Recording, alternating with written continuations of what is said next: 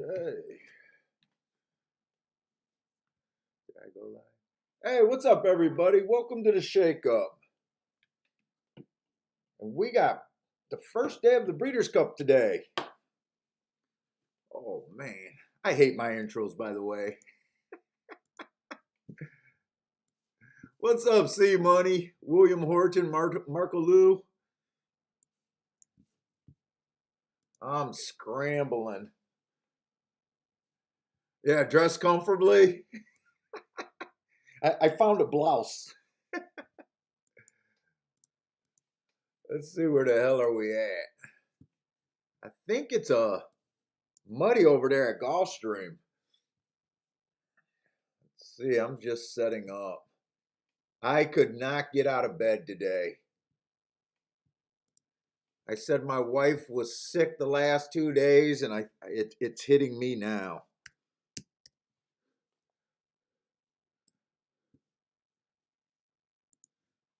So I got Gulfstream to start out. I did handicap a bit of a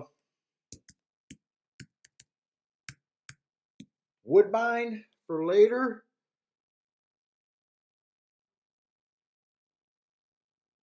I thought I sent that. Hold up, just a minute.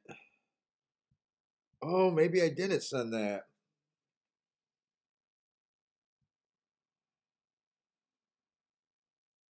Let me get this to me.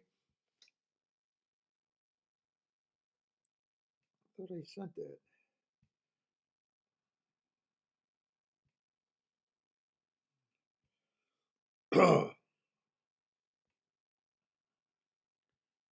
All right, that should be all set up. All right, but Woodbine doesn't start till 4 o'clock. I guess the Breeders doesn't start till about 3 o'clock this afternoon, so it's just going to be Gulfstream early. What the fuck? Hey, what's up, Robert? Jared, what's up, Jared? Bender.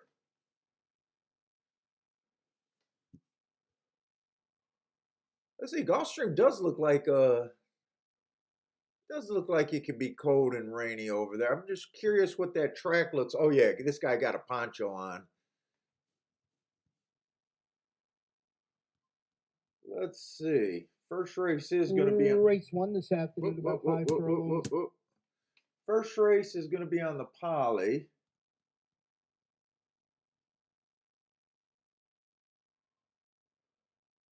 I won't worry about it right now.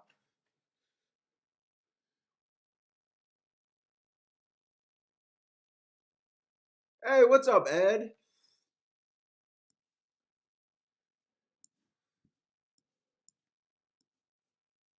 Let's see, I got my betting window. Let's see, I just got to make sure. Let me just send this stuff real quick. I think we still got a lot of time. Let's see. There's my Woodbine form. Woodbine I did in blue. And then I got 2 Breeders' Cup form. I just realized I got the super early Breeders' Cup form, and the post positions are probably not going to be right. So I'm going to have to remember to check that once we get to the Breeders' Cup.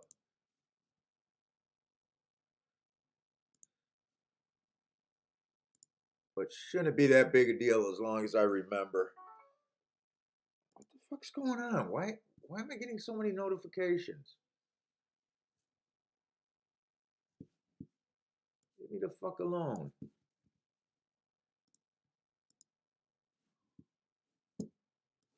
All right, that should be everything right now. That should be everything I need. All right, we got about 8 minutes for Gulfstream. Let me grab my pacifier. Get me started. Hey, what's up, Gino? Parsons, what's up? Mizzou Man, you like the shirt? I just rummaged through the closet. I was looking for something to wear, and I never seen it. I was like, Kiki, is that shirt mine or yours?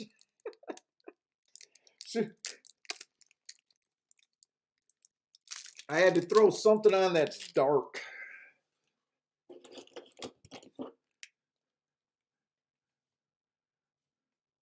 Oh, Ed, I love the watch, man. I absolutely love the watch.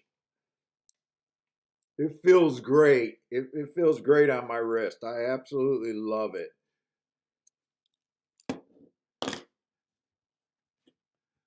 Let's see what we got going on here. Oh, Parsons tried to help me marking up some of the races, but he didn't last that long either last night. But I think he did like the first 3 races at Del Mar for me though, so it's definitely a help. I struggled. I did a lot of Woodbine. I think I got enough Woodbine to at least be able to play Woodbine all night. Hey, how's it going, Pam? Haven't seen Pam for a little while. Boulder, what's up, Boulder? Jared likes the one over there at Gulfstream in the first race. Let's see what we got. We got a maiden claiming 12.5, 5 furlongs on the dirt. It's a poly race. Uh, Yesterday, I think speed was holding up pretty good on the poly, if I remember right. I think, well, it wasn't that big of a problem yesterday. Yesterday was just a slow day with not a lot of plays. Uh, was right about a few horses. Ended the day okay with that nice exact in the last race. So ended the day on the positive side, but for the most part, yesterday was just a little too chalky. I think everything there wasn't that many dirt races, so it was hard to tell how the dirt was really playing. Uh, I guess I hit the only race that I really should have hit, and the other ones were just play bets and a lot of sit outs yesterday. So I'm just gonna look at the poly track like we want to be speeder stalkers on the sprints. Maybe a little bit. Damien, thank you very much for the super chat. Yeah, thank you very much. It's going to be a marathon day today. Hopefully, we have a super good show today.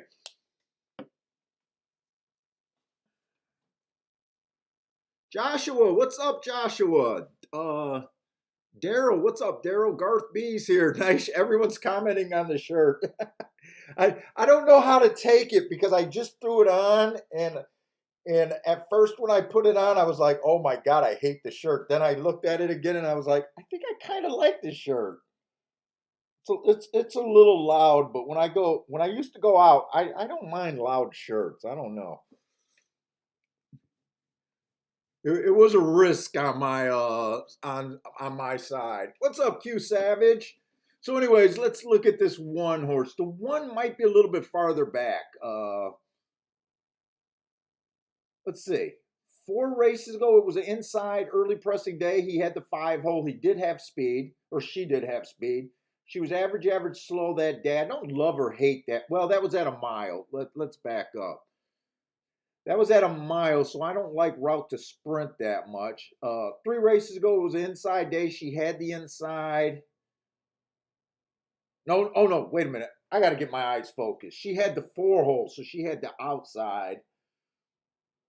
I guess there's a legit excuse there. Her speed figure improved right after that race. She was just average square. And then last race was a 1 race sample with an awkward start. I don't think I'm going to be able to look up any videos on that. I don't know. I don't hate her or like her right now. I got to see what else is in this race. Let's see. The 2 has an excuse first time out. The inside of the track was good. But I can't get to this horse off that one running line. All I can say is she had an excuse first time she ran. The running line's not appealing. She's dropping in class. There's no reason to think she will improve or she can improve. I just got to ignore her. There's not enough for me to get to her. Let's see, the 3 horse, 3 races ago was a speed favoring track, so she did not fit the track that day. She was just slow coming out the gate. I gave her an asterisk for that. Her speed figure did improve the next 2 races, so I do like that asterisk. She got a stalking day at a mile, so I don't like route to sprint. She was just slow that day. And then last race, slow, average, slow. What the fuck is going on? Who's bothering me? I don't like her or hate her. There's not enough. I don't trust her on the front end.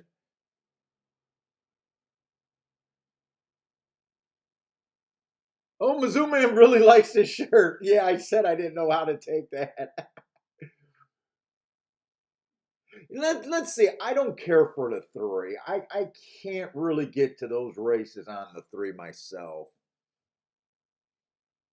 Let's see. The four at least looks like a race horse at this level. 4 races ago, he went max strides with the fastest winner, average max strides with the slowest winner.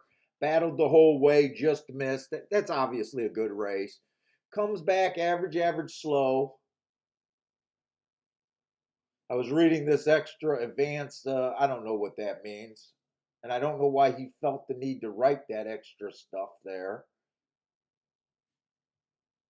2 races ago, I think was a nice race. It was early pressing day. He matched strides with the fastest winner and just missed there. And last race, he got a slower pace on the dirt from the 9 hole. We know the 9 hole's not usually where you want to be at Gulfstream. Let's see, this is a 4 horse. This horse at least looks like he should be chalk from what I've seen. Starting out, he looks like he should be chalk.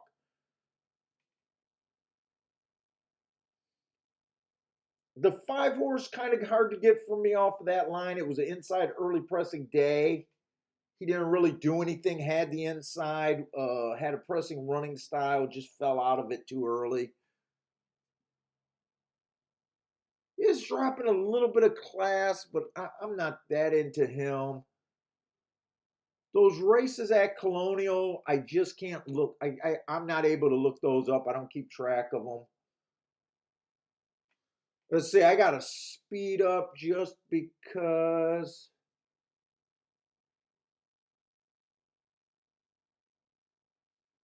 Let's see, 6 doesn't look like much to me because of the speed problem. This horse has 0 speed. 7 lightly raced, got a couple of excuses. I still don't know. He wouldn't surprise me. The 7 would not surprise me. But at the same time, I'm not just going to throw money just for that reason.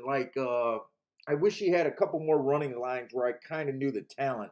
Right now, he wouldn't surprise me just because he had 2 excuses.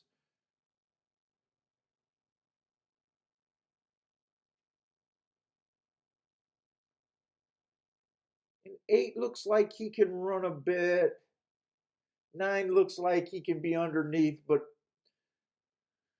just glancing at this race and being quick about it, to me, 4 is the horse to beat. Let's see, do I want to play this race? I thought I was even running out of time. I'm not interested in a win bet at 2-1 with this 4.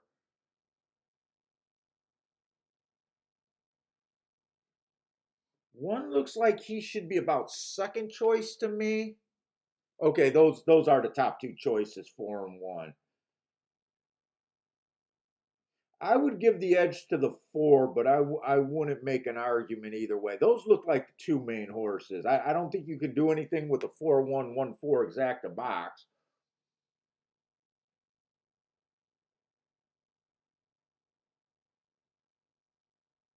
There's a little bit of interest. Let's see if the 6 can get second. 6-1 over those under those one of those favorites, probably not good enough. Let's see, 7 would not surprise me. That might be a decent exacta. Oh, and the 8. You know what? I'm going to take a little bet right here.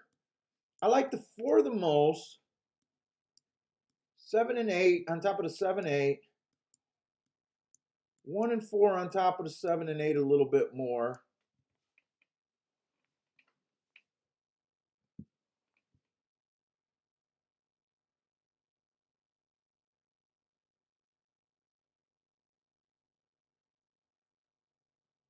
I'm thinking, did I want to bet a win bet on the 7 or 8?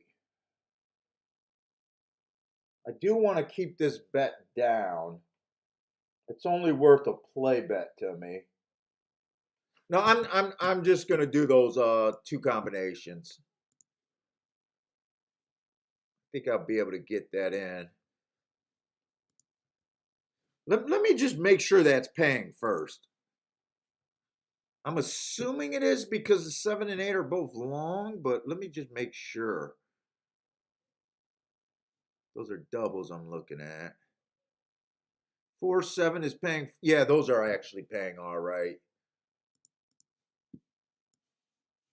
4 to the 7 and 8.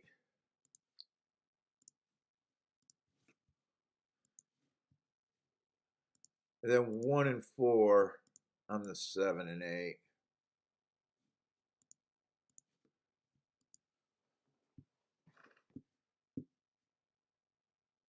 The only other thing that I can see doing is betting the 7 and 8 to win, but I don't think I'm gonna do that. Jared made a bet on the one horse here at Gulfstream.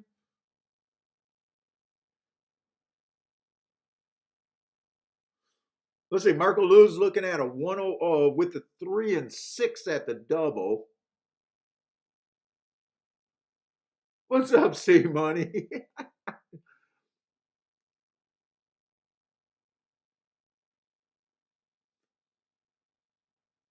And guys, if you guys are new to the channel, welcome to the channel. I'm just doing Gulfstream right now. If you guys want to put up other plays, feel free. The only thing we ask is if you put the track up with the play that you're playing. It really helps us out.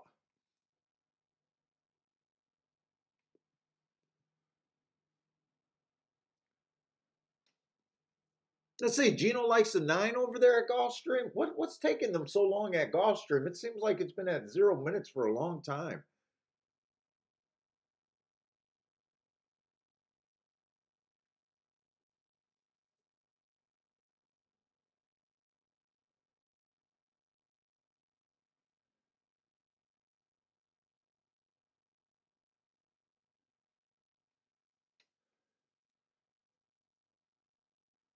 Oh, Jared also threw. Oh, I thought you threw money on the 10. Oh, you threw $10 on the 6 to show. Gotcha. Let's see. Parsons starting a pick 3. He's singling the 4 here. 4 with the 1 through 3 with the 1, 2, 4.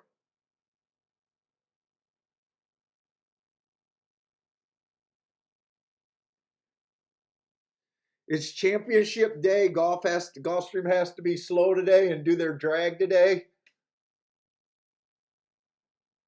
Gulfstream's always starving for attention. They just like to be the talk of the town. They don't always have the best racing there. I mean, I love the racing there. So if they can't do it with the best horses, they'll do it with lag. Alec, what's up, man?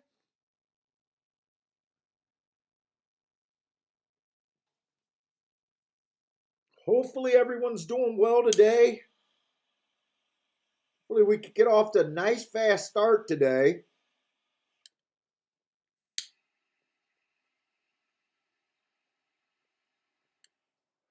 I did not watch the replays for the Del Mar yesterday. I will try to look at the charts again. I especially want to look at the turf charts for the routes. And Matt Dale says the 70s called, they want their dress shirt back.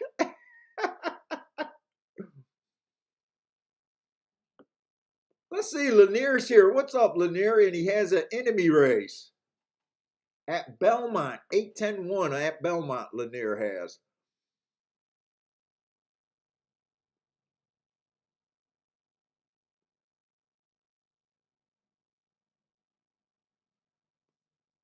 Let's see. C Money says he's never. Oh, really? C Money, you've never did Dutch bets before watching the show?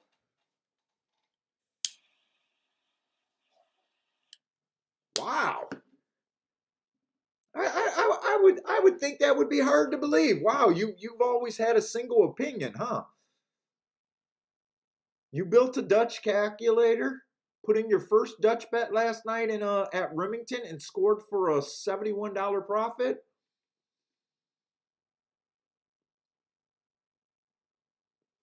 Now the purists are going to say that you're playing wrong doing Dutching. I say do what works for you. You guys see how I bet, so I don't think it's wrong to Dutch. You can't Dutch every race, but I don't think it's bad to Dutch.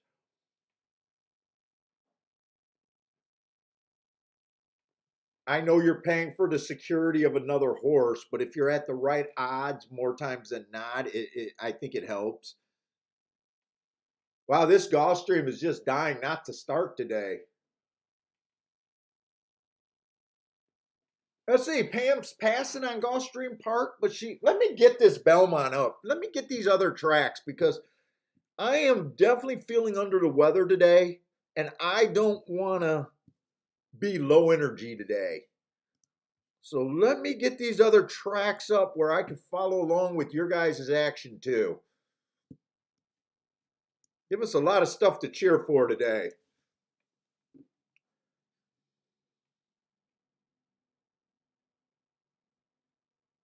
And let's see, I did a 1-4. Okay, so the 5's not going to affect me whether he gets scratched or run, unless he beats me.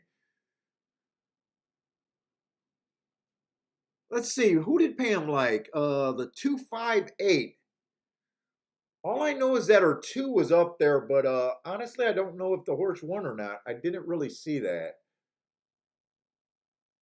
Let's see, 5-5-8 is there. I think Pam has a shot to cash this ticket.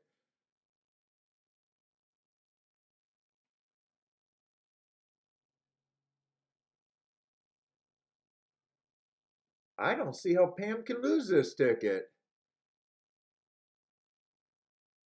8-2. Nice hit, Pam.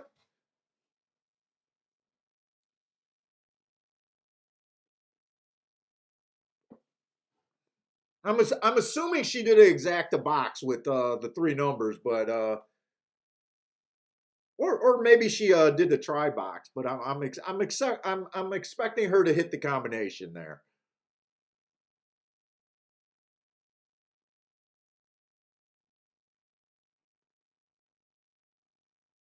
Hey, Matt Dell, I have never,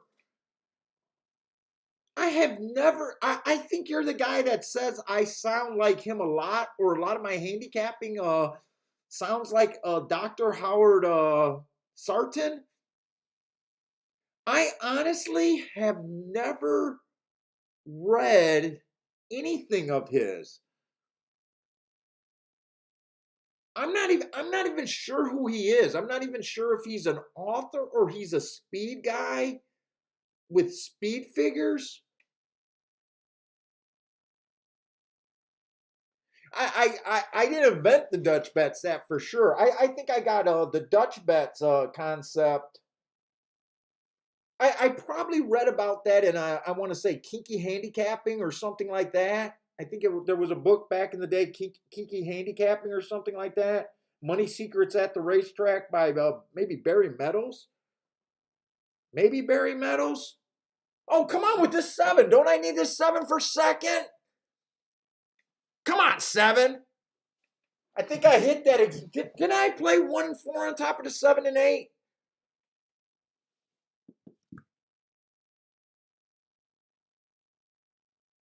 Yeah, I've honestly never read one of his books, but I mean, these ideas I didn't invent, so I'm not trying to take credit for it.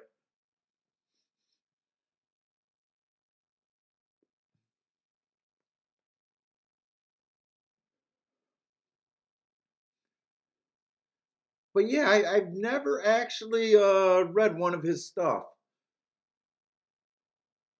If I'm right, I think he's if I'm right, I think he does one of the big expensive speed figures at New York. If I'm right, I'm not even sure if I'm right about who he is.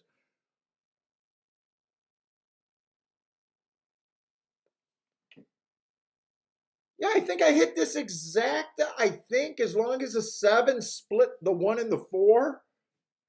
I would have rather it came in 4-7 because I would have had that on both tickets. Yeah, I do got the 4 on top of the 7-8 and 1 and 4. Let me rewrite this. That's 1 and that is 4 on top of the 7 and 8. But I need the 7 to get second there. All right, 7 did get second there. The exact. Oh, I thought the 7 was about 20-1. The 7 went down. I hope this is paying something. I looked it up for the 4, but I did not look it up for the let's see, I'm at Belmont right now. I did not look it up for the 1.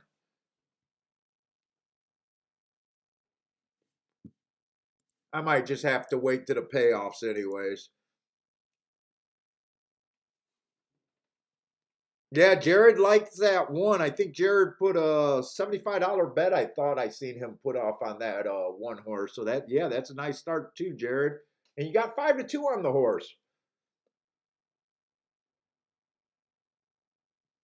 If it's paying 27-1, I think that went down, or that's less than a 4, but I'll take it. It's not a bad start.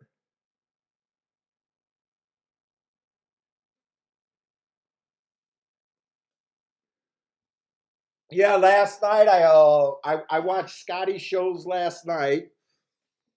After my show, while I was marking up Woodbine.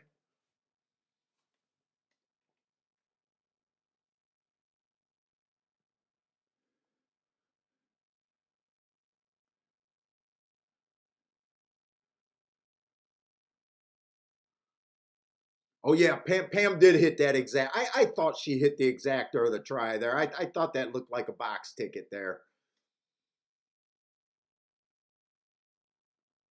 Well, Pam's off to a nice start too. Hey, what's up, Jevin?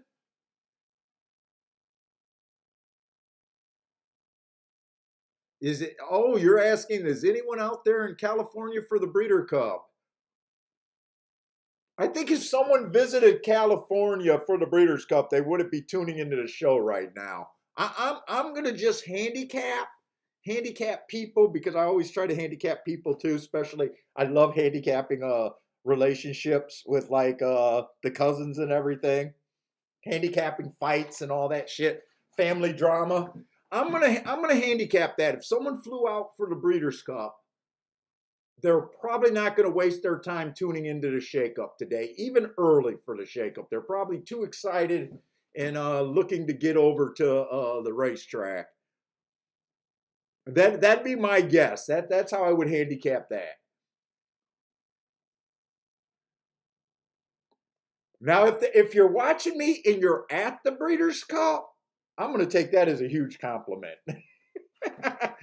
Because I don't even think I would watch myself in that situation.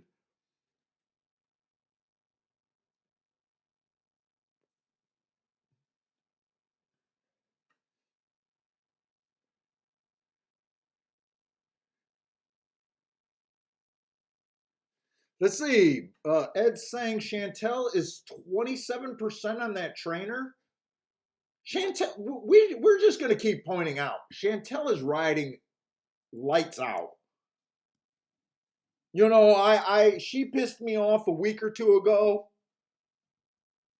I thought she gave me a bad ride. I'm still going to stick by she gave me a bad ride, but I'm also going to point it out. It's undeniable that overall she's been riding lights out. I think she had a couple winners yesterday.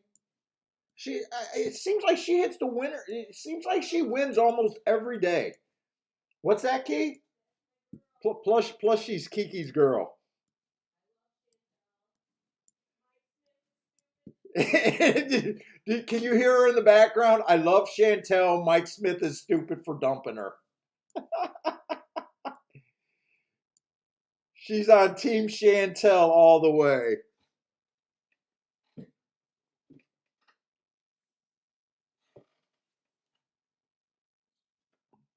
But too proud to ask for a Chantel autograph while we were in fairgrounds and she was walking by 2 feet away from her. she was too proud. She didn't want to act like a groupie and ask for an autograph or a picture. She probably wanted a picture more than a autograph.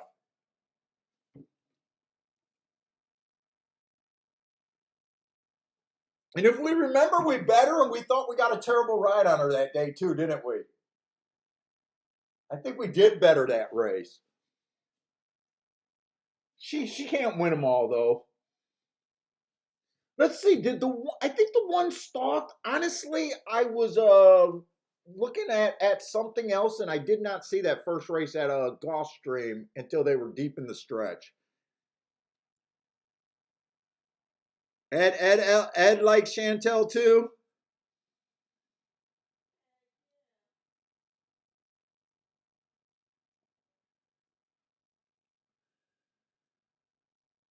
Let's see. Four did get the lead. Where did this one come from? One almost looks like he closed in that first race. Actually, one came from about 5 lengths off the lead. I'm going to put him down as a closer in that first race. Except I think that was on the poly. Let's get this right. The first race I want to say was on the poly, right? Yes. Bentley's fell down the stairs. What's wrong with your dog, Kiki?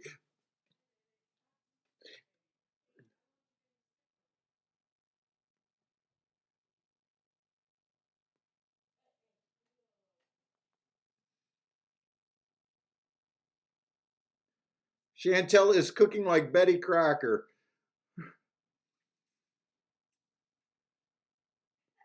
Yeah, we got to point out when they're doing well. Although we don't, I honestly don't bash jockeys that often. I think they're capable of giving you a brilliant ride, and then the very next race, it's they could give you the worst ride ever, and it's just they got to make split second decisions. And us as handicappers, sometimes we're just completely wrong, anyways. But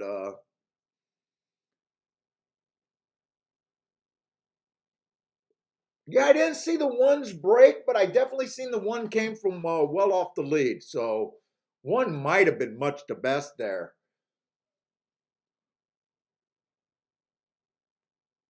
I'm glad I'm glad I included that extra one because I or the one because my first thought was just to go four on top of the 7 and 8, and then I seen that they did look like they were the top two choices, and it was tough splitting hairs between the two. Let's see, we got a 5 horse race over there at Gulfstream Park next race. So unless we can find something long, it's probably not going to be that great of a race, but we never know. Sometimes they get that short field, big price syndrome.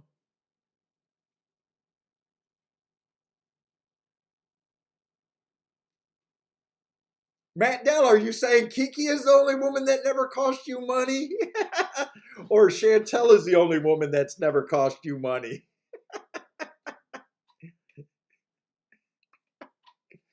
So you're not going on Kiki's Instagram page?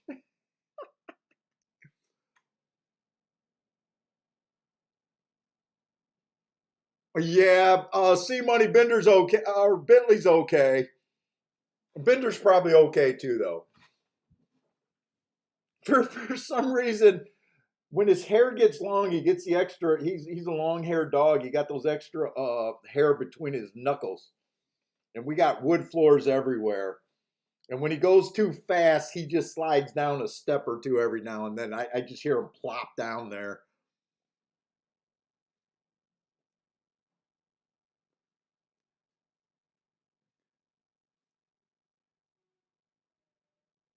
Let's see. Jared's already given out plays over there at Del Mar. Del Mar's ninth race today. He's given out a play.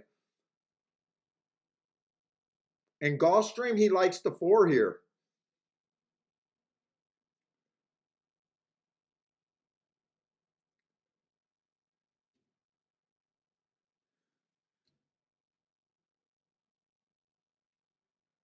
Let's see. Jevin is saying, if anyone is out, Jevin, I didn't realize you were.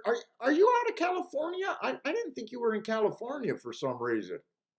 I thought you were closer to Kentucky for some reason.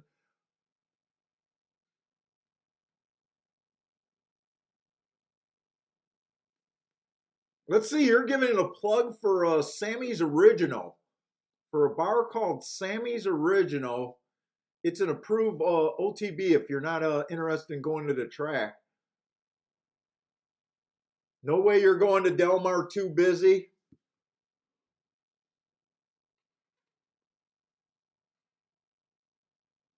Yeah, for some reason I thought you were I guess because you were doing a road trip. I thought I remember seeing you picked up a Corvette, or am I getting you mixed up with someone else? And I thought you were going to Churchill Downs and Kentucky Downs for some reason. So I assumed you were over here in Kentucky somewhere. Oh, Matt Dale's clarifying. Chantel has never cost him money. She is God.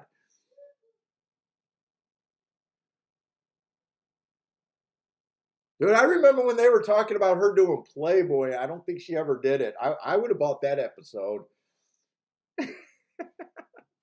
She's hot. She still looks good. She's a pretty girl. And a very good rider. Very good rider. I don't want to come across as a sexist, even though I might be a pig. You definitely can't take away from her that she's a good rider. Let's see. Lanier has a play over there at Gulfstream. 231. So let's start looking at Gulfstream because oh man, I wasted a lot of time. I better not get up too early because I don't want to sandbag the for the next 9 hours or whatever we're going to be on. Let's see. We do have a dirt race, right? This is a dirt race. We're going to be in the muck. You know, I wish I could have. I did not pay attention to that Gulfstream race, that Tapeta. Did anyone really notice what that Tapeta looked like? Did it just look like beautiful Tapeta? Did it have puddles in it? It probably didn't look like a swamp, but did anyone notice the track last race? Because I think the dirt is going to be muck today, but I did not notice the Tapeta at all. Usually the Tapeta doesn't show puddles or anything. That's part of the reason why they like it so much. But this is going to be a 5-horse race. I usually like to start off my days keying off the inside of the track, but with it being a 5-horse race, that's probably not going to be as important. I'm probably looking for speed and stalkers here.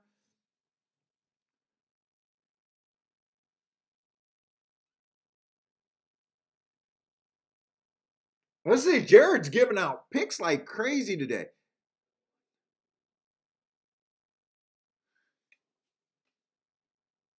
Hey Jared, I got a question for you. So when you put 6 numbers up like that, and you say exacta and try, are you doing like anything other than boxes there? I'm not judging. I'm just curious what those tickets are. I see your race 9 tickets. You got about. Well, I guess it's not 6 horses. It's 1, 2, 3. You got 5 horses. How much is a 5-horse try box?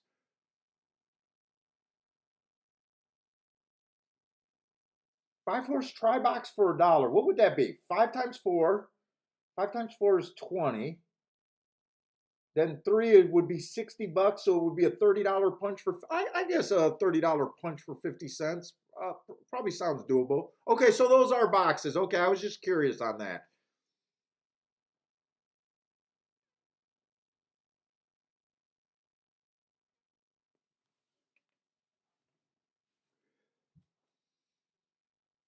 But a 5-horse exacta box, So if you do that, Jared, I assume you got to really make sure you got to have a lowest acceptable uh, combination there, right?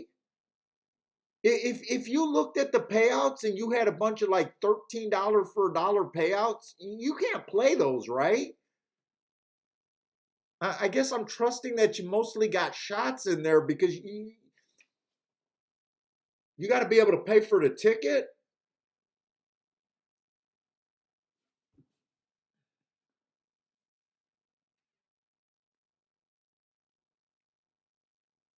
You got to really make sure that's paying at least $40 even to get even money on a $20 punch.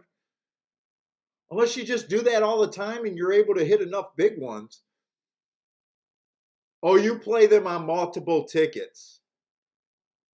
Yeah, I'm just curious how other people do things. That's all, Jared.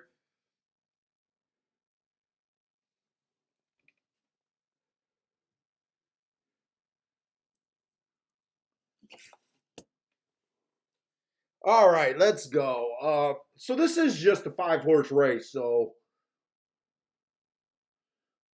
let's see this one horse. 3 races ago, stalking closing day that day. He was a stalker that day. He was just average, average, average. I'm not really that crazy about that race. I would have liked to go 4 races back because he had a much better speed figure 4 races back, but I had a lot of work to do. Uh, but I wouldn't have been impressed from just that race 3 races ago. He comes back. The race 2 races ago was definitely good. He won that race. He was the fastest at the first call for the day. He was average, average at the finish. His speed figure went back up by 20 some points. So obviously a nice bounce back race there. He did have the inside, which is traditionally, I mean, very good at Gulfstream. Uh, that is his best ever speed figure.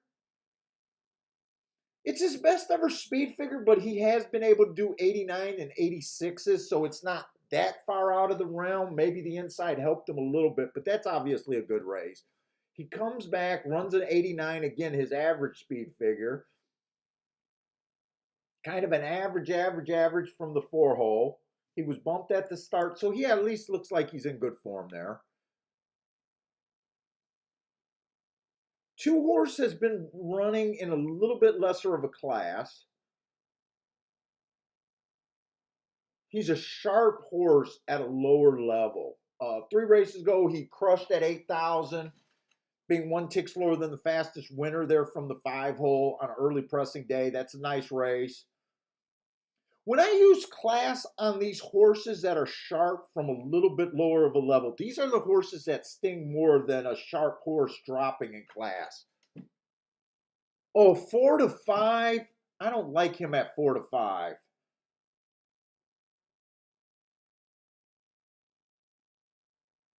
I don't like the fact that he had to go to $8,000 to win a couple races. I don't like that he just missed that. He is a sharp horse, the sharp horse, but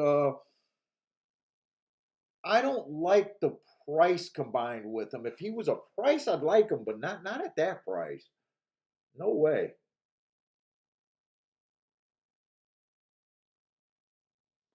Let's see, the three's been at this level. 3 races ago, he was at this level. He won fast at the first call, so we got a lot of front end speed already in this race. The next race, he was on a bad rail day. He stumbled at the start. The 8 hole is, not, with that stumble at the start, I'd give that an asterisk too. And in the 8 hole, I'd probably even say that probably could have been an asterisk. So I actually like that race now that I'm looking at it. He did drop to the basement last race. He did go too fast to win. I still think this horse is live also.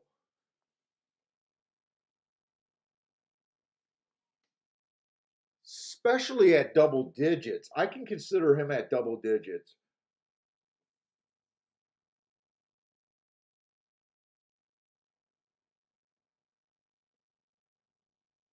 This is a pretty tough race. even the 4 horse, who I like a little bit less, who doesn't have any pace run. This horse needs this race to melt down. 2 races ago, he ran was on a bad rail and ran a nice race on a bad rail, and he had a rail trip according to the comment. Right now, I can make a case for every horse in this race. I think every horse in this race is in fairly good form.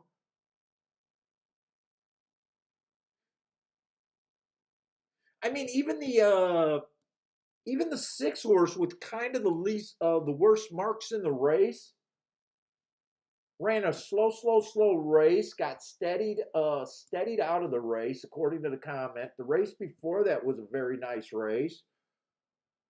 I got a feeling I don't want to deal with this race. I hit my first play of the day. This is a tough race. We're gonna be in the mud. They're already loading. I guess if I was to do something, I would be against this too, and softly against this too, because the two's good sharp. But this is a 5 horse field where I don't think there's much difference between all 5 horses here. I don't really think there's that big of an edge that I'm seeing right now. Let's see. Jared likes the 2 and the 4 to win.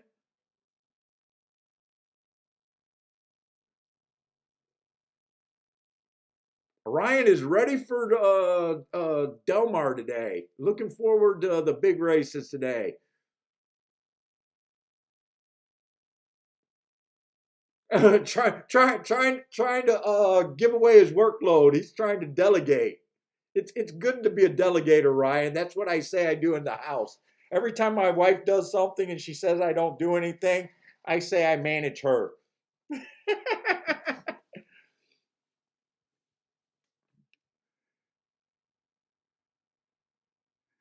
Joshua says no sitting on my hands today. Marco Lu likes the 3 here. I think the 3 at that price was worth the risk, whether he wins or not. And it doesn't look like he's going to win. He wasn't able to get the lead.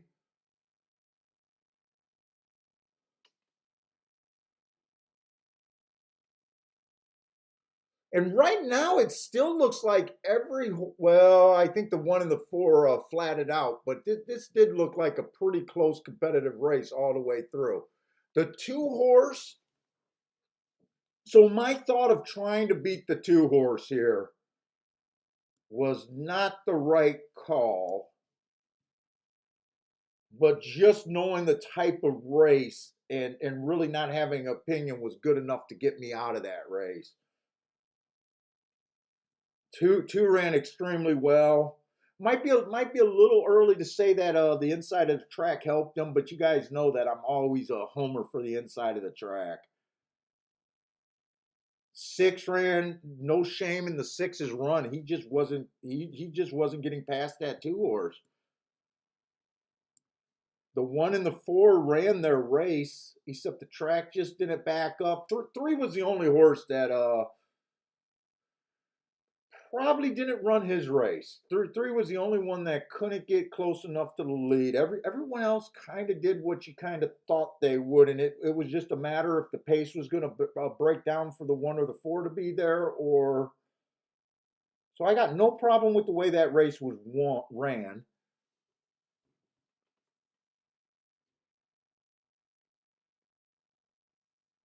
Ryan said at one time he was a good employee at one point. Now he's a good supervisor. Well done, Ryan.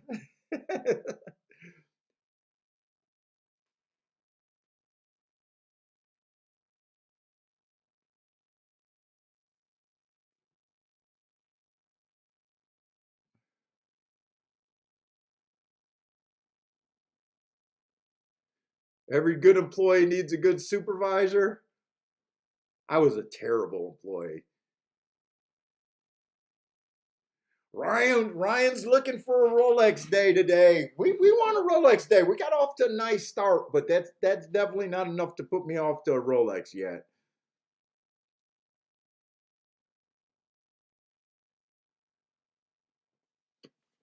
Now Parsons did help me with the undercard. I think he was able to mark the first 3 races over there at Del Mar. Uh, and what other tracks are running right now? I got Belmont up. Is anyone else playing other tracks? Let's see what's all playing right now. Churchill Downs not for an hour.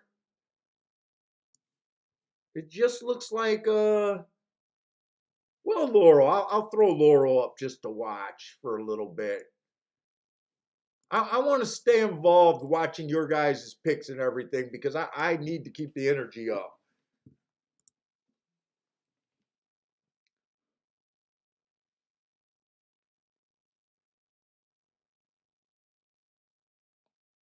Yeah, my wife still wants me to get another Breitling. She wants me to get the Bentley Breitling. I love the watch I picked, man. Well, actually, she likes it too, but she still likes the Bentley or the Bentley.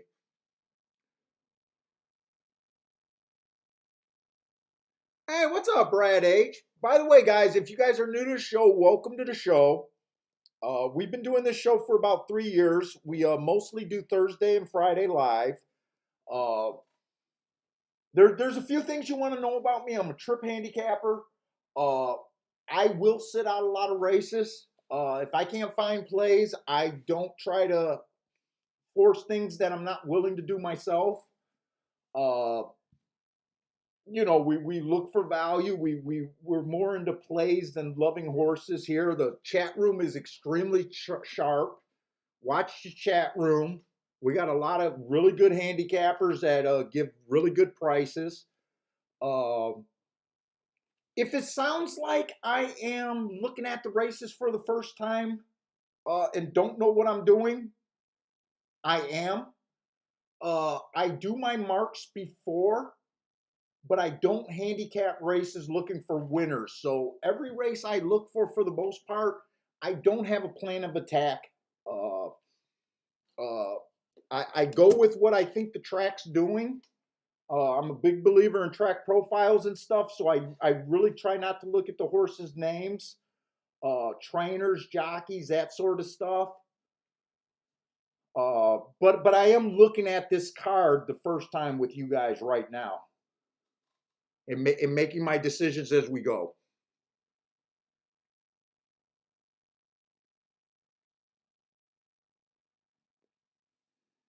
So welcome to the show. And by the way, take part in the chat room, guys. Throw up your picks. Don't be embarrassed. I've went 0 for plenty many times, so no one's gonna judge you off of one day. We all have bad days, no matter how often you play this game. So basically, just jump in the chat room, have a good time, and give the show a couple of views, a couple tries before you really judge the show, because it is a little different from most of the handicapping shows and what you usually see about handicapping. I'm confident if you give it a time that you will enjoy the handicapping, at least looking at races different. I'm sure you'll pick up something useful.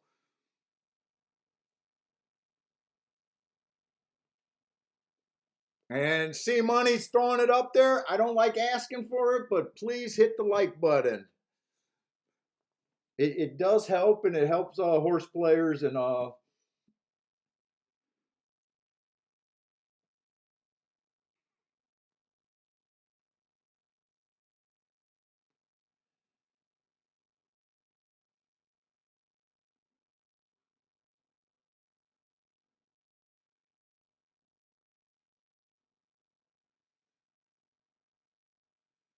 let's see where we're at right now, because I was just glancing at my marks on the third race, and I'm kind of wondering why I got so many horses not looked up. It looks like I wasn't able to do the shippers. So the one horse, I'm not going to be able to look up his horse because we do not keep track of that circuit. That looks like Prairie Meadows. So let me do a little bit of work here and look up what I got on this 2 horse.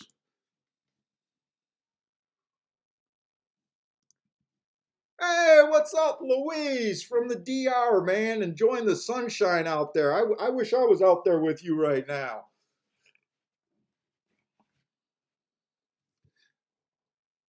It's beautiful out there.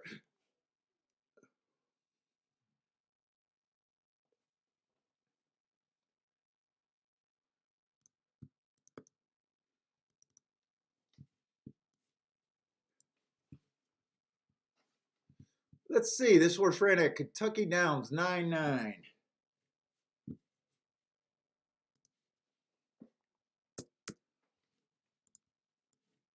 It was a stalk. Whoop. Yep. Stalker day. He was a closer.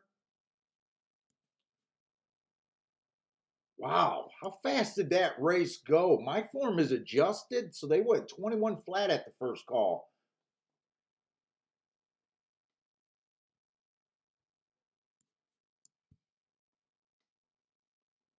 So he was average match strides with the slowest winner.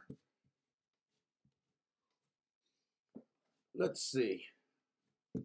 Let's look up June 24th real quick.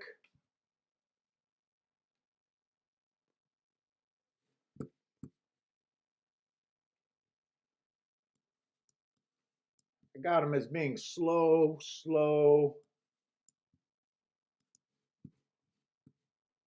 Whoops, that's June 24th. I did the wrong race. That's 3 races ago. I got to grab the New York paperwork to look that up, and I'm going to look up the May 29th race too.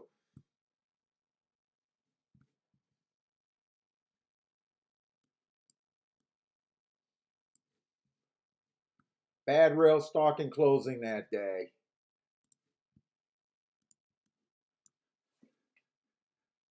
Bad rail stalking / closing. He was on the rail, didn't give any run that day, but he was on the bad rail, so that's where the asterisks coming from. He was too slow to win that day. Match strides with the slowest winner that day, and a little slow that day, but he had an excuse.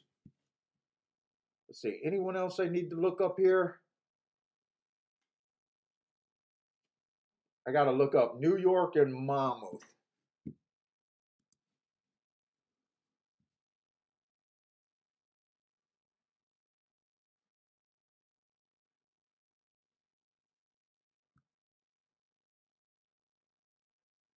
And Frankie, do we have turf racing over there at Belmont today? I did not look at I don't have the Belmont card, and I'm just curious, are they on the turf or not? They're probably on the turf though. Frankie's been on fire on the turf, if you guys don't know.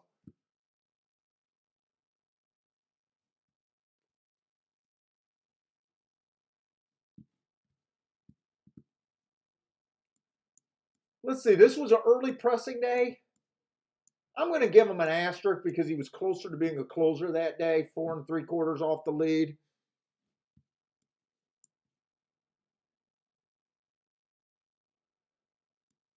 Slow in that. So I can't look him up. I think there was one other race I could look up on this horse right here. That Monmouth race.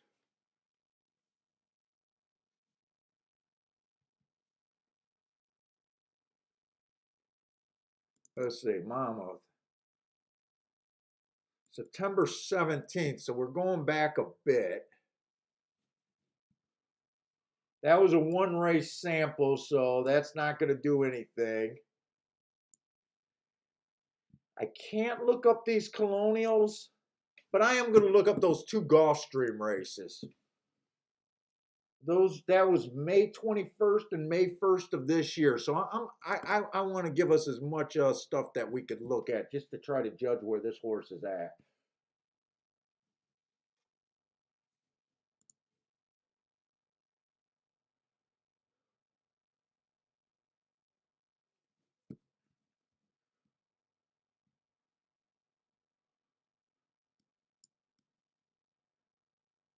What?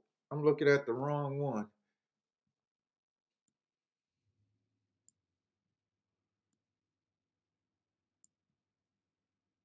That May 29th race was, or that May 21st race was a very good race.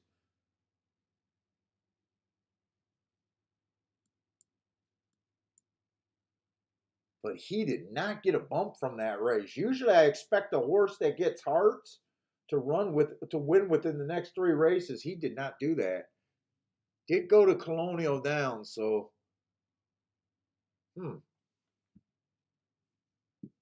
let me look at 5-1 real quick. That was an early pressing day. Asterisk. Bumped at the start rank. Maybe you might want to watch that replay if you like him.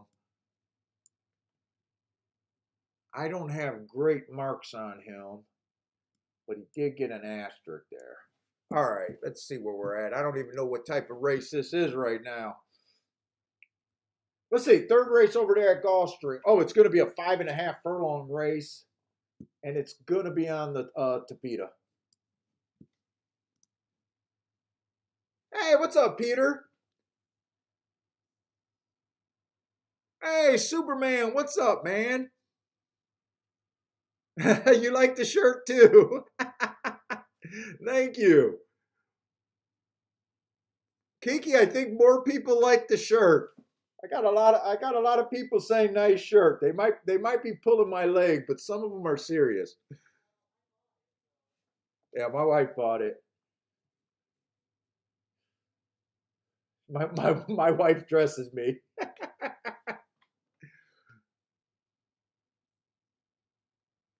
Okay, let's see. So the Prairie Meadows, the one horse. I really don't know what type of horse this is. Uh, I'm kind of lost without my marks. That's how much I believe in my record keeping. When I don't have the record keeping, when I just look at a running line like everyone else, I see pretty much, I see the same thing you guys do. I mean, he doesn't look terrible.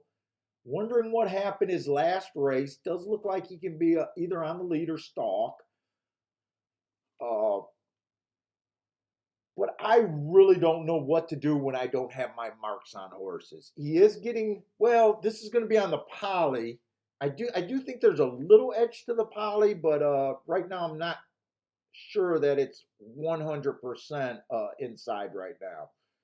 I might change that attitude once the day goes on, but right now, we're going through a little bit of growing pains on the poly. I'm really liking the mile 70s or the route races on the polys. The sprints, uh, I feel like the growing pains are a little bit stronger on the sprints right now. So I really don't know what to do with that horse. I guess 8-1 at least sounds fair to me, not knowing what he is. Let's see, the 2 horse. Let's go back. 4 races ago, it was a bad rail stalking closing day. He was nowhere near the rail. Wait a minute, 4 races ago. No, he was on the rail. I'm sorry. He was on the rail there, so I like the excuse there.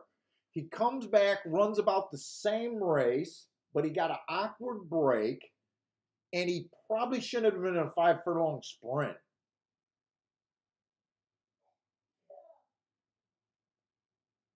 I'd excuse that race because of the why is this so confusing to me? Is it just because of this claim line right here? Let's see, that was this race. So 2 races ago, it was an early pressing day. He had no speed. This horse I don't like or dislike. He just has 4 excuses. I'm just not sure what kind of animal it is. Right now, he looks like a closer. He probably is a closer. He had five races, been at least pretty close to 5 lengths off the lead every time.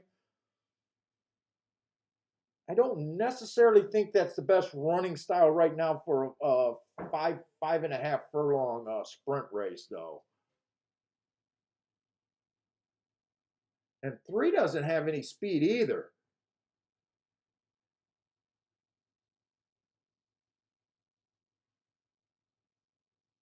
We got to find the speed here. You got to start with the speed in handicapping.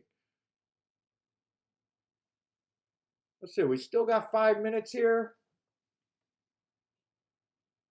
Let's see, this 4 horse, 3 races go slow, slow, slow, but that was out of 5 furlong turf sprint, and they run extremely fast.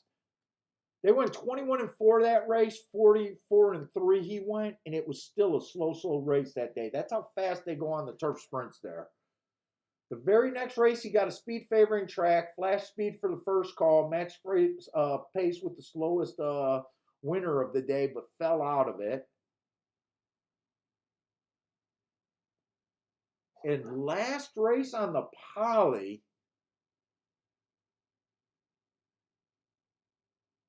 he ran a decent stalking race.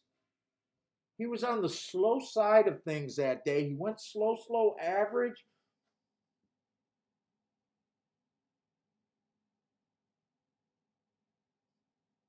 I'm not really sure. He looks like a stalker, but in this field, he might actually get the damn lead. Someone's going to have to get the lead here. Let's see, the four at 8-5 is disgusting. I wouldn't touch him at 8-5. I don't care if he clears by 5. I could not touch him at 8-5.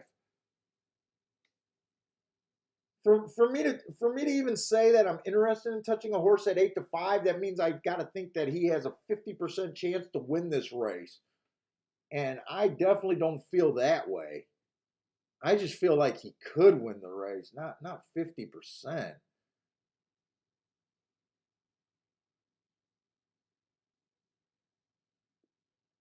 If the 4 doesn't get the lead, maybe the 5. But he was behind the 4 last race. They ran about the same race last race. 4 did run a little bit better. Oh, this is unappealing, this race to me so far. If you can't figure out the pace of the race, it's really hard to even justify betting in a race.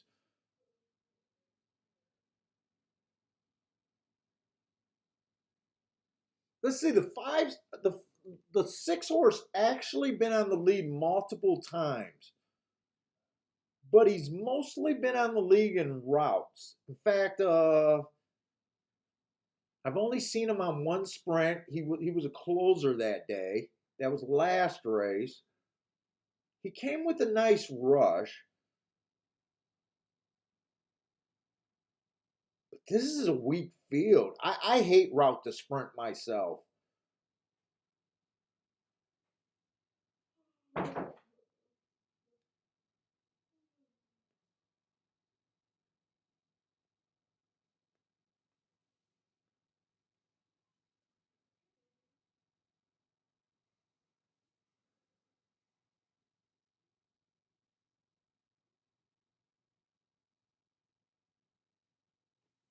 Let's see, Parsons saying the 1 might get the lead here. Oh shit! I'm completely forgetting about the 1 horse. Just because I can't mark him up. You know what, Parsons? You might be right that the 1 horse could probably get the lead here. He's ran 4 races, 2 races. He's definitely tried to get the lead. He won while going to wire 2 back.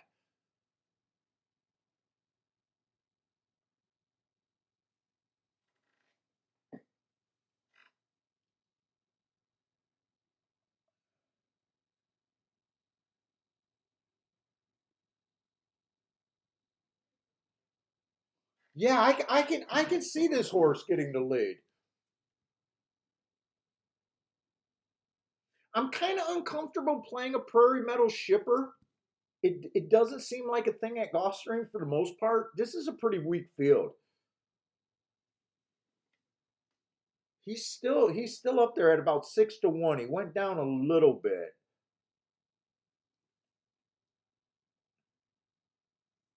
I think whoever gets the lead here should have a pretty big advantage.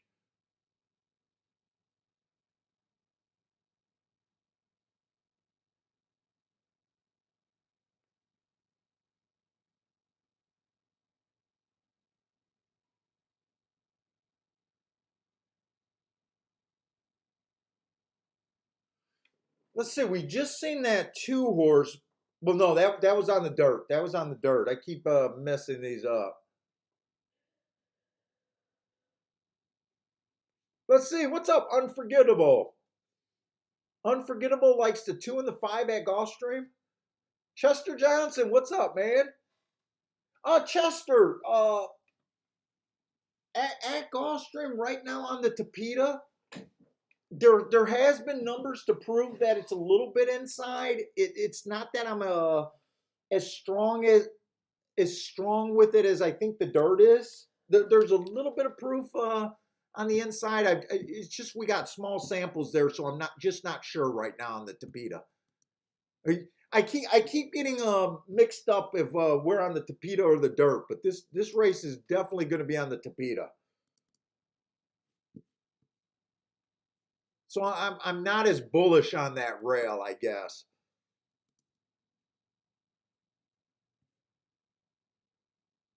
They're post 1 through 3 is well. Post 1 through 3 it says is winning 49% on these sprints on the Tapeta. So actually that is a really big number. Let's see. They are getting in the gate. I kind of distracted myself. I think I definitely want to watch this race. I would not be surprised if this 1 horse can get control and run away with it. I don't trust betting him. I don't.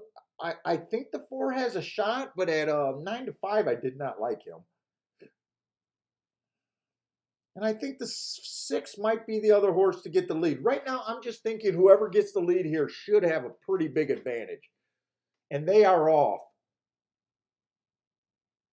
Oh, wow. And the 1 went, when did this 1 go up to 10 to 1? One went up to 10 to 1 in the last flip.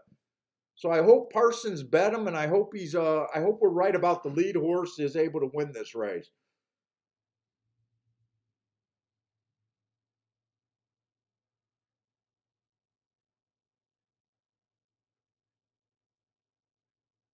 Come on with this 1.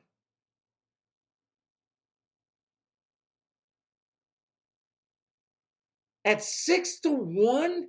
I don't think I could have sat out if I seen him at 10 to 1. At 6 to 1, come on, 1, keep going. Keep going. Dude, I think you could have boxed a 164 here and you would have looked like gravy. You would have been starting. This was, I think, a missed opportunity. Nice call, Parsons.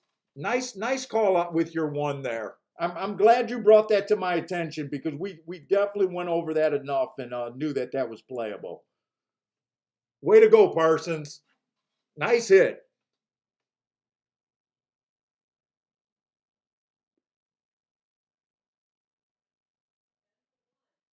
Yes, nice hit. He even went he even almost went up double. Ryan hit that, boom. William Horton hit that, boom. Way to go, guys.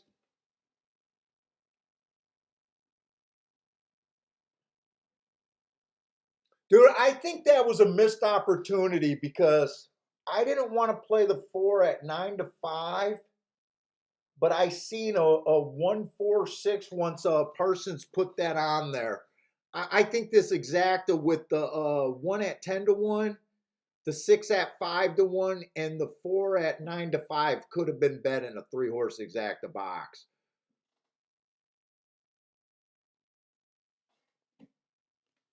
And that's going to be a fat exacta. Now the 4 did go down to 4 to 5, but I can only talk about when they were getting in the gate.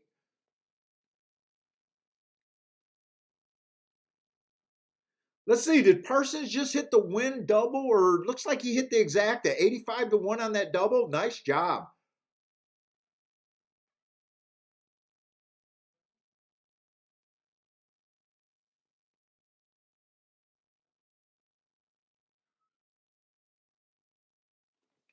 Very nice job. Get that extra money for the big marathon day today. And so far, I mean, Chester, I hope I didn't discourage you if you were thinking about betting that one. The ones won both races so far on the Tapeta.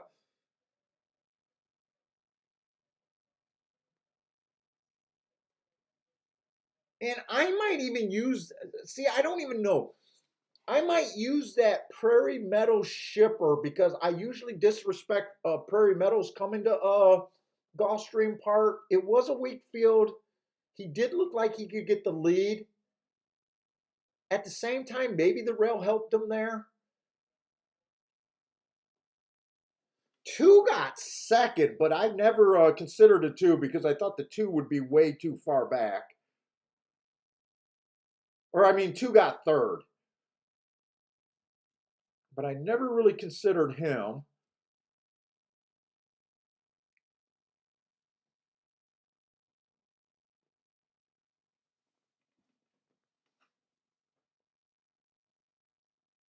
Parsons says just enough money to have a Seco day.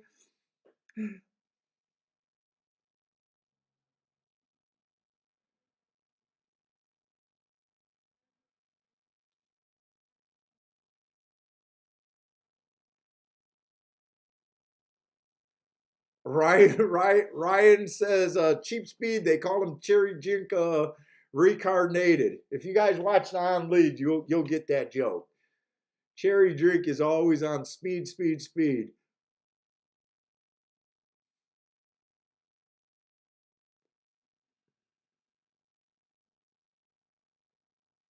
By the way, that was a 5-horse race, right?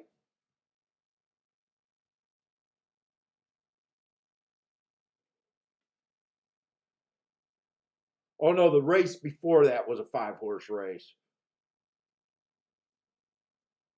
The race before that was a 5-horse race.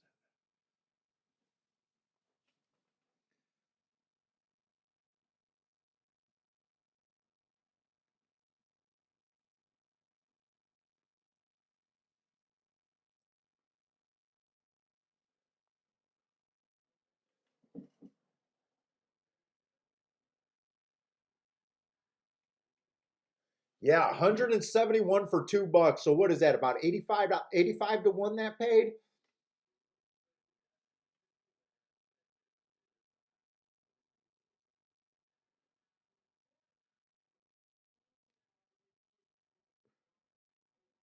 Oh, Chester couldn't get that one in. So definitely might be considering that inside. I wish I would have started the day out because Chester, I honestly I thought the numbers were tilting that way. I didn't realize it was 49% though.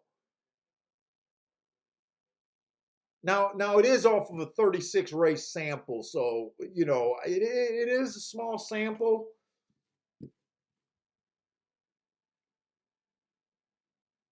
but we might be adjusting to that inside of the track on the dirt and the poly sprints possibly.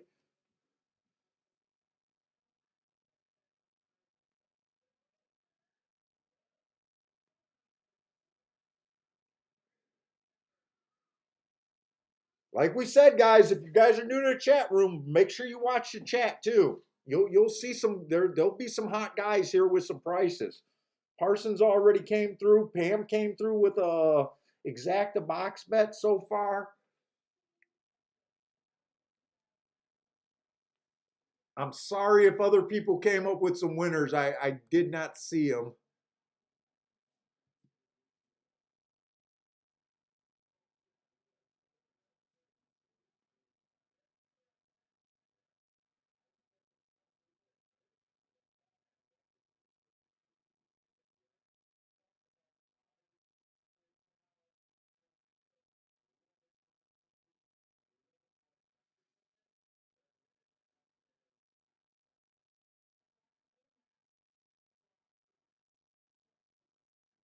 Oh, Ed.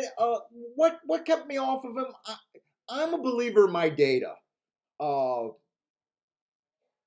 part of me, once I first started to handicap the race, I kind of forgot about him until Parsons mentioned that he could show the lead.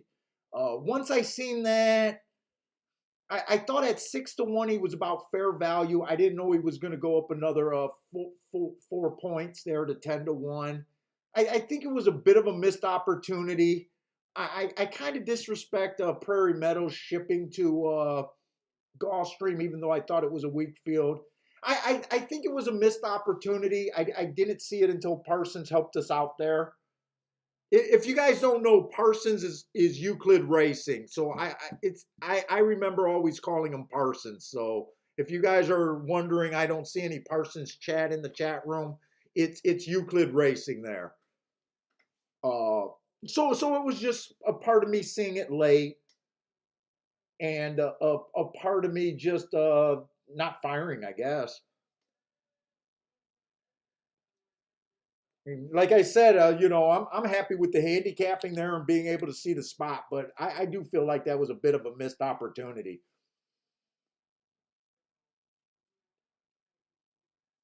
It would have been nice to have a mark on one of those races. It would have really been nice to have a mark on it.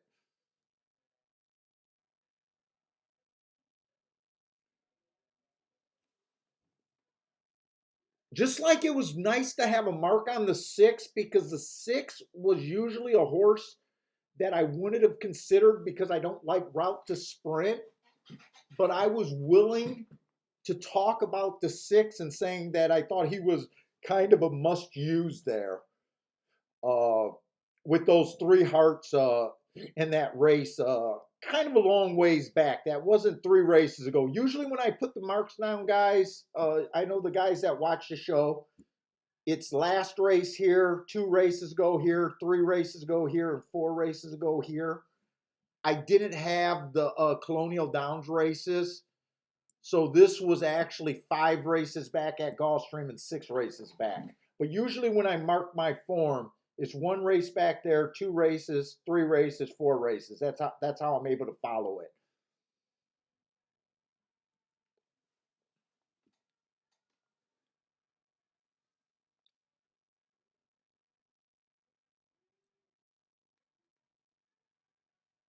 Parsons, do you got any doubles going too, or did you just play the exactas there? Let's see, Belmont's jumping in the gate. If anyone got Belmont plays. Looks like Lanier, 143 over there at Belmont for Lanier.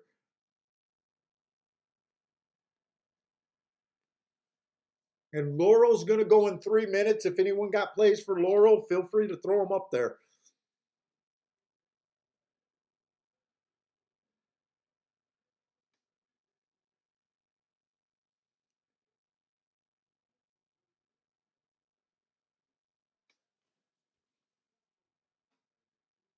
Oh, Parsons does have doubles going too to the 5 and the 6 next race. So good luck. Good luck with the 5 and the 6.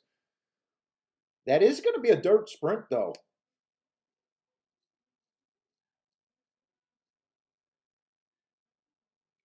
Oh, those doubles got to be pretty solid.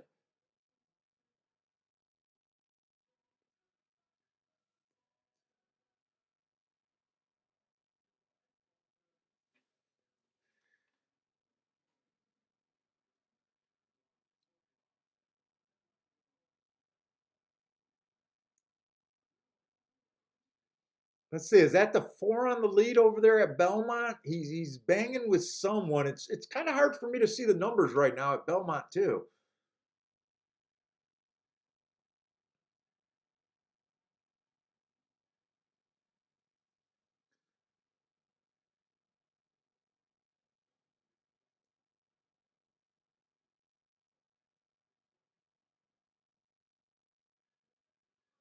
Four and a 9 dueled the whole way. They killed each other there. It looks like everyone from the back is coming here.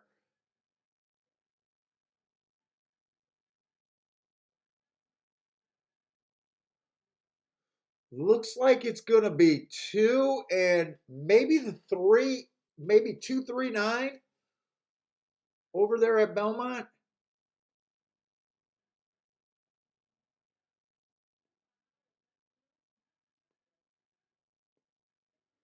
Hey, what's up, Stephen Marshall?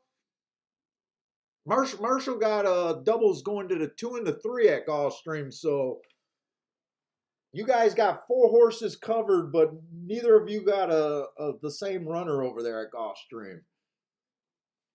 But we got half the field covered in doubles with that one starting it out. So there's a good shot someone in the chat room might got it. Ed got the 2 at big odds. Nice job, Ed. I think you're talking about Belmont. Oh, wow, they beat a 2-5 there. Yeah, this double's going to pay. Or I'm sorry, this exact is definitely going to pay, right? And there was no 9 in the race at Belmont, so I don't know what saddle cloth I was looking at. Maybe it's the 5. Maybe that's green and it looking teal in the light there to me. 2 definitely won the race. Oh, that's 1 that might got. It's either 1 or 5 that got second. 2-5-1, 2-5-1-3. God, I can't see those saddle cloths. Marco Lou's coming in with the boom. Come on, guys. We gotta keep this going for 9 hours today, guys. We gotta keep this going for 9 hours today. Marco Lou and Ed hit that 2 horse over there at Belmont.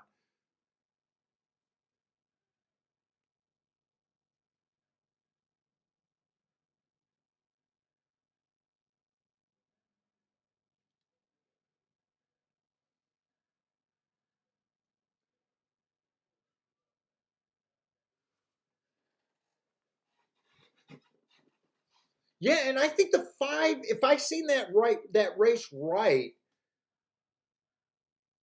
I think the 5 ran extremely good because I think the 5 dueled with the 2-5 horse in that race. I'm pretty sure it was the 4 and the 5 that was dueling the entire time. And he ran a gutsy and held on for second. Pretty tough if I seen that race right. Ian, what's up, Ian, man?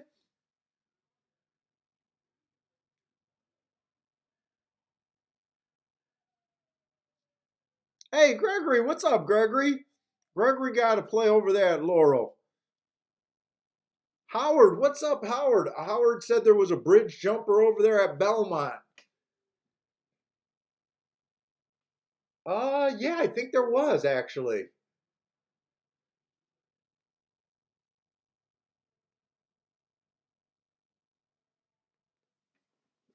I think the lowest place price paid 7 to 1 over there. $7. Justin, 7 hours to go.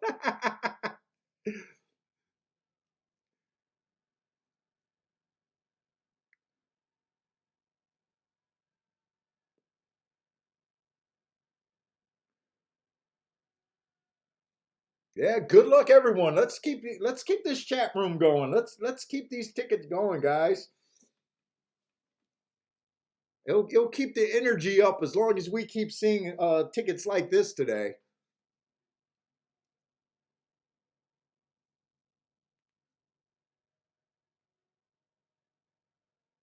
$42. Howard says 42,000 on that 4 to show.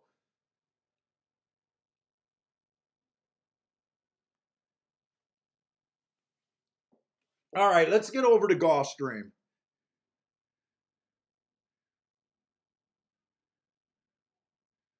Let's see. Ian is looking to target Delmar's super high fives today.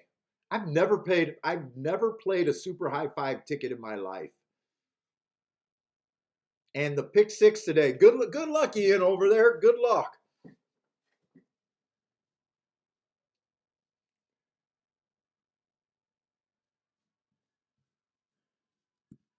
Alex says, we think it's dumb to be a bridge jumper most of the time.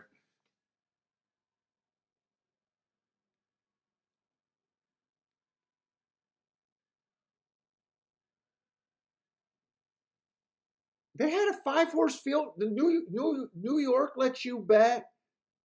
Wait a minute. Does New York let you do show betting in a 5-horse field? Wasn't that a 5-horse field? Or was it 6 horses?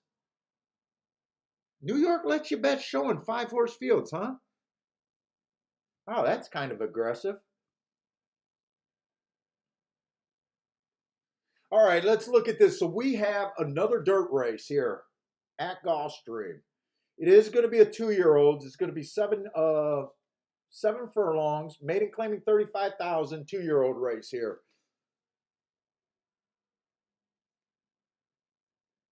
And let's get Lanier's pick out of the way. Who does Lanier like here? 627 over there.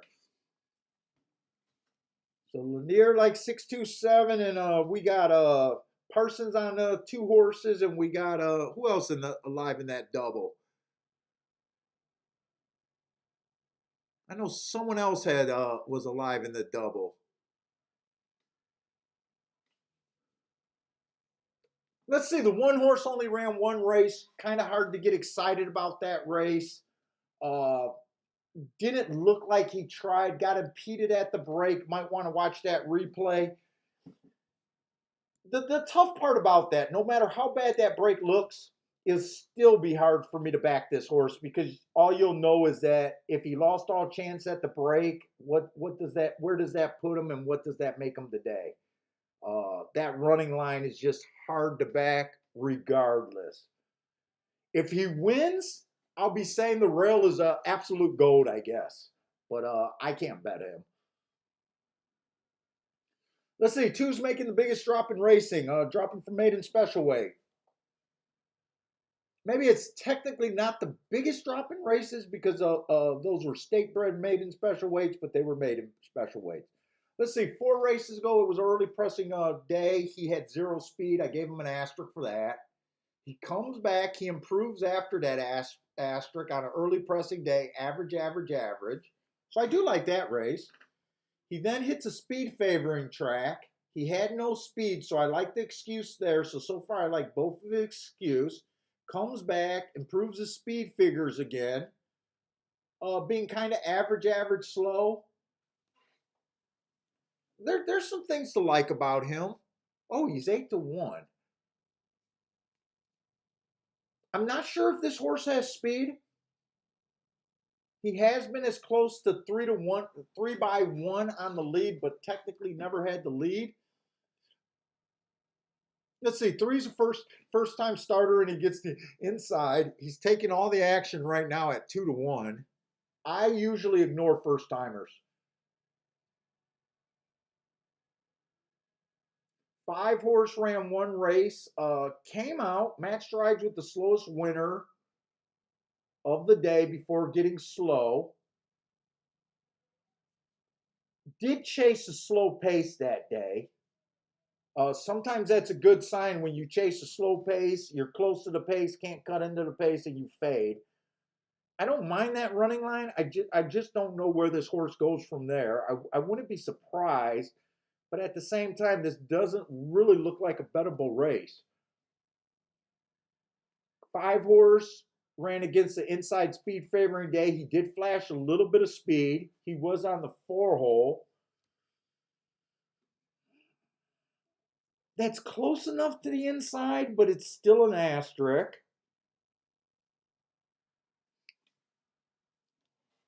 It's going to be impossible. It's going to be kind of just educating guessing on who gets the lead here.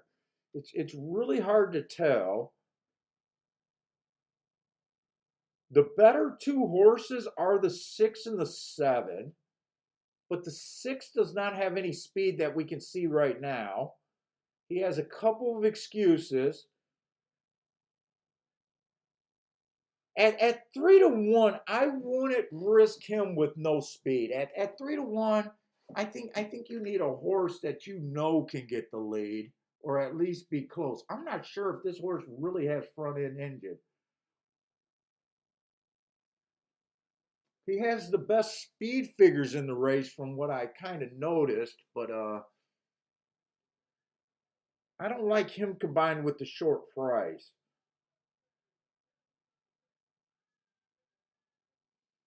The 7 ran in the same race he ran in.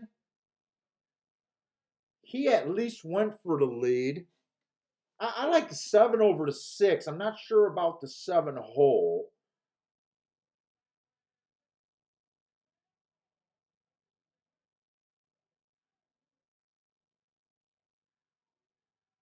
The first race out, the 7 ran on an early pressing day, had no speed that day. Still kind of ran, earned a decent speed figure for running against the bias. I can't really tell for sure if this horse is going to be coming out like he did last race or not. He kind of started the racing career at the bottom, at the basement level, which is not the strongest indicator of where he's supposed to. He's actually working his way up in class, where a few of these horses are working their way down.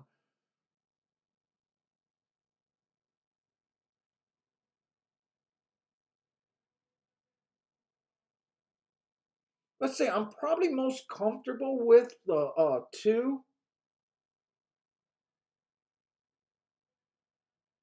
the 4,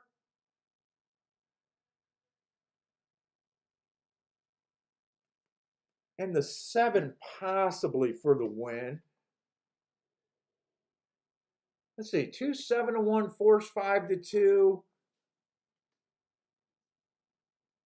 Hey, what's up, Elliot?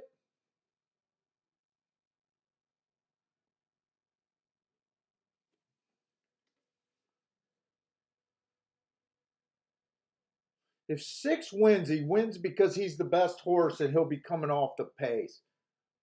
I'd be looking for horses that could possibly dictate things over.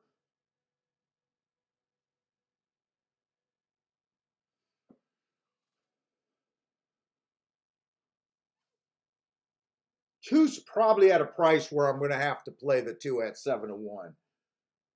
I think I'm going to take a little dip in this race for my second best bet of the day. I think I'm going to bet the 2 to win at 7 to 1. I think I'm happy with that.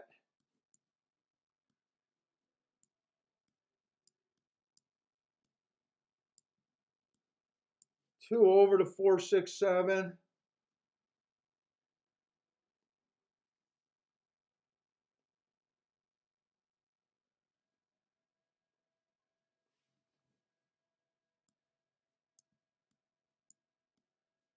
I wish I was looking at doubles. I don't have enough time to look at doubles, I don't think.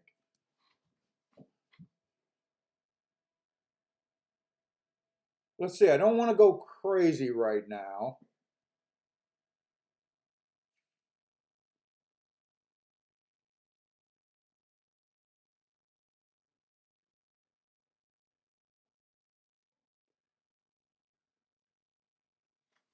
Oh shit. I don't have time to be looking at doubles, and I got to even get to Gulfstream. Let me start with the win bet on the 2. Let's see, 2 to win. I'm willing to do that one. I think I'm going to do the exacta box first. That was 2, 4, 7. Box. Get that one in. All right, I got that one in. And then 2 over, whoop, not box. Oh, straight. 2, 4, 6, 7. It looks like I got all of those in.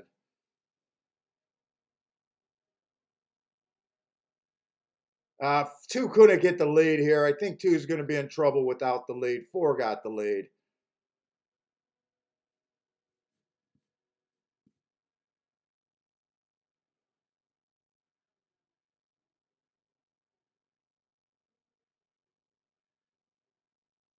Four, I just didn't key because he was 5 to 2. Come on, can this? Let's see. I need this. Wait, I got 4, 2, 7 in a box, so I need this 5 to go away.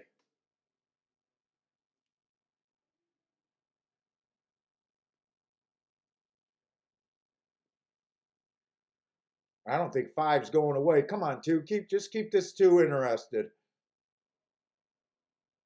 They're too far out. I think Parsons has this 5. This might be a nice call. Come on, 2. Can 2 keep running? 5's not going away. Come on, 2. Come on, 2. Come on, 2 or 7. 7's got the better stroke. Come on, 7. Come on, 7. I'll take the exact in a box. Oh, that's the 6. That's the 6, not the 7. 6 won because he was the best horse in the race, I guess. I thought that was the only way the 6 could win. I thought that was the 7 horse. I'm having a hard time seeing these damn saddle claws.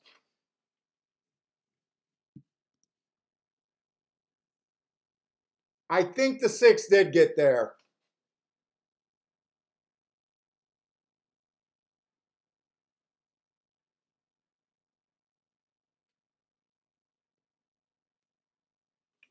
I think the 6 did get there. I think Parsons got that double too, by the way.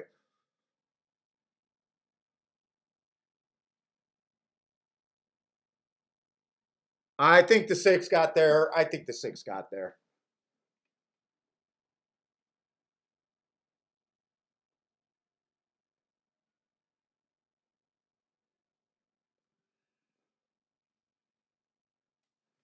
Hey, what's up, brother man? Oh, is that the guy that you keep telling me?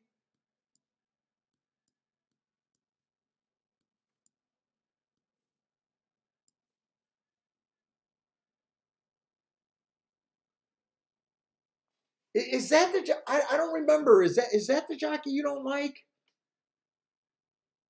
I got a feeling that is the jockey you don't like.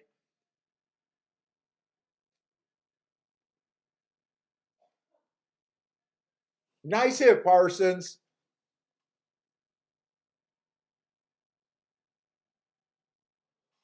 Ooh.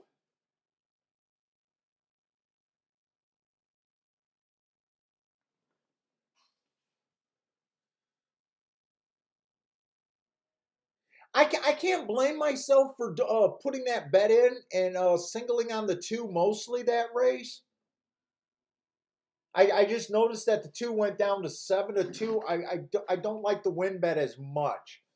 And I probably wouldn't have been that aggressive. I at 7-2.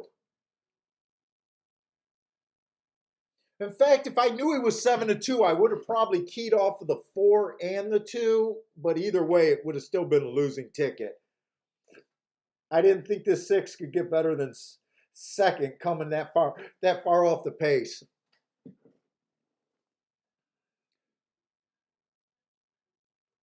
But the 2 didn't drop in odds until the race started. So, I mean, I got to be happy with the bet from when I bet it. But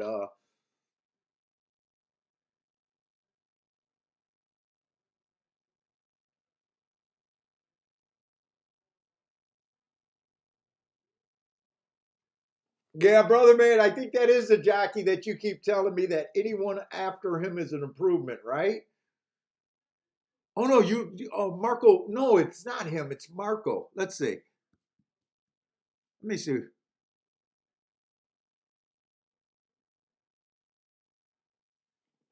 I don't recognize him from being a Woodbine jockey, even though I played Woodbine all the time. And you know what? I have not looked at jockeys for most of my playing days. The only 2 jockeys that I know that used to be dangerous at Woodbine was Sutherland. Chantel used to be really good at Woodbine, and I want to say the other guy is Campbell or something like that. Is the only other. It's either Campbell or Patrick at Woodbine that I used to have give me fits. But I've never looked at jockeys that much, so yeah, no, I don't recognize him from coming from Woodbine though.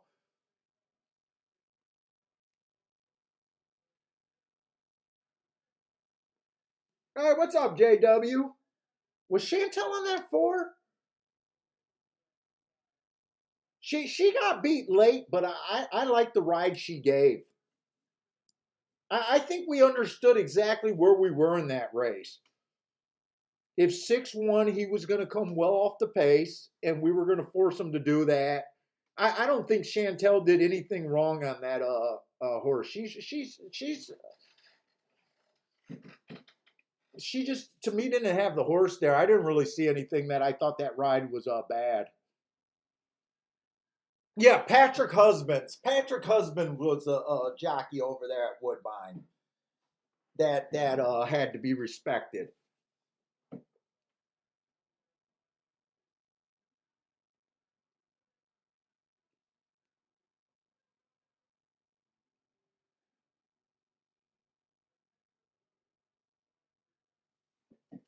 Let's see, that exacta paid about 1450 to one. Yeah, no, I couldn't do anything different there.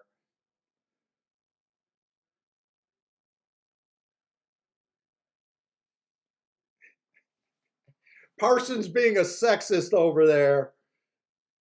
You're lucky. You're lucky. Grandma's not in here to give you a what for, man.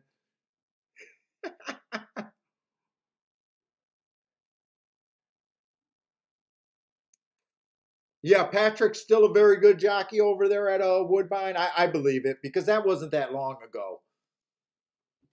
That wasn't that long ago. I remember him from definitely when I was at Arlington, playing a lot of Woodbine when I was at Arlington, and that was within the last 5 years or so. So I would expect him to still be holding up pretty good form. I think he was pretty dominant out there.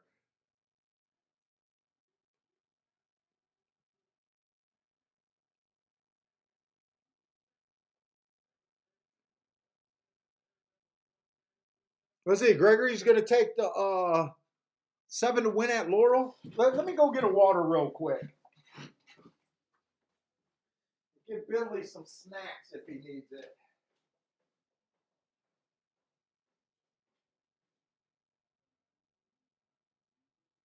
Oh my God, he's so fucking cute.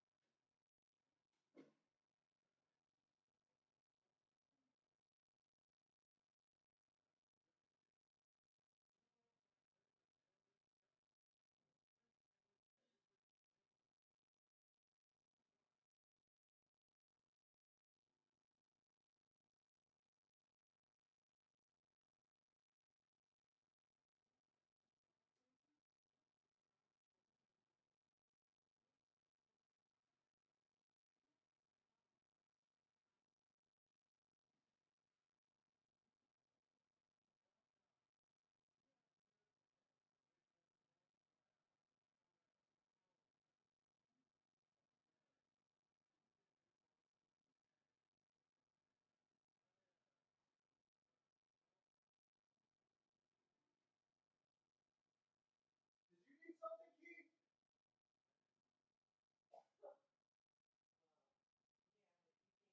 All right, all right.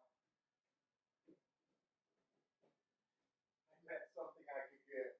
Don't tell me what I can't deliver.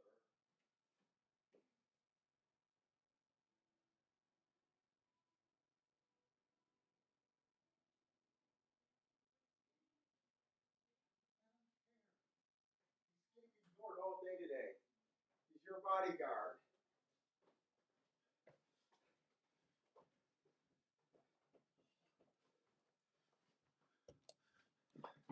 Let's see, what time is it? 2 o'clock.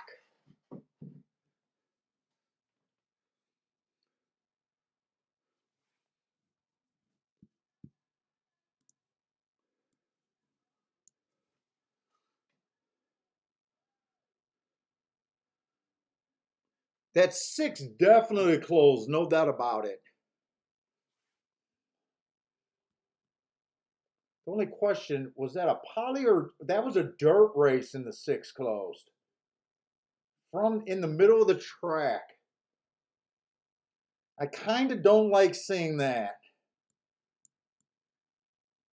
I kind of don't like seeing that. Although the 4 held up pretty good. Those were lightly raced horses. I mean, we knew there was a shot for the 6 to be the best. We definitely knew there was a shot for the 6 to be the best. Wow, he really came from the clouds. Really came from the clouds. Just playing Gulfstream, we know that that's not the norm for horses to close from that far back. We are in the muck today.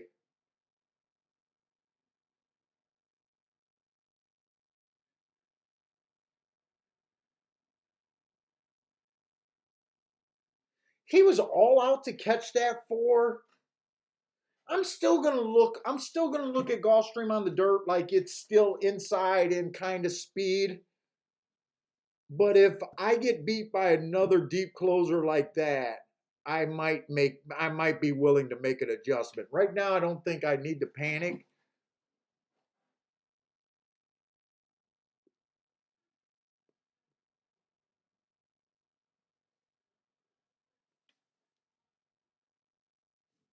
If he ran his average 70 speed figures, he would have forced the 4-horse to improve by 20 points.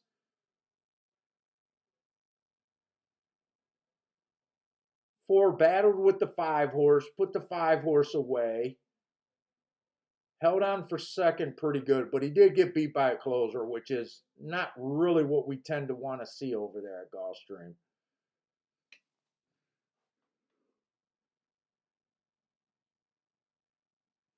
Let's see, Daryl got a play over there at Belmont, 4-2-1.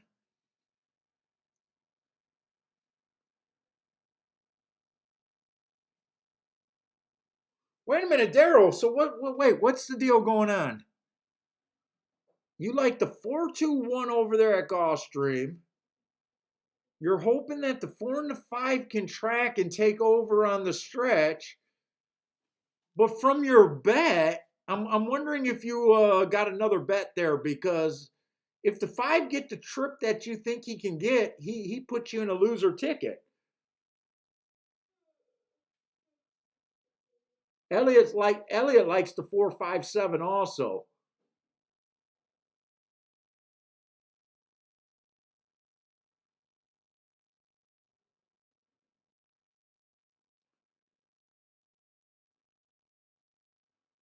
Hey, what's up, Ryan?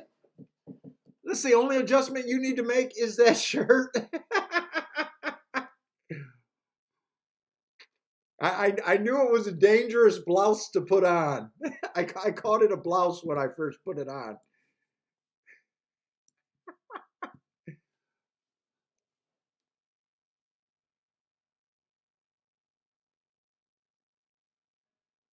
Ah, Daryl looked like he had the wrong numbers. 4-5-7. I okay.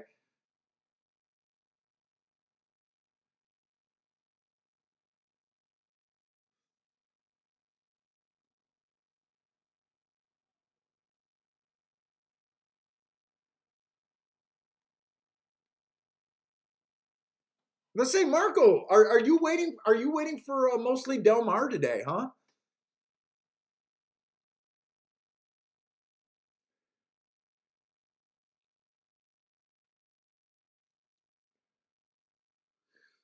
So Daryl, but did you also play the 4-2-1?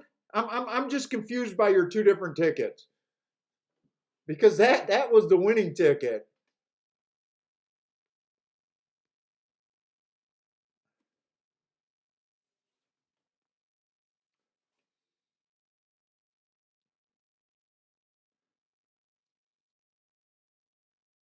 And 4-2 looks like it would have been a decent exacta there. The 2 closed, didn't expect that.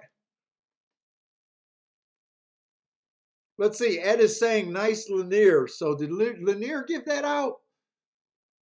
2-4-5. Lanier did give that out. Nice job, Lanier.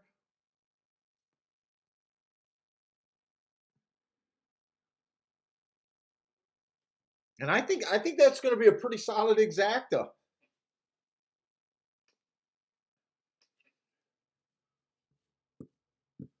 Let's say Gulfstream, we're coming up on another polytrack race.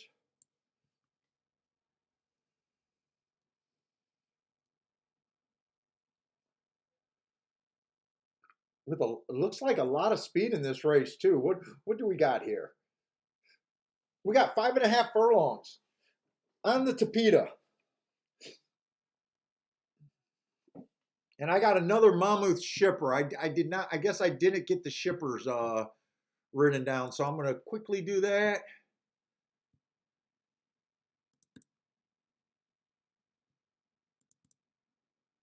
And see where the hell we're at. 926. That was an early pressing day. He was an early pressing horse.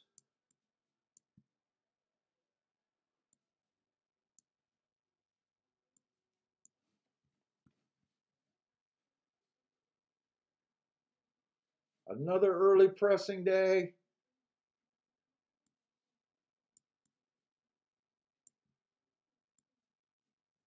Average, average, fast.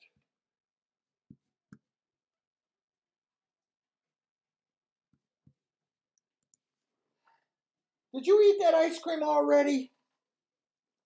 Huh? Did you eat that ice cream already?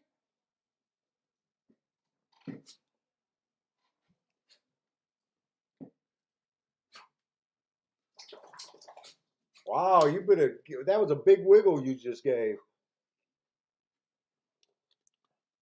Let's see, Gulfstream, the 7's going to be the favorite on the outside, huh? He's going to be in the 6 hole. We did have a horse from the, wait a minute, so far in the Tapeta, I keep getting the Tapeta and the dirt mixed up. Both winners so far came from the inside. One closed, one wired.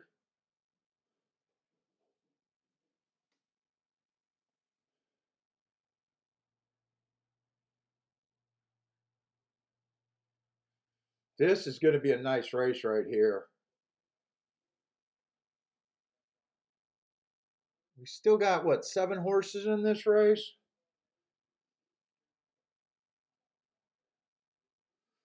Let's see, the one, 3 races ago, average, average, and was the fastest winner that day. So I like that race. 2 races ago, he was average, average, just missed by a neck. Got no problem with that race. He then tried to route. He used to be a router, but he hasn't routed for a long time. Oh, he was coming off a 2-year layoff before. So he ran 2 really nice races. He won and came in by a neck off of a 2-year layoff. So good job training this damn horse. He did come back in the basement though. $5,000 claimer. So this is a bit tougher of a horse. He's working his way back up the class. I'm not really sure what to do with him. He's definitely in decent form. I'd say he's in decent form. 5 doesn't sound, or 5-1 doesn't sound like exceptional value on him. Let's see what else is here. This is a $16,000 claimer, right?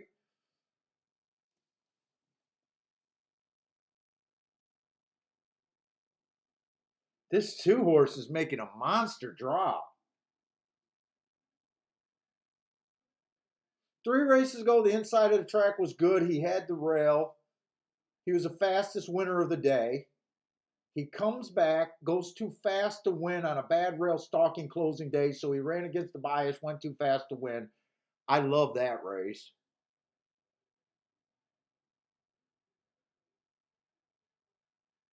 And last race, I think he still ran a decent race.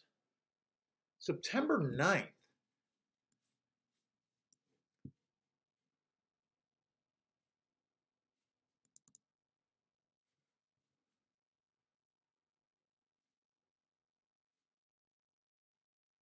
God damn, I stopped keeping track of my forms on 9-5. Let me look up that August 8th race. I just want to see what kind of horses are at a $75,000 claiming race.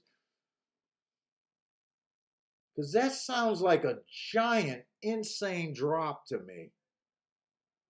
But is that one of those just high price races where the horses are kind of just breaking their maiden? Let's see, that would have been the seventh race that day. Let me see what this because I think this horse has a huge class advantage. Yeah, he was running against allowance 1X horses. That's better than 16,000. He was running against that was the horse that won. And that horse has been in a bunch of stakes, $400,000 stakes, $200,000 stakes. The two horse was coming out of a bunch of stakes.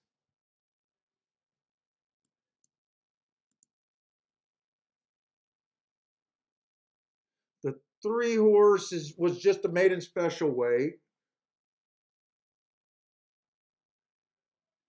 Let's see, the four horse was coming out of a bunch of stakes.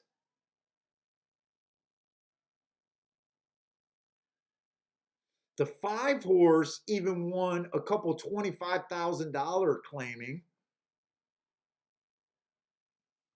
Dude, to be that, looks. Why is this horse 7-1? Am I reading something wrong?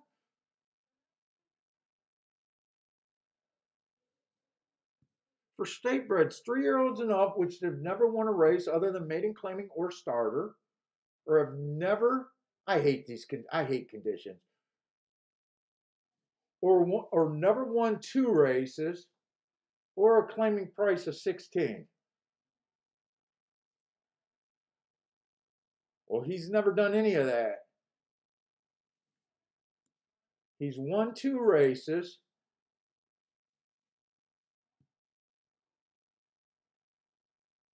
He's won a maiden and a $75,000 race.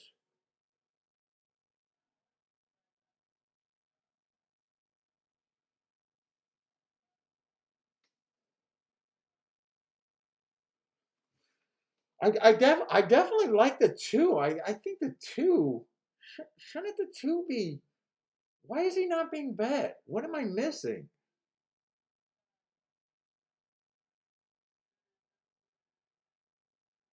The three horse is in good form. He's a little annoying because I got a couple races that I can't rate because of one race samples. He dropped to 12-5, won that race. Nothing's wrong with that. Stepped back up in class, ran a nice second. Can't tell how good that race, but the two races, 3 and 4 races back were definitely good. He's in good form.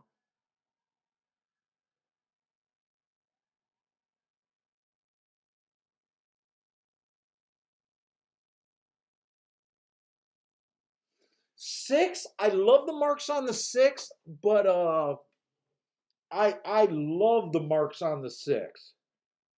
I don't like route to sprint.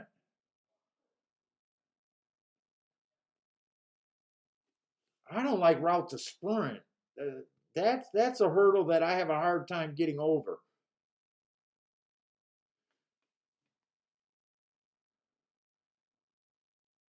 Dude, I don't think I understand why this seven is 2-1. I'm going to be forced to play this race.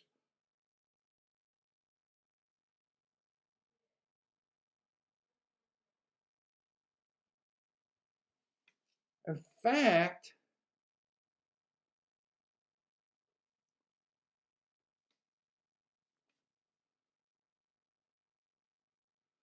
I definitely want to use. I think I want most of my money to go through the two.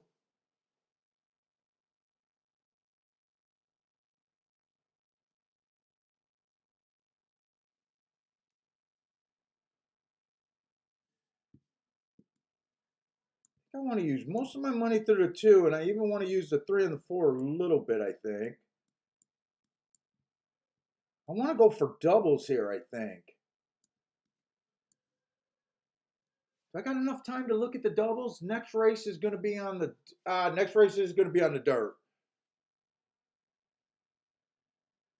I got 4 minutes. I got enough time.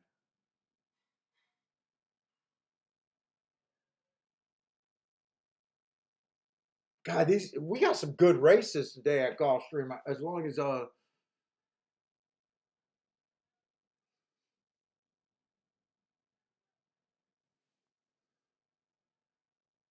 I definitely want to use the one.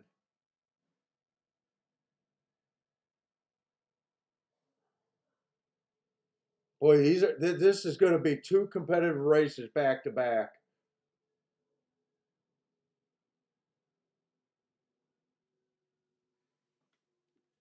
Let me look up some doubles real quick. I'm at Gulfstream.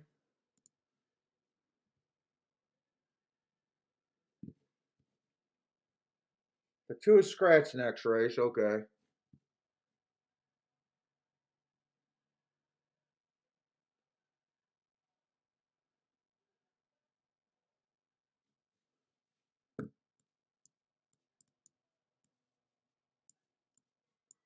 I'm playing this race. Better not get shut out.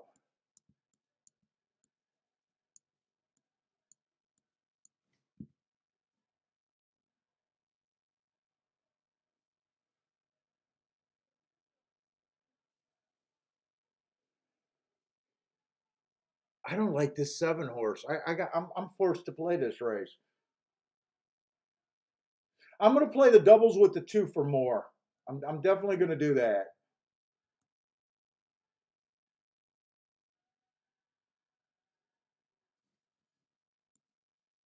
Dude, I even like the 10 a bit. Man, this is a tough race. I think I'm gonna bet the 2 to win also.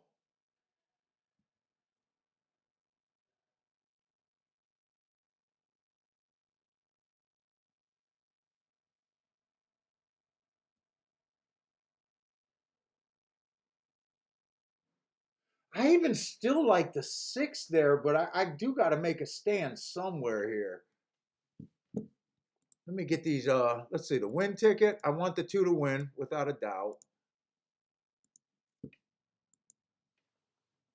I hope I'm not missing something with these conditions here. 3, 4.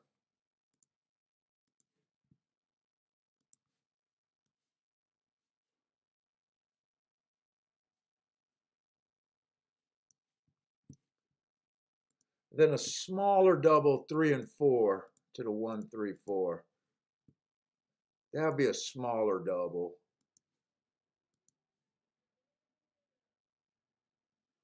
Let's see. Unforgettable likes the 2, 7, 10 over there at Gulfstream. Elliot's looking at Delta Downs.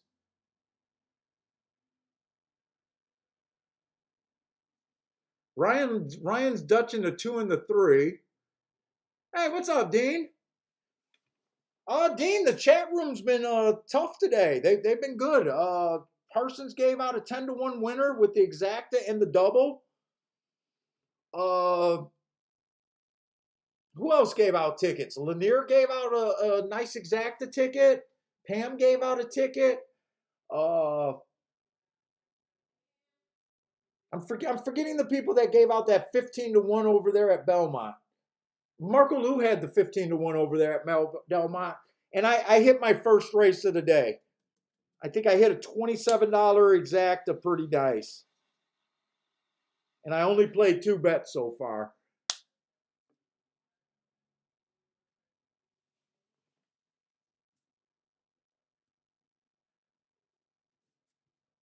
Yeah, so we got off to a pretty nice start.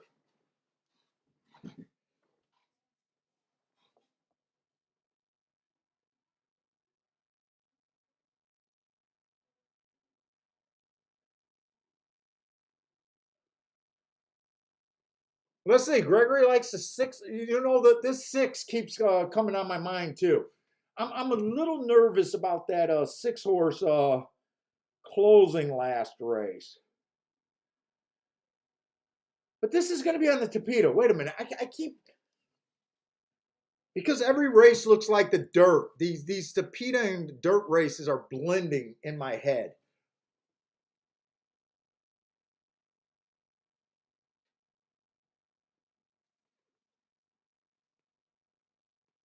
Let's see. Lanier got to play at Gulfstream 7-2-3. I don't get to play on the 7. The 7 is the horse that I really don't get. I think he'll have to come from well off the pace to beat me. I'm not saying it's impossible. I don't think it's impossible. I'm just surprised he's taking that much money.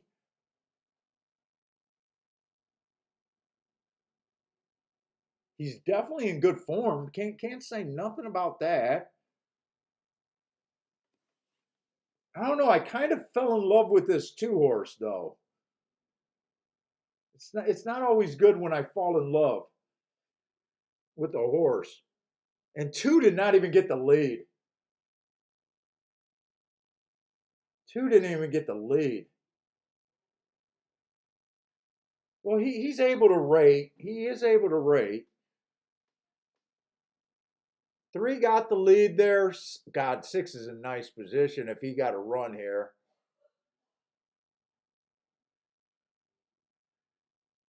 I think I got to be a fan of the 3 horse right now, though.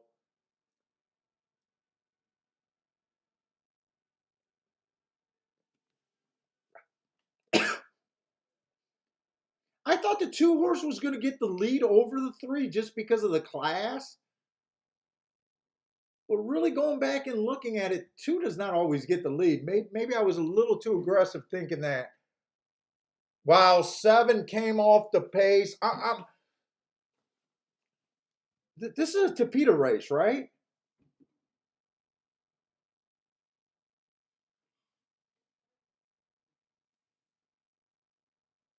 Well, that shows you what I know because I thought this 7 was beatable here. I really thought he was beatable. How did the public get that so right? Wait a minute, what am I missing? Who is this horse that he keeps beating?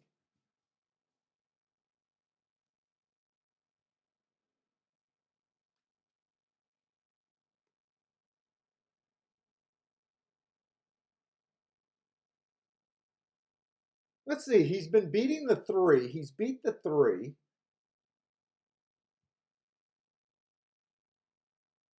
He's definitely in good form.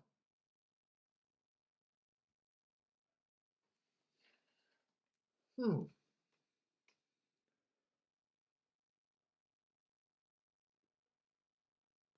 Ryan hates it when a 4-5 wins like a 4-5. Hey, what's up, Ron? Yeah, Ron. Basically, when you watch the show, I'm basically talking to myself the whole time.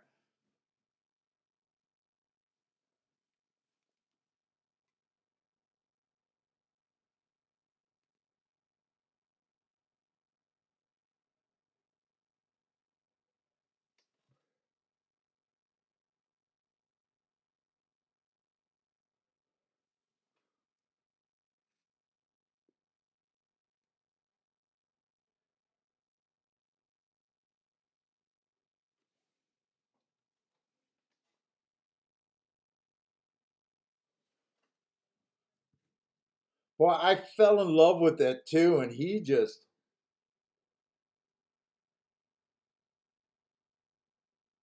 really didn't run a lick, and I don't understand it.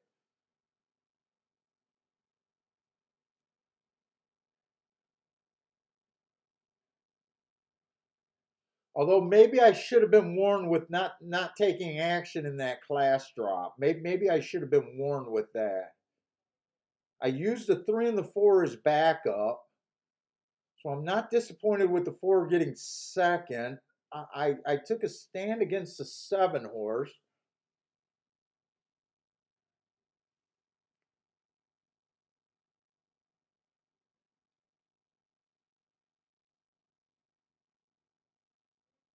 Seven's definitely in good form. I definitely want to watch that replay again.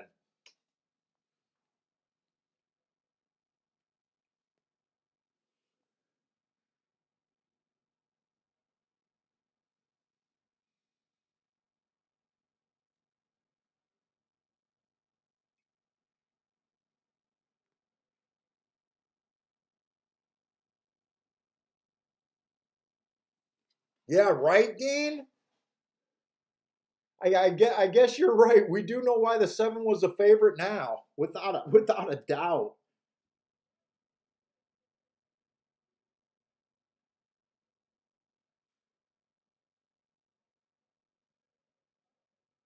Boy, I just thought this horse was beatable. I really did.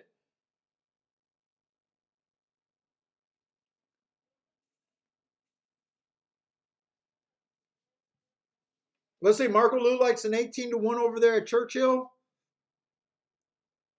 Hey Richard, I'm gonna try to be on till the end of Breeders' Cup. We're gonna see how it goes.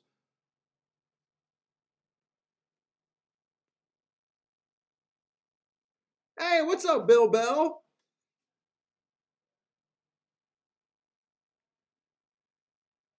Bill Bell's trying to keep his day job and not get caught up into the racing lifestyle.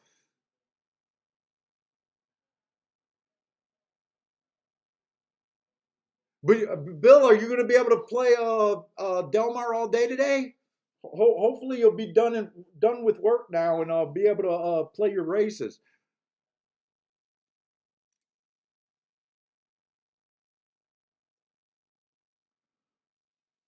Let's see. Did Lanier give out that exacta?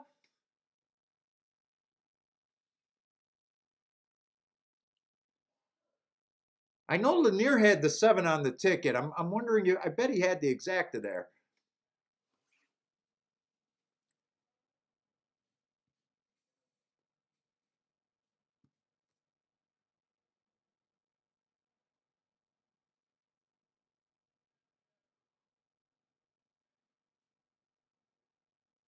Looks like Alec hit the exacta over there at Gulfstream. He used a he went on a deep ticket, but it looks like he hit the exacta there. Oh no, it was Unforgettable that gave out that exacta 2-7-10.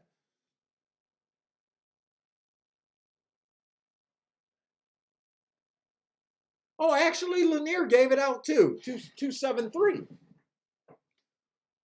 Oh wait a minute. No, the 4 got second. I was thinking the 2 got second.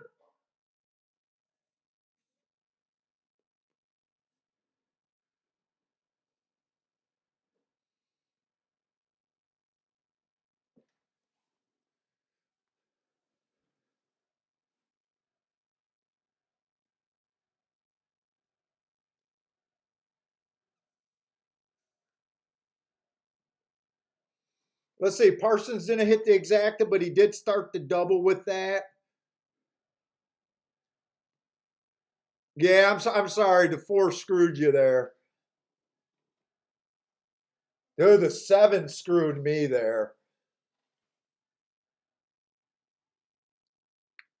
I don't think the public should have got rewarded with that $3 horse, but you're supposed to stiff those horses to make me look good every now and then.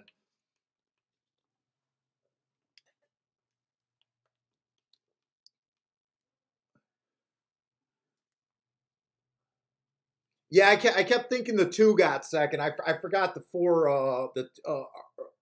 I don't know why I kept thinking that the 2 got second. I had the damn 2 and he did nothing.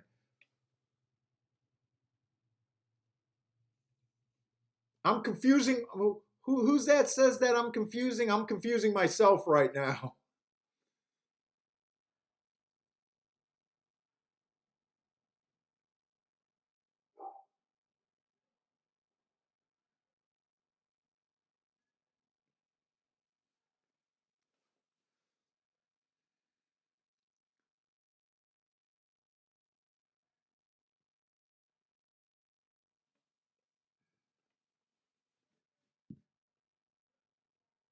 Yeah, I keep mixing up the dirt profile with the Tapeta profile so far.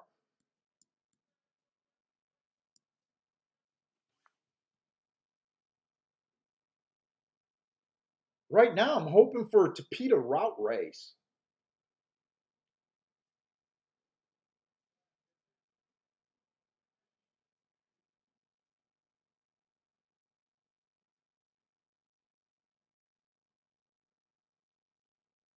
And by the way, that 7 would have been in the 6 hole. That's what I'm checking for.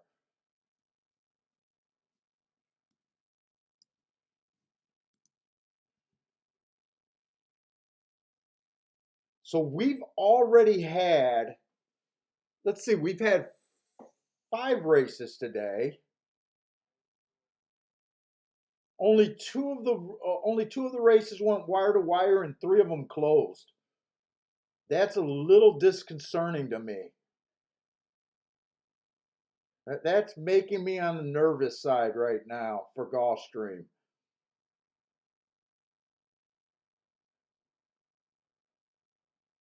And let's see, when is Del Mar starting? Are we still like an hour out for the first race in Del Mar? I definitely got to watch these early races at Del Mar.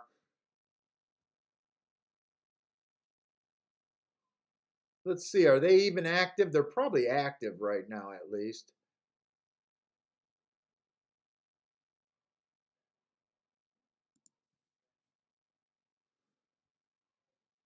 We definitely want to watch Del Mar today. Oh, Del Mar, we got 16 minutes for the first race at Del Mar, so we're ready to start the Breeders' Cup part of the show.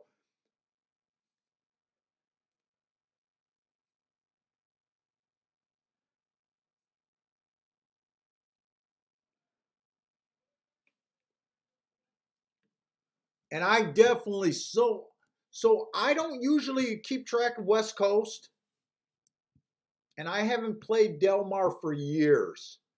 But I did put together a bit of a running profile there off of last meet. Uh, so let me grab that because, like I said, I'm not that familiar with it other than doing the numbers.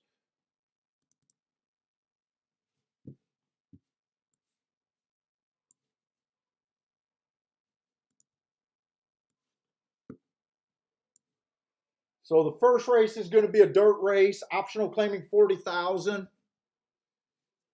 It is going to be on the dirt 6 furlongs. So I did a profile for the last meet. It's 110 races for just the dirt sprints. Post positions have been pretty fair. Post 1 through 3 is 38% of the time. 4 through 6, 31%. 7 on out, 31%.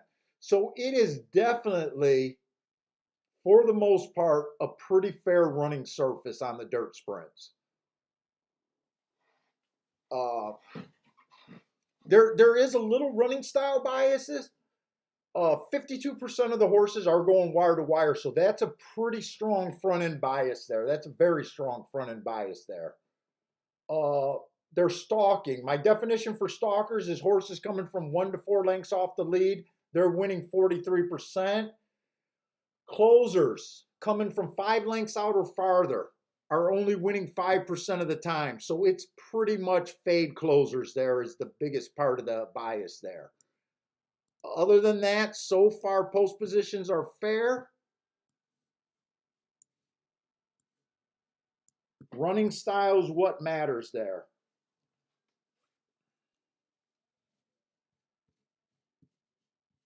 And it looks like Del Mar and Gulfstream are going off at about the same time.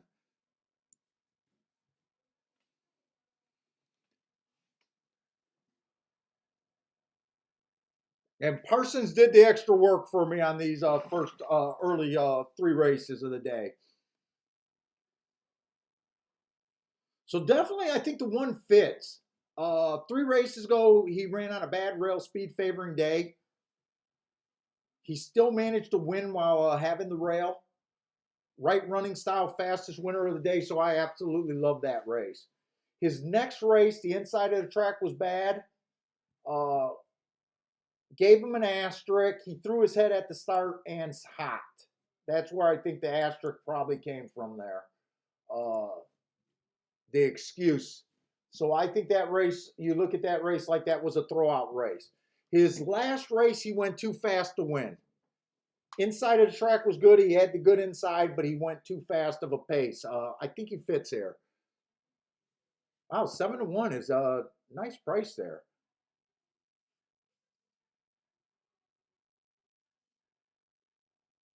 Hey, what's up, Jay Brum?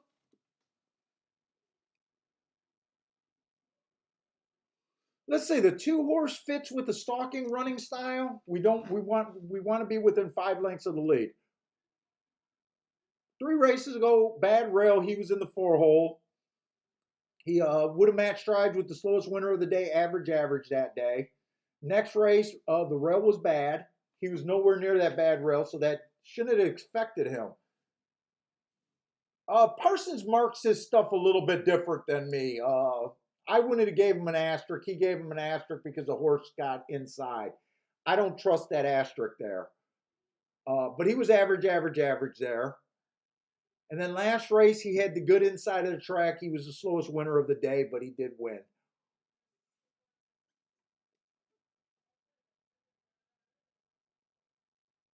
Three horses, another speed demon here.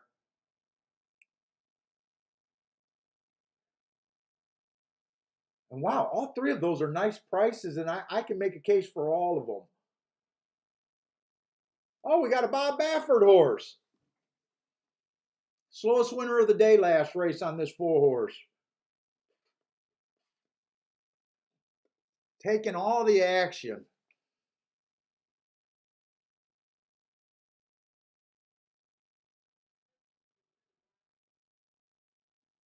Boy, I can see a really fast pace. The 6 is a fast horse, too. Match strides with the fastest winner of the day. 9's coming off a year layoff. I ignore them.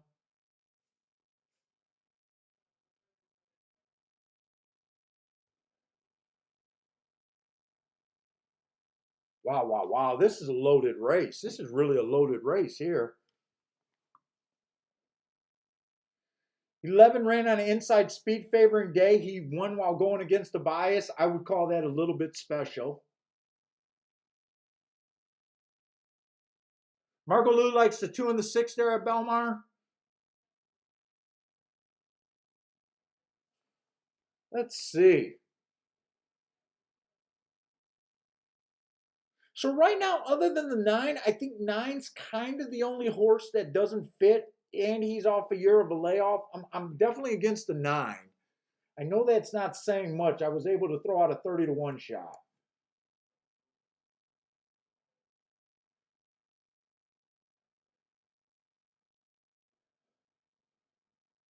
Let's see, the 4 horse. He's done nothing wrong. I just question that he was the slowest winner of the day that he ran. There's nothing wrong with being the slowest winner of the day, but to me, that just wasn't special. And I think a lot of horses here was able to run on paces that were special. I don't know if I trust the marks. Parsons, you might, if you're here, help me out. Did you notice that this 5 horse was coming off basically a year off layoff? Did you use this year's to mark him up, or did you see that and was able to mark up last year? That's the only question I got with him. If you marked up the right races, I could see possibly making that excuse there, making that mistake.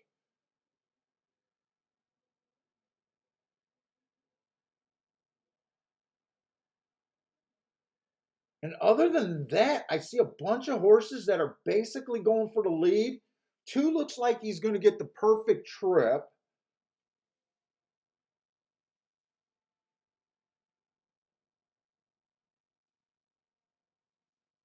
I don't think Parsons going to be able to. Well, no, we got time. Actually, they're direct.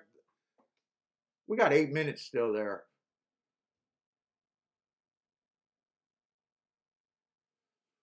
So let's see. I think the 1, the 3, the 6, the 10,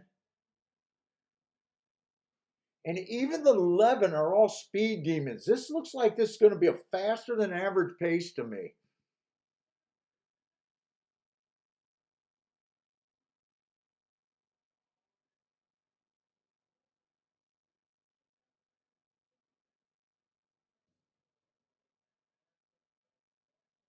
3 has won by rating, so 3 does have a couple options. I think the horses that might get first run at that speed duel is possibly the 2 and the 3.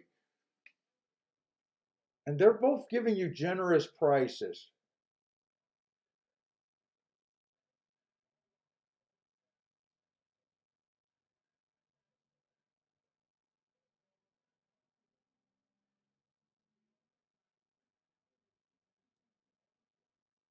There's no advantage in post position.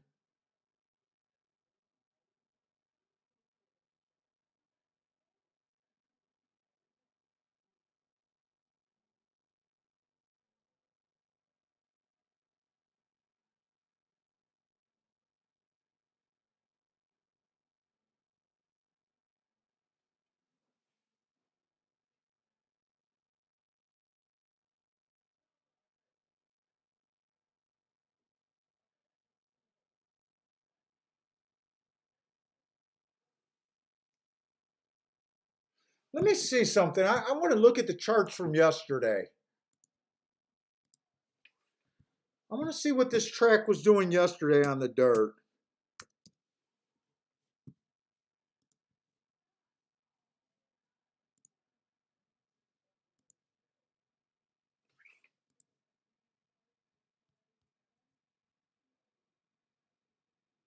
Let's see, the second race they won wire to wire.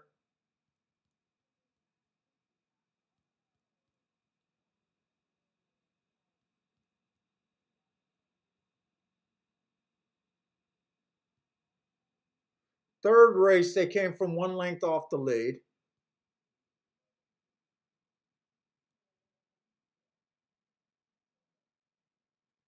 They went wire to wire in that race.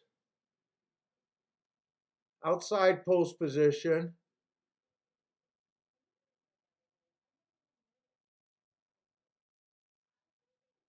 Outside post position.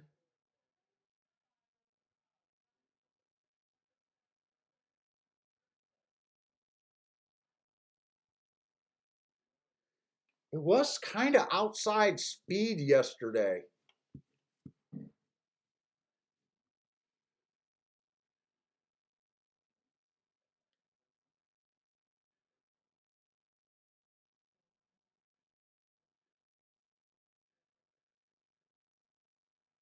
Man, I kind of like too many horses in this race.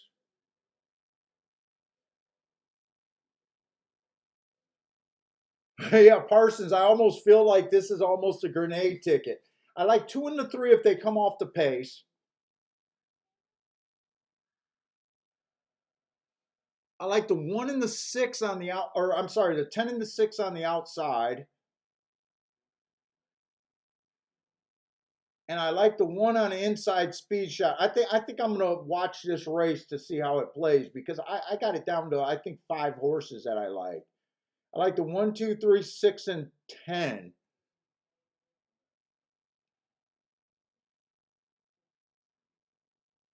This would be my first race at Del Mar in years.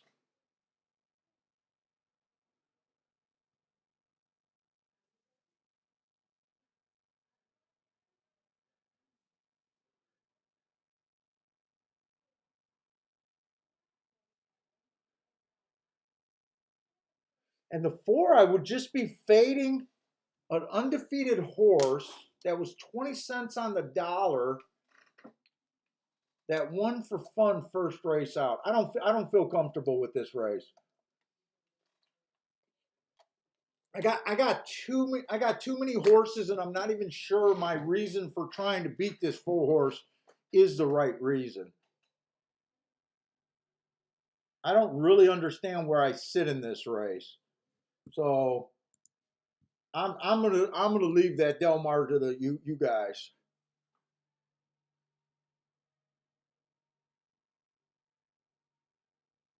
Let's see. Pam thought that Del Mar was outside speed was pretty good yesterday. That's my first thought looking at the charts. And since Del Mar and Gulfstream is at basically the same time, I'm going to jump over to Gulfstream. I'm a little nervous about Gulfstream because they have closed 3 races today. And I don't know if I really want to make that adjustment because I keep seeing inside horses that I like with speed.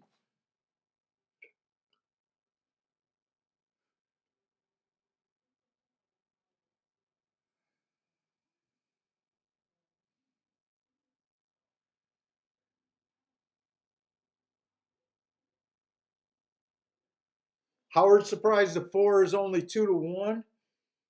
I don't think that first race was that impressive other than he won it easily. He was the slowest winner of the day. I prefer horses that I got good excuses for. There was just too many in that race for me to even decide I wanted to play.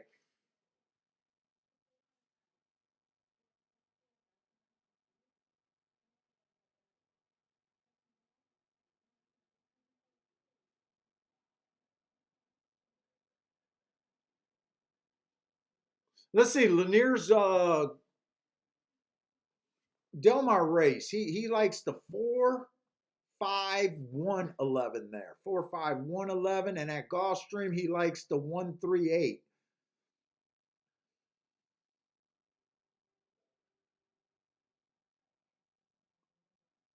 Pam likes the 11-1-5 over there at Delmar.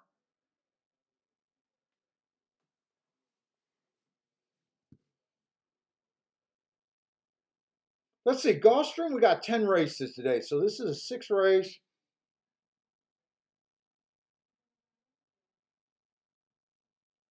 We got 12-5 claimers here.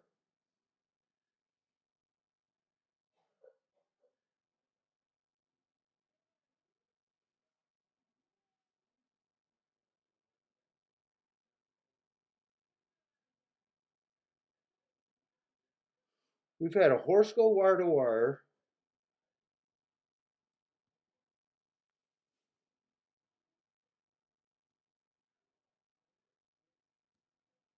Sorry about this. I'm scrolling all over the place. Where's my tic-tac-toe board?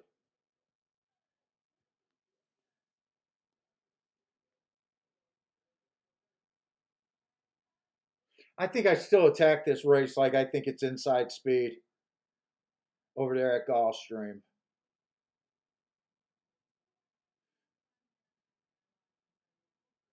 I think the one does deserve to be chalk. Three to five is definitely over bet for me.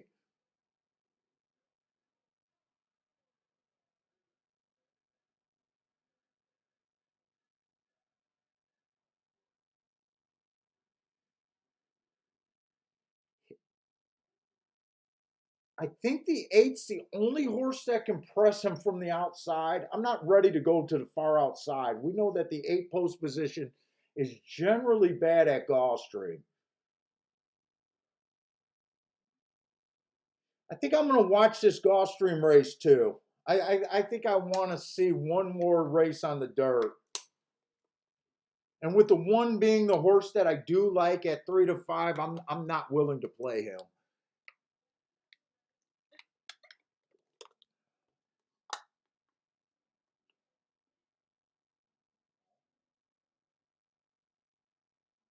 Let's see, they went 21-3. I was expecting a fast pace. That's a fast pace to me. I thought the 2 or the 3 would get first run and would be tough here. It looks like the 2's not a contender. Is that my 10?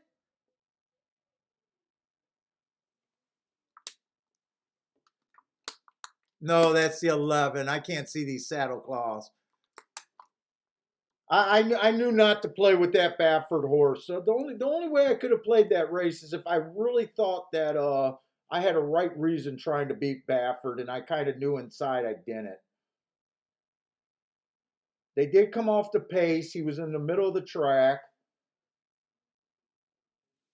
11 ran a pretty good second there.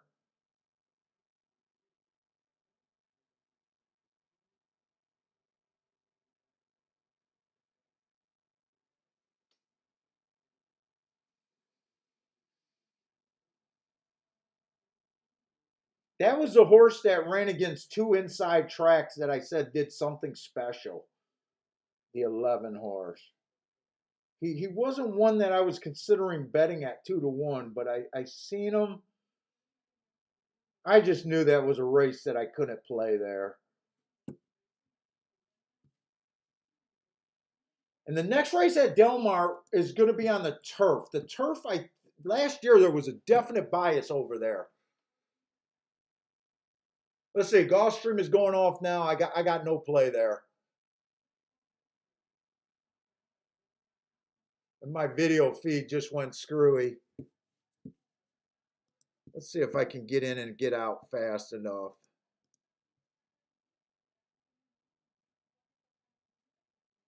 Gulfstream.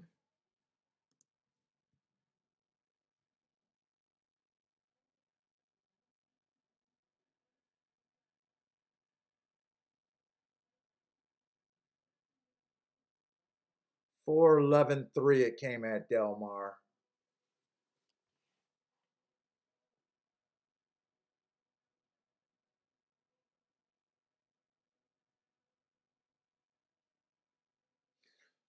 This is another race where they're coming off the pace at Gulfstream, I think. I don't think this one's going to be able to hold up.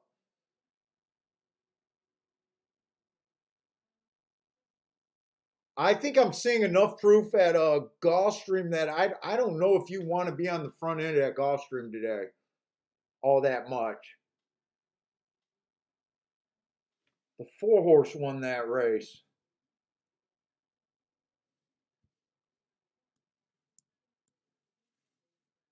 I think he was about 7-2. I'm not sure who got second there. Ed hit another Chantel ticket.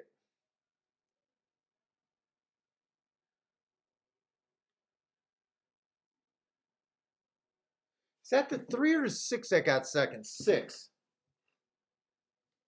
4-6 that came.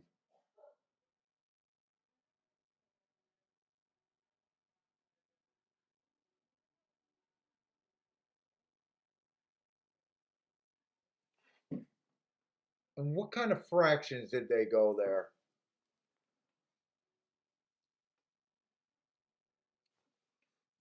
That exacta has to be pretty nice, Ed. Oh, they weren't as long as I thought. 7-2 over 3-1. But you did beat a 4-5.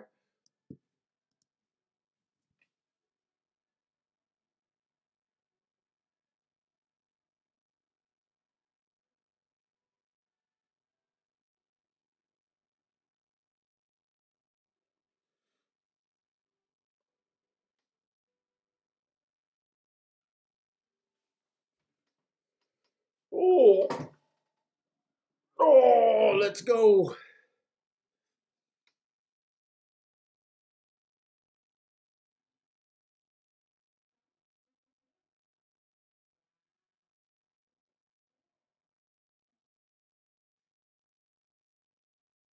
Did I just miss something at Del Mar? Why did that horse pay 280? Wait a minute. Was I looking at the place thing? What did I think I just seen over there at Del Mar? Let's see. I got to get rid of Churchill and that. I just want Del Mar, Woodbine, and Gulfstream up.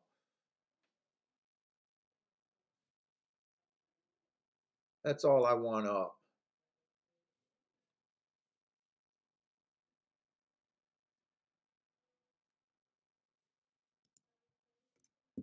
Why did I think I seen that horse pay 280? I thought he was a 9-5. Oh, 560. Oh, I was watching. How was I looking at the show price? Oh, that's weird.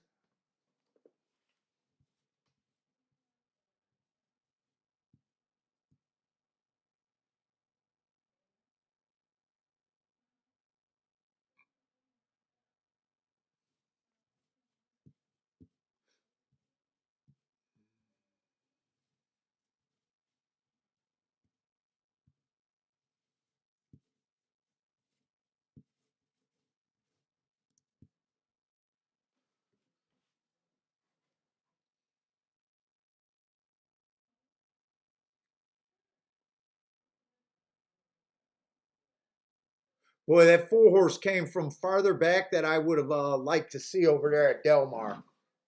He had really nice turn of foot. I mean, this horse just looks pretty making this run.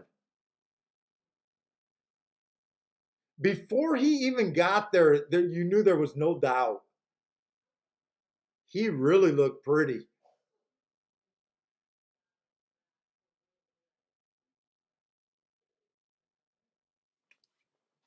He really looked pretty. Hasn't done anything wrong either. Looks like another runner, that's for sure.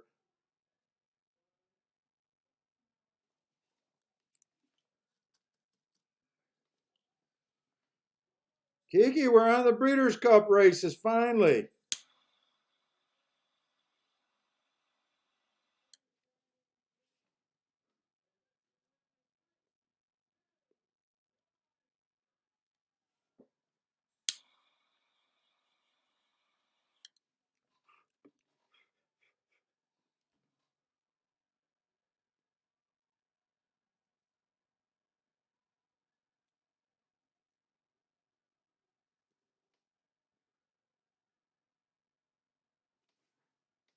Now, while I'm at it, I should look at the. So I did look at the results 2 days ago on the turf. The turf is what I'm really interested in at Del Mar right now.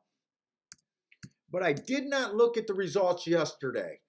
The turf routes, I got favoring Stalker's Closers big time.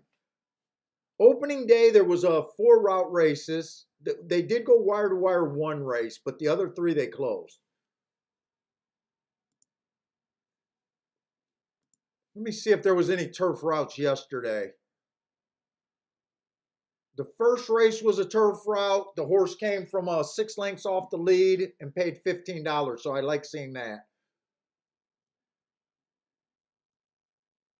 That was a 5 furlong sprint, so I'm not that caring about that race. The 5th race yesterday was a mile on the turf. He came from 4.5 lengths off the lead, so I like that result. He only paid $7.60, so he was bet.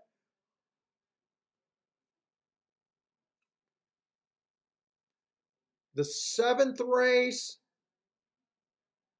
he came from 2.5 lengths behind. He paid $5, or I'm sorry, he paid 5-1. So it does look like so far I'm thinking that I'm going to be right about thinking that the track's backing up there, hopefully.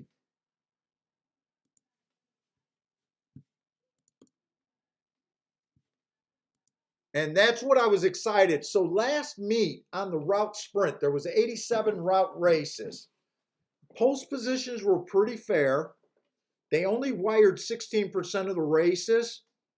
They only wired 14 races, and 5 of them came in the last 2 days. So for most of the meet, speed was absolutely dead at Del Mar. So I'm hoping today that stands up, today and tomorrow. That's turf routes.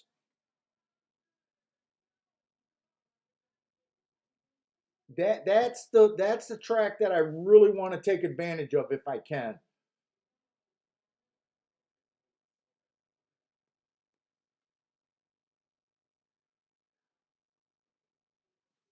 So let's see. Woodbine, we still got about an hour before Woodbine start. And there does look like there's a lot of speed in this Del Mar race. So the second race at Del Mar is going to be a mile on the turf. And I'm looking for off the pace horses.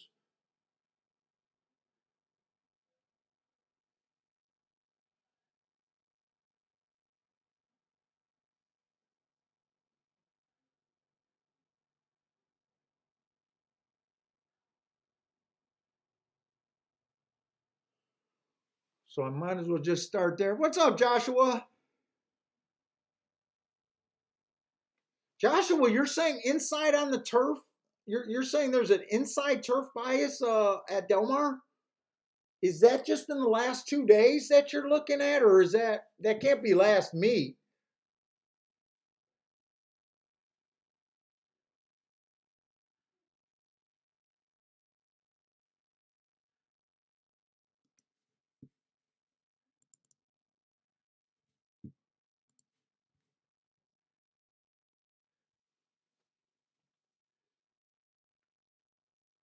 I got it close. I got it 39% at post 1 through 3, 29% in the middle of the track, and 32% on the outside. So I have it close. But I will say I do not play Del Mar that much, so I don't know where the horses are making their moves. I'm just looking at post position.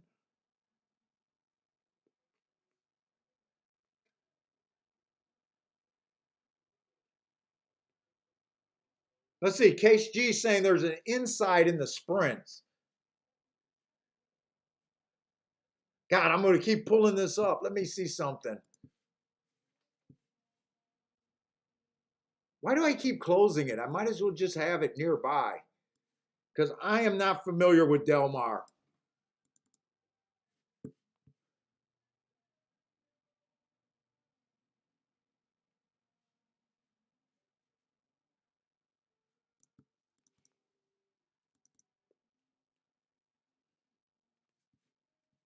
Turf Sprints looks like an inside speed bias. I got 59% of the winners coming from the inside, post 1 through 3 on the Turf Sprints. I would say that's a inside bias.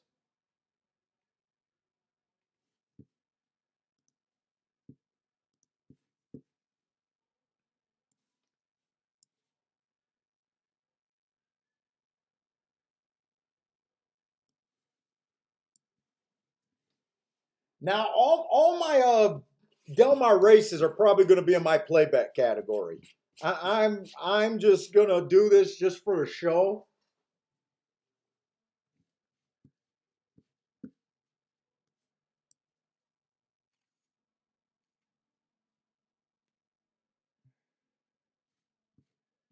Gregory had that one at 7-1 over there at Belmont.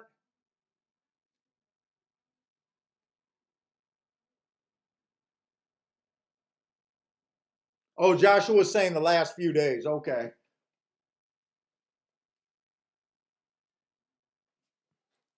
Let's see. I'm going to go through Belmont, or I'm sorry. I keep calling it Belmont. I'm going to go through Del Mar fast because that's not where we're going to get the bulk of my plays, anyways. Uh, so right now, I can just go by the profile that I got from last meet. So I'm looking at this race like I need a stalker or a closer to win this race. And I do see a lot of speed in this race. The one horse I think could go to lead or at least be a stalker here. He's lightly raced, so it's a little dangerous. But he did win going wire to wire or last race.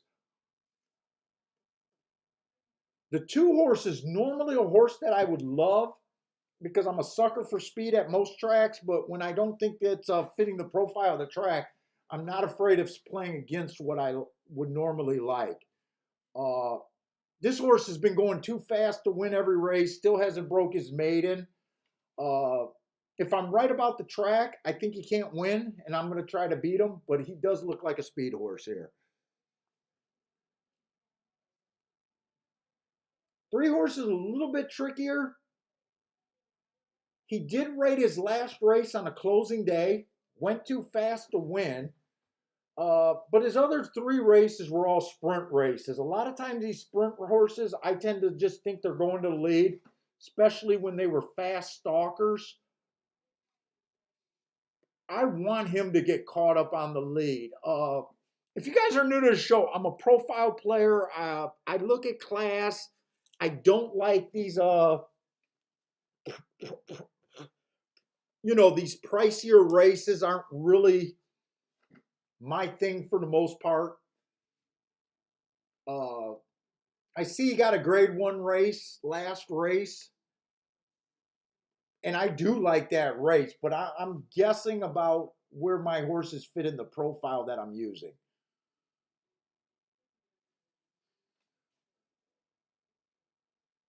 I think 4 is a super fast horse that's probably going to get caught up in the speed. I think 5's the fast.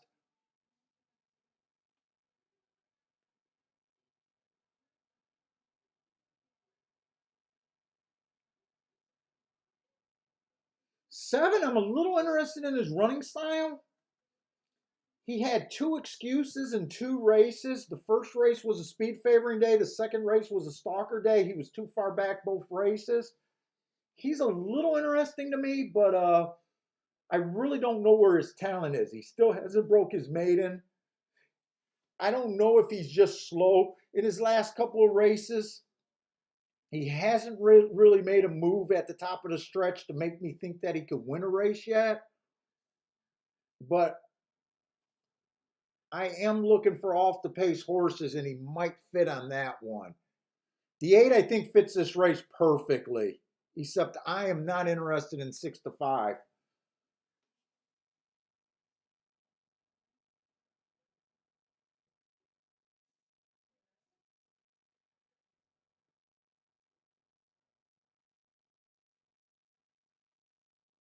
Nine only ran one race, did nothing wrong, but that's a one race sample. He's stretching out. Not really sure about that race. And 10, I do think the 10 can. I like the 10 race 2 races ago when he had a speed favoring track. He came off the pace. He got in position, just wasn't good enough on a speed favoring track running against the bias. I do like that race.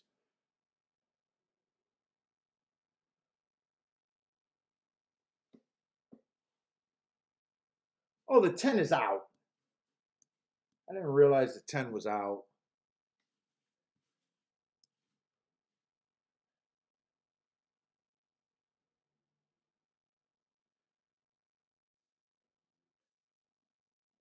That kind of only leaves me with the 8 and the 7 here, really. And possibly the 3 for the win.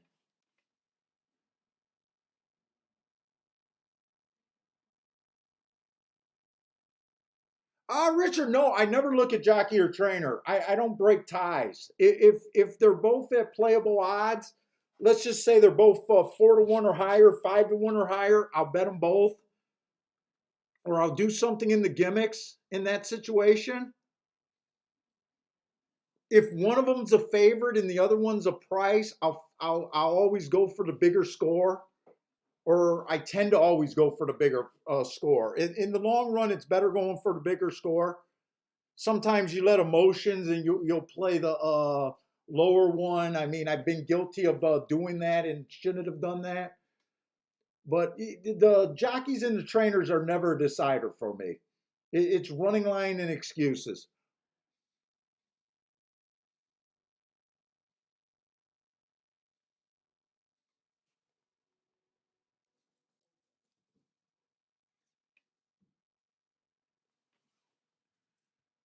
Hey, what's up, Shane?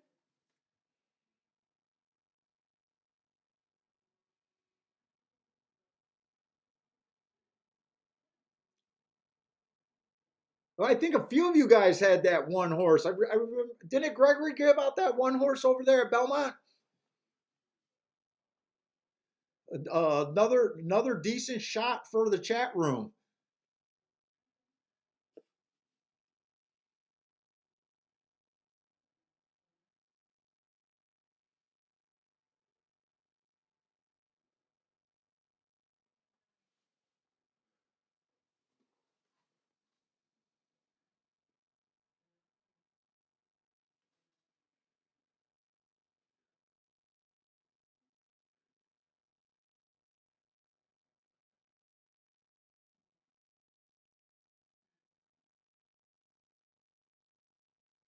So I'm kind of just left with the 3, the 7, and the 8 over there at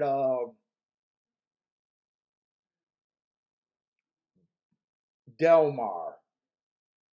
And I wasn't planning on playing any of these early races, by the way. I'm mostly using this for data to see what I might want to do later. Hopefully, getting a really grasp of the track playing. If this 3 drifts up or stays at 3 to 1, I might be willing to put a token bet on him, and I might be willing to just take a shot with this 7 horse. I don't really want to go too many combinations here. at Del Mar. I'm mostly interested in this race for the later races today, just to hopefully get a good profile for the track.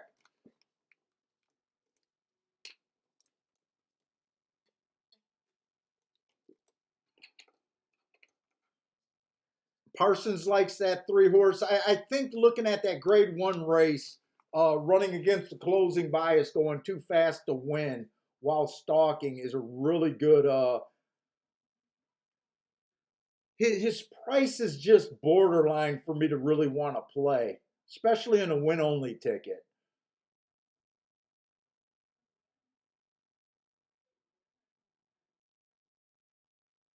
I'm still a bit interested in that 7, so I could see myself doing a Dutch, but I'm going to go over to Gulfstream because let's say Gino's taking the 5 over there at Del Mar to win.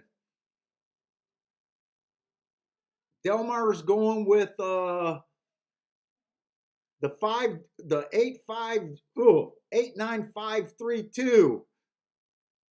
I wonder if that's if he's doing boxes or something, or is Daryl might have been the guy that said he was going with for the what is that, the super high 5 or whatever. That might be his super high 5 tick if he's the guy that's what he's going for. Let's see, and Gulfstream is making me nervous with the horses coming off the pace. And you know what? This 7th race to me is not really that playable at Gulfstream. It's going to be on the dirt. It's going to be a 2-year-old race with mostly first-time starters. Let's see, the 3, I can't get nothing off of that running line. It was just slow, slow, slow that day. 5-horse got a little bit of intrigue. He ran against the bias, but he's 5-2. He ran against the inside speed bias. But I'm not interested in that price.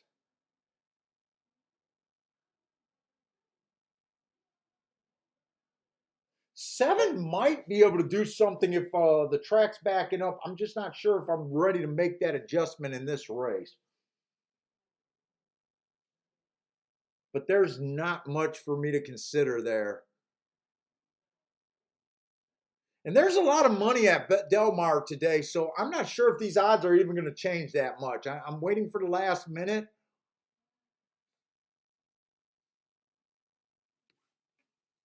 But Gulfstream ended up being not that intriguing of a race. What's up, Mr. Clutch? Joel Rosario all day.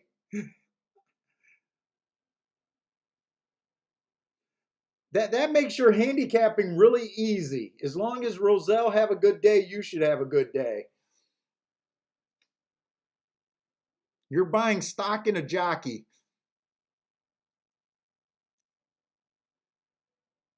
Let's see. Superman likes the 12 at Laurel.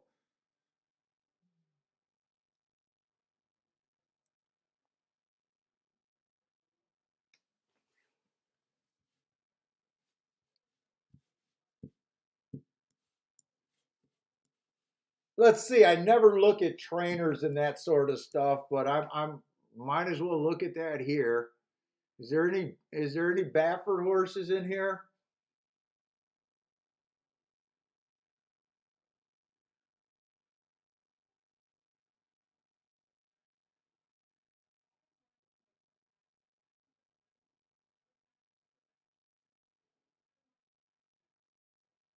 There's a Brad Cox is on the 8-horse.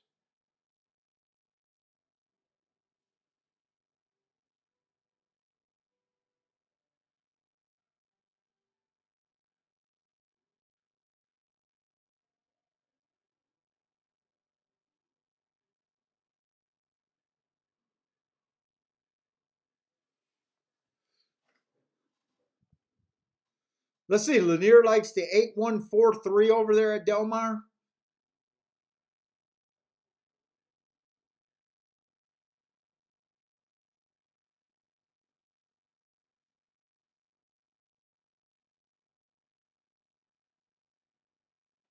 Hopefully I'll be able to form a real opinion at Gulfstream.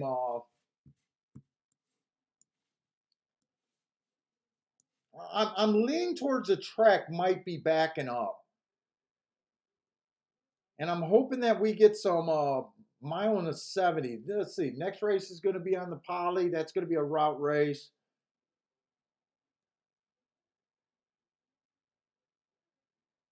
Dude, mostly been sprints at Gulfstream today. I was hoping for some more routes on the poly. That's what I've been doing really good at. Believe it or not.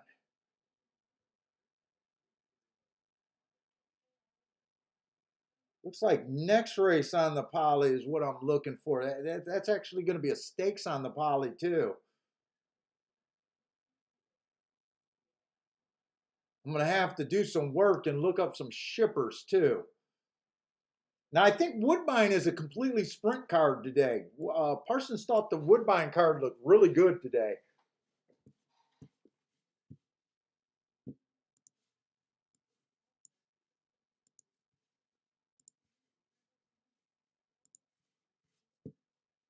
While Gulfstream's going off, I don't know how much I'm going to be looking at Woodbine, but when Gulfstream is over, I'm definitely going to be looking at Woodbine a lot more.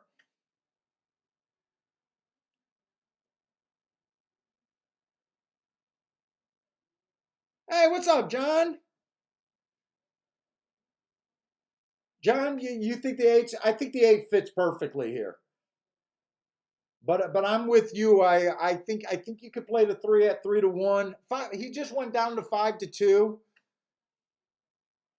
The only horse I'm a little interested in, and I don't even know if I am justified making the play, is taking that 7 horse. I like his 2 excuses in 2 races, but in all honesty, you really can't judge what kind of talent or even what kind of horse this is. He just has a couple of excuses. He's at 10-1, which is probably the right price for me to play him. Oh, they're loading in the gate.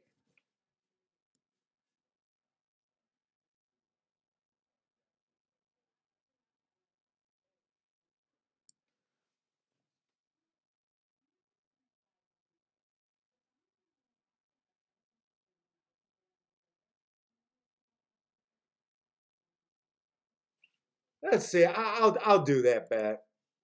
I'll do the 3-1. It's not the best Dutch bet here. I mean 3-7. 3-7.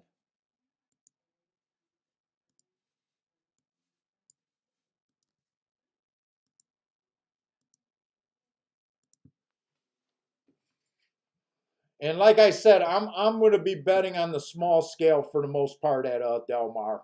Maybe even a little bit less than I usually play for my small bets.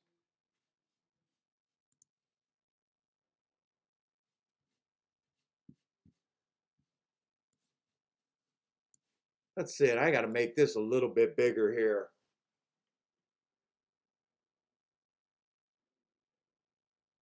Well, everyone's going to get first run over this 8 horse. 5's the only horse that went for the lead, and it looks like a lively pace, even though I don't look at many races over there at Santa Anita.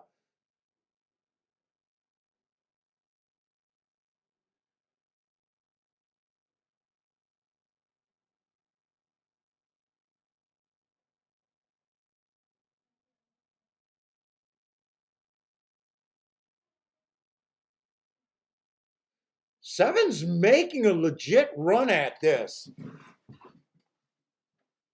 She doesn't have racing on in the other room. My sick wife is getting in the way of me playing. How you doing, babe?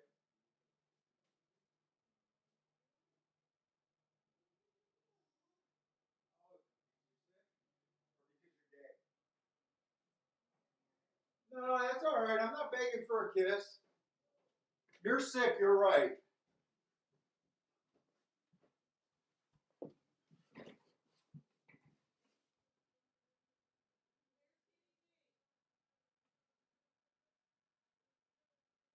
That might have came in 1-3, or maybe 1-4-3.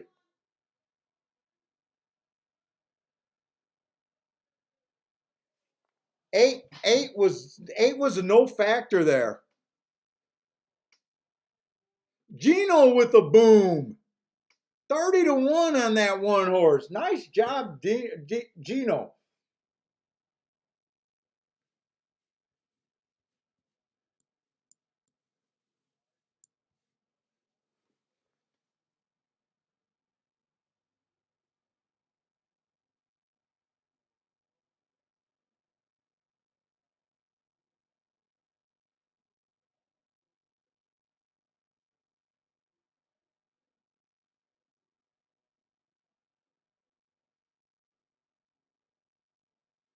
Pam, nice job. Pam had a saver on the one horse.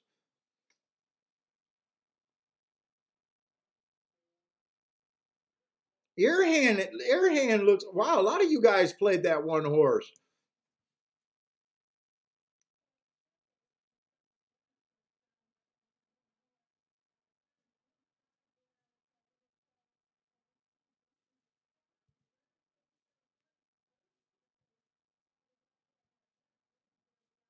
Let's see, the one horse I think stalked. I really didn't see the whole race. I thought when I walked in the other room, my wife had another show on.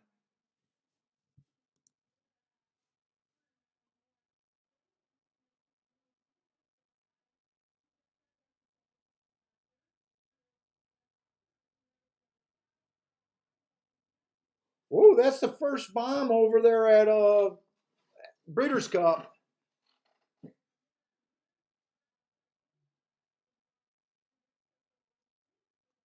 Dude, that's definitely exciting right there.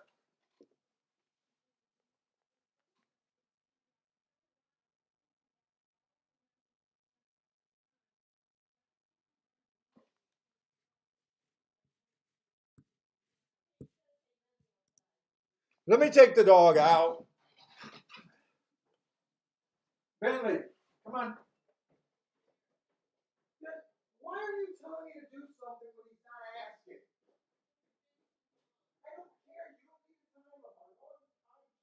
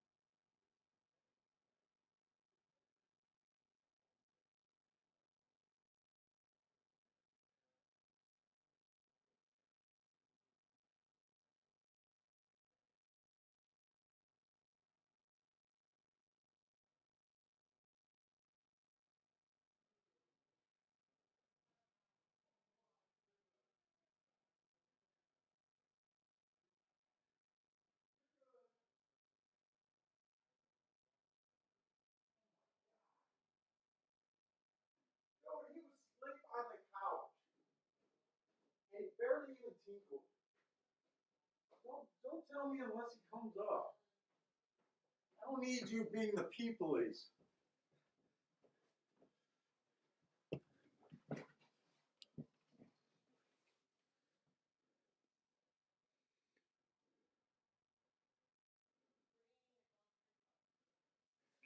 Yeah, it's a swamp there, and I'm worried about the profile right now.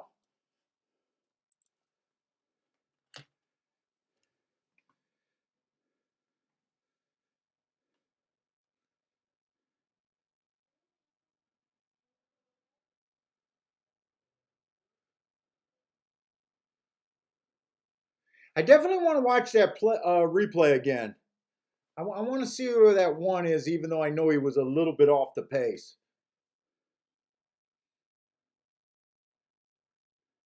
Jabram says Ryan Moore is a top rider over there in Europe.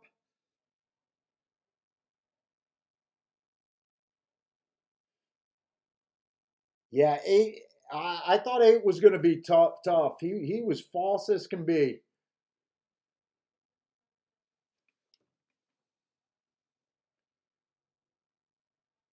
Yeah, Joshua, I was almost wondering because you said it's been inside the last couple days. I was almost wondering if you were going to hit that ticket.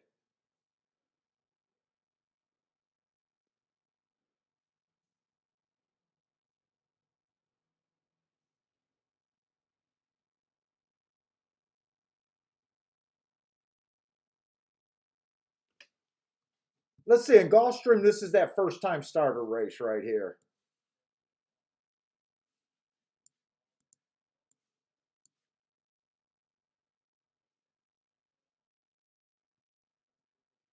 Two horse got the lead, and he's a first time starter here. I don't know. My sixth sense is telling me that this track is starting to back up.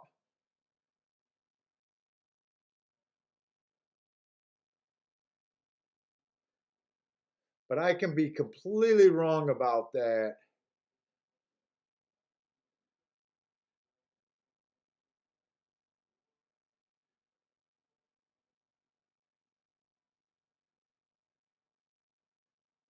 This is definitely the two's horse to race to lose because the six just flatted out. Two's a first time starter, so I'm definitely glad I stayed out of that race. Two did go wire to wire. Gulfstream's giving me fits right now. Gulfstream is going to give me fits today.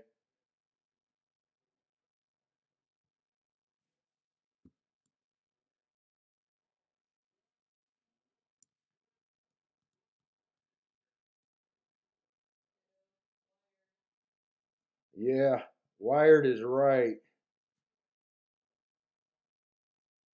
That was on the dirt too. I'm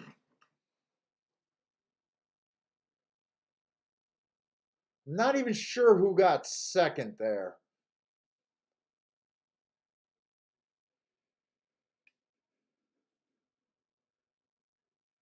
Superman had enough of the sloppy track over there at Gulfstream. I don't blame you right now.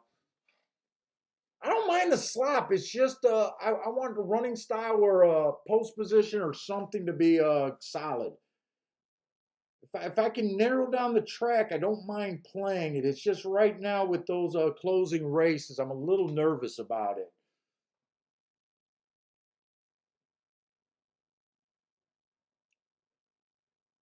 Even though I know that's my best shot for a big ticket today.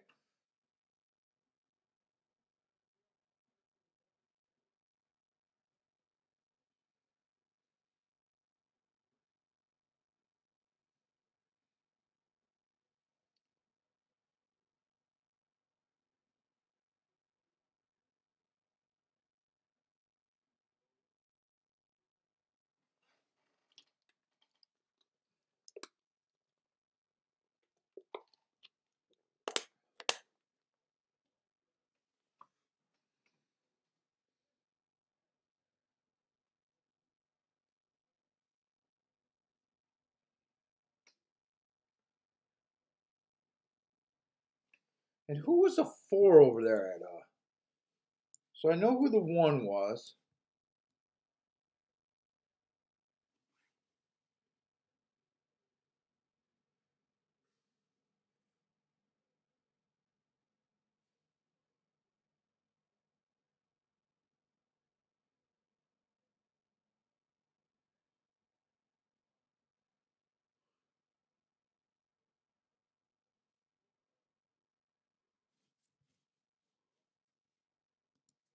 Okay, so it does look like the one was about 3 lengths off the lead there. The one and the four, the four, and the three all made the same move.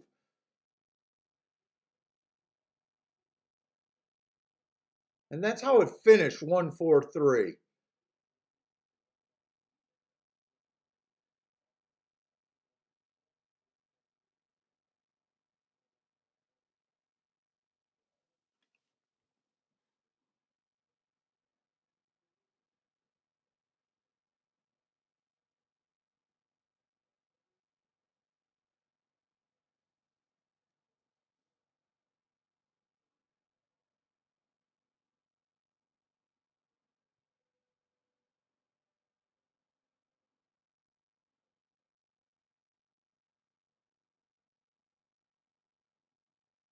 And nine came flying late. Nine finished fourth.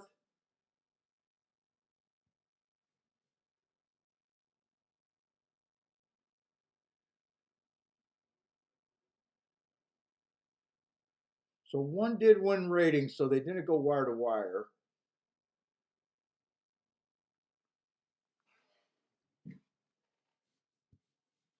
Man, look at that hat Michelle's wearing. Thing's ridiculous.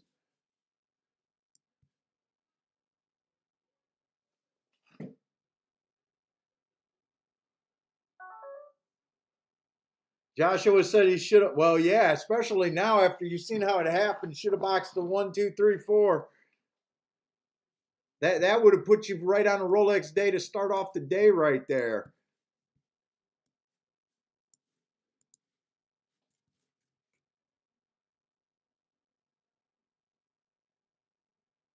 I really have no problem with that race the way it was ran, or the one even being the winner there.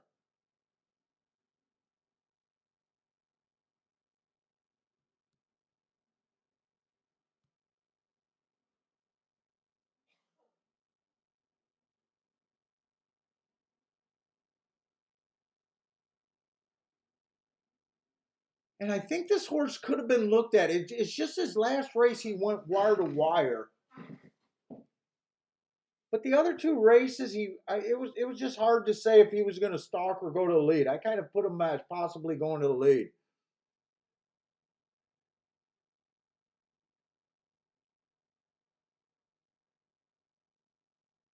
He was an 8-1 morning line too, so he went off quite a bit. I really got no problem with that. I don't feel like that's going to change my mind about anything about the profile or anything.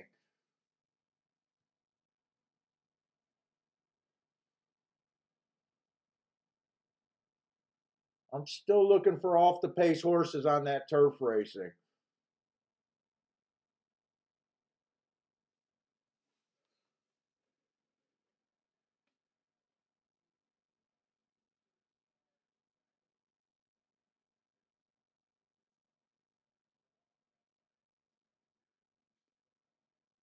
Let's see. Moore has been a champion jockey in Britain multiple times and collected the most of the big races, including a couple of derbies, but has been a success around the world.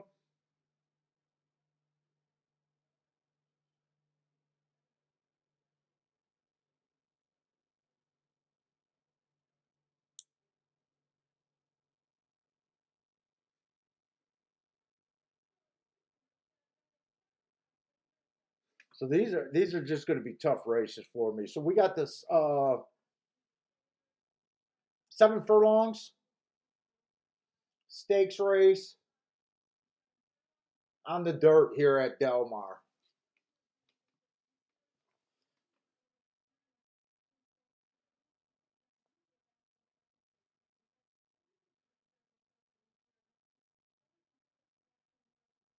And I think I'm just going to have to not worry so much about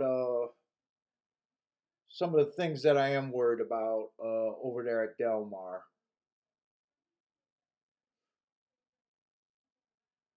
Let's see, this one horse, 3 races ago, 1 race sample, 3 races ago, just ran a nice third, just missed. A lot of this looks like a bunch of big rematch race right here. I see a lot of bold type here. He got a fair track 2 races ago. He was just average, 1 tick slower than the fastest winner, fell apart. And then last race, it was an inside early pressing day. Got an asterisk in that race. Slow, slow, slow. I don't know. That October 2nd race, I already can see everyone's coming out of that race. I love rematch races.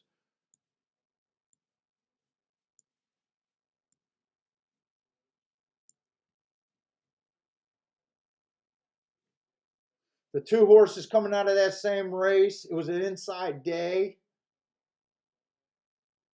He had the inside, ran second. It was an early pressing day, and he was a closer. I would have gave him an asterisk for that race. I don't know. I'm not blown away by neither of those two.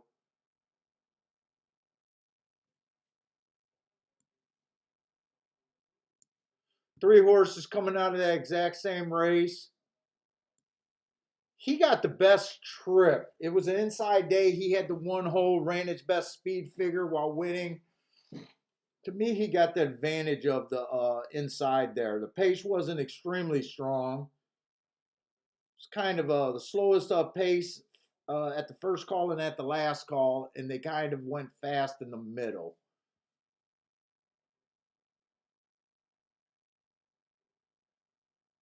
Man, I do not know how people can like like these races.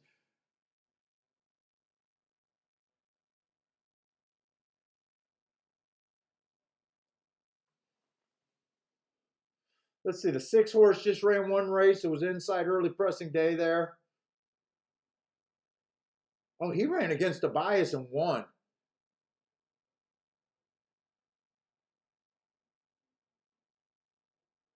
Slowest winner of the day, though.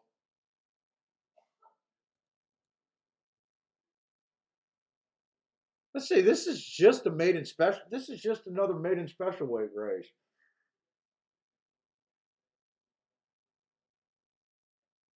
Nine horse, fastest winner of the day last race. While closing. You don't see that very often.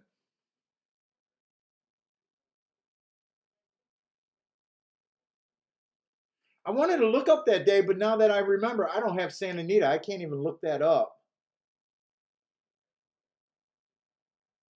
Parsons knew I wasn't going to believe it. That's why he put asterisks, or that's why he put the commas around it. So I do believe it. I was just curious how many races that was that day.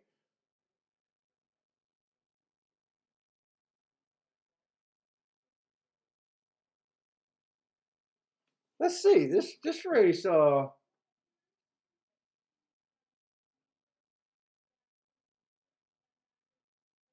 got a few route horses. I hate route to sprint.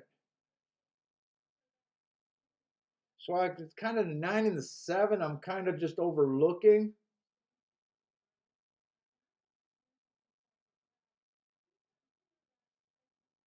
Horse with the best marks on paper by far to me is that full horse. First race out, he won on an inside speed favoring day. So I can see why his speed figure went down the next two races.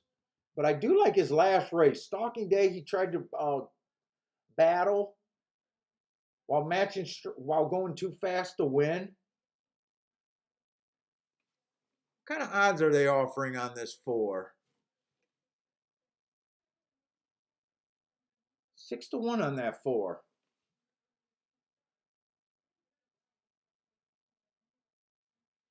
To me, they're overplaying the three horse. I think they're overplaying the three horse.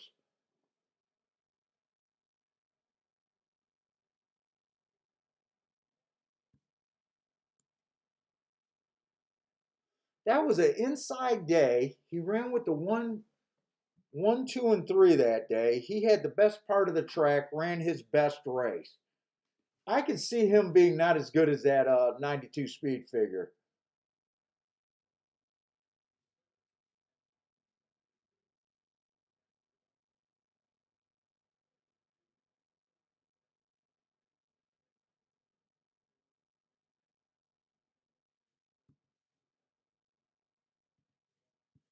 Let's see, these horses also ran on September 3rd. The one and the three ran on September 3rd. Who got the better of it on September 3rd?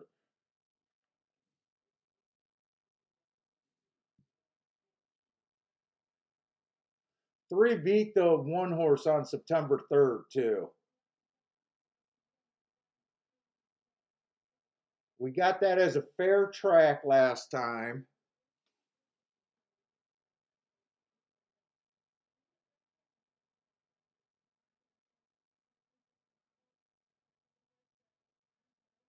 One was a little bit faster early. I might take. I'm trying to talk myself into playing this one horse. And then he ran against someone else on August 5th. Or is that August 6th? August 5th? Who did he lose to August 5th barely? The 4 horse was in that race. It was the 7th race that day. I do like the 4.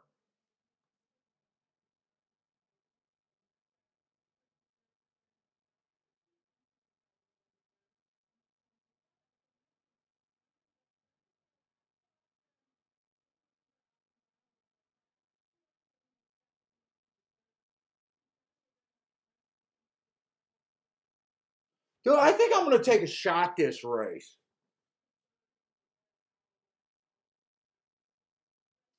I'm going to use all of these horses out of that August 5th race. I'm going to use the 10, the 4, and the 1. I'm going to start that off with just a exacta box.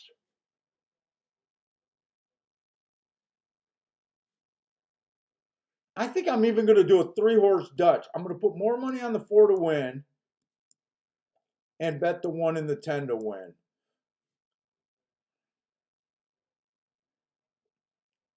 I don't know. I think this 3's beatable here.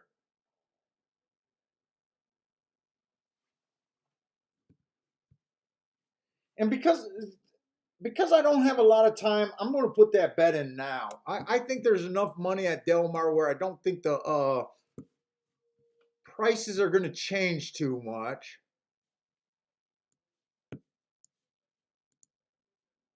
And I need to look at the other tracks more.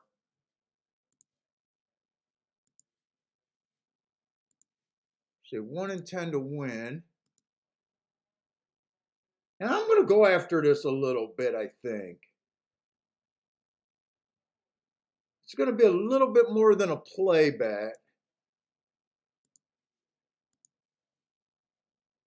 But probably not as much as one of my regular bets.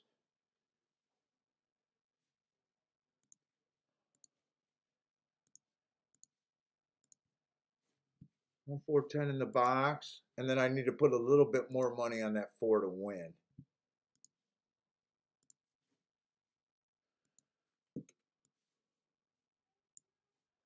And then I definitely want to look at a Gulfstream.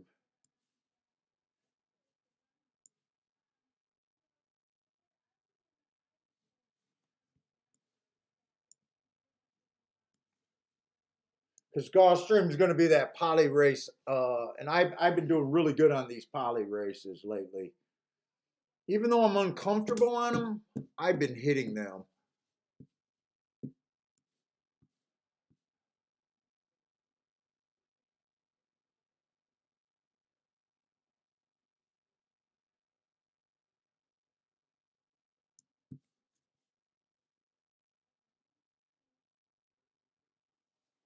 Yeah, well, Ryan, depending on how much I do the play bets for, when I do my, my play bets still, if I do the win bets, the exactas, and especially when I do play bets, even in the smaller amounts, they can still end up to be quite big.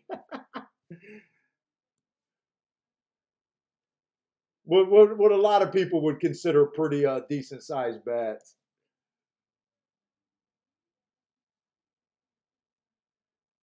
Especially when you're Dutch betting 3 horses to win. You know, if I just started off at a $20 bet base on all 3 of them, that's usually my play bet. You know, right there I'm at $60, and then I put more on the 4, and then I, did the exacta box. Whether I did that for $5 or $10, it adds up quick. I hate when I get hurt on play bets.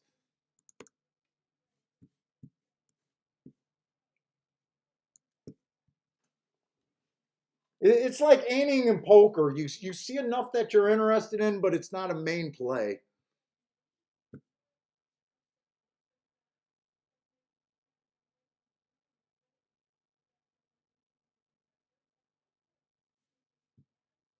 Let's see. I want to look up this Woodbine horse over there. I thought I was going to size that bet down, but when I see the odds of the horses, in my opinion, I had to play it decent. Where if I win this bet, I should have a good day no matter what.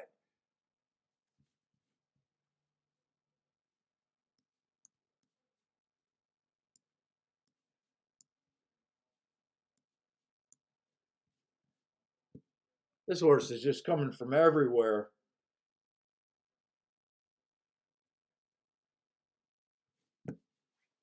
Fuck, that's the only thing about this race. I didn't do the shippers, and I ended up with a lot of shippers in this race. Bad rail.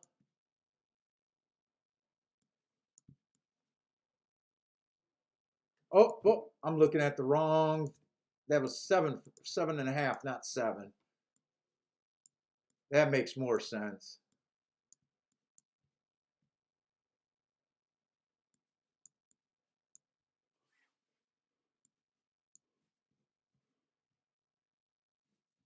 Fuck, I might as well look up that July. I got it out.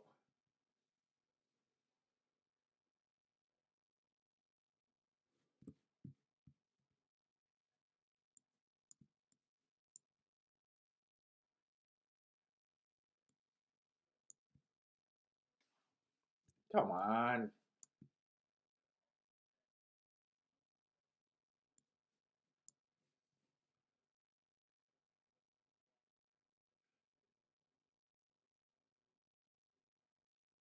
God, this is a stakes race over there at Gulfstream too.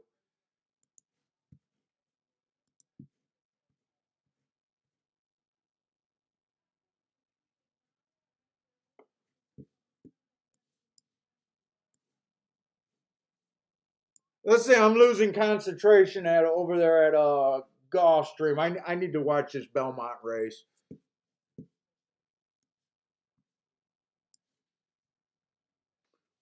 Let's see, Lanier likes the 236. I forgot what I even bet at Del Mar. I think it was the 1, the 4, and the 10, if I remember right.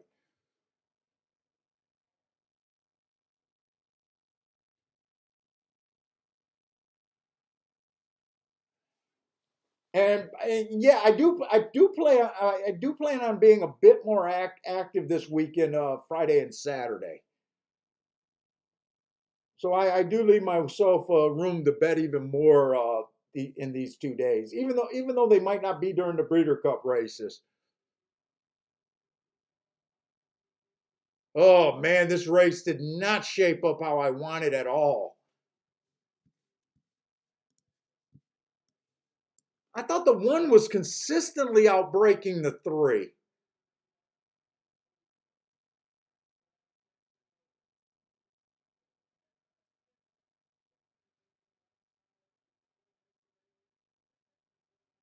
Oh, 1 just got shuffled back again. And 4 already gave up the lead to the 3 horse. I think 10's my best shot.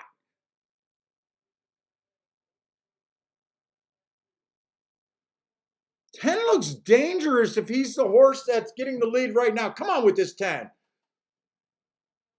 Oh no, that's a 6. I can't stand that. I can't see these saddle claws.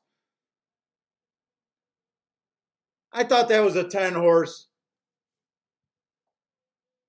6'3", 6'3", something else. 6'3", something 10.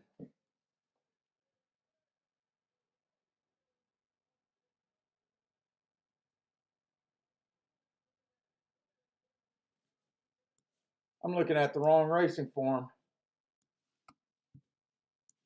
Who was that 6 horse there?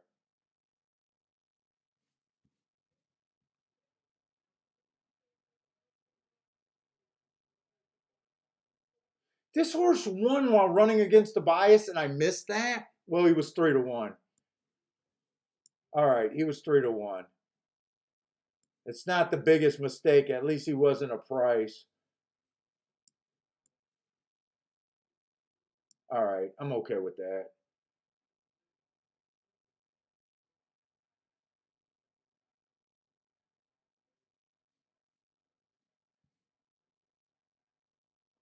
Yeah, I'm supposed to have spotted that. That's doing something special right there.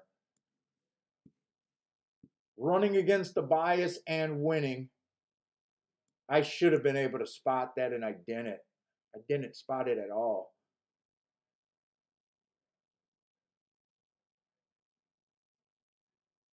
Well, I thought the one was going to be worth the play. I thought if the three was going to run, that the one was going to run. The one didn't run a lick.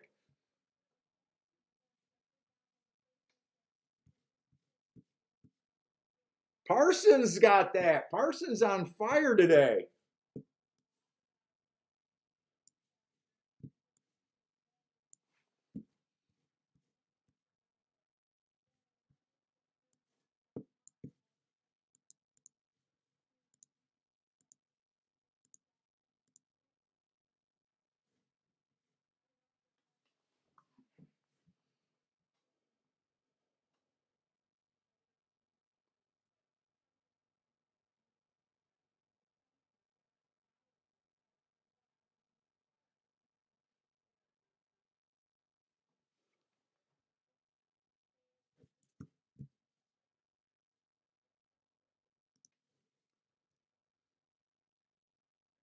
Now, Gulfstream Park on the Tapeta, post 1 through 3, has been dominant, winning 49% of the races. They've been having a real hard time running from 7 on out.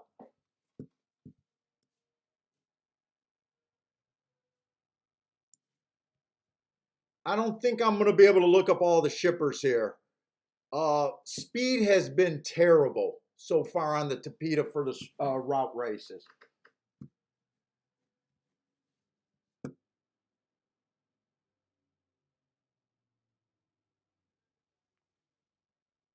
Ah, 3 is at 5-2.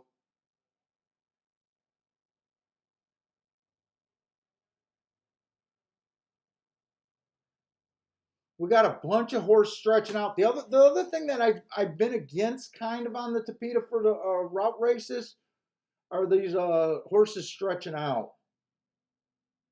That would be the 4. That would be the 5, the 6.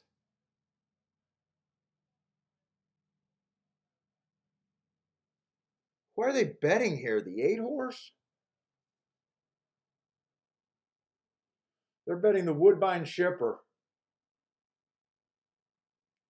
He fits this race perfectly, other than he's going to be in the 7 hole, and that's definitely where it gets a little bit harder to win from. In this race, I kind of like some of the outside horses better. I definitely don't want to play against the profile on this.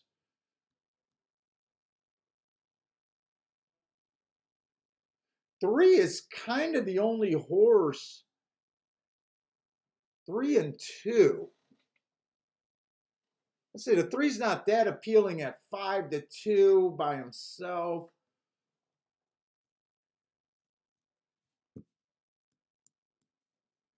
See if I can quickly find a double.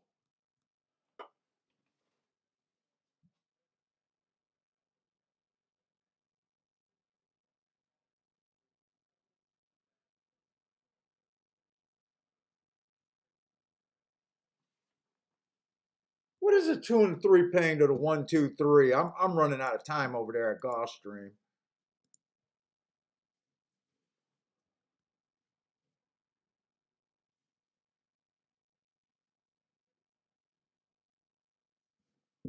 I'm gonna throw that in there.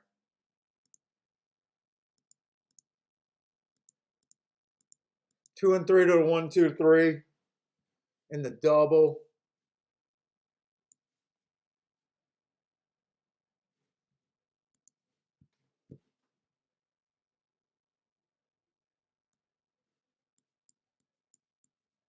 Two and 3 to 1-2-3.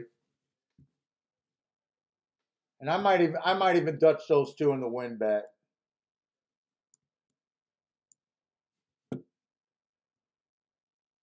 I might do them equally.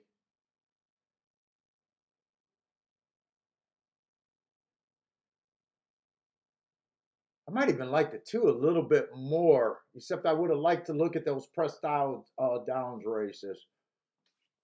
I'm I'm going to do that win bet too.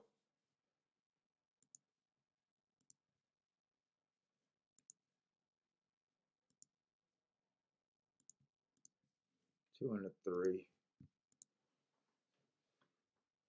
John likes a 5 over there at Gulfstream.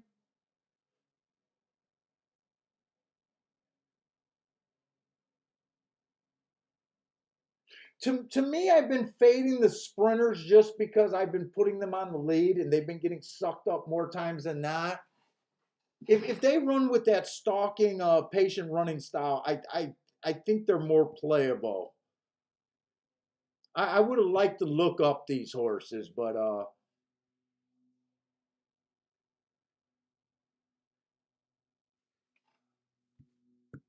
and Woodbine, we're going to the first race. I don't know if I'm going to be looking. I don't know if the Woodbine was the biggest playable race for me here.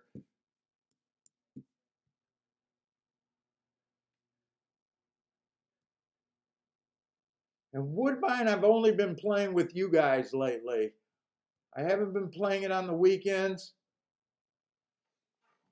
I've been liking off the inside for the most part.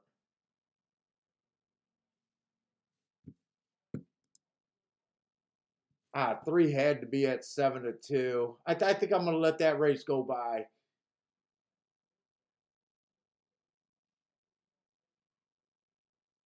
3 and 7 were the 2 horses that kind of jump out at me, but I don't want to just be running and throwing bets up everywhere.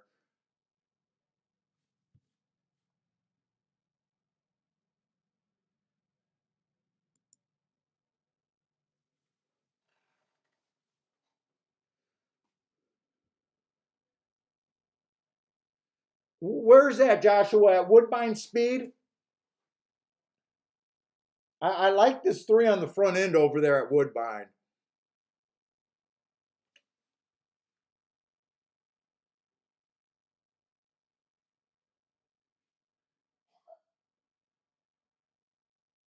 Really, you know what? I might bet that Woodbine race because if you said it was speed yesterday, I'm definitely interested in the 3. I got to ignore the 2 first timers, and I'm a little interested in the 6 horse. He ran on a bad. Yeah, I'm gonna play that race. 3 and a 6 and just in a win Dutch.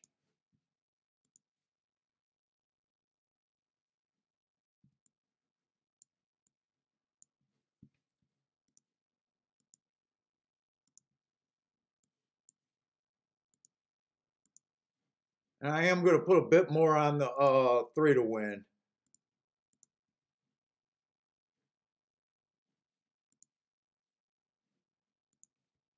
Give me that. All right, Gulfstream is off. And I play the 2 inside horses, and right now it doesn't look good for either of the 2 inside horses. This rain is giving me fits right now. It's giving me absolute fits.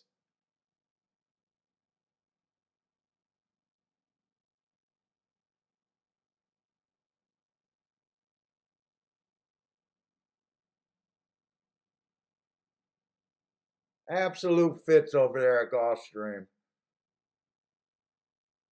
That came all outside. The 10 did close. Wasn't the 10 the Kentucky Down horse, by the way?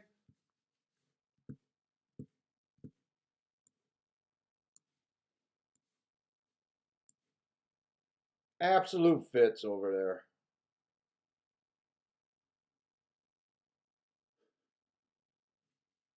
Of course he was. Of course he was. Stephen Marshall hit that. Parsons hit that. I like the running style that he ran. I should have sat out that race or handicapped everyone.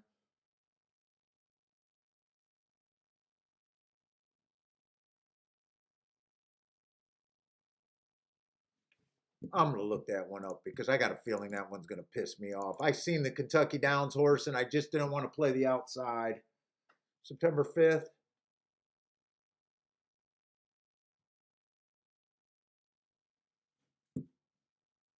How are we missing that day?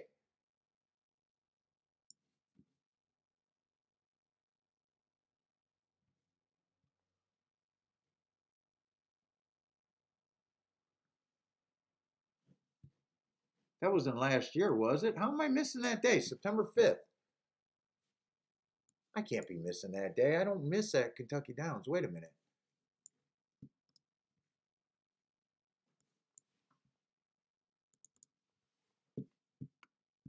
Did I just not put it on the quick sheet?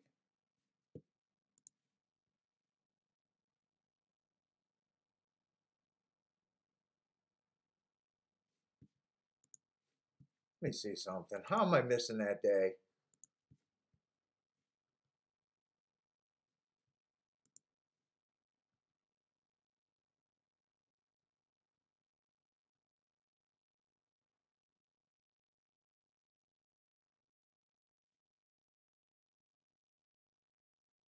I'm not missing that day. I didn't have it in the quick sheet.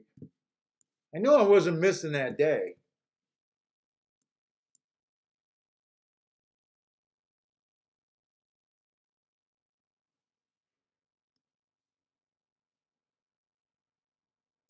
Oh, that was a mile and 5/16 race, though. That was a mile and 5/16 race. That wouldn't have been in my profile.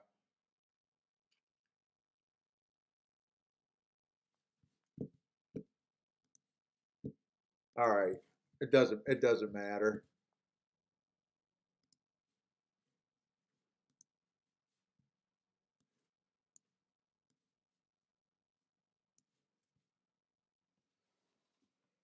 Whew.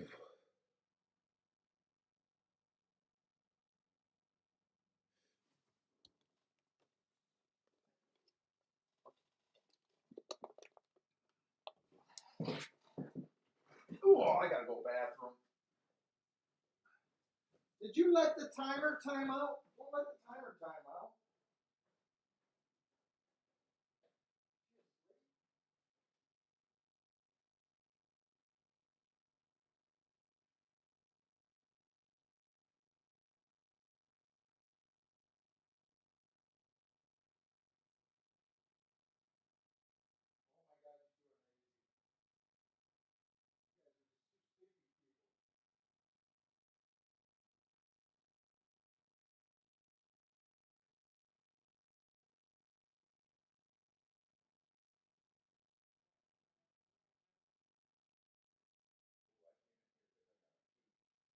Oh, what the hell? What the hell is the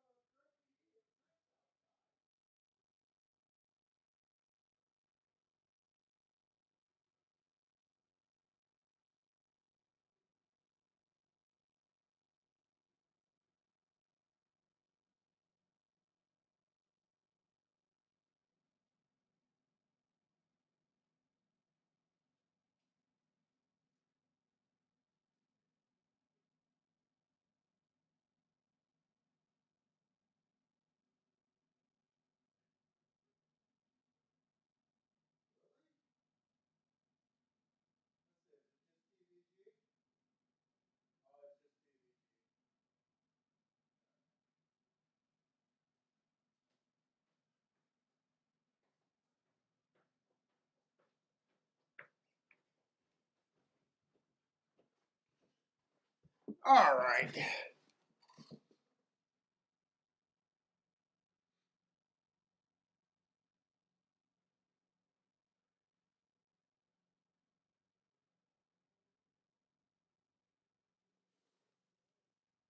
Wow, I wasn't expecting this many horses across the track this easy. I thought that 3 horse would have an advantage here at Woodbine.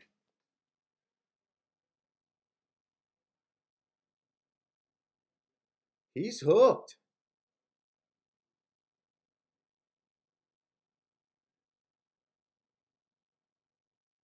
He's done.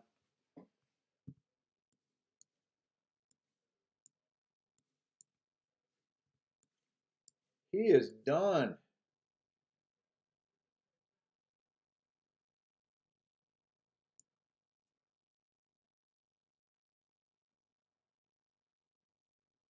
Dude, that was all outside of the track. That's what I have been playing.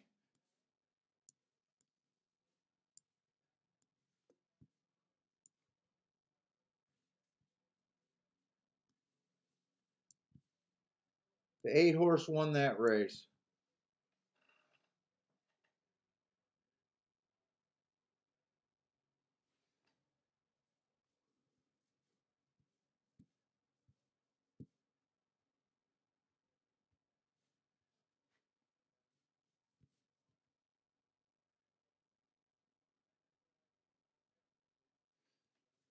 He was 6-1 on that 8 horse there.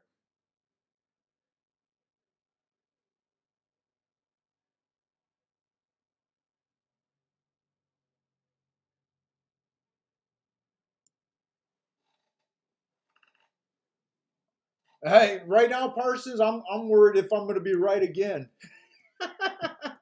other than the first race today and my sit out races, I haven't been right at all today. Other than the first, I hit my first bet and then it went to the shit.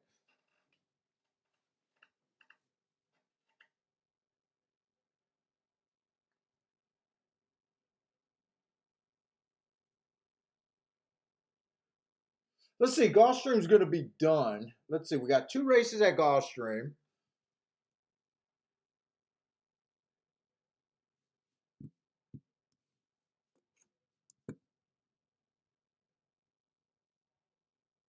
Let's see. I was hoping to build up a big lead today and not really need the Del Mar today. Let me look up this New York horse because I don't want to put myself in another position where I at least don't understand a horse.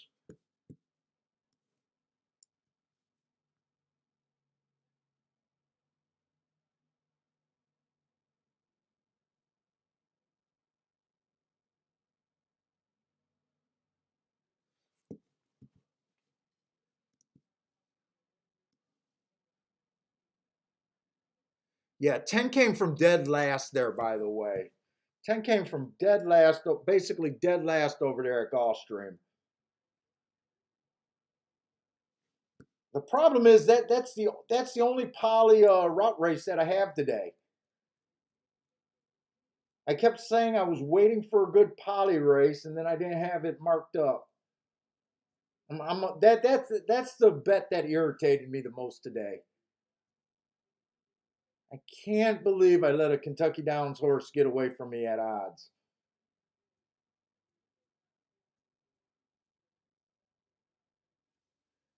But we'll see. That's the only race that really annoyed me today.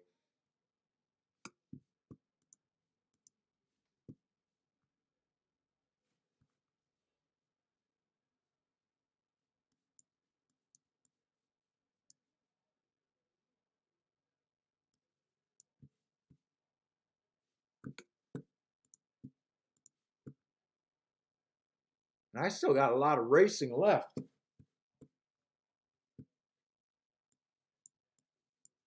2-4-48, 72 and 2, and look up 7-16 here.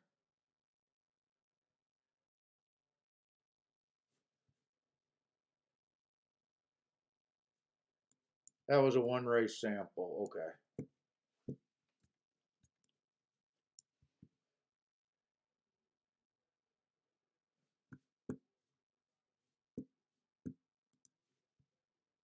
And I'm going to get these races that I don't have out of the way.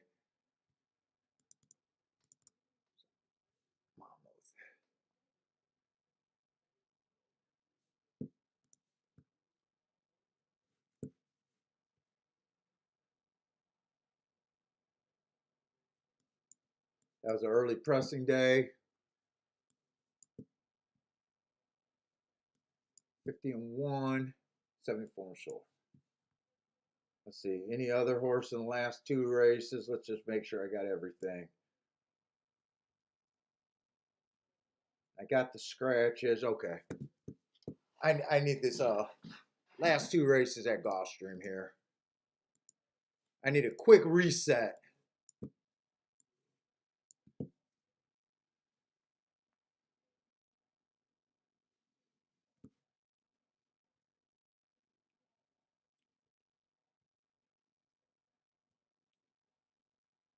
And have we seen a dirt route race today? I don't think we've seen a dirt route race today.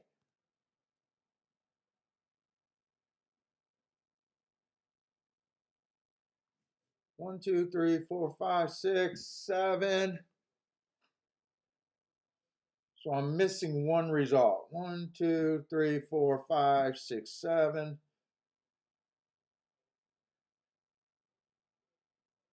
I'm missing one result.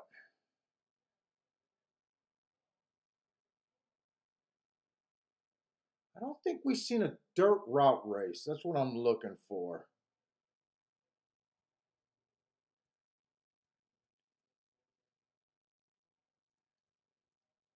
I don't think we've seen one.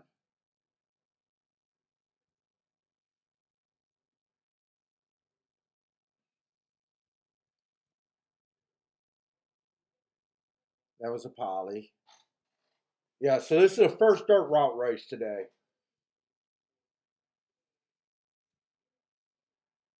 I've made it claiming 35,000. Mile on the dirt.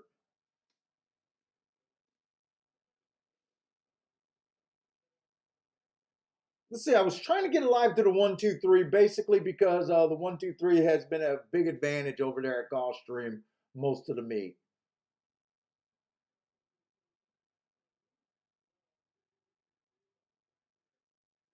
I honestly don't have a real opinion on the one other than I used them.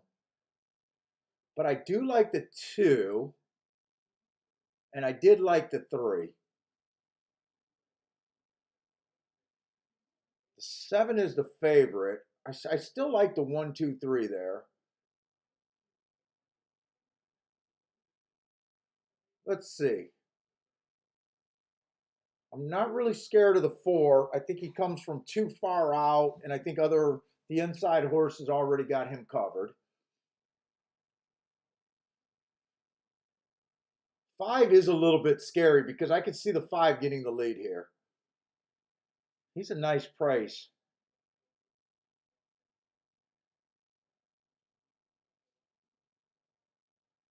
And the 7, I'm definitely just going to fade the 7 at a short price from the inside.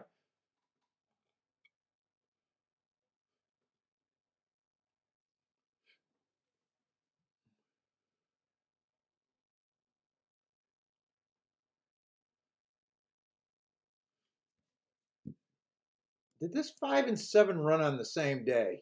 They ran on the same day. Was that the same race? No, it wasn't the same race. 3 and 4, 46 and 4. But I definitely think the 5 ran the better race that day. I like the 5 better than the 7.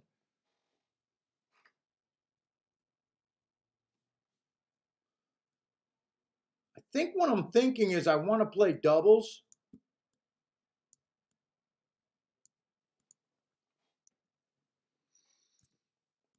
I got to make sure everything paying, but I got to see if I really like that last race. But right now I'm thinking doubles if I do anything here. And the last race is going to be on a poly. It's nice, cheap horses that I want to play. Let me just make sure I got all the poly sprint races today. I was thinking that the inside looked pretty good up until that 7 horse won.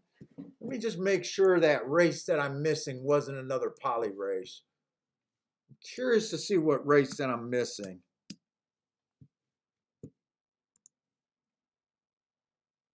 Let's see, results, Gulfstream.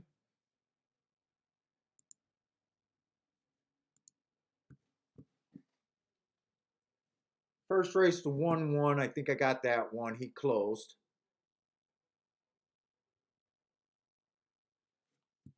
Actually, he stalked. He came from 3 lengths out. He didn't close.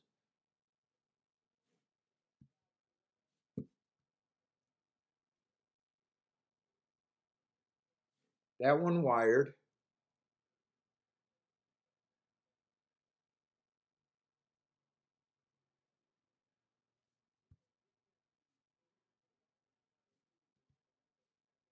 That's 7-1 from the 6 hole.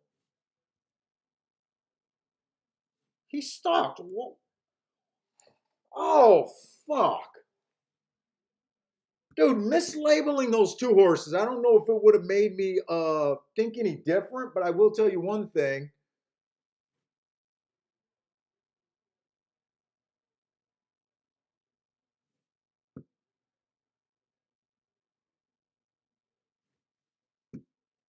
That's the horse that I'm missing. That's the horse that I'm missing on the dirt. The 2 wired. Dude, I kept looking at this track like 3 horses closed today. And that was really throwing me off. Mislabeling 2 stalkers and thinking they came from farther back. So the only horse that closed was that 7 horse that I said it could be the best, and I wouldn't be surprised. But that 1 horse stalked in the first race, and that 7 horse stalked. So I started out the day saying on the poly, I think the sprint races are favoring speed and stalkers. Me labeling them as closers for the first 2 races threw me off. It shouldn't have threw me off because there was no more poly races after that. So it didn't cost me anything. But when I seen 3 closers and I kept saying 3 horses closed today, it was really playing with my head over there at Gulfstream. Because I usually don't see 3 horses closing in the sprints over there. Oh, it didn't cost me anything, but I'm glad I looked that up because right now I would have been thinking that 2 horses closed. Joshua hit a boom. Nice job, Joshua. I'm sorry, I'm caught up in my own head right now trying to figure this play out right now. And I haven't been able to keep up with the chat. Dude, that makes more sense. That makes me feel a bit better. Now let's see if I can come back and hit this last double.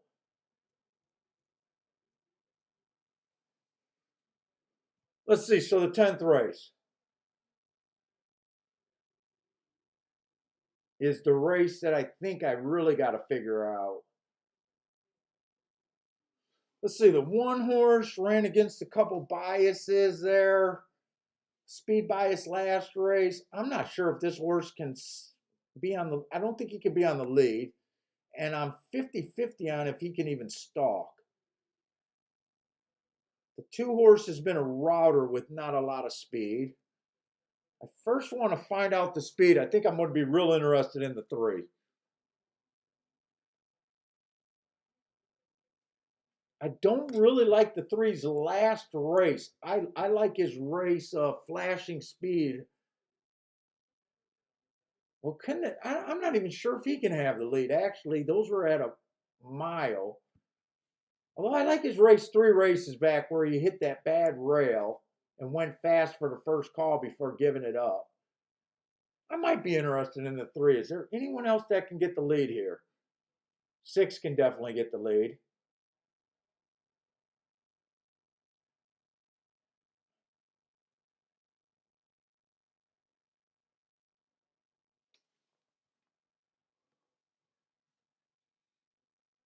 Let's see, the 3rd race is going to be another.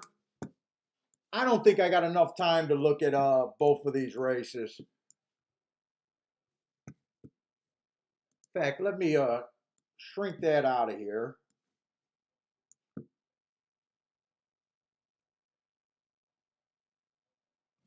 Are they going in the 3rd race or the 4th race? That's going to be a sprint. I'm interested to see if the rail is performing super good, the inside. But I'm not going to look at that race to play. Let's see, Steve Marshall's thinking the same thing. A 1, 2, 3 exacta box over there at Del Mar.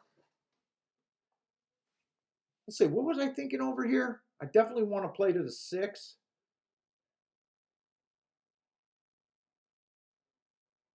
6 looks the most likely in the last to get the. Let me see what the morning line has these horses our next race. Ooh, 6 is 11-1. No. That'd be 10th race. 6 is 5-1. Still nice. Let's see. They got the 7 as a favorite, and possibly the 8 is the second choice.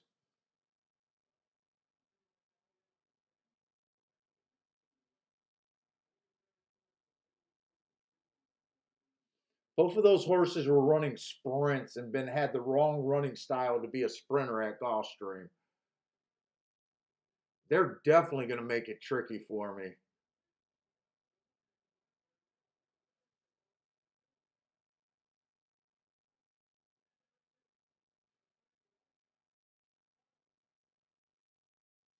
Six ran against the. I think I would definitely want to play to the 6 and the 3.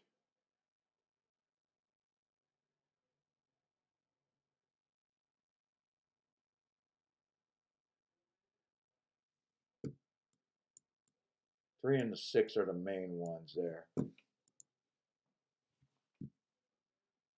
Let's say Parsons got to exact the key box 4 and 8, so he's keying off of the 4 and 8 to the 1, 2, 3 over there at Del Mar.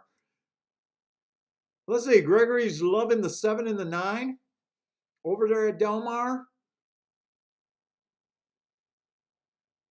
Howard likes the 10 over there at Del Mar. And Lanier has the 8-3-1-2 over there at Del Mar.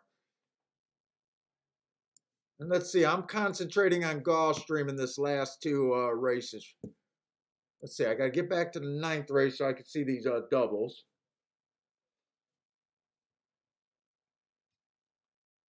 One to the 3-6, I like those doubles. 2 to the 3-6, I like those doubles.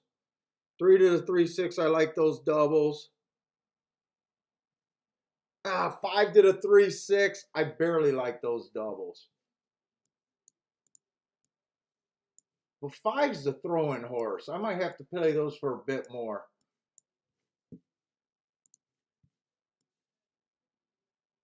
Let's say Del Mar's off. Good luck if you guys play Del Mar here. I would love to see the inside of the track win. Post 1 through 3.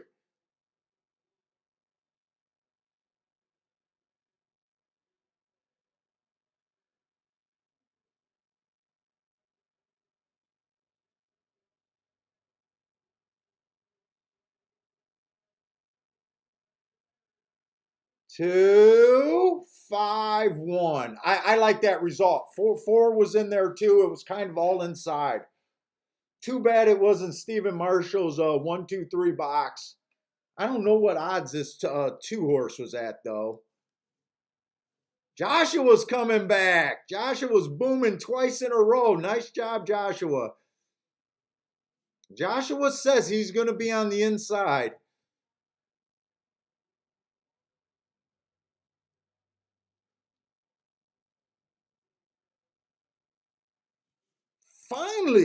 Finally something where I think I could see a bias play.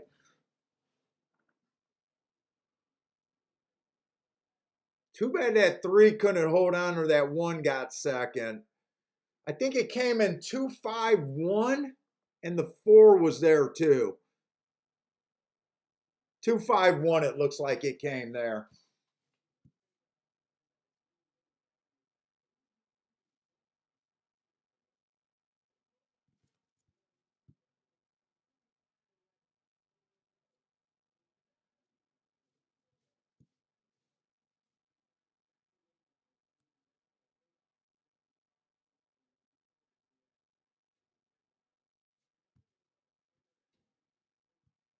Did anyone else hit that?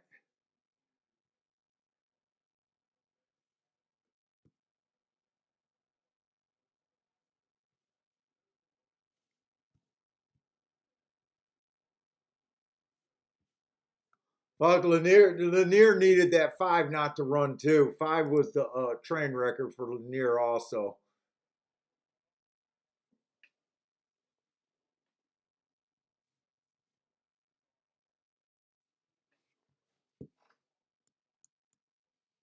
Let's see. I'm going to have to go for these doubles here.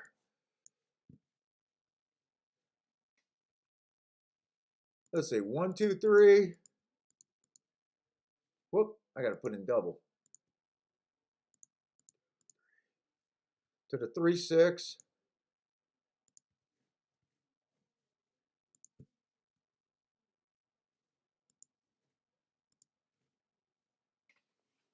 And do I want to do that 5 to the 3, 6? Let me check that one again.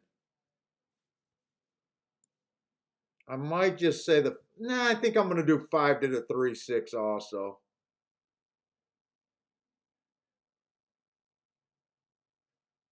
Do I want to bet that more or just use that as a pure saver?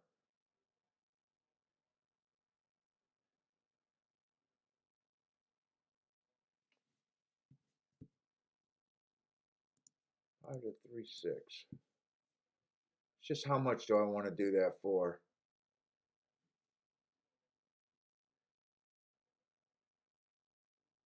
I think I got to do it where I can make money. I think I got to do it where I can make money. I don't think I want to do it as a pure saver. Hopefully those doubles don't go down too much, if at all. Hopefully they float up.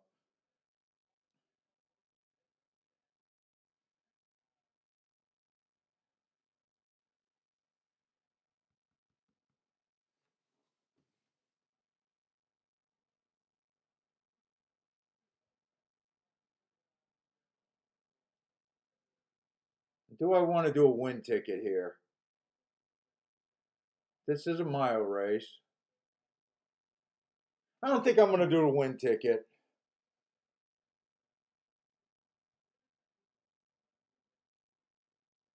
No, I don't think I'm going to do a win ticket. I got to respect this 5.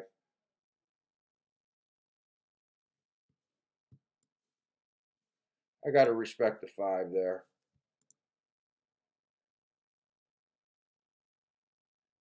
Gregory, I hope you're right about the 3 horse. I'd rather this come in 1, 2, 3 than the 5 horse.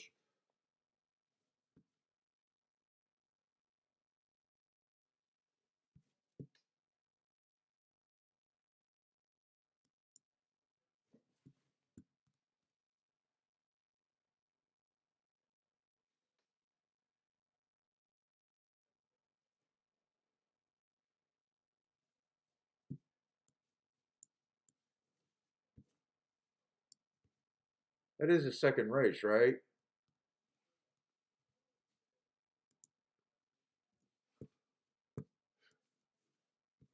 4, 5, 6 are all out.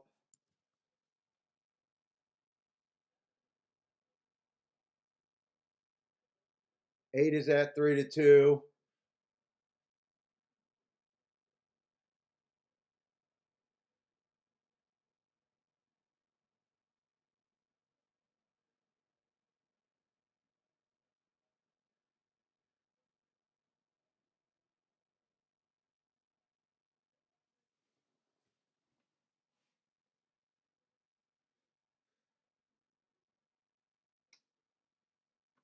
Oh, my dead finger is hurting. It's hurting because it's so cold out.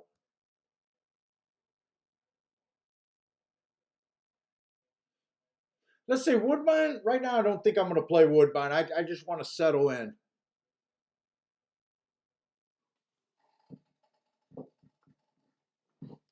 And let me just grab my data for Woodbine. I want to see what it's been doing the last week or so.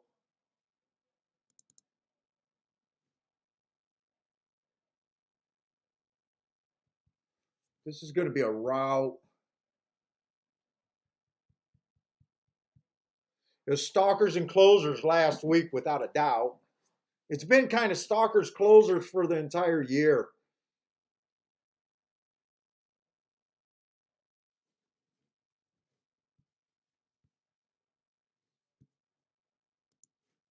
Keep that handy.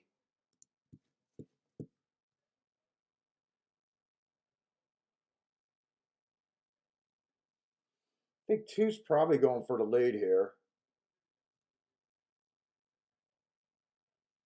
7, there's a good chance the 7 being a sprinter can go for the lead here.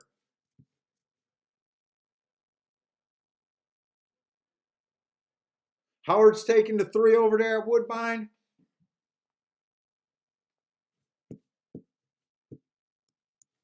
Who was the 3 there?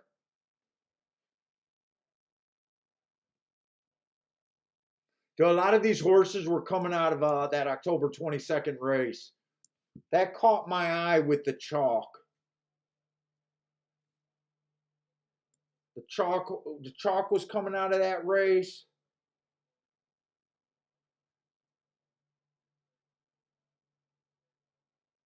And the 9 horse.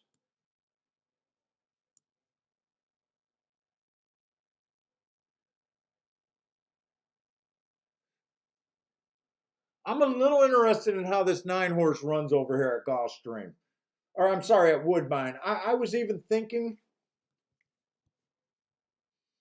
about boxing the 8, 9, 10 and the 8, 9, 3. But I'm not going to do anything here.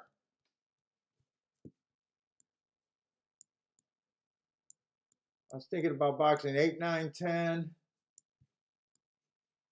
8, 9, 3. So I would have 8, 9 on both tickets, and I'd have that for twice as much.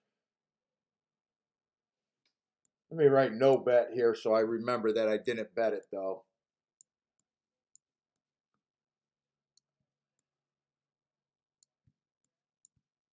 I think the rest of the races there are going to be sprint races for most of the day.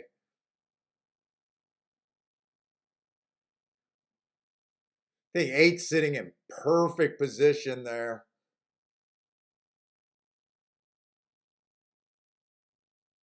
24 and 4. I'm a little worried about the front pace. Well, I should have got 2 cigars today. And Gulfstream's running right now.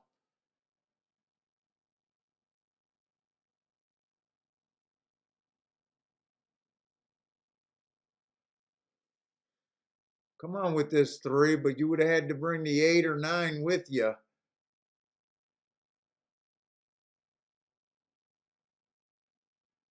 Who's that? Did a jockey fall off? Looks like a jockey fell off.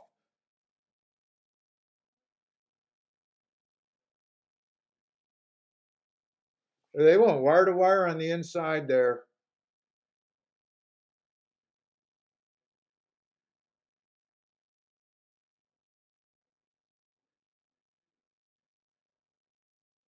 Come on with this 3 at Gulfstream for me.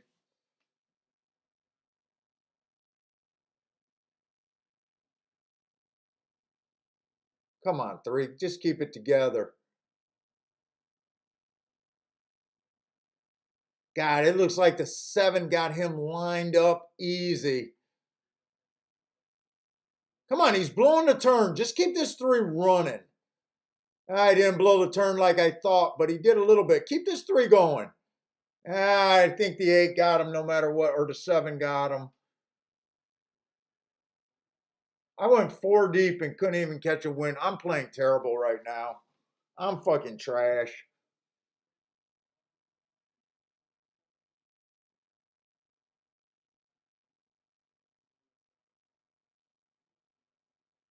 The 3 didn't even have the 5 horse to deal with, and he still got beat.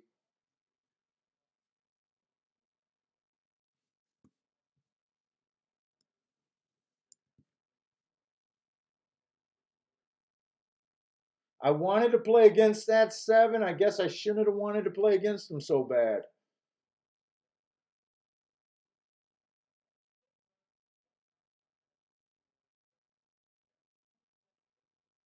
And 2 did not run a lick.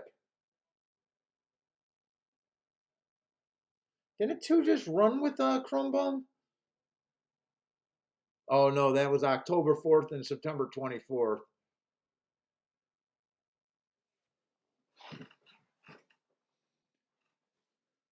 Chantel is on fire. She's just beating the hell out of these jockeys. Why am I even handicapping at Gulfstream? It's just Chantel.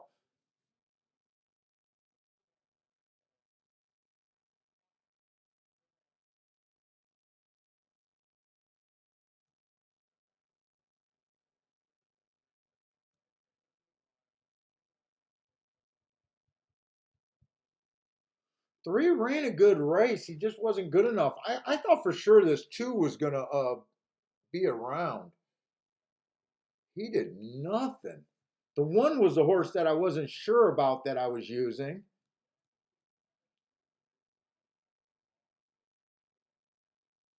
And I even thought the five would well, the seven didn't have to go to a rail there, to be honest. Seven was on the outside the entire race.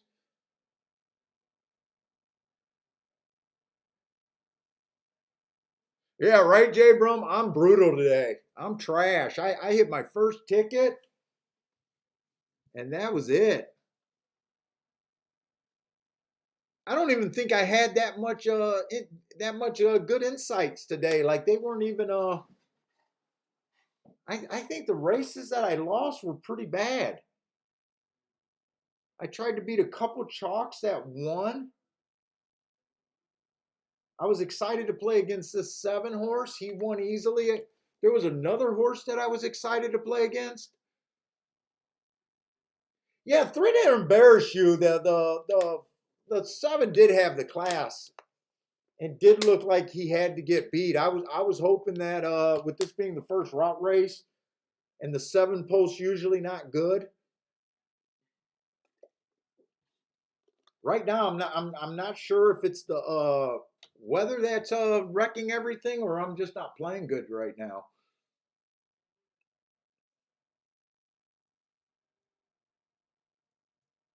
I definitely don't like that I had to go four deep and I still was a loser. That's bad. That's bad. If you go four deep, you're not supposed to be a loser.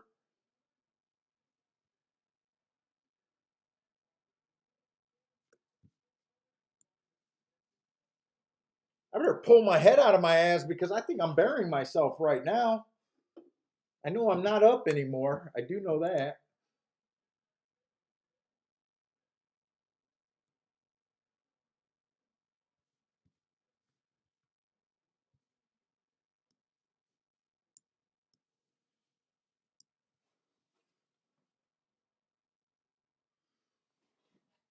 Let me look at this. Let me look at this Woodbine race. I got to find myself a little confident booster.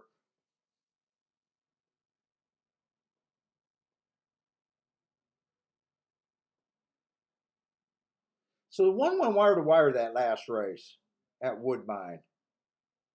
He was a he ran two sprint races stretching out,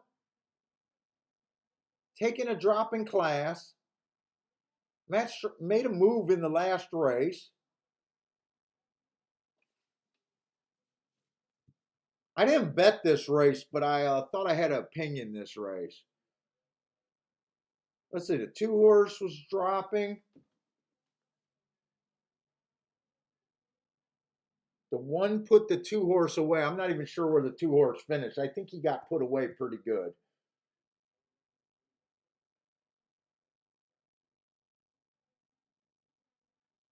I know I was thinking about using that three in that exacta box.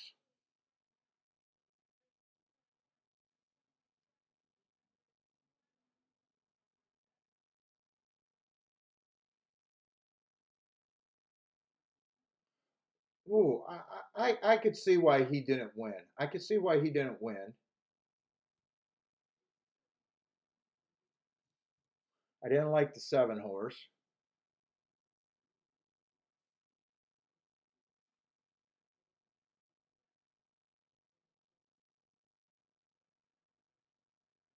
The eight horse, I should have still thought he was a contender. The nine horse was definitely a stretch. The nine horse was.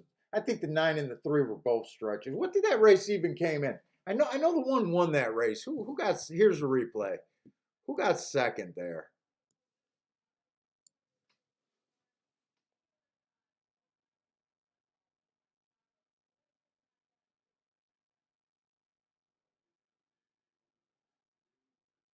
They went 24-4 at the first call, 49-3 at the second call. So not the fastest pace. Pressured pace, but not the fastest pace.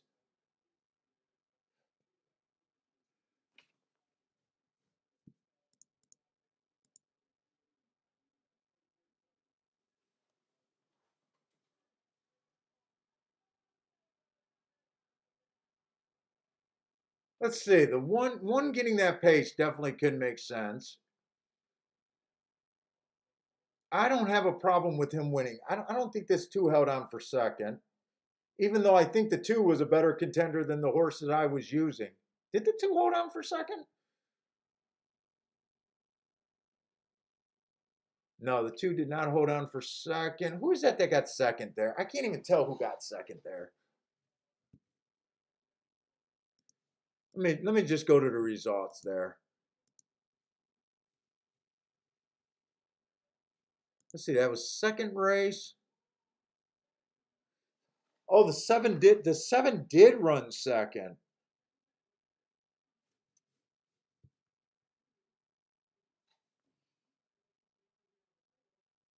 That was a Fort Erie horse. Wow, he did pretty good.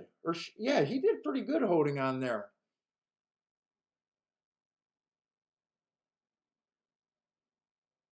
I would have still ignored him if I played that race.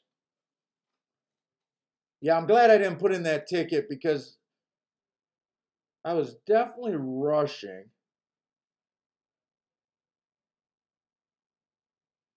And I definitely wanted to hit that exacta. Even if I took my time, I wanted to hit that exacta. Although the 1 does make sense that he could go wire to wire with that pace. I need to definitely slow down right now.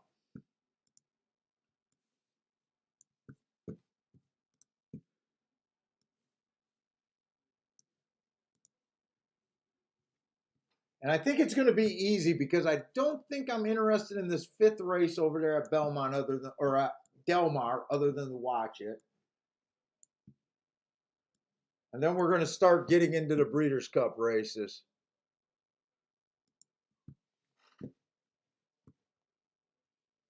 Let's see, the 2 horse won that race. I do like seeing that the inside of the track won that race. Oh shit, 5 had great marks.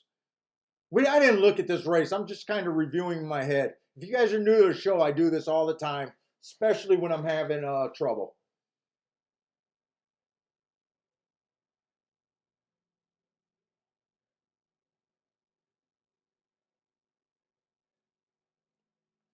Parsons fell asleep on me, so he was supposed to. He volunteered to mark up the races that I didn't mark up for the Breeders' Cup, but he got tired out, and I knew he ended with the 3rd race.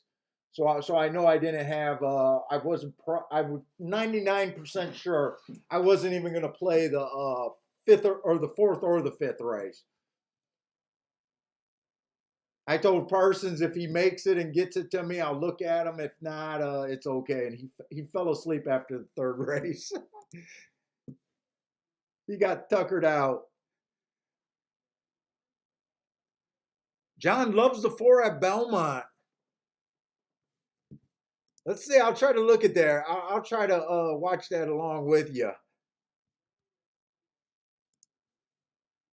I just don't know if I could support this many video players. Parsons got sleepy. That's all right. I wasn't counting on him. I said if you want to do it, go ahead. I knew I wasn't that worried about the early races. And tomorrow, I don't think I'm going to do any extra work tonight. So tomorrow, all I got is Gulfstream and the Breeders' Cup races. That's it. I'm not going to scramble and try to do another race, especially if I'm miserable because I had a shitty handicapping day today. I don't think I'm going to have the energy to do anything else. Let's see, Parsons playing everywhere. Parsons playing the 834 there at Belmont also. Jared's at work checking in.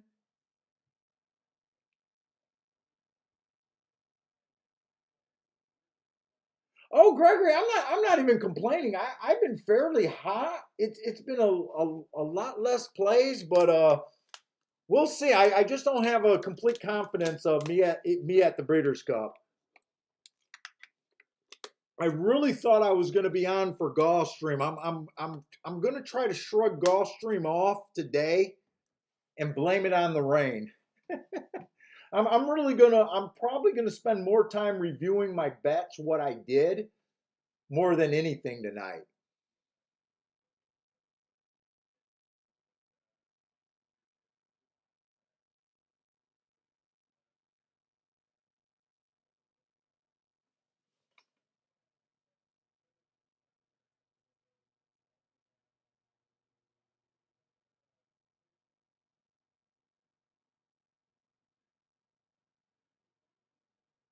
Jared is crushing it.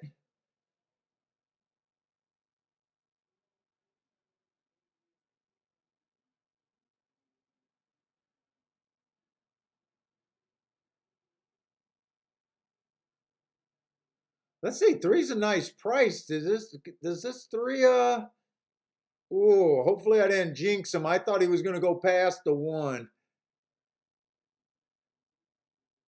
Or no, is that I can't even make out these saddle cloths. Brutal. 137.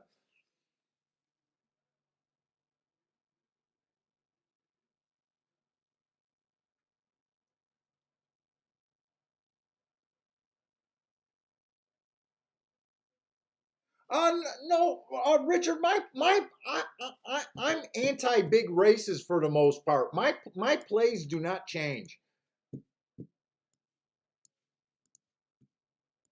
I don't go chasing things. In fact, if it wasn't for the stream, I'd be 100% just concentrating on Gulfstream today, and maybe Woodbine or another track if I wanted to play later. But I'm 90% sure. I only picked up Woodbine because Woodbine's going to be running late with Gulfstream's going to be done, and it's just going to be Delmar and Woodbine. So I would have, if I was playing alone today, I would have played the exact same way you see me play all the time, maybe a little bit more money, because I do believe that even Gulfstream's going to get a bump with handle today. But I don't dive into extra bets that I normally don't do. I don't see why be an expert at, why try to be something that you're not. It's part of the thing that I'm willing to say that I'm not super confident at Delmar. I don't play Delmar. I don't play stakes races. I'm okay with saying that. Uh, you know. Now Gulfstream bothers me that I didn't feel like I performed adequately so far today, other than that one ticket. So my pride and everything is more sunk on Gulfstream than anything, any other opinion today.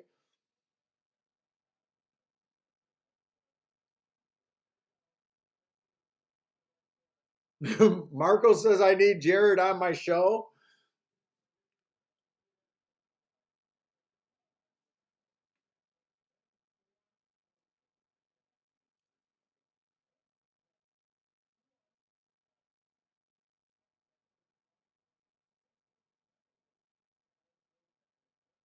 So of the remaining tracks, if I'm going to hit something big, it's going to be either this last race at Gulfstream. I don't know if we're going to have the opinion and the odds to justify it because I was mostly involved in the 6 and the 3 there. So I really don't know what I would do at Gulfstream too much right now. I think my second best shot for a nice hit would be at Woodbine. And maybe if I find one of these Breeders' Cup races that I can narrow down to a real opinion. But that's the longer shot for me right now.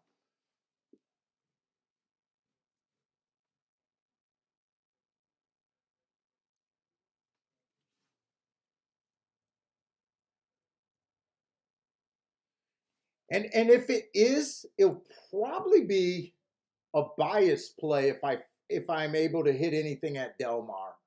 It'll probably be because I see something on the track and I'm willing to make an adjustment there. It'll probably have to be something like that. Because when you're just handicapping the horses, I mean, these are really top of the line horses from coming from the sixth race on out. It's really hard to separate them.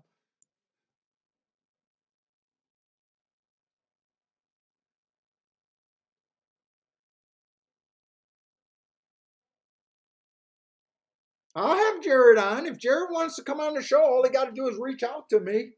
He already emails me, so he sends me pics all the time.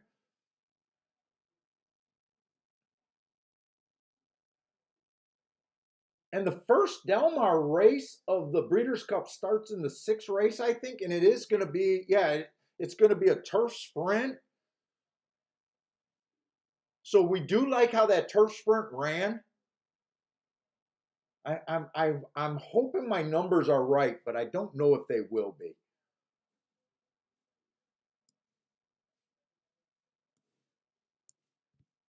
And I got an early form. That's why I got an early form, and I think my numbers are going to be all fudged up.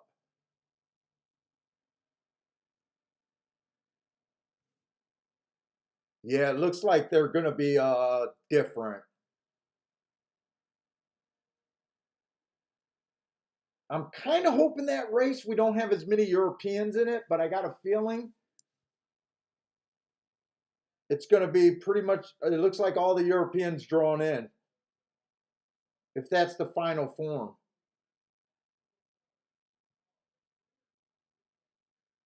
Yeah, it looks like all the Europeans drawn in. I was hoping some of them would get eliminated. So if I play that, it's probably going to be basically an inside bias play, hoping that I'm right about the inside.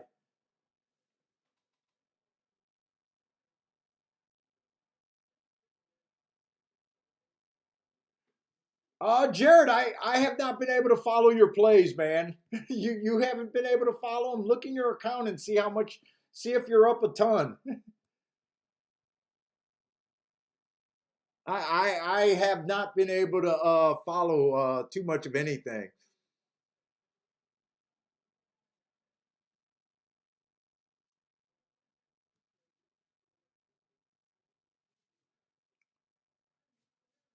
Let's see. So, Gulfstream or Woodbine is definitely going to be.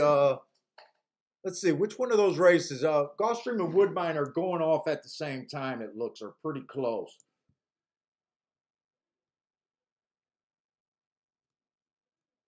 I pretty much know what I'm interested in Gulfstream. It was the 3 and the 5. I'm not crazy about the prices that I'm getting there. No, I think it was the 3 and the 6. 3 and the 6. I should make sure on that. Let me get rid of these Saratoga because I know I'm not interested in the next two races at Saratoga. So let me just move them off to the side.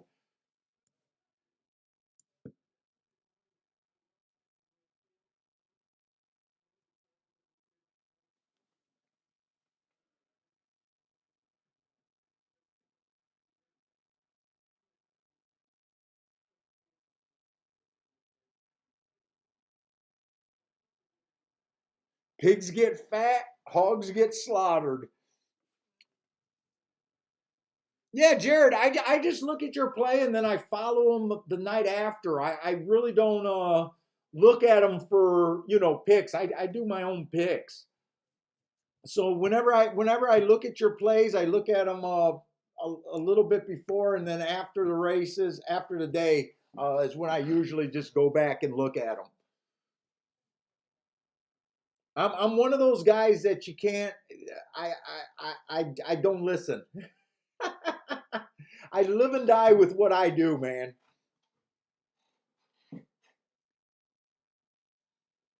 I live and die with what I do, so I can't really be touted really.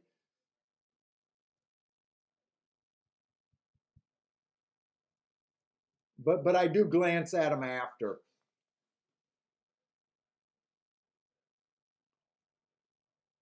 Let's see. I keep trying to find out. So we're in the 10th race. I got a feeling if I play this race, I'm going to have to do exactas though. So I know I like the 3 and the 6.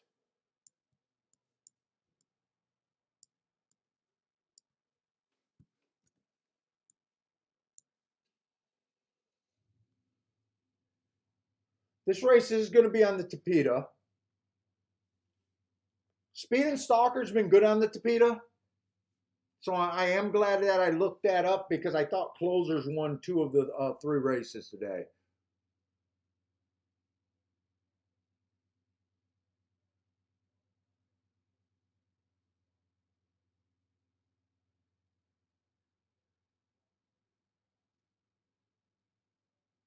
And I probably like the 6 quite a bit more than the 3 horse, by the way, which really is going to make this hard.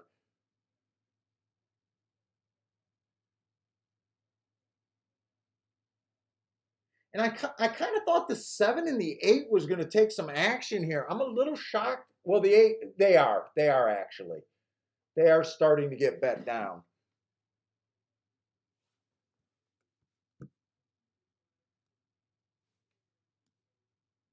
I don't know if I want to go this many horses. 3 and 6 over to 3, 6, 7, 8, 1.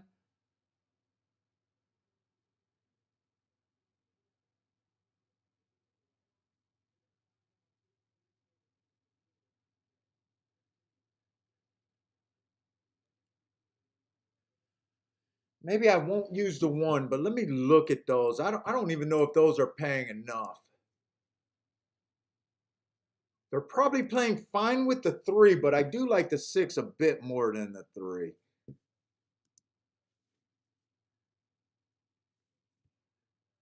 Let me see. 3 to the 1 and 2 are in the 20s. 3 to the 6 is $23. 3 to the 7 is 17. 3 to the 8, it's 33. If I play them with the, wait, that's 3 on top. 3's the longer choice. What are they paying with the 6? Wow, actually, I didn't realize this. The 3 is taking a lot more money than the 6 in the doubles. They're actually closer to even. Fuck, I gotta go pee real quick. That water's going through me now.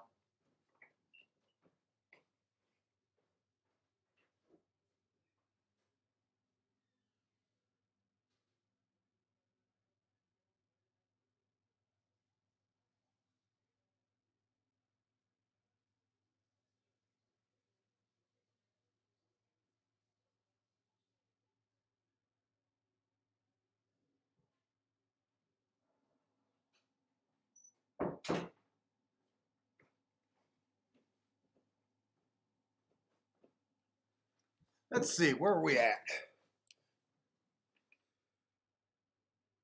Let's see, Delmar is off. And it looks like the 11 just got the lead. Let me look at the 3rd race.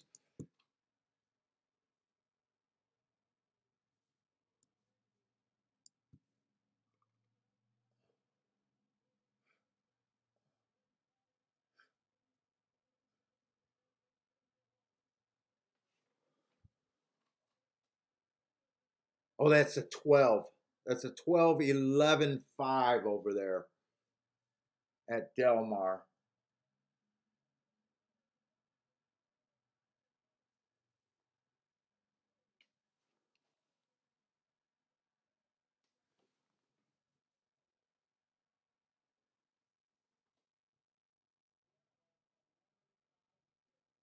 Wait a minute. Woodbine? Oh, I was looking at something wrong. What am I looking at Woodbine over here? Hold up. I got to close out Belmont. I got too much shit going on. Oh, Belmont the 7 is I don't know what I was just seeing him at 50 to 1. I don't know what the hell I was just looking at.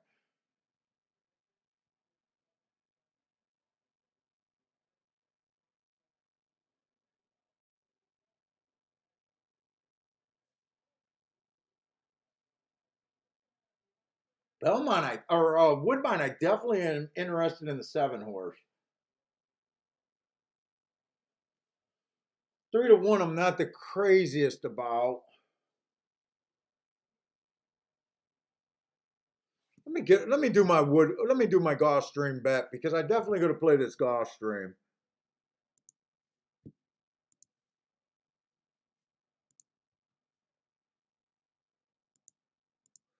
What was it? 3-6 over to 3-6. 178.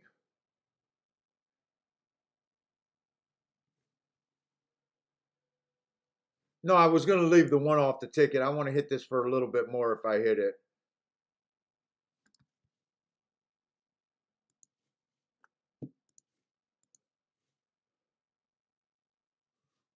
Then at 7 to 1, 6 to 1. I'll bet the wait a minute.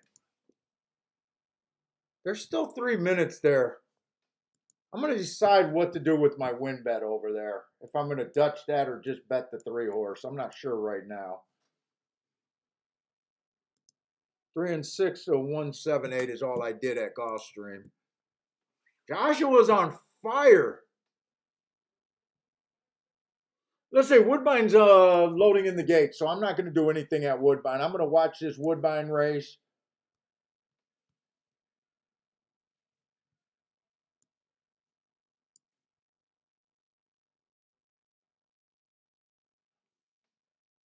I thought the 2 looked interesting there.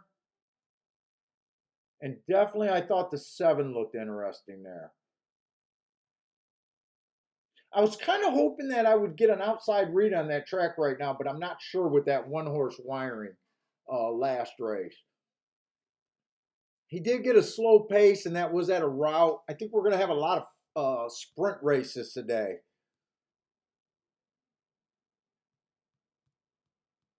So I'm hoping to get a good read on the sprint for the sprints today at Woodbine.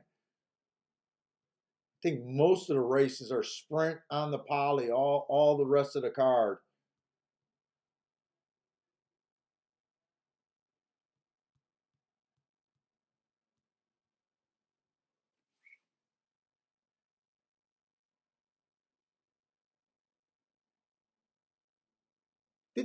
Did this 7 just float up to 7 to 1? Wait a minute. I thought he was just 3 to 1. Now I got to make sure it was shit. I got no time. Fuck, I might have took a shot that race if this is it the 7 that I like there?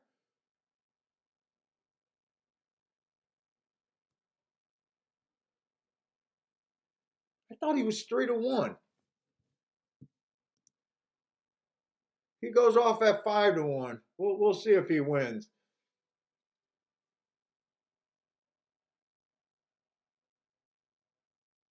Wow, this 3-6, their odds are going up where I think I might even do a Dutch bet, win bet here also.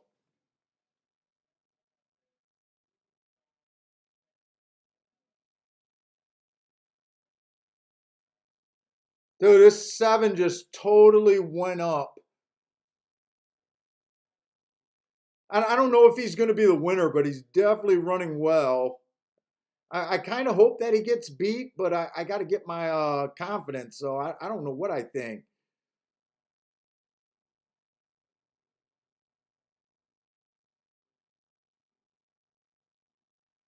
The only reason why I didn't bet is because he was 3 to 1 when I was kept talking about him. He wins at 5 to 1. Best marked horse on paper by far. Not even close.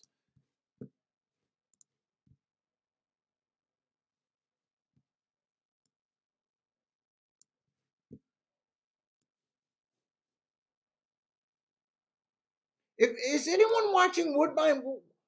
Was that 7 at 3 to 1 and he went up, or was I, or am I crazy? Maybe I'm crazy, but I sworn he was at 3 to 1. Speed at Woodbine, dude. I'm like borderlining Joshua trying to avoid from getting on tilt right now. We're gonna have a lot of sprint races over there at Woodbine though. So hopefully you're right that we can narrow in on what this track is doing and find some things to take advantage of.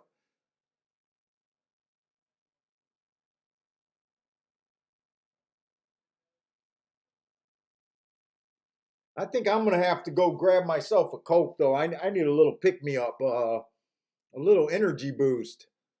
I need my second wind here. Oh, let's see. I was still thinking about betting, doing the Dutch bet on the 6 and the 3 over there at Gulfstream. I still haven't decided if I'm going to do that yet.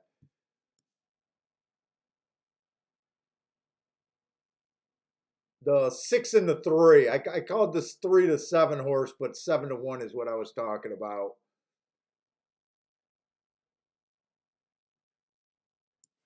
And I am going to send that bet.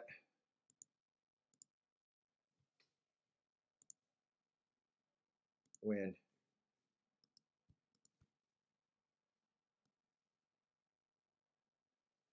6 went down to 3 to 1.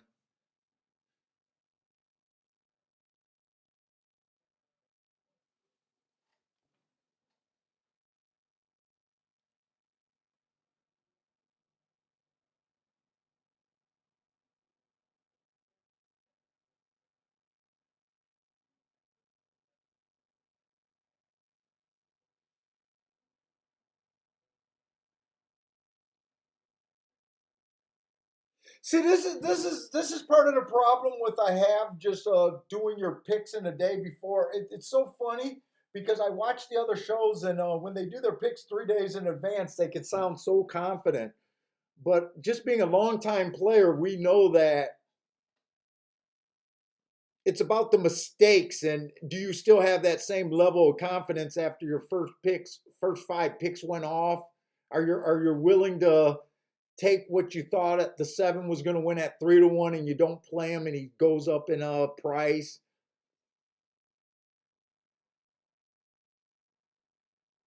That's why I never get too caught up. But okay, come on with this 6 horse. Just give me the lead.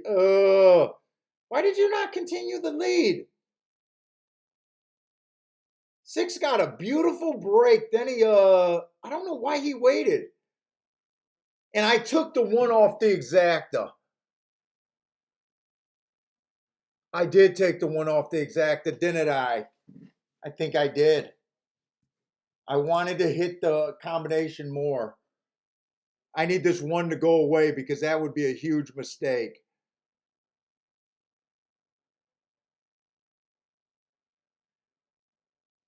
Come on, 6. At least bail me out with this 6.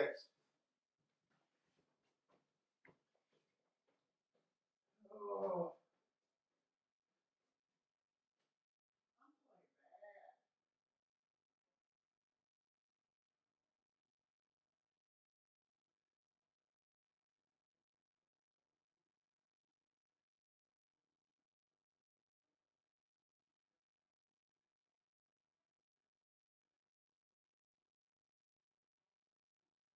We'll take it.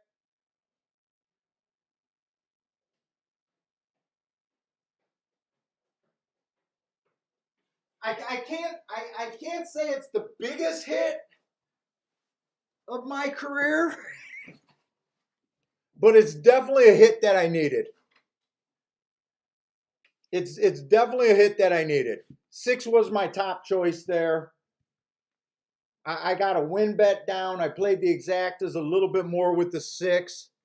I thought I was going to make a big mistake by throwing that 1 out. Luckily, that didn't hurt me. I'm just lucky that the 6 held on. Because when I was standing in front of the TV in the other room, I had to turn my back and close my eyes. I wasn't sure that this 6 was going to hold on, by the way. I don't even know, even if this pays $15, I felt like I needed it at this time. I needed to pick me up. It's definitely not going to be the biggest hit we ever hit, but man, some hits are a little bit more important in your days than other. And I just felt like that was one that after watching that 7 win at 5-1 and not doing anything because I thought he was going to be 3-1, I needed to pick me up there. I really do. I don't care if this pays $15 for the exacta for $1. I needed it.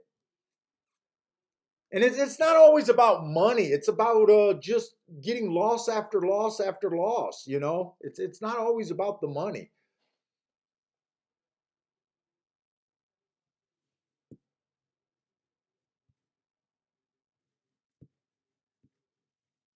Boy, I'm glad that one did not keep running.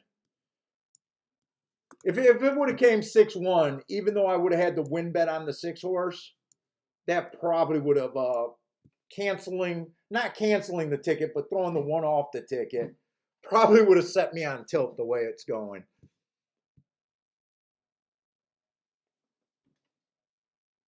Oh, I don't know about that, John. You guys been having a lot nicer calls than me today.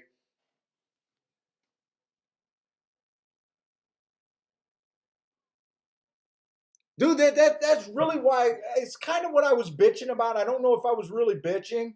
I was just trying to talk about how sometimes I'm jealous of the other YouTubers, giving out their days because they never get this self-doubt in their head. They're just giving out their picks. They sound so much more confident, and I just know it's not that easy. When you get in the heat of the battle, it's just not that easy. Just saying I like a bunch of horses every race, it doesn't mean that you didn't zig and zag at the wrong time, even though you were having, winners. We've all been there.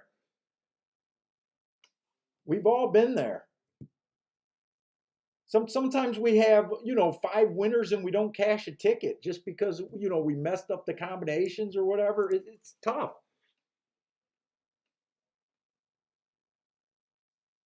But hopefully that, and then seeing Speed over there at Woodbine, hopefully we'll get a nice read. If I just played Gulfstream today, I would have hit 2 out of 10 races for 20%. And I would have been profitable just Woodbine. I think I only made one Breeders' Cup race.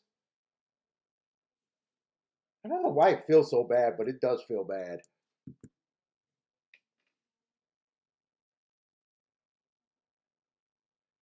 John, no, John, I had to trust me. I try to root for all of your guys' ticket, but I had to when I have 4 video players up here, it's too much. So did he win, John? I just had to take Belmont down, so I only got Woodbine. Well, now I can take Gulfstream down.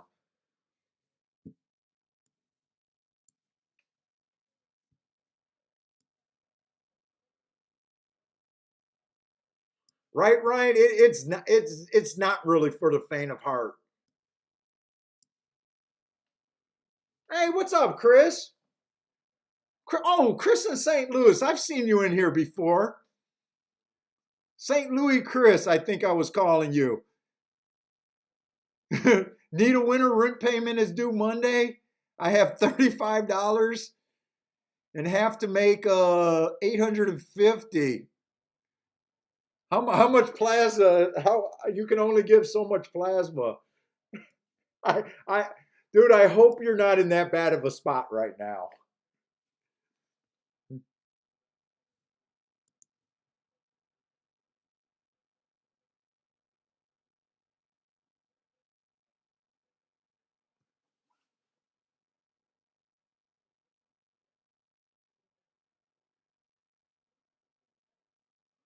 Steve's agreeing with my little rant. Dude, I really feel good after hitting that ticket.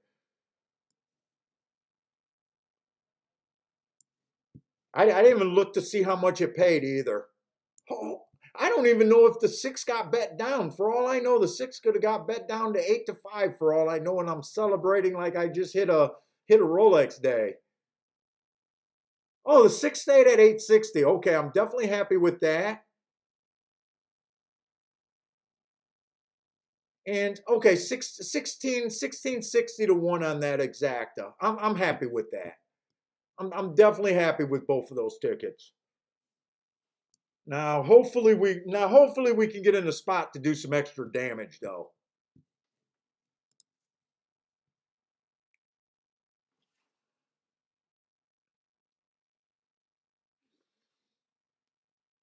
Oh, and I didn't realize we were going into this is a 6 race at Del Mar.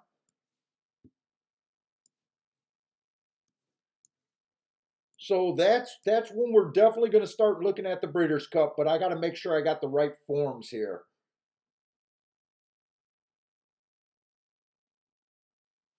And because I got the early forms, I got to remember to get the numbers right and the scratches right. I think I got the forms before they drew the post positions. So I just got to be very careful about that. So I got to just check everybody's names here.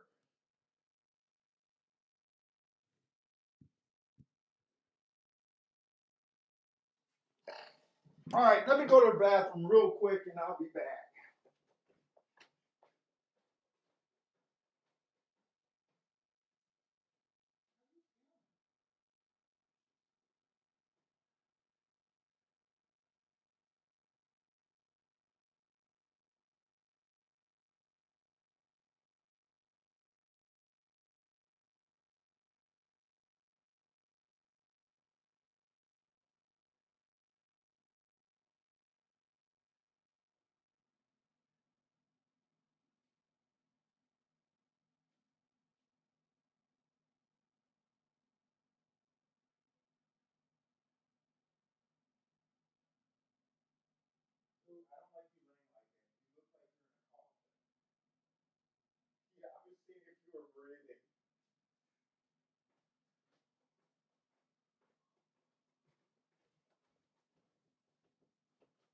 Oh, I just went in the bedroom. My wife is not feeling well at all. And I go in there and she's laying like she's in a coffin and it freaked me out. I had to make sure she was breathing. She's okay. She gave me her regular pissed off look at me, so she's definitely okay.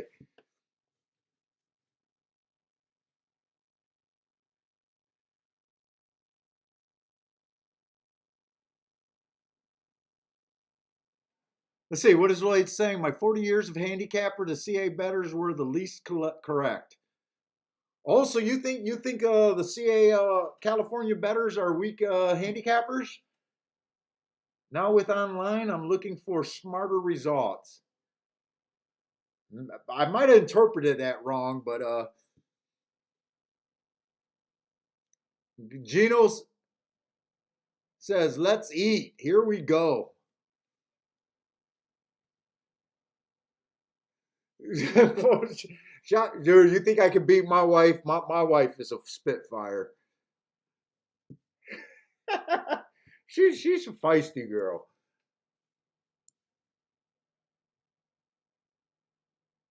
I needed a strong will filly. I couldn't have a pushover wife. It would not work.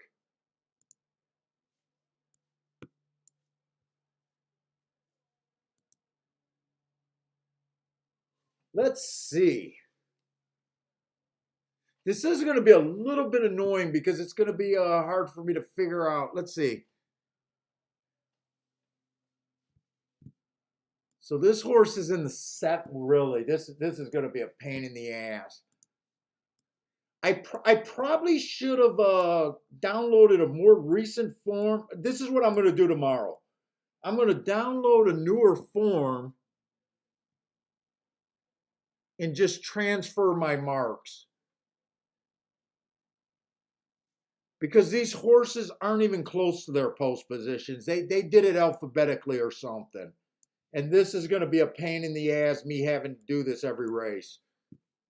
I do apologize for this. I didn't realize this was going to be that big of a problem.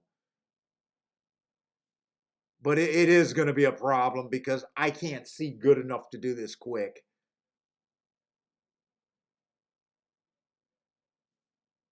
Why don't I see a baby something? Baby steps. Baby steps must be out of the race.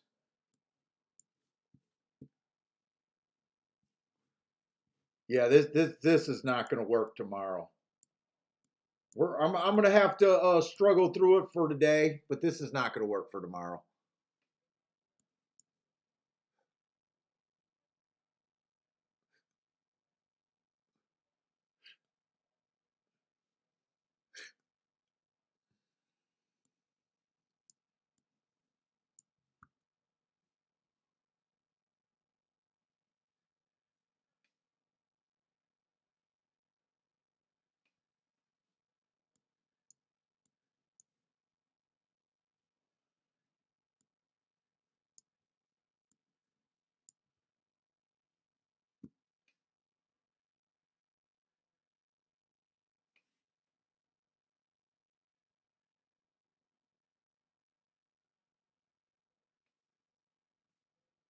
It's like I'm not even looking at the right form. One timer is the 9. Oh God, this is brutal. Quick Susie, is Quick Susie in this race? I don't see Quick Susie. So they must have did every horse that drew in. Run Curtis Run is the 12 horse.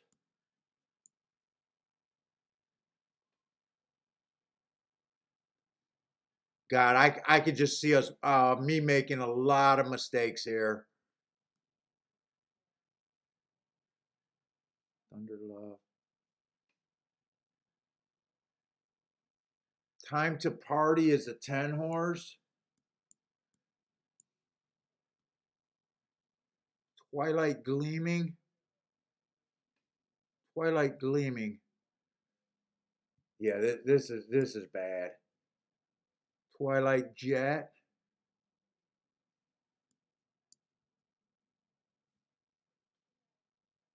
And the 4. So I just got to make sure there's 10 horses. 1, 2, 3, 4, 5. No, 12 horses. 6, 7, 8, 9, 10, 11. Shit, I'm missing one horse. Who the fuck am I missing? The horse that I'm missing should be the pick. Unless I just can't count to 12. Oh, I'm missing the 5 horse. All right, that was easy enough to find there. So I do apologize for this. This is bad.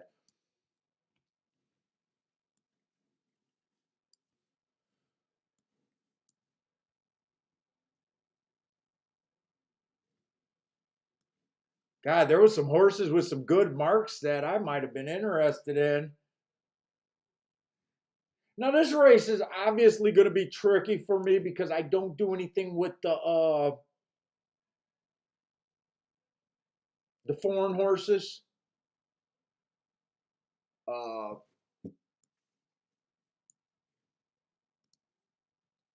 I do like that the 8 is on the outside. If we're right about the inside of the track, I do like that the 8 is outside. Your hand says 5 is going to win. That was a horse that I missed, right? The 5. Now, just watching the other shows, I don't know if it's true or not, but I know quite a few of the other shows did say that the Urals are way better at a route, but on the sprints, it's American game. I don't know if that's true. I don't play enough of these high level races where I get a bunch of Urals. Uh, so that's just something I've heard. Now, I do believe that the Urals are definitely better at a route. I mean, I'm not dumb enough to know that they're not serious every time they run here in the Breeders' Cup.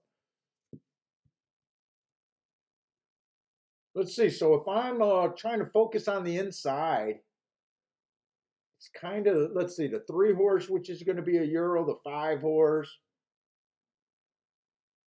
Let's see, Coffee Maker is going to be the 2 horse. Last race he matched strides with the fast. He was average. Match strides with the fastest winner average that day. Next race he comes back one race. God, I don't know. Other than him having the inside, I like the marks on a one timer, the 9 horse, a lot better. But I just said that I really the only way I play this race is if I'm playing towards the inside. And the 9 is the exact opposite from being on the inside.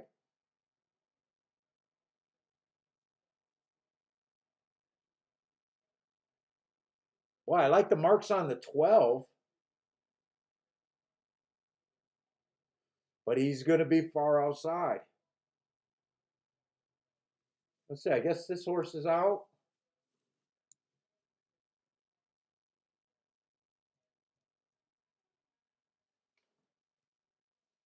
So that's basically being Twilight Jet, the 4 horse. I'm not even going to try to say his name.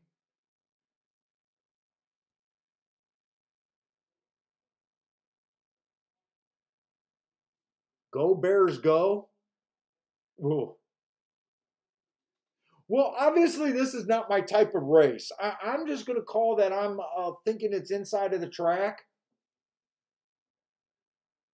My marks and what I do, other than me thinking it's inside of the track, really not going to help here. There's some good mark horses on the outside, but me trying to differentiate these Euros are no good. Let's see, if I were to make a play here, which I might, because the inside odd horses are insane. If I like the next race, I could possibly do a double. I could possibly do a double. Just a blind inside bet here, but I have to have an opinion in the next race. Let's see, the next race is going to be a Breeders' Cup Filly Juveniles.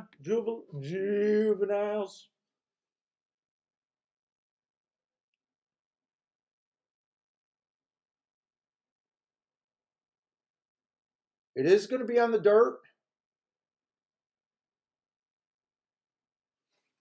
Let's see, I did want to see what the dirt meet was doing last meet. I might be able to find a bet here. Or I just hurry up and go to Woodbine. Let's see, that's the wrong thing I'm looking for. Nope, that's the wrong thing I'm looking for too. Delmar. Let's see. So last meet on the dirt routes, post 1 through 3 won 41% of the races, and 4 through 6 won 48. That means everything 7 on out had a really hard time winning last meet. Speed and stalkers were dominant, kind of stalkers, but speed was still good. Let's see. If I just use the bias report, 1, 2, 3. Ah, shit. Does that mean these numbers are going to be wrong too?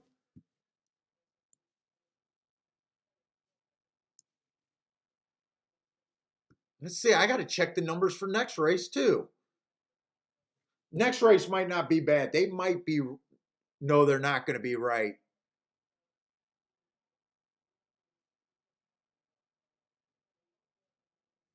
Ain't easy. Looks like he's not. This is going to be brutal. This is going to be brutal.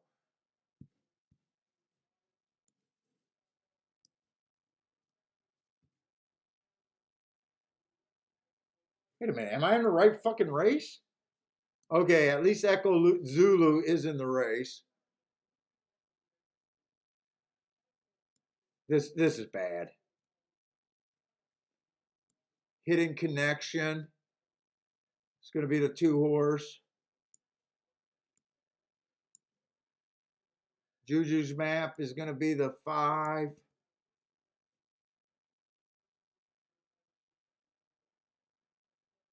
I don't see this horse right now.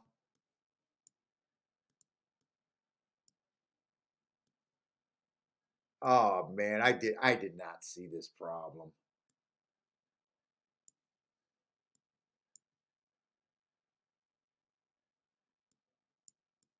So that next race is only a 6-horse field. 1, 2, 3, 4, 5. And I missed a horse again. I missed the 1 horse. Desert Dawn.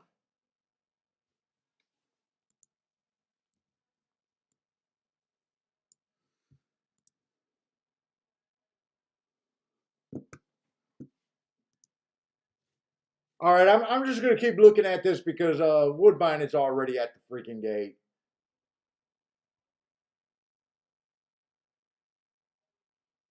So really, post 7 and out does not matter next race. And Echo Zulu, what? This horse is going to be about 4 to 5 even money. Although if you're playing a blind 1 through 4, basically, I might test out my theory. I'm probably not going to be aggressive.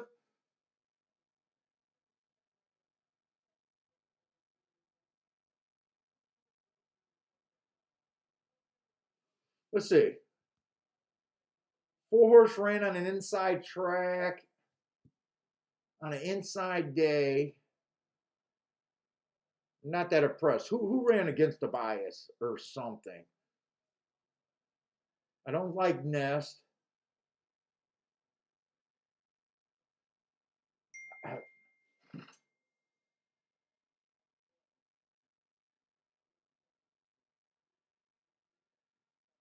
Oh Jesus! Now I'm gonna have neighbors blowing up my phone.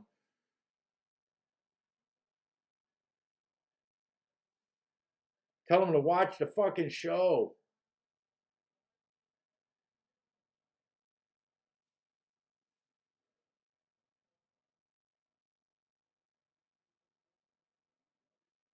Hidden connection.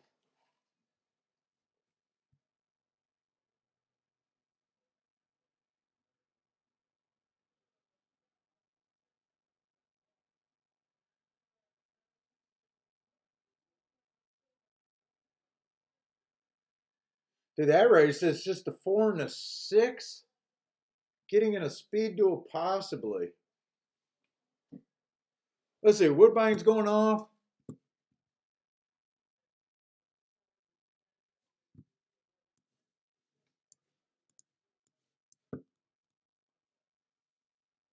Going in the 4th race at Woodbine.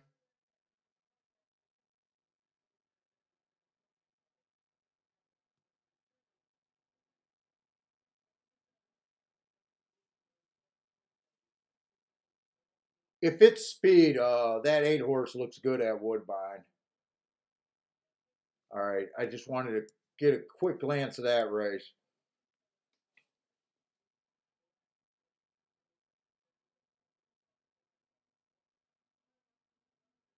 Let's see. I really got no one running against a bias or anything that I have here.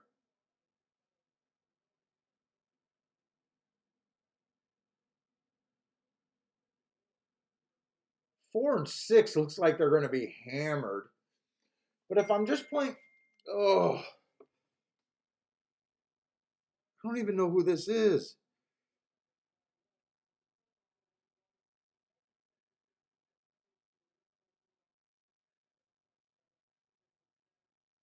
Oh, that's my neighbors.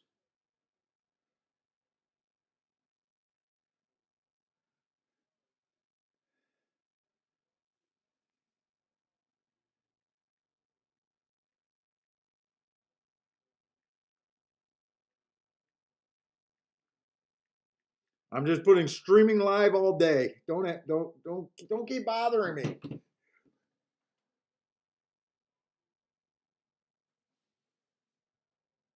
Yeah, brother man's bringing up the weight thing.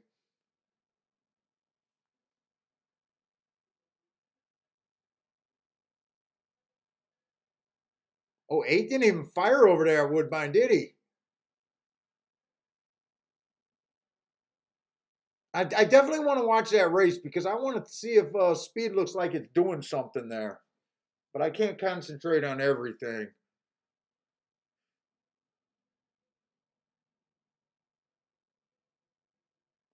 Let's say Hidden Connection looks like the sneaky horse in that next race, in the 7th race. Except I'm not sure if she's done anything special. The rail was bad last time she ran. She was in the 9 hole. She stalked and won. She kind of did it on a slow pace. I'm not sure if that's really special. Lightly raced, never did anything wrong. I mean, I wouldn't have a problem with her taking a step forward, but she definitely needs to take a step forward.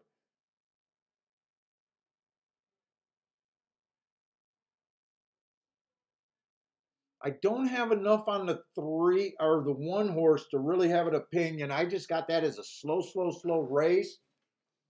I could look at that like she got a pace that wasn't conducive to closers, though. Let's see. At Easy won that race, or Ain't Easy.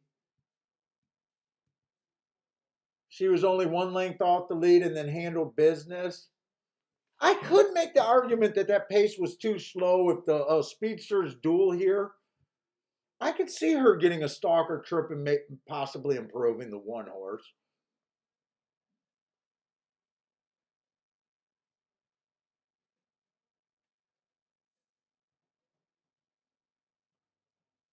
What's up, big guy? I know I'm gonna have to check your food because I'm not gonna. They're not gonna let me eat today either. Let's see. I got the 8 horse or the 3 horse running against the inside stalking closing bias last race. He did have the inside. She did have the inside. She came closing with a big rally. She ran a sprint race with some of these before. Wasn't good enough, but probably not a sprinter. I can make a soft argument on her.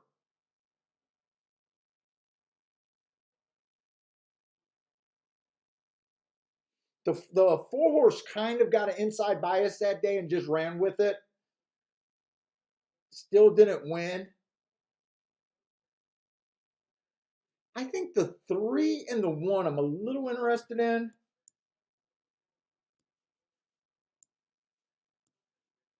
And I'm doing these for small tickets, but I think if I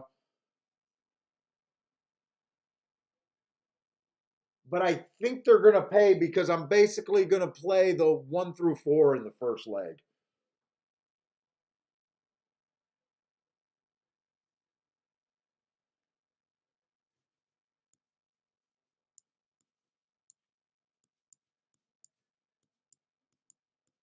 I'm testing that inside, just that inside bias, hoping it's there. If it's not there, I don't have a shot to hit the first leg. I don't think. Not based on my not based on my handicapping. There's just not enough. So I am. If I do this, it's going to be in the low scale of what I play. That's for sure. Let's see, 1 and 4 to the 1 and 3. Yeah, I could play those. The lowest one of those are paying 400 to 1. I'll play those. To the 3 is also the lowest one is paying 194 to 1. So I am going to play that as long as I don't get myself shut out checking things. And 1 and 4 to the 5 and the 6. You know what? I can play all 4 of those combinations or all 16 of those combinations. This race is just me being right about the inside of the track in this first race. And I hope I'm just deep enough next race to have it.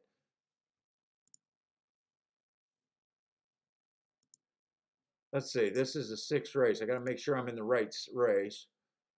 And man, I got to pee so fucking bad again. Whoop. I did win tickets. Doubles.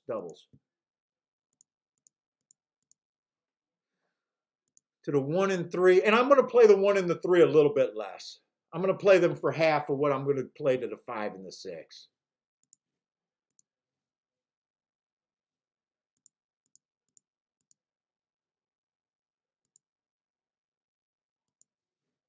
And I hope I got those numbers right.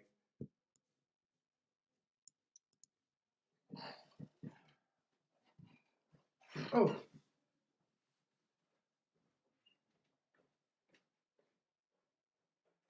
Parse is texting me about who to play.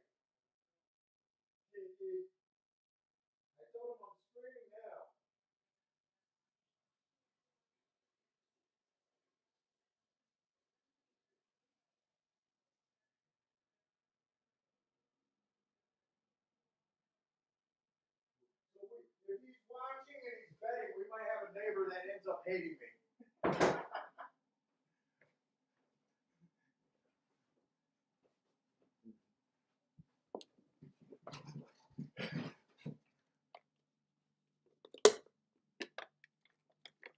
Let's see what you guys got going on here.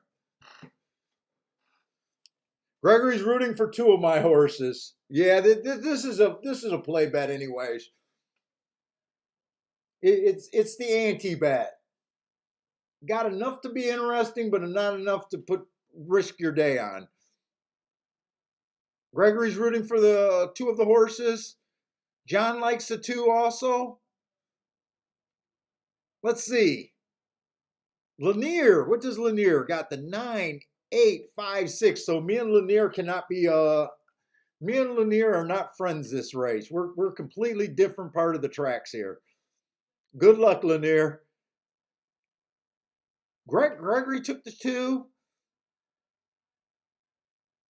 Marco Lou's alive to the 2 and the 12 at Del Mar. So let's get this 2 home. We got a few people looking at this too.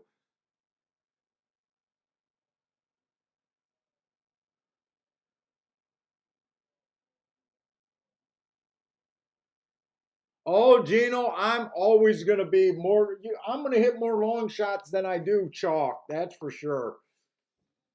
They're the only way for me that I believe that really moves you.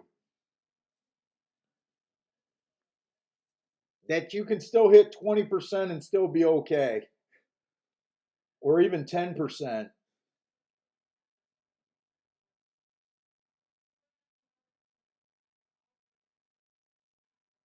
Oh, I didn't read all of Brother Man's note. He says, take note, Urals have all carried far more weight than today's races. I misread that.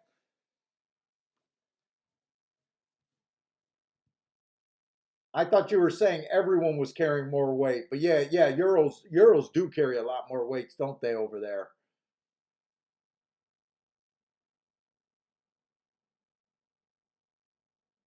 Oh, that one horse at Woodbine, that one came off the pace a little bit. I was hoping to see a speed favoring track there. I was really hoping. 8 never got the lead. The 2 actually outbroke the 8. He reduced the 8's chances, but Del Mar is off. So this is our first start of the Breeders' Cup day today. And right now, the outside horses got the lead. 6 and the 9 are dueling. 1 and 8 are in position if they're good enough. Come on with this 1. Any chance this 1?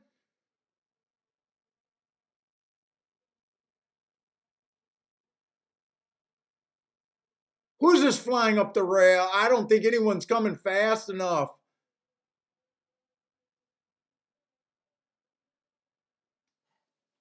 No one came fast enough. Let's see. I think it was a bit of a price horse. The 6 horse won that race.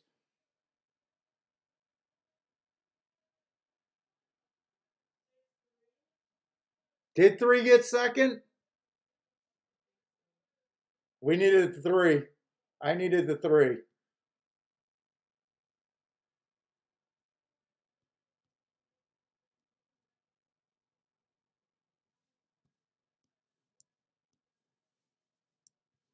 It was a Euro, not a real surprise there. But did the 3 get second? It was the 3 horse.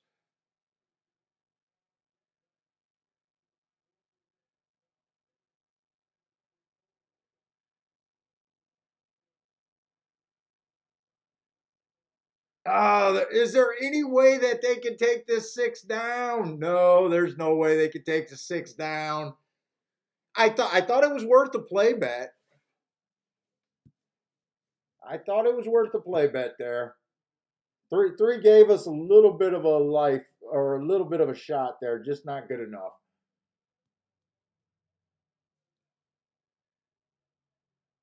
The 8 horse got beat. Earhand hit the exacta. Nice job. And you're alive to the 2, 4, 5, 6 next race.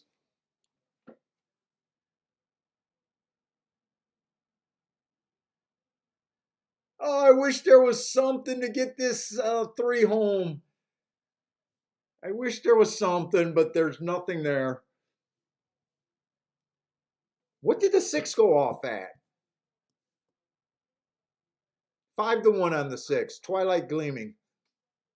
Right? That's the name of the horse. I got to even make sure I got these numbers right. Yep, Twilight Gleaming.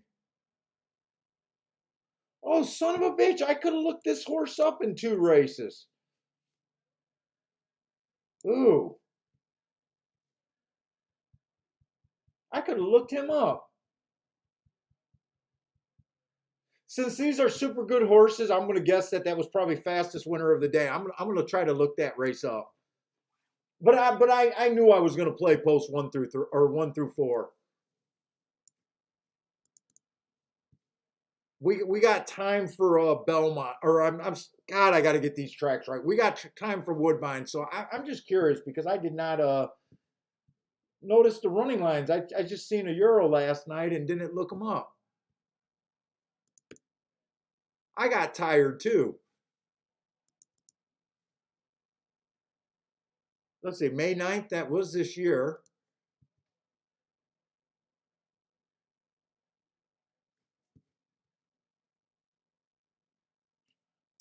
Yeah, he's going to be triangle, triangle, triangle without a doubt.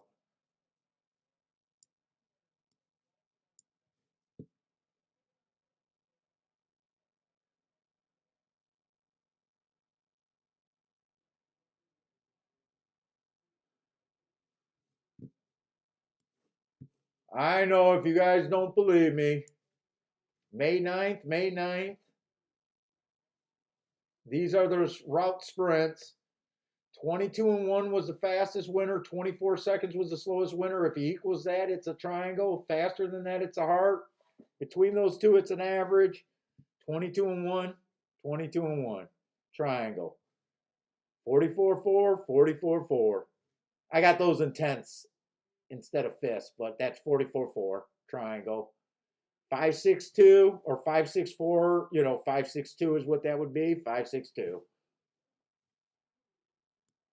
It's just someone says that when I do this after the race that I'm always just giving them hearts and triangles, trying to make my marks look good. That's for that person. I don't know if they're even here, but it is what it is. And by the way, I still think the inside was a good call. 6 won that race, but if you notice, the 3 got second at a big price, and the 2 got third at a bigger price. So I don't mind that. I don't mind taking that play bet right there.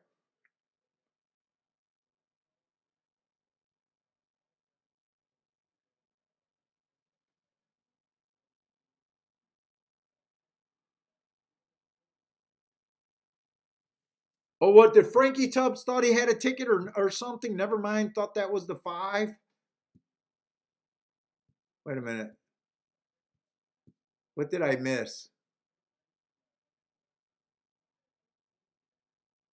2 got third charging.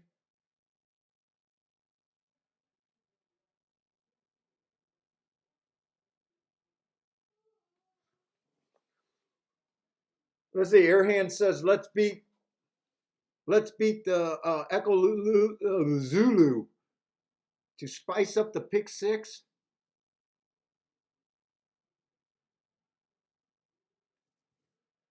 Yeah, I just missed that, and I don't think I would have did anything different, even if I would have seen those triangles. Although he would have been the best marked horse towards the inside, I didn't want to invest that much, so it would have been nice if you would have thought exactas though. They are definitely paying out there.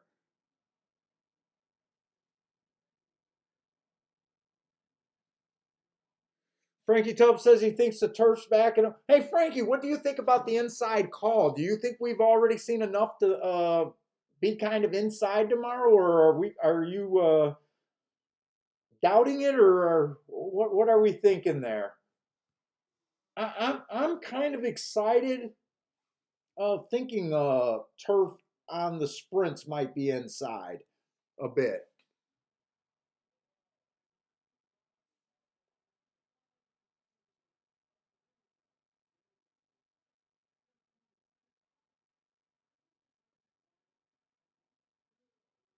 Let's see. I'm still trying to figure out what Frankie Tubbs got wrong.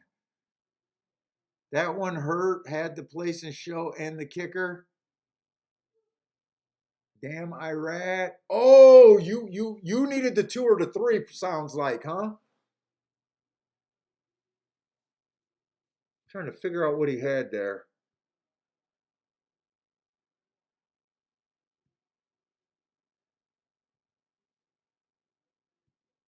Hey, what's up, Greer? I don't know if you were here earlier. That's the first time I seen you today.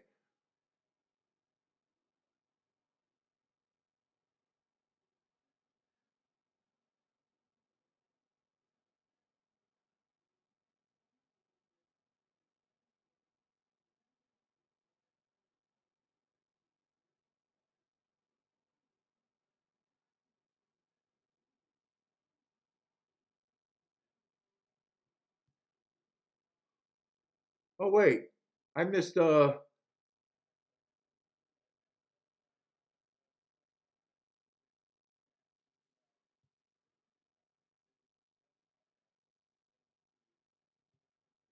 Someone's text just caught my eye, and now I can't see it.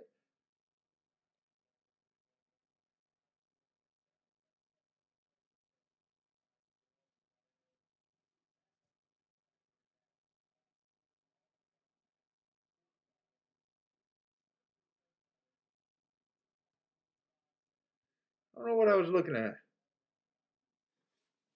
All right, that gives us enough time to look at Woodbine. I doubt it if the next race is going to be play alone for me, unless I want to do something with that 1 and the 3. I'm really going to be playing with how aggressive I'm going to be over there. I'm definitely going to be taking Woodbine a little bit more seriously though. But I did want to see. I think the 1 won the last race over there at Woodbine. I didn't get a plan. I thought the 8 was going to be tough there. Oh, 1 had some good marks. 1 ran against a bad rail last time. He had speed. Did the 1 go wire to wire there? How did that race run? They're not going to have the charts there for me to look at. Let me see. Woodbine's 5th race. Wait a minute. Are we in Woodbine's 5th race now? No, I'm looking up the 4th race. 4th race results.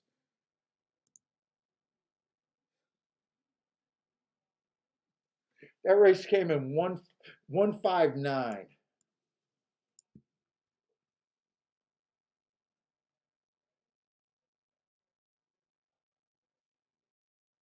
Looks like 5 was a bit of a price that race.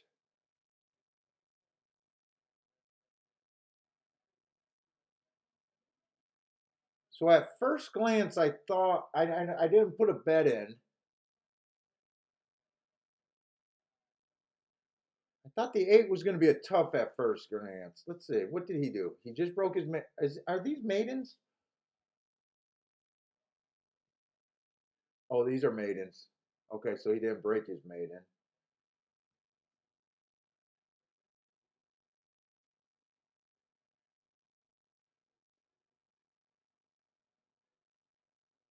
He's been quitting. Is that the same race the 1 is coming out? I know they both ran on a bad rail last time they ran. 10:24. No, that wasn't the same rail. They probably already did the replay.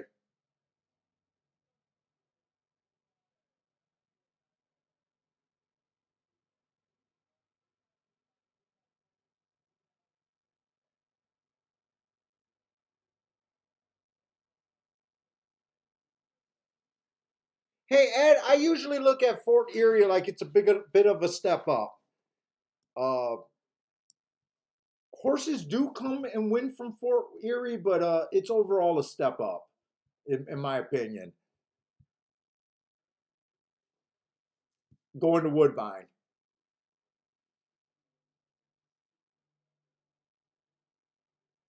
Wait a minute.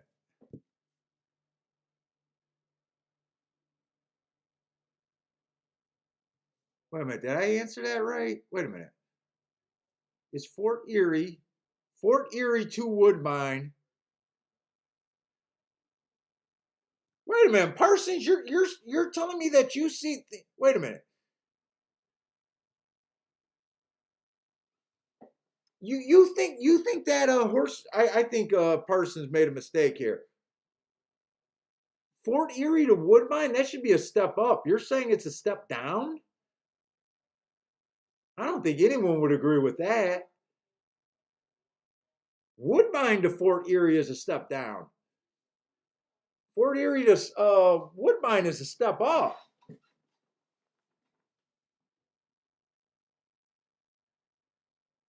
Yeah, Mr. Land Want a Man. Land Want a Man. Yeah, I don't think anyone's gonna. I think because I handicap with Parsons all the time. I think he misread that and typed that in quickly. I don't think he actually believes what he typed. Okay, yeah. I think he's saying that he got it wrong. Yeah, Fort Erie to Woodbine is a step up, but sometimes they do win. It's not an impossible step up, but it's pretty much considered a step up.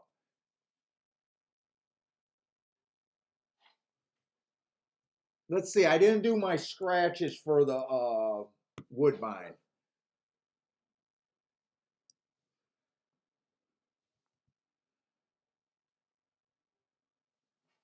Let's see. Did anyone see how that one horse won that last race at Woodbine? Did he go wire to wire or did he come a little bit off the pace?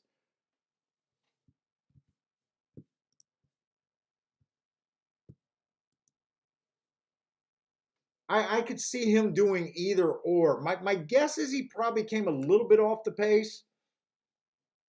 And in fact, I think I do remember saying, and there goes our speed theory. I do think I remember him coming a little off the pace.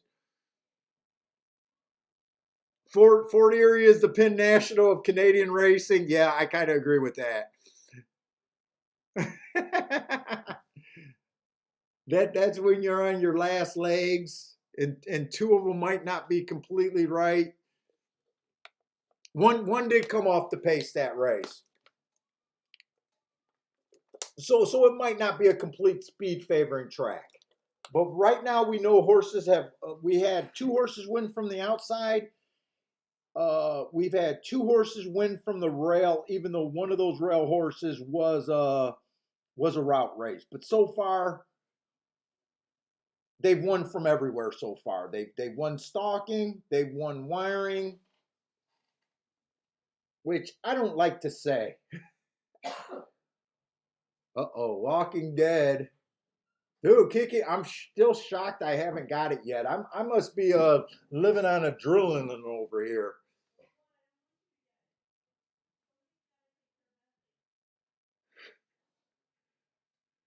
If we didn't have Bentley, do you care if I got it? She goes, I don't want you to get it. Someone has to take care of Bentley.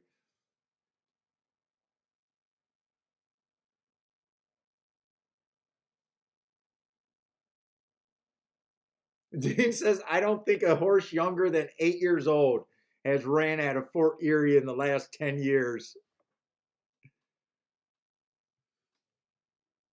All right, I got to take this serious now. So we got the fifth race. We got 5.5 furlongs claiming 10,000 non-winners of 3 lifetime. And the one does not look like a speed demon. 3 races ago, he matched strides with the slowest winner before getting tired. He did manage to get in the lead at the top of the stretch, which is good. I don't think that's a bad race, actually. He tried to run. It was a slower pace.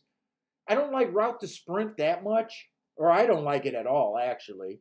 He comes back, wins his next race. That was also, I consider 7.5 furlongs a route. He was the slowest winner of the day that day.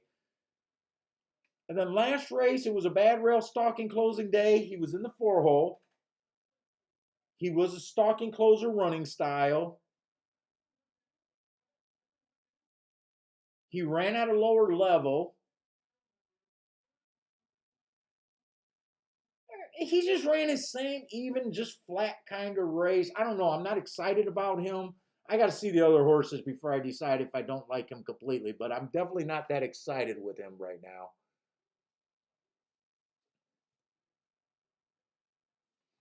Let's see, the 3-horse been running at Fort Erie, and he's won a race at Fort Erie 3 races ago. He came in a nice third 2 races ago. He shipped over to Woodbine. He flashed a little bit of speed. Actually, he ran on pretty lively fractions for the first 2 calls. But when the real running started, he was done.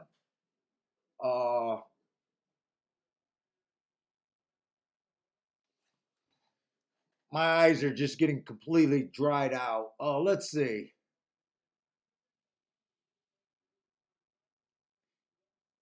He looks more like a router and an off the pace router than he would a 6.5 furlong horse to me.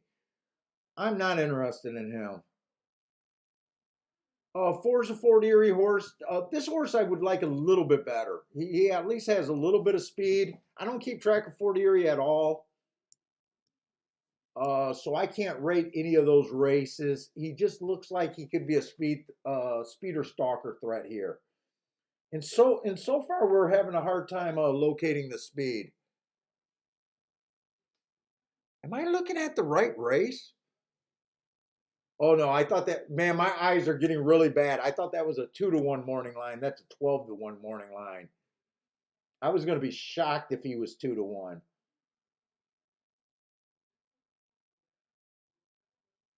Let's see. So I don't really think he fits, but I'm still looking for some speed here.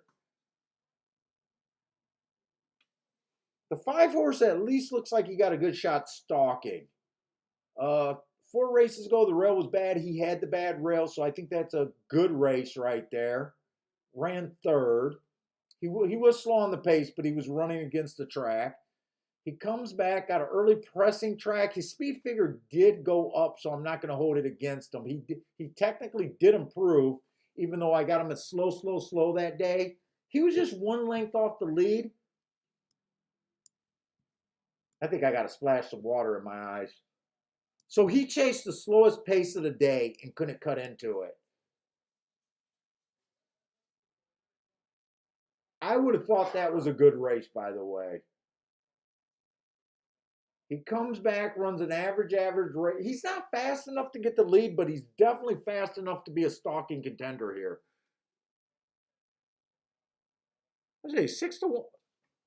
6-to-1's not a terrible price on him. And then last race he won, being average slow while getting a nice stalking trip on a early stalking track.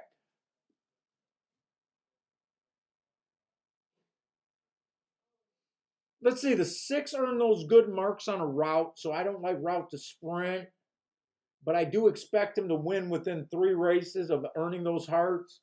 He needs to win. He did run against a couple biases 1 and 2 races ago, but they were early pressing biases where he's going to be off the pace, and sometimes he gets farther off the pace.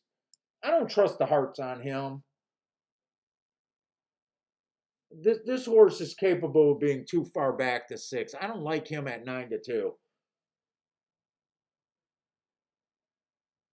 And I'm still looking for a horse that's fast that I can trust. Fast early. The 7-horse, I liked the last race. It was a bad rail stalking closing day. He tried to go to the lead. He went too fast to win. He fell out of it. But I don't care about the races 2 and 3 back.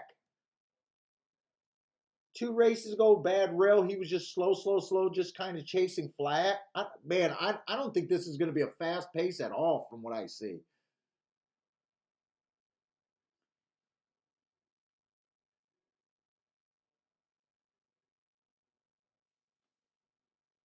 Okay, 8 horses a chalk. I could definitely see that. Dude, my eyes are like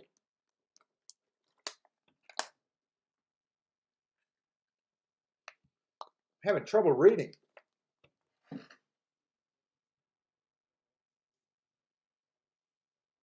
8 looks fairly legit to be the chalk here.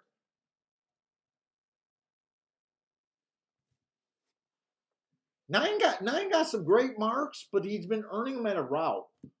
In this week of field, I wouldn't be I wouldn't be against using the 9 horse here.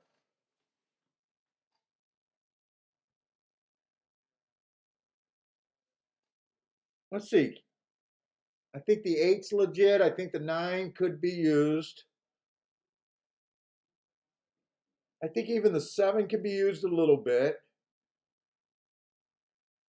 But I think the real contenders are kind of like the 5, 8, 9 here. 5, 8, 9.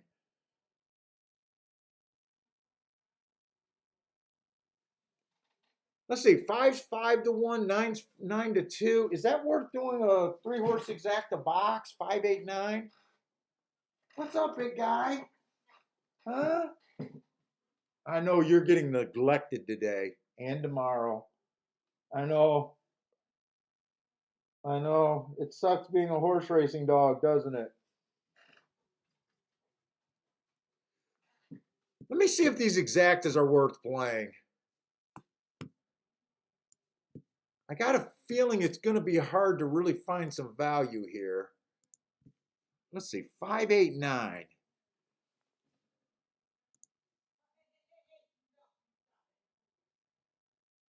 8, 5 is paying 12 bucks. 8, 9 is paying 12 bucks. I don't think you could put the 8 on top.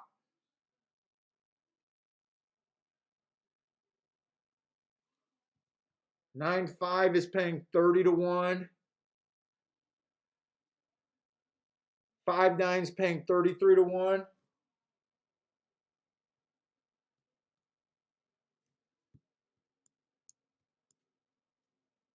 Let's see, is it smarter to play a ticket that you like that could pay?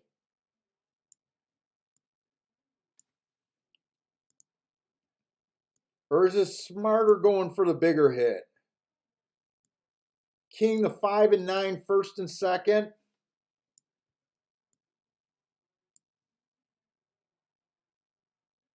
With the 8 and the 7.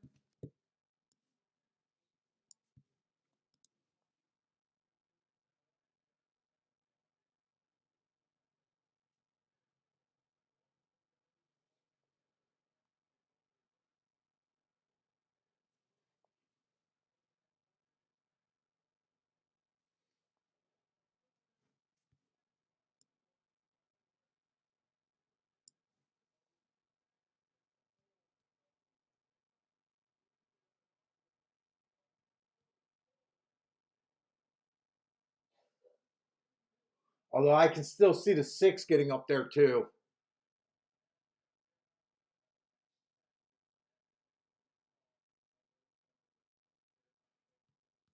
I'm gonna play that ticket a little bit.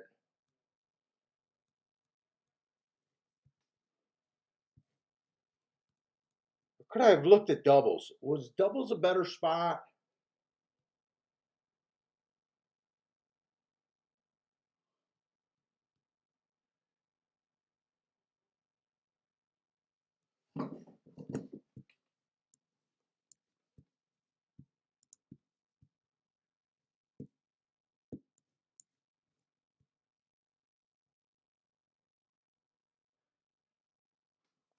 I'd sing of the 4 next race if I did the doubles.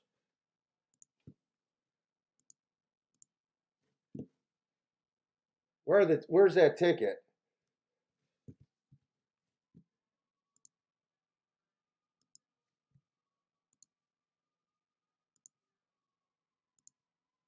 Five and 9.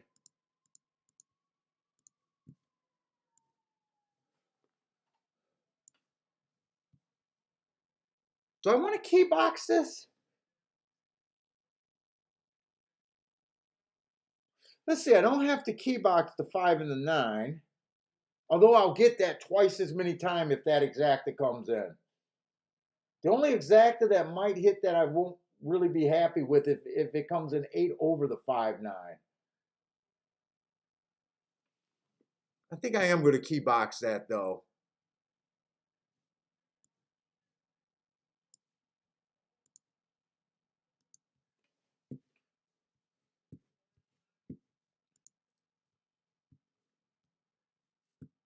And then I like the 4 as a single. I glanced at that double. I think I'm going to play the double here too. Just the 5 and the 9 to the 4, not the 8. The 8 to the 4 is too little.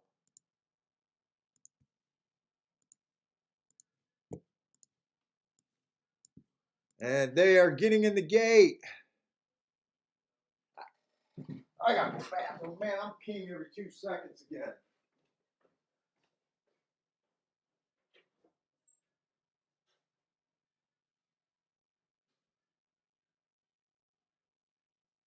Hey, what race is that?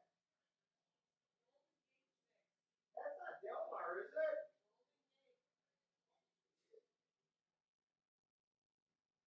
I didn't spend all my time at Woodbine, did I? What race was that? Oh, Golden Gate.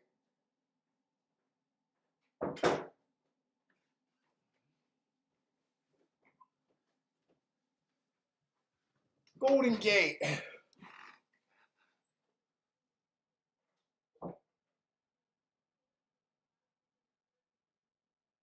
Who is this 4 getting the lead? I think that was a route horse stretching out, wasn't he? No, that's the Fort Erie horse. I forgot all about him. But Fort Erie horses are not supposed to win.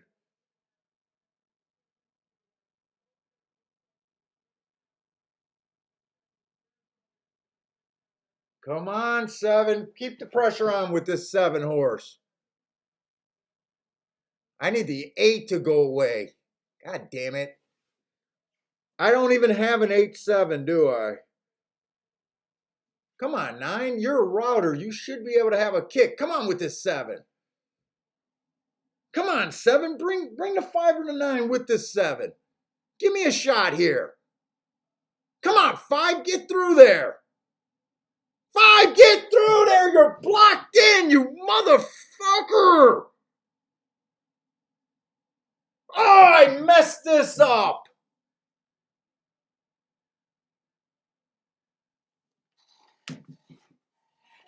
How did I not see that the 7 was 41 to 1?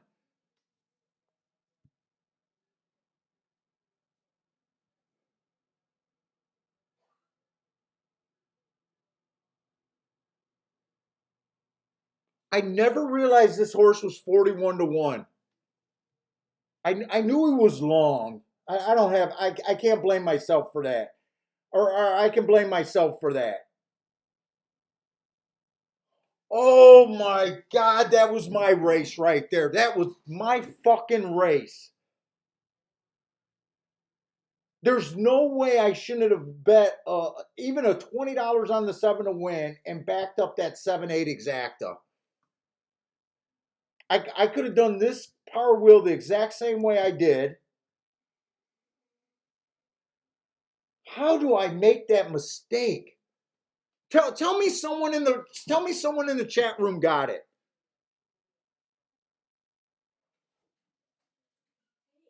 Ed, you hit. Thank you, Ed.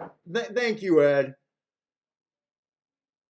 Tell me someone else hit that, please, because that was the biggest missed opportunity, and that should have never happened. I know I'm bitching about the 5 horse getting blocked, but that's horse racing. He might not have been good enough anyways to get second. There's no way that I should have been able to play this ticket without realizing that the 7 was 40 to 1 and without using him with the 8 and a little bit by himself. Parsons, you got it. Thank you. Thank you for at least 2 people hitting it. Ed hit it too. Nice, nice.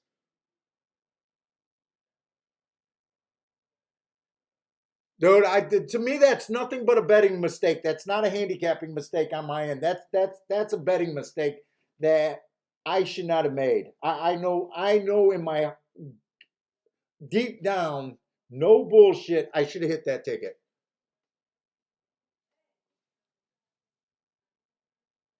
But I'm gonna do a Scotty thing.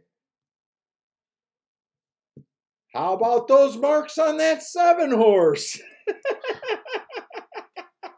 Kiki, did you laugh at that? Scotty knows how to sell it no matter what happens at the end of the race. I mean, he did have the marks. Bad rail, stalking closing day. We talked about him. No, I did. I didn't realize he was that. Kiki, I should. I hit this race 80% of the time with this opinion. It was just a betting mistake. I know deep down in my soul that was 100% a betting mistake on my end.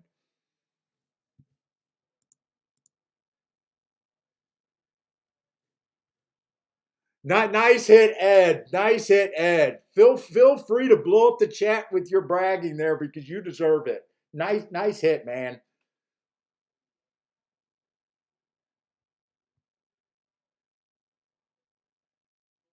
Steve, you might be asleep. That's a ticket that could put me on tilt. And how? Wait, oh no, seven wasn't the horse last race. If that was a 7-7 double, that would have probably done it. All right, enough of that. We've seen that we hit those tickets.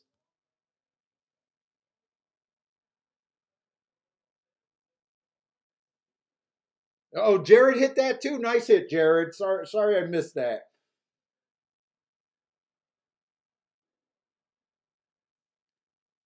Let's see. For a Breeders' Cup race, I would say that this is not the most interesting race. We got 6 horses.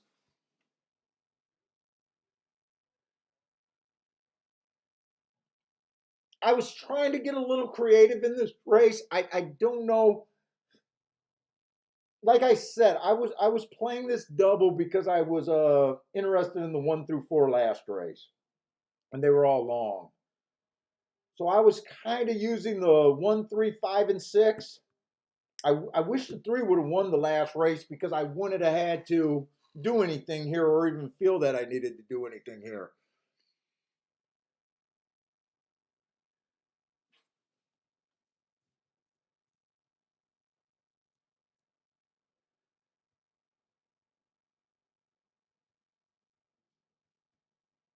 But I definitely don't want to do anything with the 5 and the 6. My choice is easy. If I want to bet this race, it would be the 1 and the 3, trying to do something with them first and second. But I'm pretty sure I'm just going to sit out and watch this race here over here. And said, "Oh no, Ed, you hit a horse like that. Feel free, dude. You guys got to hear me gloat for the next 20 minutes when I do it. You don't need to apologize for making your opinion and hitting a 40-1 shot. Not on this show. Not on this. So I'm happy you hit it. Trust me. I would have been pissed if no one realized that the 7 was playable there. I'm glad you, Persons, and Jared all hit that race.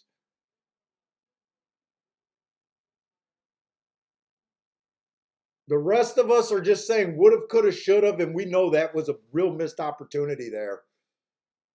The exacta paid 150-1. Like I said, a $20 ticket is a 20 ticket, a small 20 a $20 win ticket would have been pretty close to $1,000 right there. $847. Let's see, Parsons, are you sitting? Parsons, is this at Delmar you're talking about, or are you at Woodbine where you got the 7 horse starting doubles and pick threes and everything? You got to clarify. You got to clarify with that one because I need to know where I'm getting excited for you at. Because you hit the 7 horse, so I believe you can have doubles and pick threes going.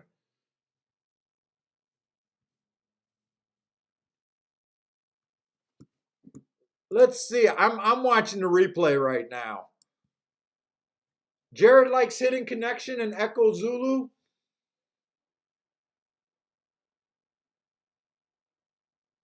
Man, 5 was on the rail the entire race. I don't know if him getting boxed in, put it this way, him getting boxed in definitely didn't help.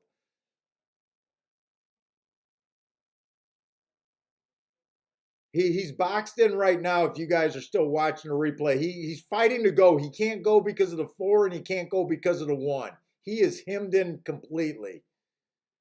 Steadying there. We'll never know. We'll never. He's never. He finally pulled out of it, and by the time he pulled out of it, the race was pretty much over. He re-rallies a little bit. Oh, he actually passes the 4, so I gotta believe he had more horse. I needed bail out there.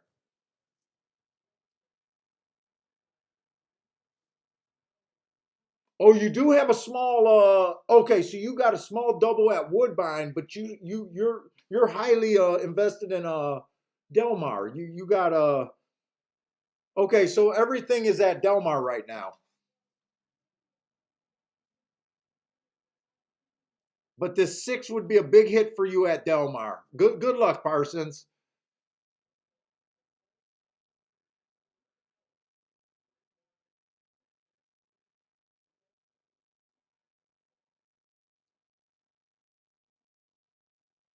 See, Money says give him the 3. 3 was one of the horses that I was trying to make an argument if everything worked out right here.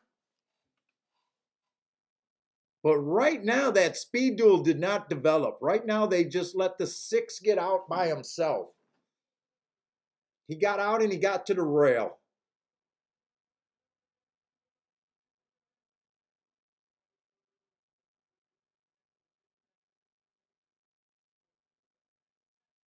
Everyone but the 3 is in good position. Three needs a meltdown here, but everyone else seems to be in range.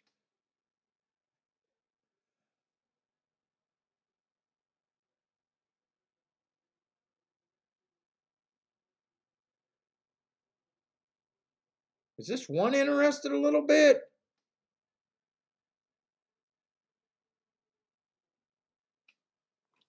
One was one of the horses that I would have had a double alive to. Oh no, the real running started and he went reversed as I was pulling up the form. This horse looks like he's walking the dog right now. It looks like it was just between the 2 big horses.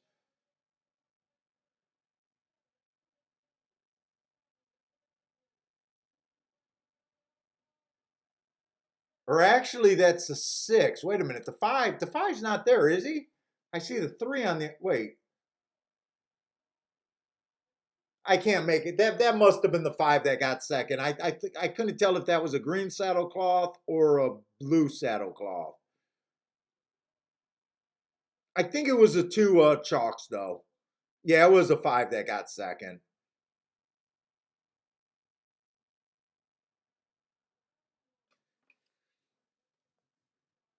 I was not a believer in Hidden Connection at all. Hidden Connection wasn't Hidden Connection the 2 horse that I just thought ran with the bias. Yeah, Hidden Connection was the 2 horse that I thought he ran with the bias.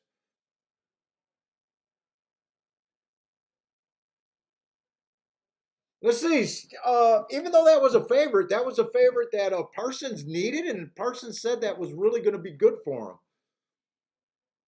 Hey, what's up, Automan Dan from Australia? What's up, man? How's it going in Australia? We've had a few Aussies coming on the show every now and then.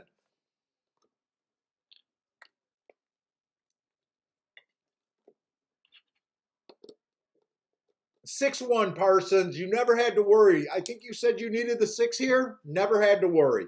6-5-4-2. got the lead and was never in doubt. Probably milked a 2 or 3 length lead all the way around the track.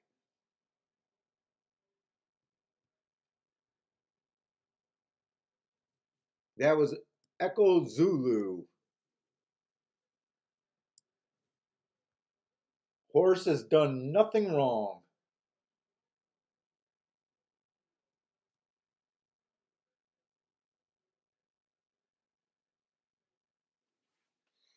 Yeah, right, Marco? Much the best.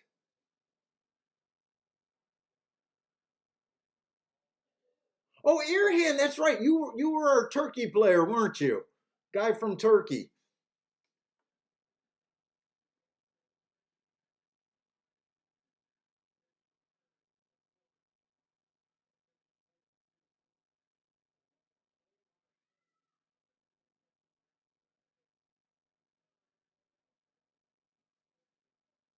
Dude, Ed, I'm just glad you hit that horse, man.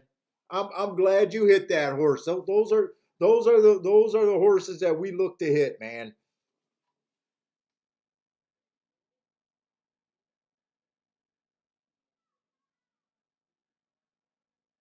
Oh, you're in lockdown over there at are you in lockdown just from leaving the country or from leaving your home? Automan Dan says it's pretty boring. We can't do anything unless you are. Oh, that sounds like you can't even go out really.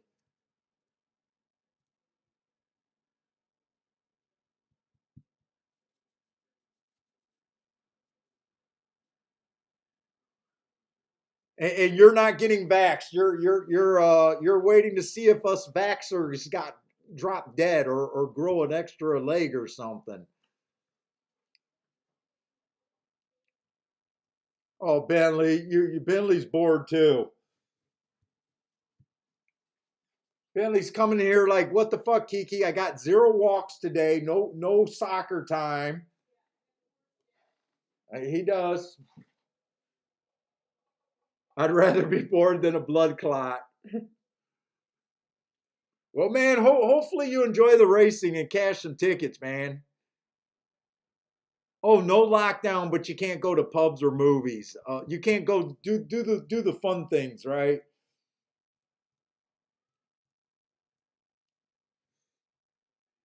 Unless double vaxxed. Oh,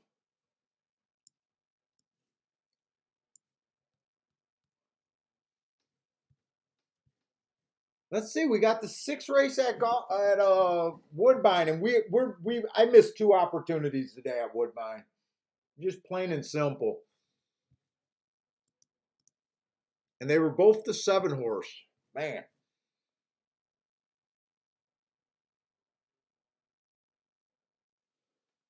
let's see. There's no scratches in this race.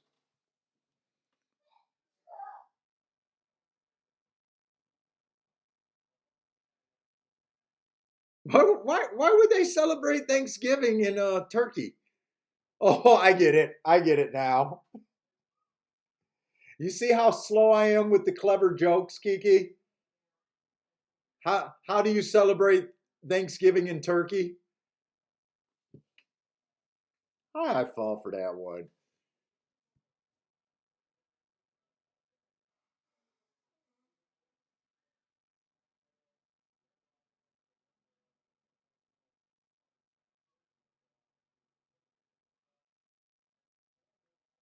Oh yeah, that's right. I think we talked before and you said you've been over here in the States before.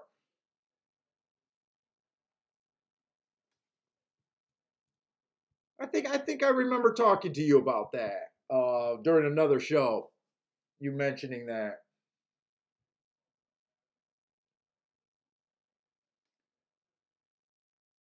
Automan just got that one too. It's a fucking dad joke, man. I didn't get it either.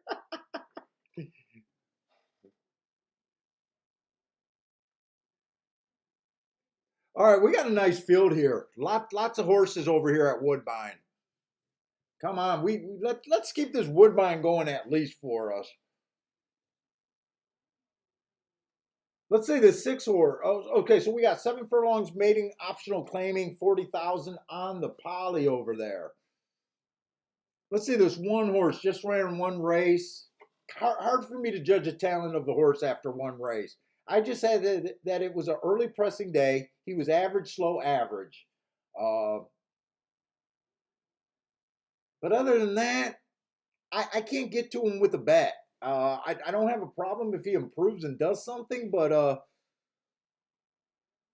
I don't even know how they got a 4-1 morning line on him. But he is getting LASIK. Someone was asking about LASIK the other day. I just so happened to notice that. LASIK. But he's going to have to beat me if I come up with a bet here. He is taking a substantial drop, though, now that I'm looking at him a little bit more. So he's getting some traditional handicapping kind of factors. Drop and some LASIKs. Not really enough for me to take, really. Let's see, the 2 horse, 3 races ago, it was an early pressing day. He came out with no speed. He still managed to be average. Match strides with the slowest winner slow. So I always like to see the speed figure goes up after I give an excuse for a bad reason. So I like the improvement next race. I also like that he went too fast to win that race. So I really like the improvement. I even like, so I don't got good marks for him in his last race, but I like that he even got another speed figure bump again. Even though he was slow. To me, that's another race where he chased one of the slower paces of the day and had a hard time, which he tried it. He tried, but had a hard time cutting into that slow pace. I think this horse is 8-1. I think he's at least interesting live there with some sneaky marks on him. Let's see, the 3 ran his first race. It was a bad rail day. It had the 4-hole. It said he was 2 to 4 wide and rallied outside, so I'm going to take it that he wasn't really on the rail. He did run a nice race. He kept running. Hard to say he's going to be a closer here. I just got the 2 races that I see. Both races he had their closing running style. I mean, he hopped at the start last race. It's hard for me to say how much this is costing him or where this horse should be. He's also dropping in class here. 7-1 sounds like a fair price, but it doesn't sound like you're really getting overpaid from what I'm thinking so far. I want to get overpaid if I can. Let's see, the 4-horse, bad rail 3 races ago. So I like that race. The rail was bad. He was stuck on the rail. He still managed to be average, slow. I like that race. The very 2 races ago, he was 1 tick slower than the fastest winner for the first 2 calls. Match strides with the slowest winner of the day at the finish. Just missed by a K hair. I like that race. And last race just missed by a K hair again. I guess his biggest thing is there's quite a few horses dropping and he's stepping up. I think he's in good form.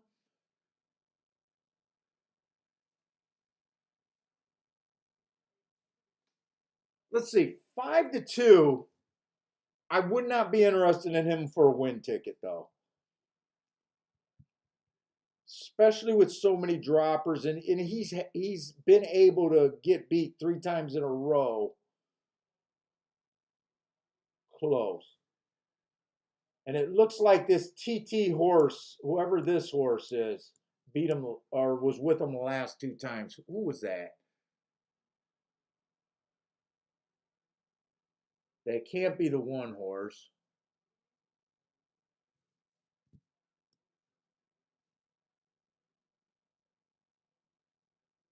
They can't be the 7 horse. Who the fuck is that horse?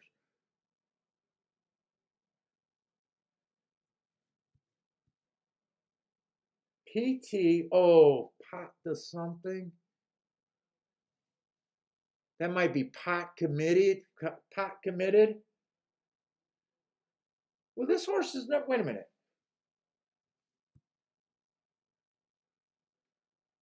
October 23rd in the second. No, that's not the horse that's been beating him.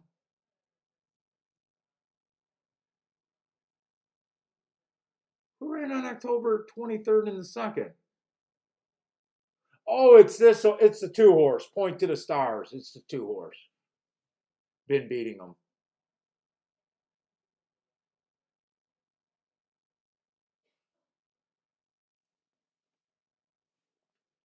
And I already said I thought two was interesting at 9-1.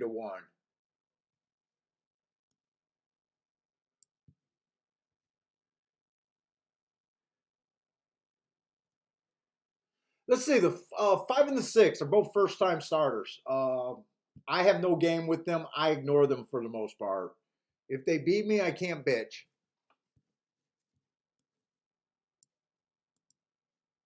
Let me see. I lost my Delmar feed. Let me grab my Delmar feed again.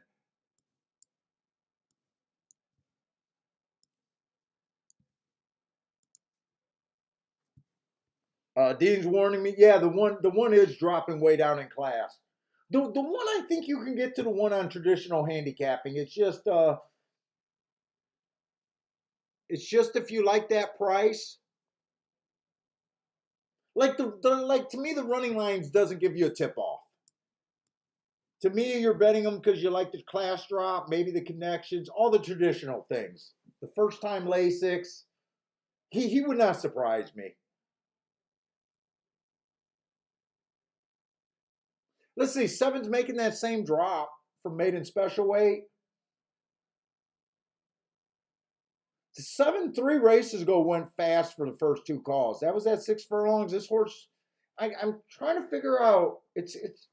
I like that race, but his other races I'm not crazy about. I only like one of his four races. He is 9-1. The 8 horse ran on a bad rail last race, so I could see him improving.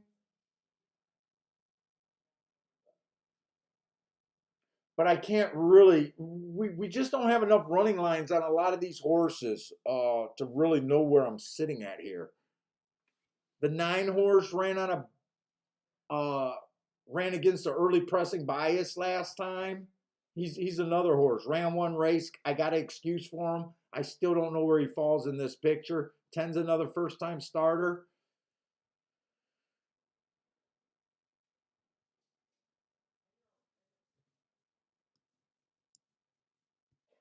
Let's see, the 1, the 7, the 8 are all dropping.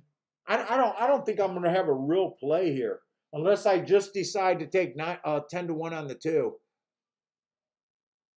I have seen an inside horse win today, so I'm not that scared to bet the inside.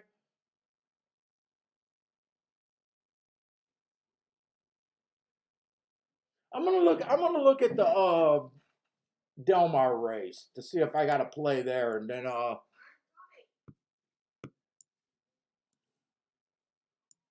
Kiki's gonna be mad at me. It's good for you to move around while you're sick.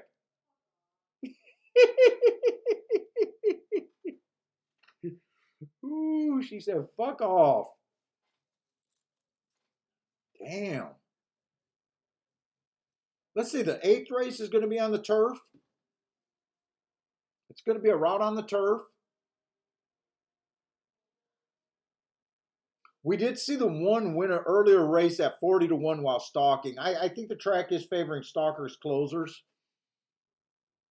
I came prepared to fade the speed. Oh shit, I got to get these numbers right, don't I? God damn it, there's 14 horses.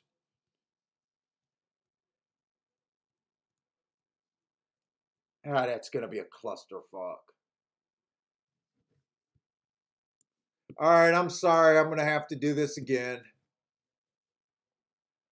Figure out what the post positions are.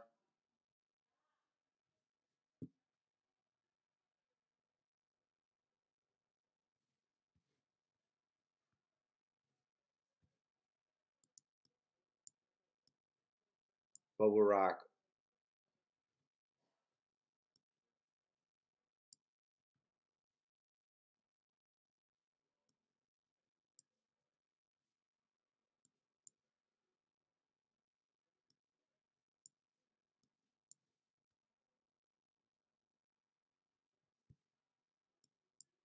Ooh, nice big field though. 14 horses, huh?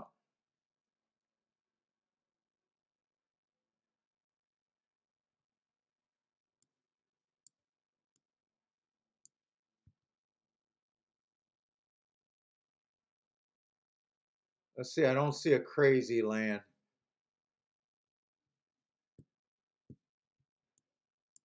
Diamond Wonder in this race.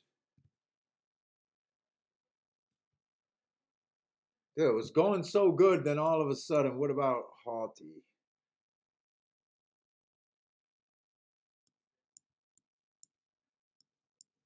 Helen's Wells?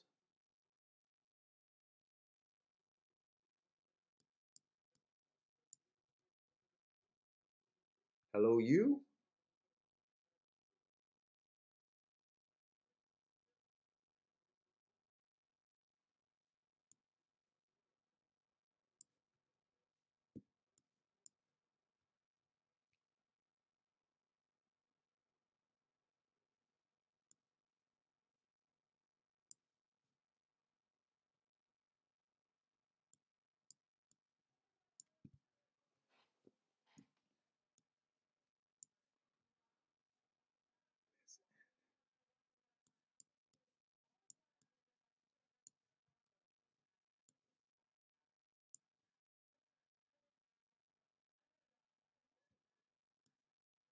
That's the one horse. Wow, the one horse got really good marks there. Sell by you.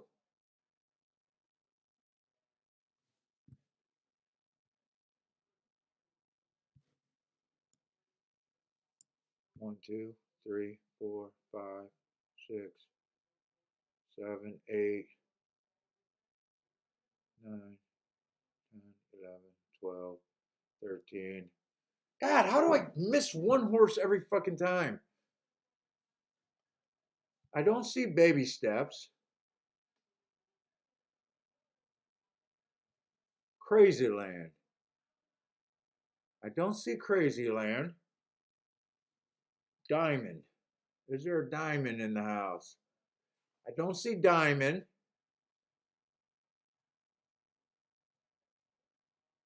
What the fuck am I missing?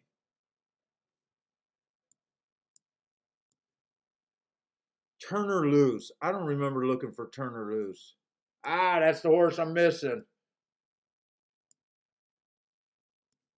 God, that horse got good marks. I just don't think speed is what you want to be over there.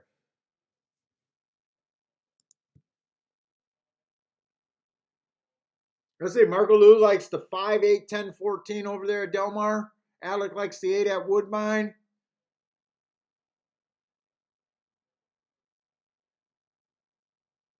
Lloyd Green says Churchill is making him dizzy.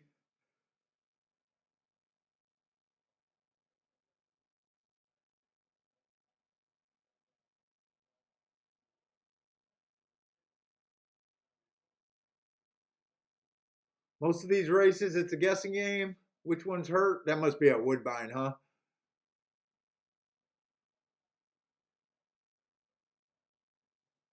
Let's see. Lloyd Green's saying Paul. I don't know what he's saying Paul to.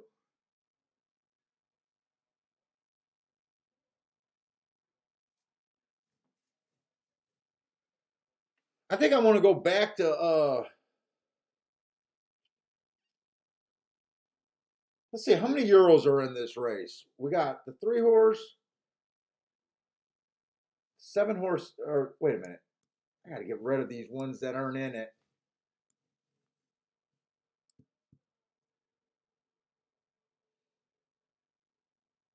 6 to 13, 12. This horse is not in it. Boy, I love the marks on the 4 over there at Woodbine. Or I'm sorry, at Del Mar. I just don't think speed is holding at Del Mar.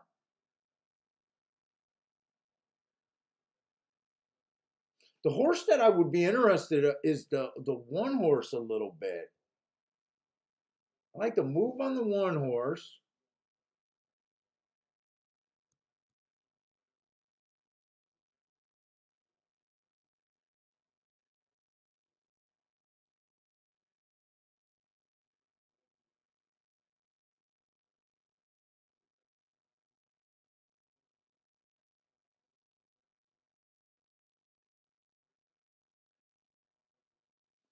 I think the fours, this 14 been running with the bias.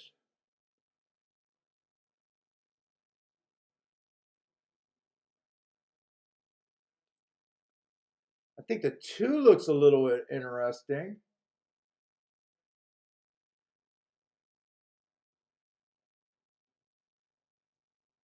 But man, I would be ignoring every euro. I really can't handicap euros.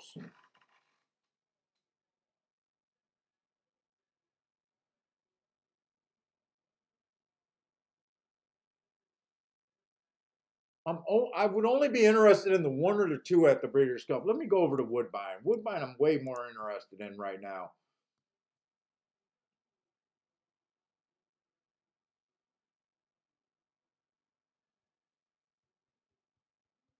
Two horse at 9-1 might be too juicy for me to pass up over there.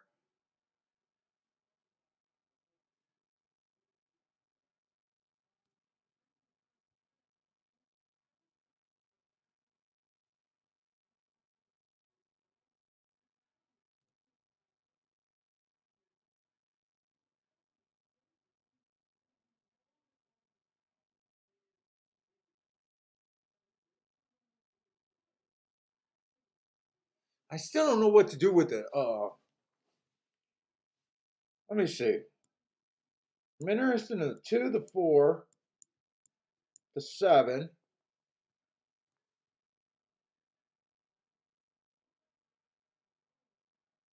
The 8 and 9 are even interchangeable to me. Who the hell are they betting? They are betting the four here.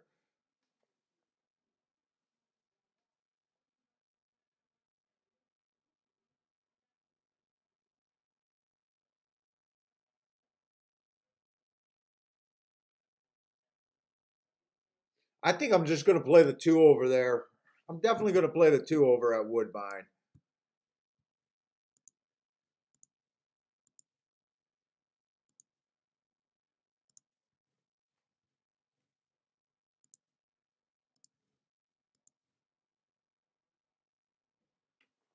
And I'm going to do a smaller exacta box, 247. Let me see. I should be able to get that in, right? 247. I could go a little bit wider there. The 8 and the 9 are interesting enough, but they're both interchangeable, and I don't want to pick between the two.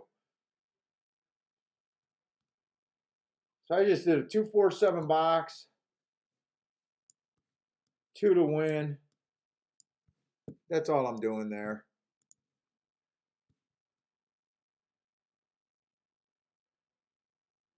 Let's see. Lanier likes the 1-4-2-3 over there at Del Mar. Jared got some Del Mar plays. Exacta and try. 14-9, 12, 13-6. Steve B likes the 3-1 over the 1 and the 7 over there at Woodbine. 3 with the 2 and the 4. So just 3 with a bunch of horses.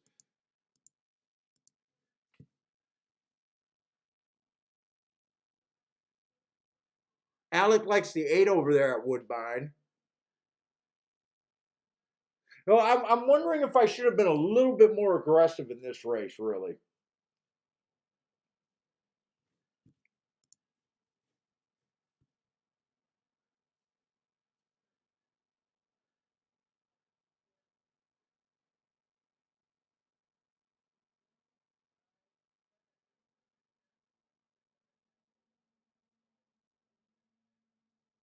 Yeah, the Woodbine race is a little tricky because I do got to respect the fact that some of the horses are really dropping here.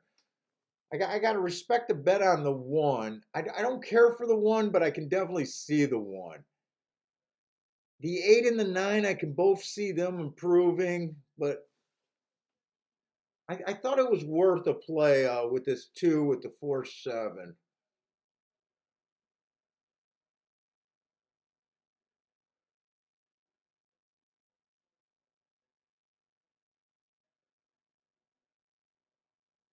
Come on, 2, get a nice break. Oh, he didn't get any advantage at the break. I was hoping the 2 would get a really nice break, but he didn't. 4 actually outbroke him. And 1 with the class drop is right there. This 1 is already showing more speed than I thought he would.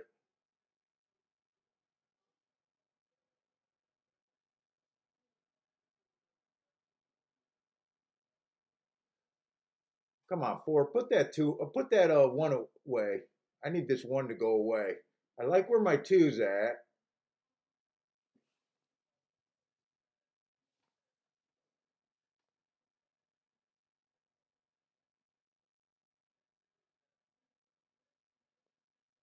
Yeah, I don't know if the 2's keeping up here or is he just maintaining position. I need him to decide to, if he has something, he has to show it now, I think.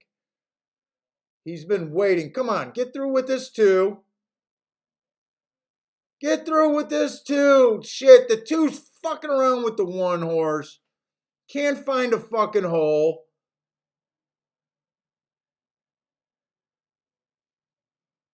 I really want to see the head on to see how tight that was.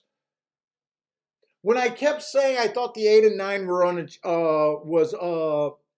was interchangeable, I was really thinking about keying the 2 first and second with the 4, 7, 8, and 9 as the backup ticket. And I just didn't want to invest that much. I really want to see the head on because the pan view, I think the 2 could not get through that rail. And I think he had horse. I think he would have been first or second there, but I could be wrong. He could have more space than I thought.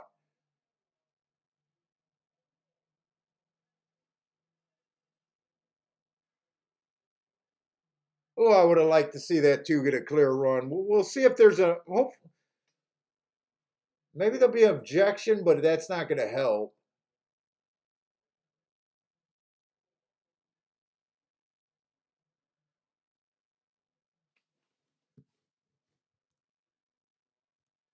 Yeah, and I was looking at it to see which horse I wanted to use over the 8 and the 9, and I just came to they're interchangeable. I thought they both were about the same horse.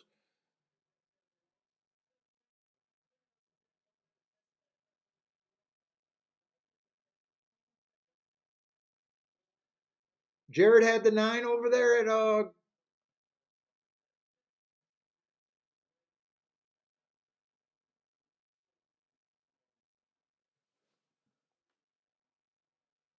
let's see. I want to see if this is as bad as I thought it was. It might not have been as bad as I thought it was. Maybe the 2. Well, the 2 never stopped riding. I don't know. We'll see.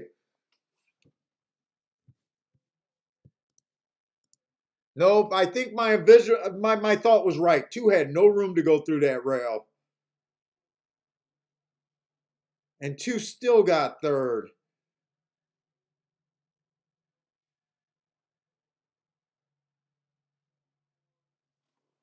But even if I would have did that ticket, all it would have did was irritated me and made me lose a little bit more. I definitely want to see that whole stretch run again.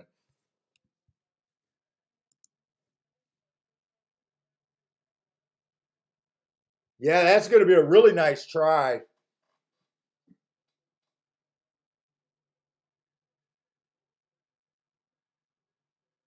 And there's really no reason for him to eject or to really do an inquiry here because the 2 actually beat the 1 anyways.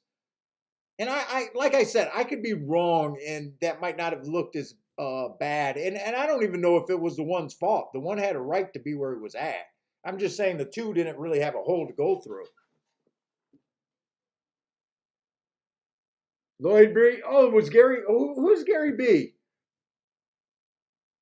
Old DRC jock. Who's Gary B?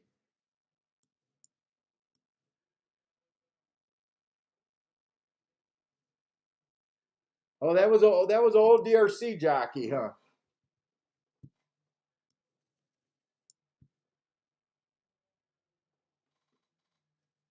Yeah, that's going to be a really nice try.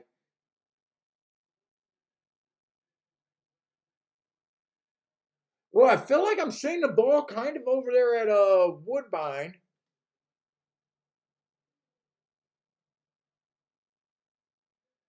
Definitely, but I don't think that was a race to be that aggressive on. Like I said, the two would have had to get first or second, and then I would have been wondering why I wasn't aggressive.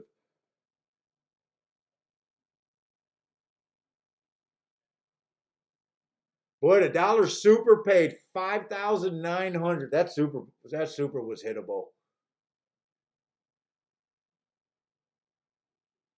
20-cent pick five paid 16 grand.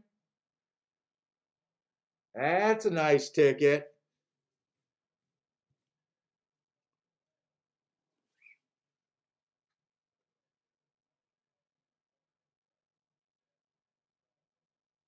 Let's see. Let's get over to Delmar.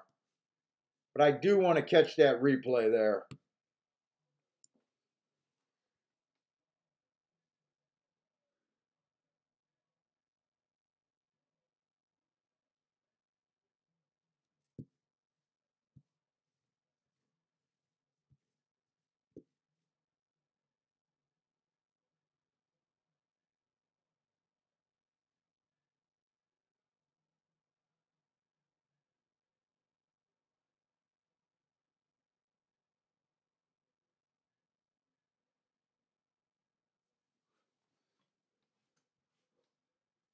Let me see. It's a really nice betting race over there at Delmar. I can't say it's not. Favorite is 4-1 over there. Nice 14 horse field.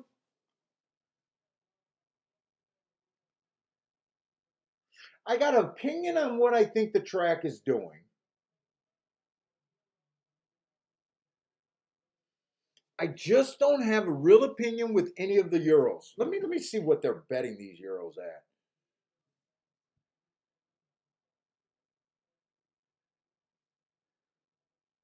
The three is 30-1. I can't even read those running whatever they got on them. The six is wow, they're actually pretty big prices. Who is a 12 and 13? Wow, so actually they're betting the American horses over the Euros in this race, huh? Let's see, nine's the favorite. Such a pain in the ass doing it like this. Let's see, nine's coming from Kentucky Downs and he stretching out for the first time against this group. I would try to beat that. I would try to beat that I would try to beat that. He was just average, average, average on a stalking closing day. Let's see, since they're not betting the Euros, maybe I should not be afraid to bet this race.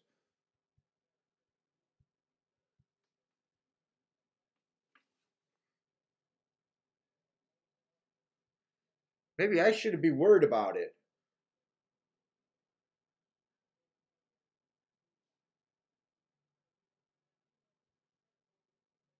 Let's see, two or no, the five horse is definitely a horse I could find myself interested in.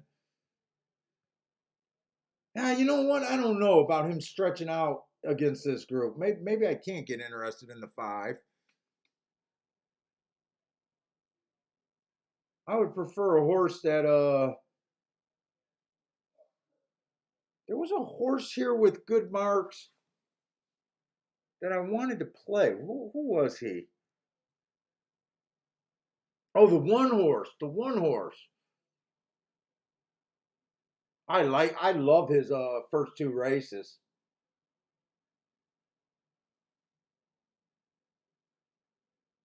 He got a closing bias last time, but he also went too fast to win.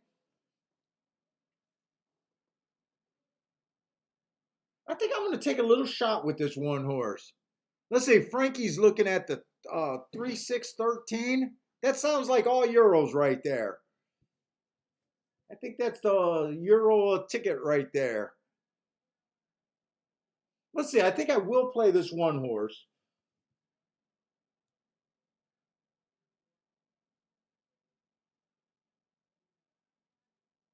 Boy, I love the marks on this four horse. I just don't know if they would have to pretty much go gate to wire. There's a lot of sprinters in this race. I don't know if this horse can really rate. He's going to be in the four hole. Let's see, they're getting close. I got to get my betting board over here to Belmont.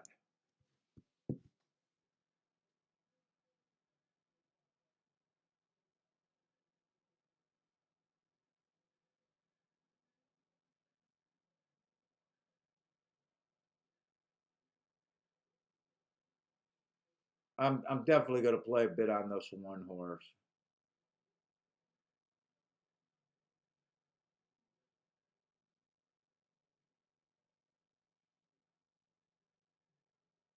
In fact, he's probably the only horse I'm going to play here.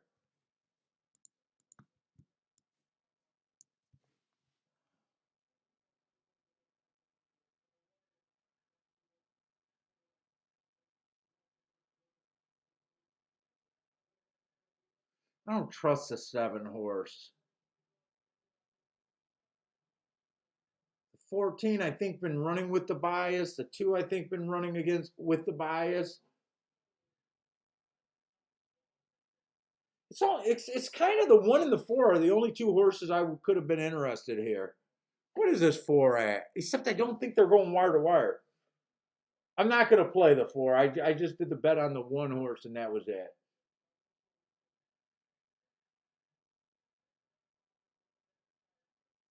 Maybe the 10. I could have possibly looked at the 10 a little bit more serious. Maybe the 10.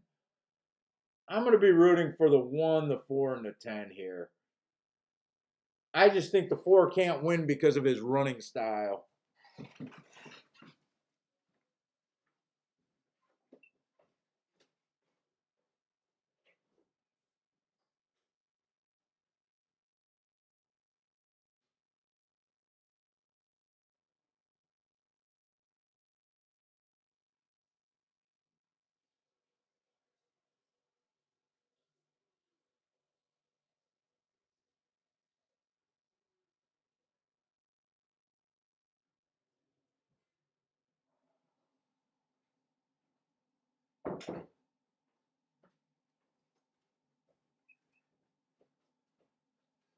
All right, they are off, though. Who else got some plays here? Your hand is taking the 6, 7, 11 on top of the all in the exacta. Superman went with the 4. Marco Lou went with the 5, 8, 10, 14. Let's see, 3 got the lead, so 4 is actually rating this race. I don't think that pace is as lively as the other turf race today.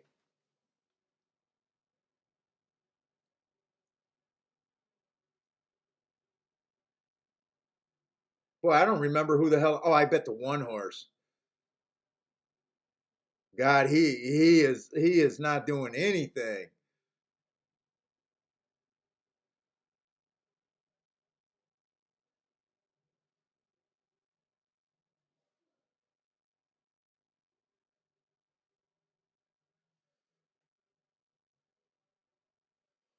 Three was one of the Euros.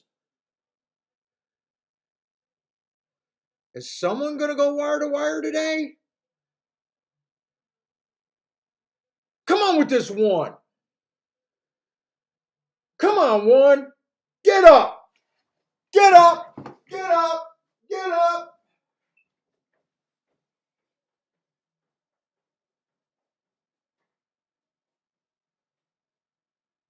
Get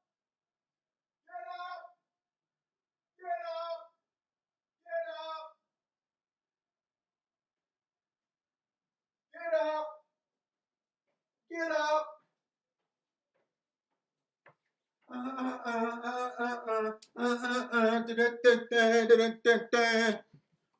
Get up! Get up! Woo!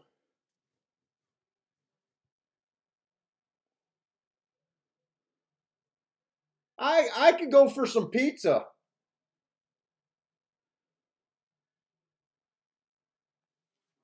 I love the marks. I think the 4 ran a good race. I think the 3 ran an amazing fucking race.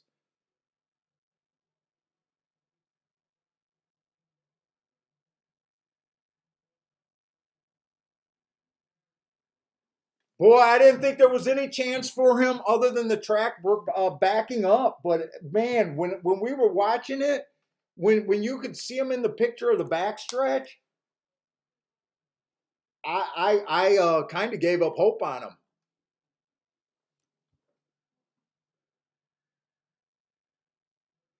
Woo, that takes some Breeder Cup stress off of me.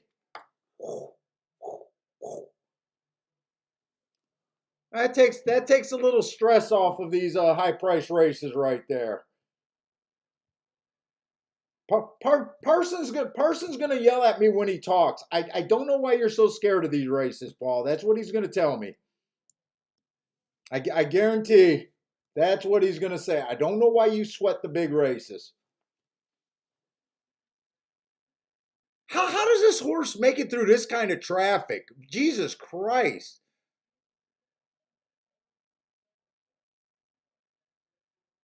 I mean, he looks like he's nowhere in this race.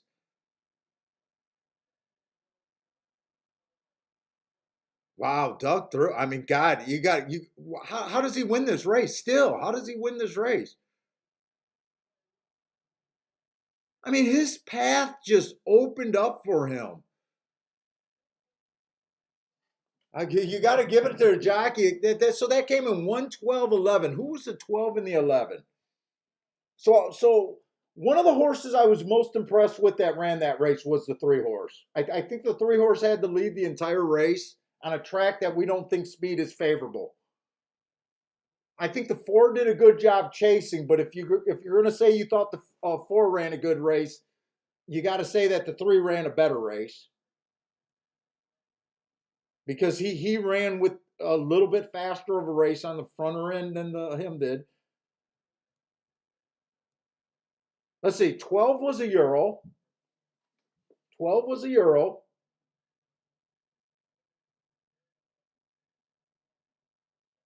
And who was the other horse that got let's see, 11 got third. And 11 was a Euro.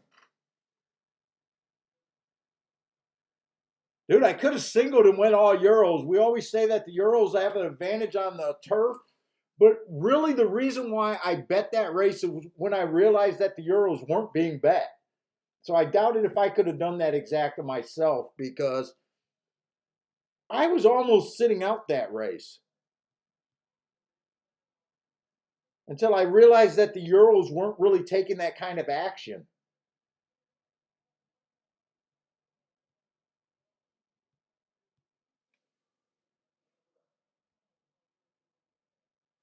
Ed, yeah, I can explain the marks. Now, I know Marco's going to say that every time you finally hit a race, Paul, you tend to celebrate too long.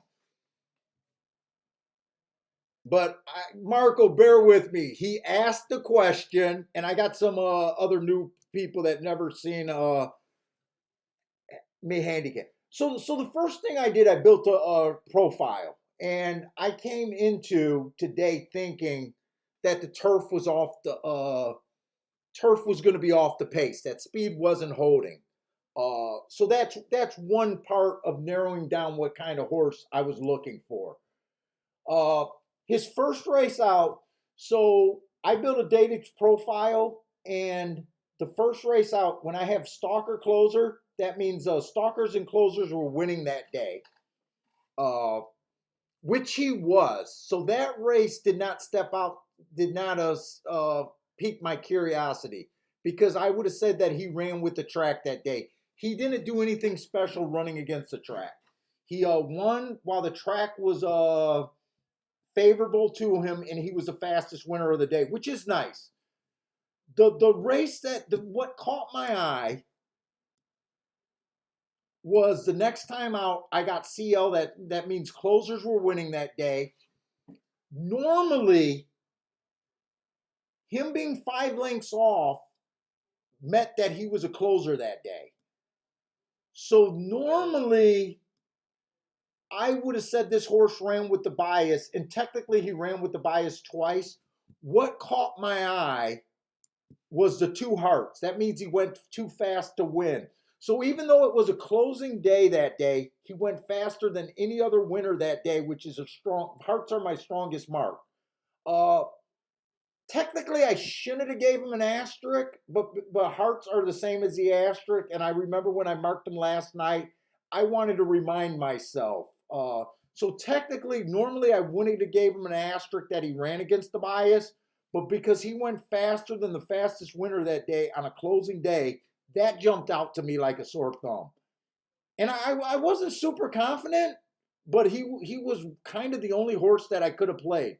And the 4 horse was another marked horse. I know he didn't run as good, but he ran against the bias and he went too fast to win. So whenever I see hearts, you want to relook at the race again.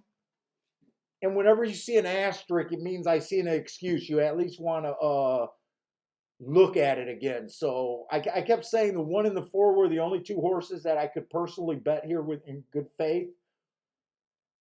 But I kept saying that I wasn't going to bet the 4 because I don't think horses are wiring. So and I got a lot of luck there. I mean, trust me, because if you were rooting for the 1, you probably gave up on the 1 like I did too. No, I did not hit the exact. I didn't. I only bet the 1 to win. That's all I did.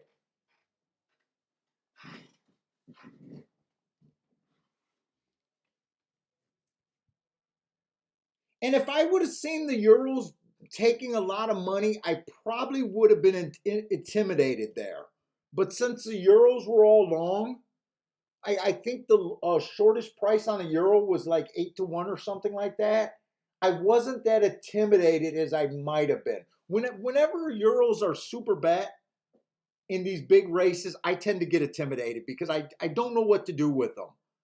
So I kind of trusted the public, even though the public was kind of wrong because Euros, other than the 1, the 2 of the Euros got second and third at fairly big prices.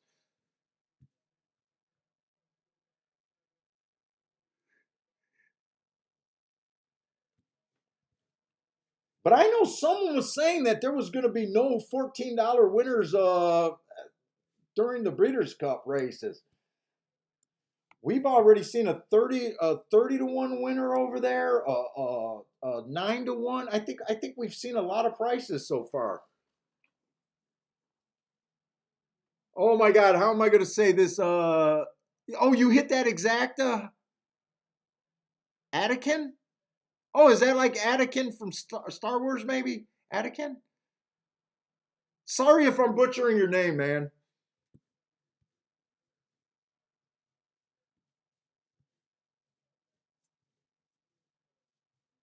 All right, let's look over at Gulfstream.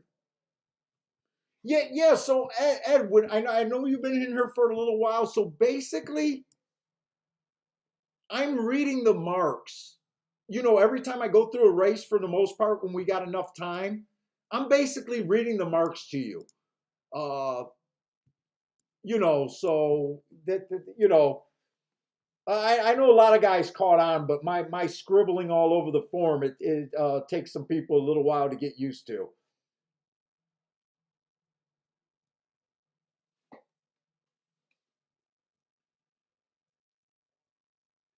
Dude, I think today could have been a really big day if I didn't mess up some races and get down on myself early.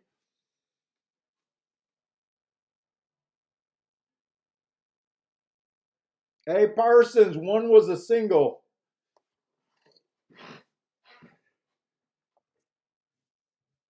I'm shocked you didn't play that one, by the way. If you didn't play that one to close out the pick three, you must have used the Euros.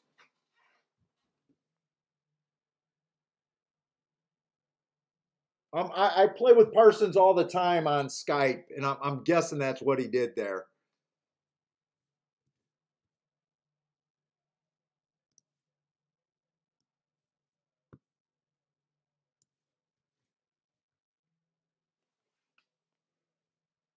Let's see, we're going in the no, we're going in the seventh race at Woodbine.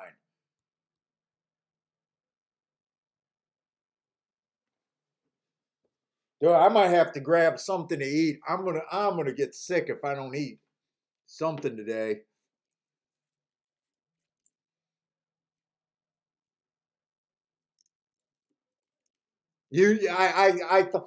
So Parsons, I don't blame you. I almost sat out until I realized that the Euros weren't really being bet, and then one was an easy play after that.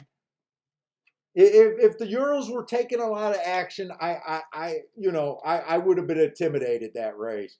And by the way, you weren't here. I said when I talked to you after hitting that race, you were going to tell me that you don't understand why I get so nervous about playing Breeders' Cup races. You always say that to me, that I don't suck as bad as I make myself out to sometimes.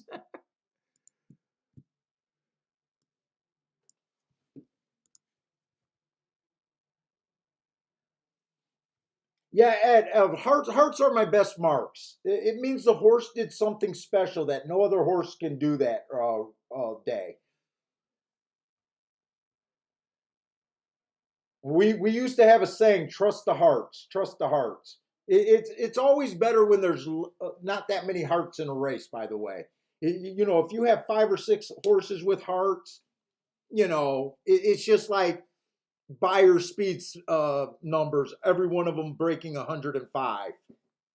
You know what I'm saying? You still got to pick between them, and sometimes when you have five horses that all did the same things, you got to decide whether to pass or if you're going to go any farther. But it's just like everything else. They're just something to say, hey, look at me a little bit more. Is really what you should do.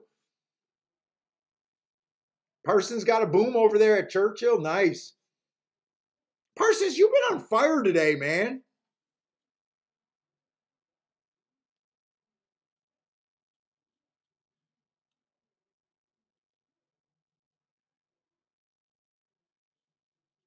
Let's see, Pam, is this a new double that you're alive to at Del Mar, or did you just cash that double to the one horse? Congratulations if you just cashed to the one, and good luck if you need the one next race.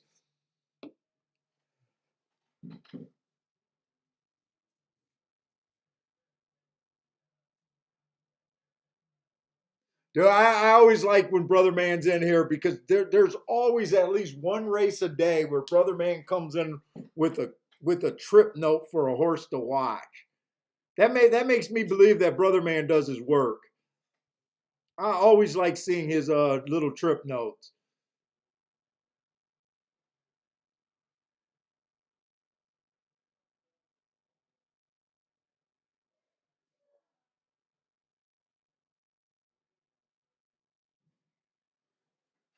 Yeah, Parsons, I think when you go back and look at that one, you're gonna kick yourself.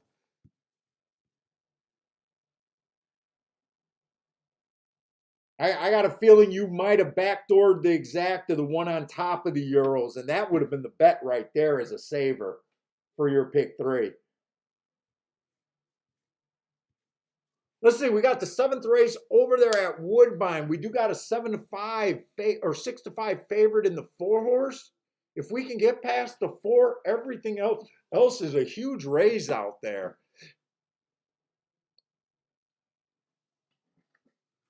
When they're bet like that, I like to start with him. Wow, what am I missing? He's definitely in good form. He's going to come off the pace if he comes.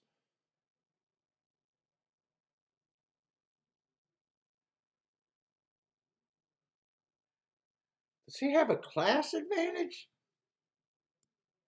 Let's see. He does look like he's dropping a little bit in class, though. I'm not crazy about him on his marks, though. Let's see. Let's see if we can find something here. Let's see. I'm not a big believer in the one. The one run one last race at a 10,000 non-winners or two lifetime closing. I have think that you had to be speed or stalker so far today at Woodbine. His race before that at this level was just average, slow, slow. That was also at a route race. He looks like a router overall. I'm not a big believer in him, even though he won his 6.5 furlong race. Let's see, the two horse, he's another route to sprint horse. 2 races ago, he went too fast to win, earning those 2 hearts. I do like that race, but I don't like route to sprint. Let's see, the 3 horse. 3 races ago, he went too fast to win. I love that race, but that was at a route. He comes back on another route. It was a stalking closing day. I gave him an asterisk for trying to go wire to wire. And he went fast, and he even went too fast to win at the 6 furlong mark. He's staying interested. Oh, excuse me. He's still interested to me because he mostly looks like a sprinter. He comes back, runs a sprint race, and even in that sprint race, he went too fast to win. But he did have to drop down to 10,000. He's been running at a bit of a lower level, so he is stepping up. 27 to 1.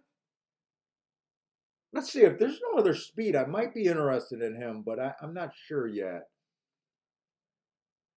Let's see, 4 just looks like a stalker closer here.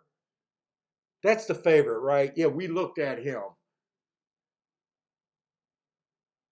I can see the public betting him. He looks like one of those favorites that I always like to play against. And the public nails and it irritates me at a high percentage. But he does look like a horse that, man, I want to beat.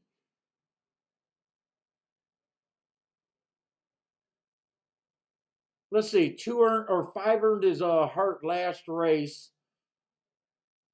But that was route to, we got a lot of route to sprint horses here. And right now, I haven't seen a legit sprinter with speed. I've seen legit sprinters off the pace.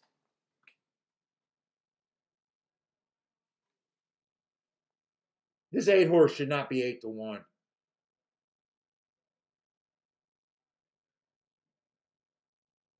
Eight should not be 8 to 1.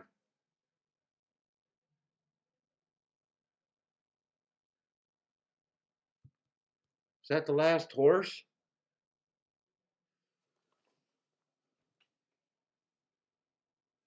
Did he run with that favorite last race? Let's see. October 15th or August 28th?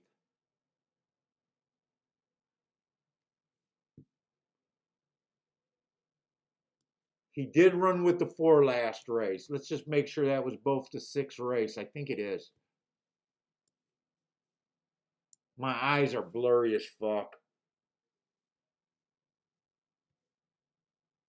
Let's see. He was 2-2, 3x3.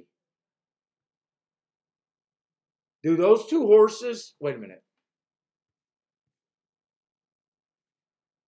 To me, the 8 and the 4 are the same horse. To me, the 8 and the 4 are the same horse, and I would prefer the 8 horse.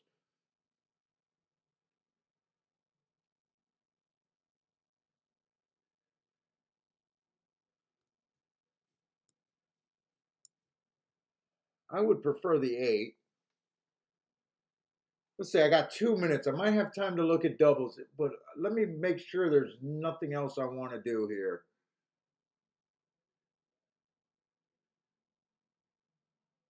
I wish I looked up this July. Do I got enough time to look up those? I don't think I got enough time to look up those races on the 5.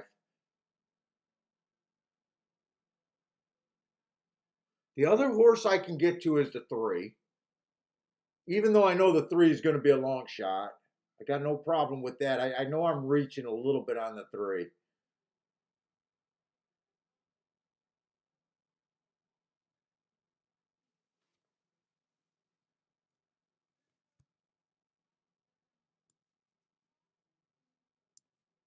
Fuck, I don't got a lot of time.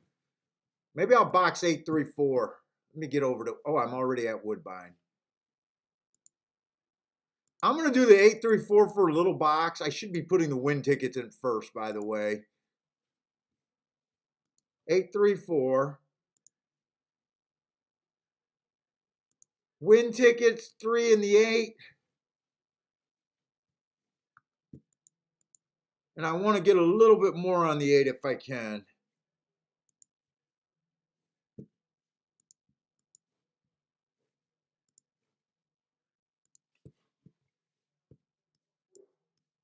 Four, 3, 8 in a box. 3 to win, 8 to win, but I got more on the 8 to win. I don't think this 8 should be 6 to 1. I think the 8 should be about 3 or 4 to 1 is what I think. Maybe 3 to 1 is fair value. I think 8 should actually be second choice here. If they're hammering this 4, I think the 8 should be to play. I think the 8 should be to play. Come on, give me a nice slow pace with this 3 horse out front. I've hit 2 in a row before.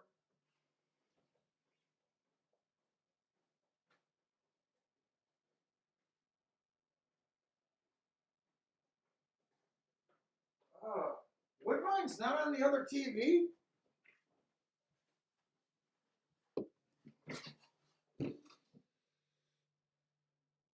Come on, relax on this 3 and just keep going. You got 23-1 at the first call. We can win with that. Can we win with that? 23-1. You haven't rolled yet. They did speed it up. 45-4 at the second call. Nope, 3's done. Come on, 8. Ah, man, this 2 looks good now. 8 got nothing. 4 got nothing either. At least I didn't get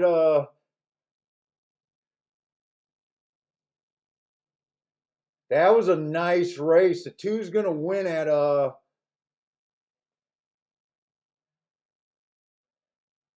258 that came. 258. Who was this? 2 was a route to sprint horse earning. No, that was the 3. No, it was the 2.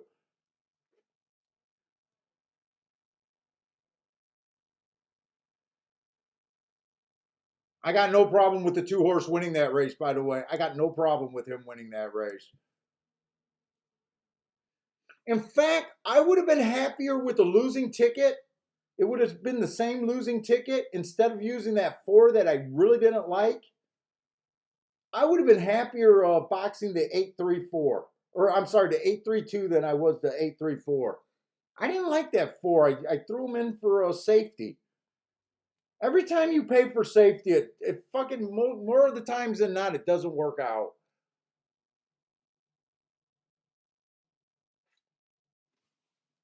I got no problem with the 2. 5 was the horse that got second.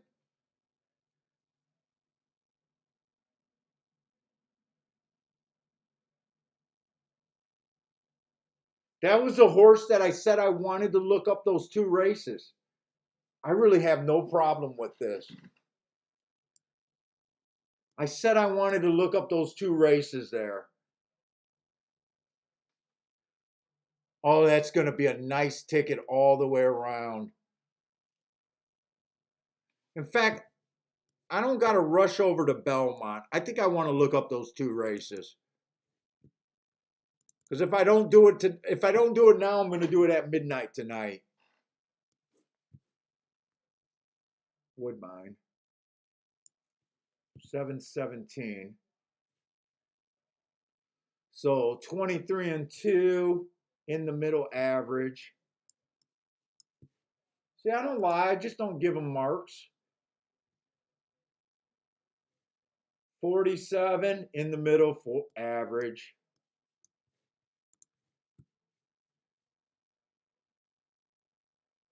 72 and 3 right in the middle average. So he did run an average race on a sprint.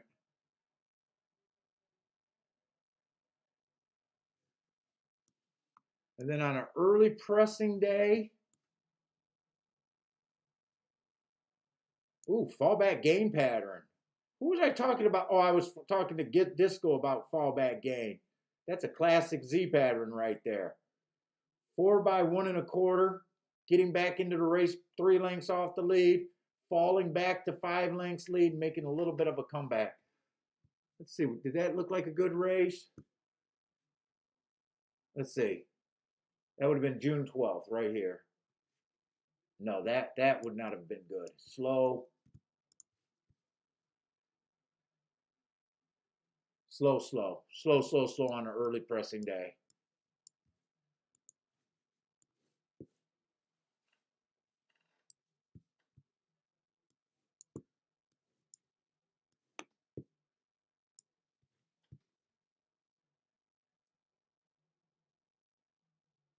Let's see. The hard horses were the 2, the 3, the 5, and the 8. 2, 3, 5, and 8. 2, 3, 5, and 8. That's 4 horses. I had to count that on my fingers if you didn't catch that.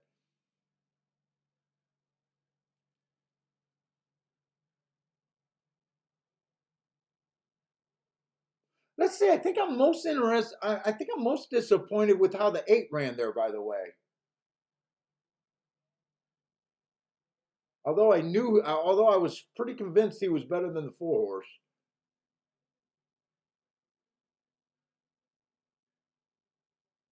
So I thought he was kind of, well, I thought he was definitely dropping compared to the 3. And he was dropping compared to the 2. I'm not disappointed with the 3. I'm disappointed with the 8, even though he still got 3rd. All right, 9 minutes over here to Del Mar. And I hope Del Mar doesn't do the Kentucky Derby thing where they start having hours between races. Please don't do that today. Oh, you know what? We're almost done with Del Mar. Oh, thank you.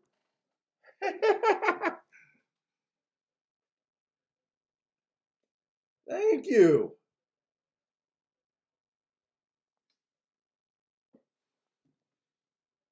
Dude, Woodbine had some good racing today.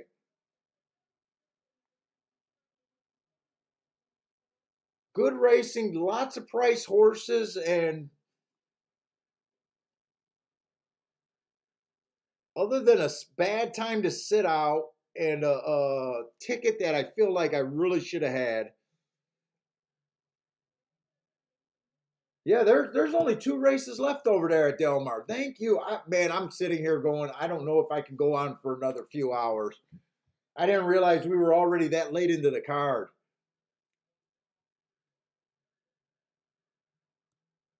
Let's see. Let's get to Del Mar.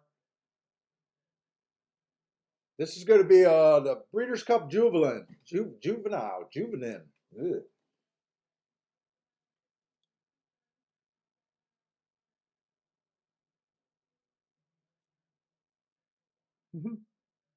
I know, Steve, you've been trying to figure out what I've been doing, man. Oh, if you're asking about how I got 28, 20, 22 and 8 there, that 22.8, that's intense. So just divide that by 2. Just cut that number in half, that second number. So the time they win is 22 and 4. It's just the way that I got to log it in. So a 22.8 is the same as a 22.4. One's in fifths and one's in tenths.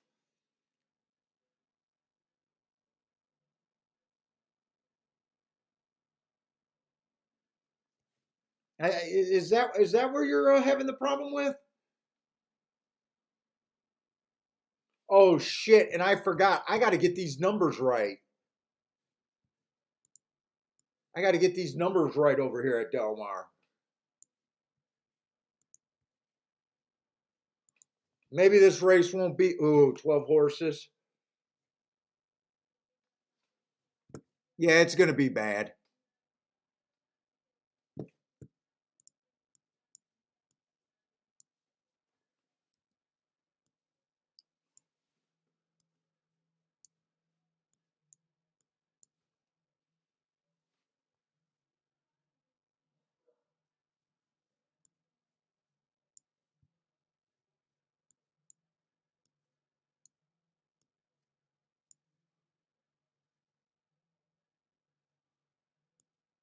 So that looks like the favorite right there, the 10 horse. Who is this? That look. Oh no, that's the favorite. The 12 horse is a favorite. I got to make sure the numbers are right. Double Thunder. Who's Double Thunder?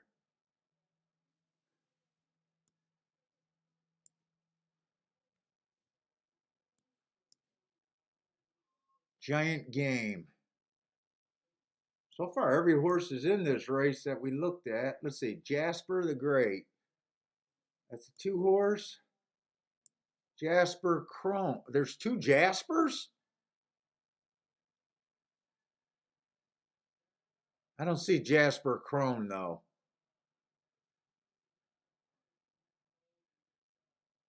What are the chances of 2 horses being named Jasper? Olivia Class. That would be the 3 horse.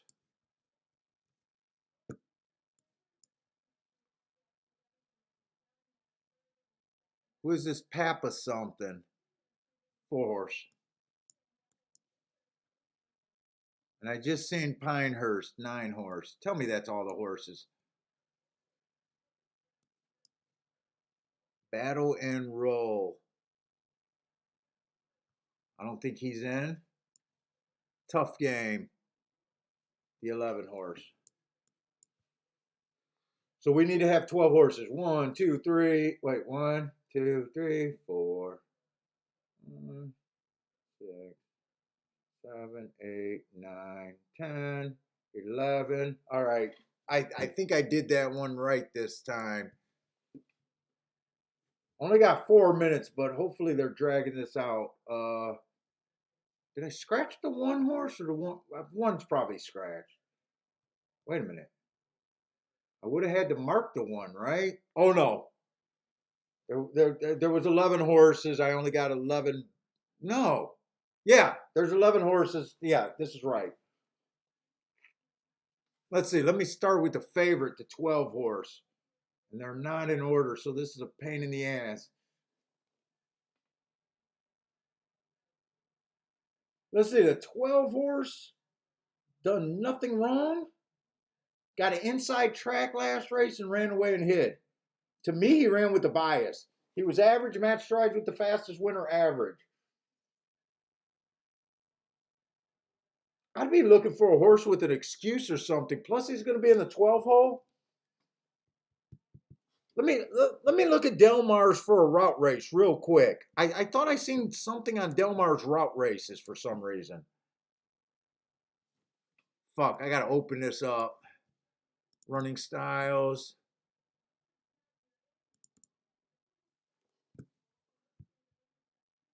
Okay, so the dirt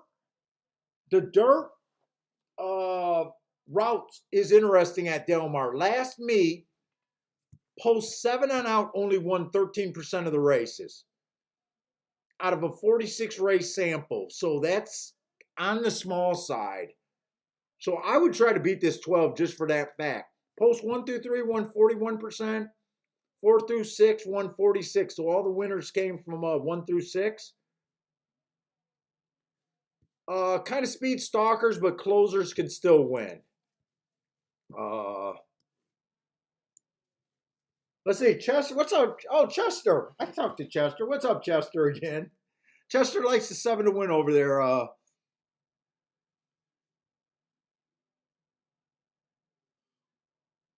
Let's see.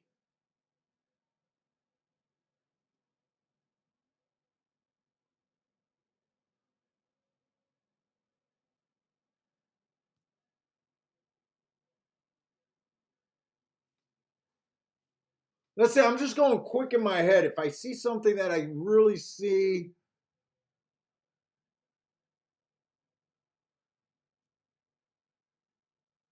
man, a lot of these horses look on the common side to me.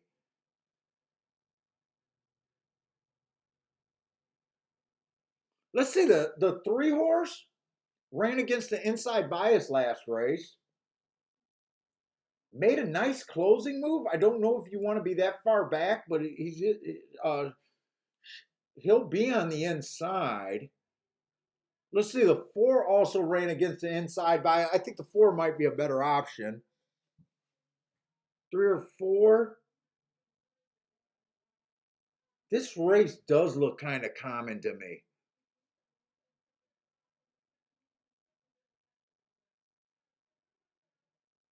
4 ran his best race running against the bias last race. Is that the favorite? Let's see, October 1st. Is that the race that the favorite's coming out of?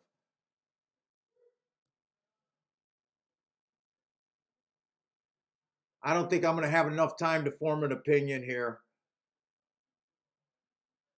Wait a minute. I even scrolled down to the wrong race. I was looking up. No, they're loading in the gate. I'm sorry. I'm not even going to have enough time here.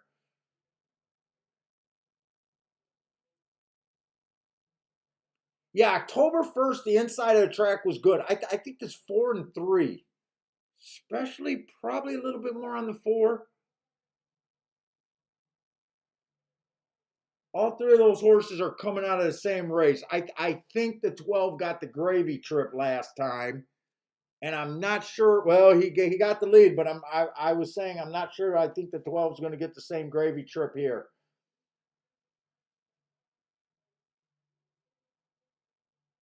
Boy, he got up and over easy. Maybe I'm completely wrong about this horse.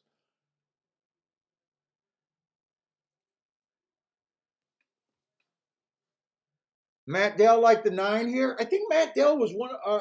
Matt Dell. I think the 9 horse was one of the horses that I thought in my head had front speed and was stretching out and could keep this 12 horse off the rail, but that did not happen.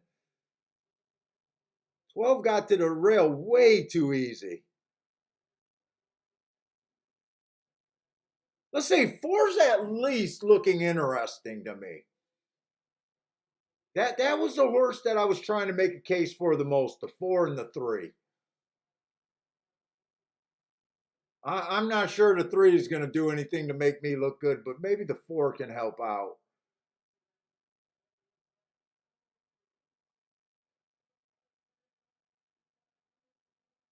Four's trying.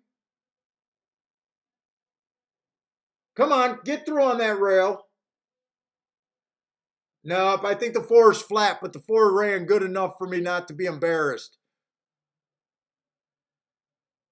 12 was the real horse. Come on, 4, at least get second. Don't make me look too bad.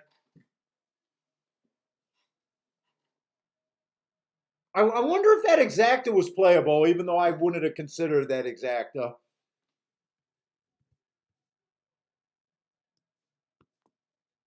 Let's see, 12-4. That exacta was playable. That exacta was more than playable. 56-1 that exacta.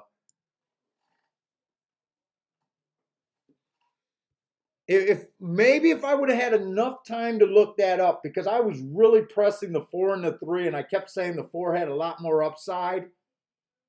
Maybe if I would have decided to bet that bet with more time, I might have looked up those exactas and been able to play that exacta. But the 4 did not bother. The 4 did not embarrass me at all. Joshua, boom! Nice hit, Joshua. Is that the exacta you hit? I take it.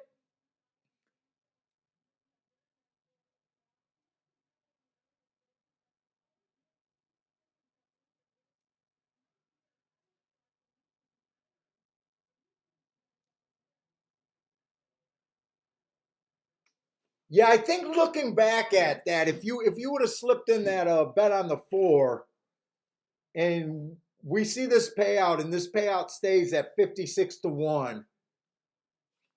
Wait a minute, is Delmar for $1 or $2? No, Delmar, it says for $1. Oh, I'm looking at the doubles. Wait a minute, I'm looking at the doubles. What did the 12-4 pay? Okay, 12-4 paid 25 to 1. Not as juicy as the 56. Still playable. Still playable, just not as juicy.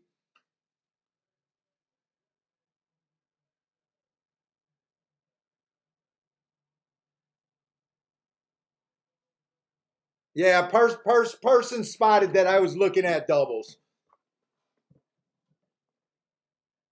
Let's see, and 7 got third. Who was the 7 horse?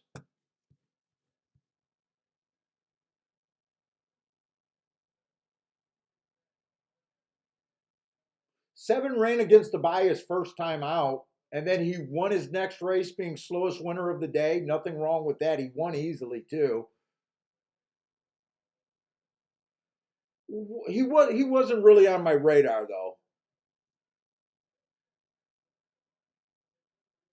But that's a lot of times what I do look for on big days. I look for horses that I think ran against the bias or earned hearts or something where I say they did something special. I thought the 4 did something special here. I'm actually proud of that handicapping job, other than not putting together a 12-4, but I didn't bet anyways.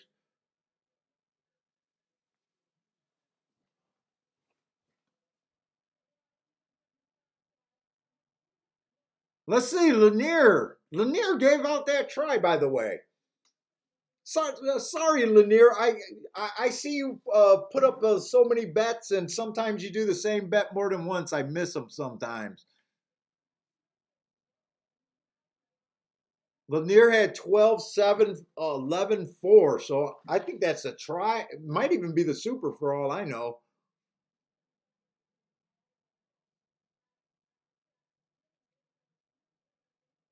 Mizzou Man got the try and the super. Nice job, Mizzou Man.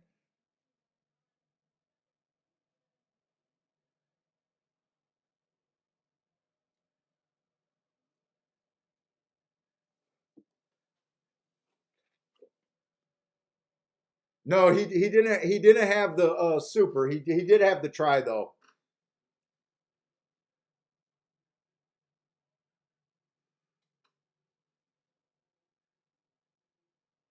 Let's see, 10 was 3.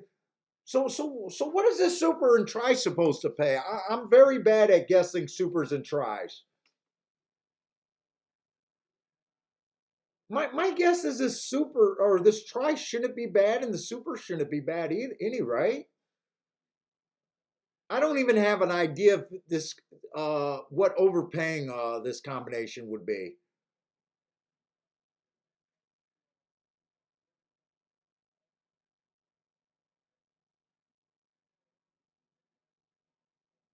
Matt Dell says the super's going to pay.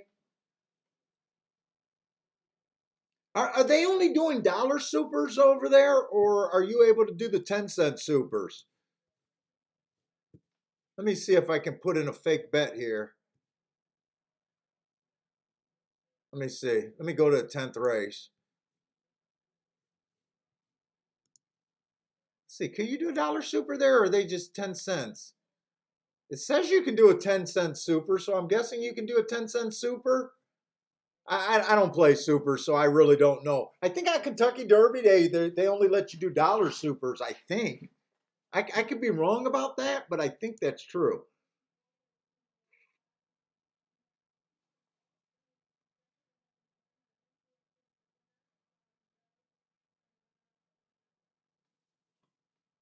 Matt Dale, did you hit the super high five?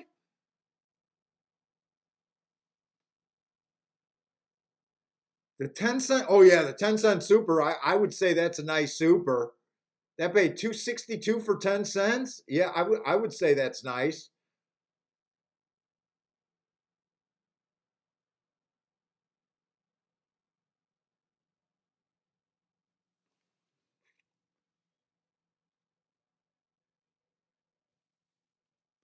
Let's see. Lloyd says the next one at Del Mar is going to. Lloyd, how are you doing today, man? I know you've been in here. I think you've been kind of quiet on picks today. It's harder for me to keep up with the chat room, but it seems like you've been a bit quiet today. Oh, you did not. Okay. You didn't hit the high five. I thought you might have, Matt.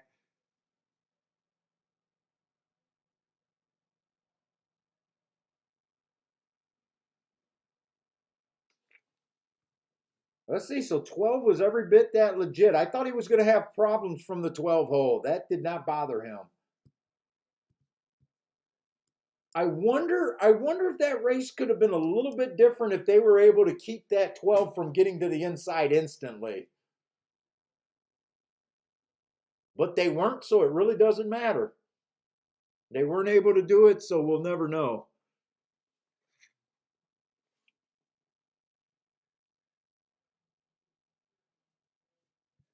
Let's see.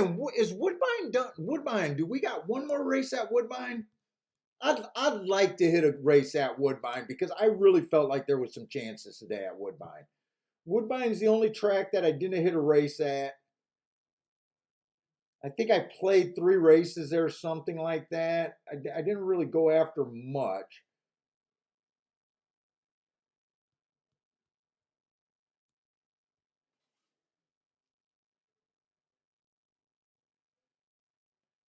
Let's see, is that the last race there? I almost feel like there was too many opportunities at Woodbine not to hit a ticket today. That 41-1 winner is gonna bother me. That's the race that's really gonna bother me.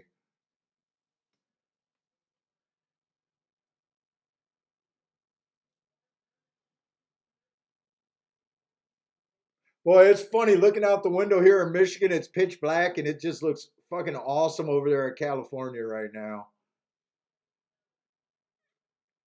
I wish I was out in the sun right now. Look at that crowd there.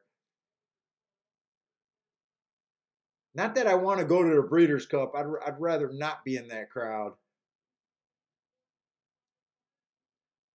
Unless my multi-million dollar billionaire sugar daddy, who wants to be my betting sugar daddy, just wants me to handicap with him. I'll go then. But I'm not going on my own.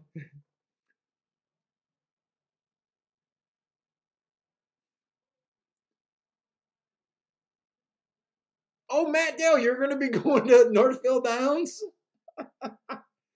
I wasn't sure if they were still running or not there. You got to go get your tetanus shot.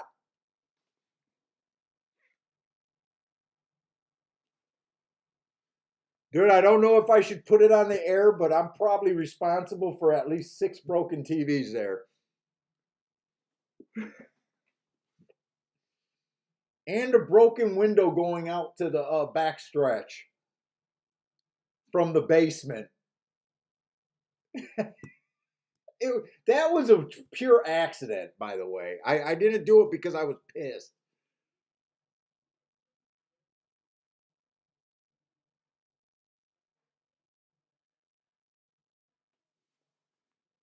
All right, but we're definitely surviving, and actually, I'm having an okay day considering how bad it got earlier.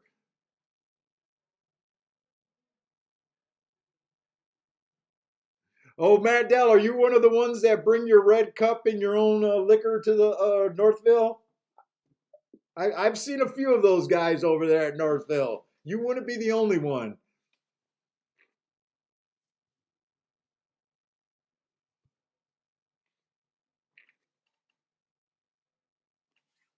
Oh, is it? It can't be bring it. You bring your own beer now. It can't be that. All right, I got to look at this race because I don't want to waste too much time. Let's see. The 9 is scratched, so there is a. They got another nice field here at Woodbine, by the way. And I keep saying it on the show when we do Thursdays that Woodbine is kind of becoming my second track, even though I technically have not played it on my own time.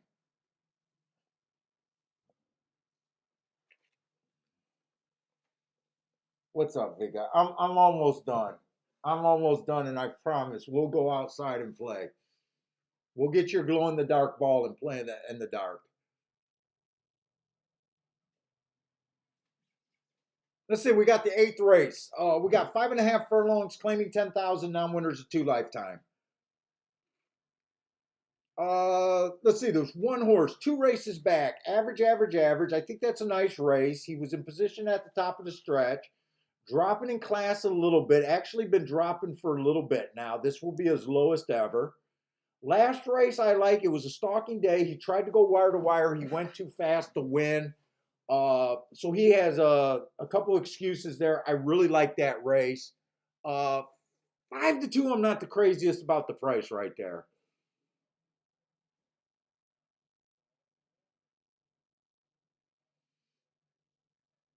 Let's see. The 2 horse is another horse with some front speed. Might be able to challenge the 1 early, but I think the 1 should have a pretty good advantage over him.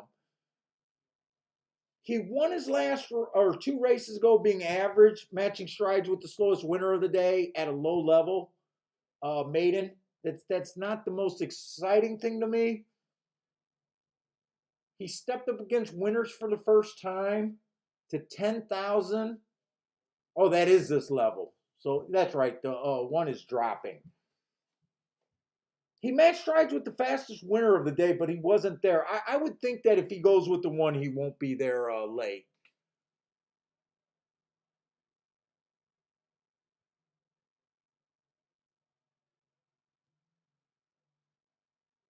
Let's see, the 2 horse, or I'm sorry, the 3 horse. 3 races ago, he had no speed on a day where you needed speed.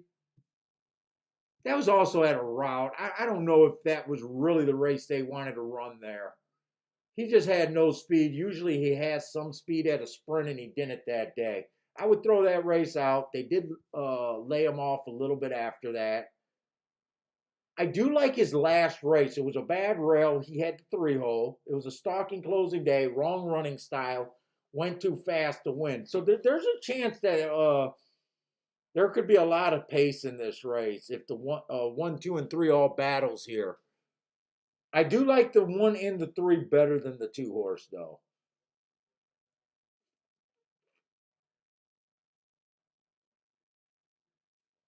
Let's see. Four is stepping up against from breaking his maiden. Is kind of speedy. I think this could be a really fast pace here.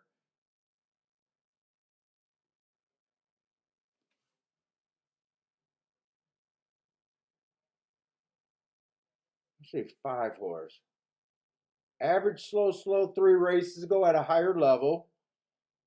So here's a horse dropping, when a lot of horses are stepping up. Ran a nice stalking race 2 back on a stalking day. 1 tick slower than the fastest winner, average, average. And last race he ran on a bad rail when the rail was bad.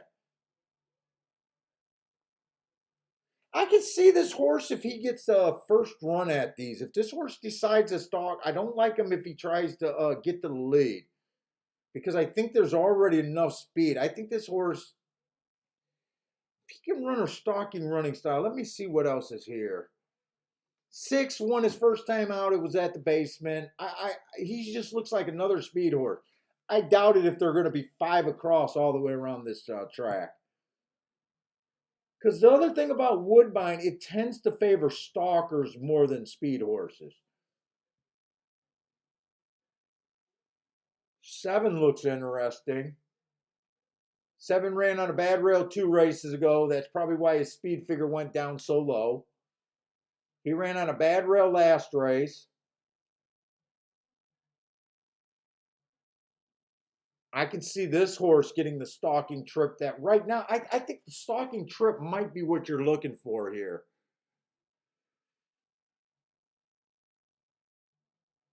8, I think he'll be farther back than a stalker. I would think the 7 or the 5 would get a better stalking trip than him. Let's see. 10's coming back from the graveyard of Canada. And the 11 just looks like another speed horse who's stepping up in, or who's not stepping up in class. I keep thinking everyone's stepping up in class just because the one's stepping down. I think the one should be the favorite here. I'm not interested in 5-2. I'm also thinking that even though I think he should be the favorite, I think there's a lot of horses that are going to take their shot early at him. So I think I got three scenarios here. I think either the one's the speed of the speed, his class holds, and he's just the best horse. That's my first scenario. My fourth scenario, I think the 3 can win this race, but he's kind of my fourth scenario.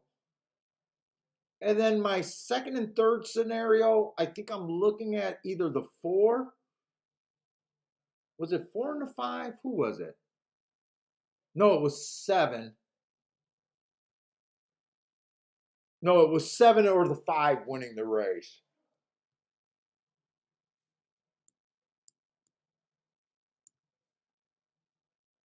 I think the 7 and the 5 is about the equal scenario. It's my second scenario. My long shot scenario is the 3. They're loading in the gate. I think I'm just going to let this race get away from me.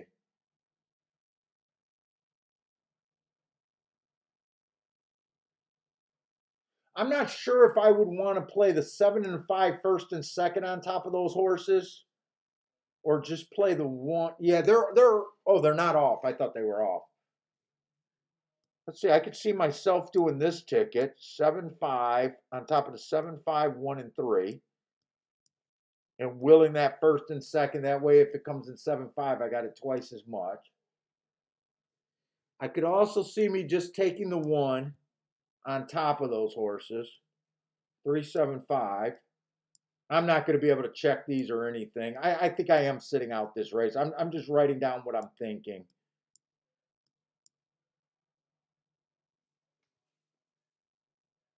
And they are off, so. And the scenario that I didn't see is 6 getting the lead. Let's see, there are 4 horses kind of across the track, so we are getting that fast-paced scenario.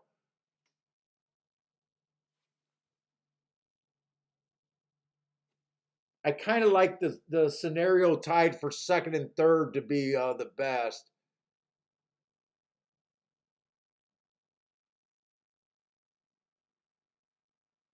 Boy, I thought 3 was a longer shot than 8-1.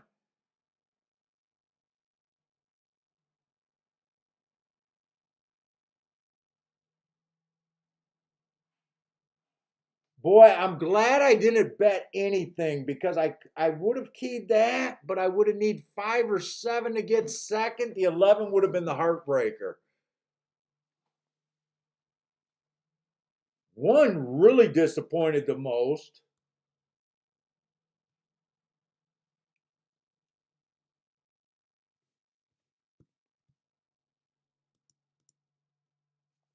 Yeah, that was kind of my 4th best scenario that I seen. And I had no shot at the exacta with the 11 getting second. Who the hell was the 11? Was just another speed horse that I thought was gonna take the worst of it. Really, 11 outran the 1, and he outran the other horses too. I want to watch that replay again. I'm not even sure who got third. I might not have had. I might not have even would have ran first and second. It might have been first and fourth was the best that I could have hoped for. 7 didn't run.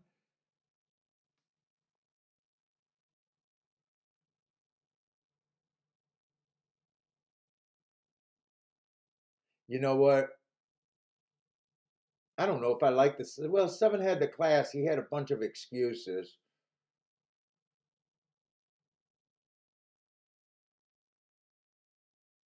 Neither of my stalkers were really getting in position the last 4 races. Usually I'm really careful about demanding horses to get in position. Let's see. It looks like it's between 5 and 4 for third. I think 4 is actually going to pass the horse for third. Yeah, he does.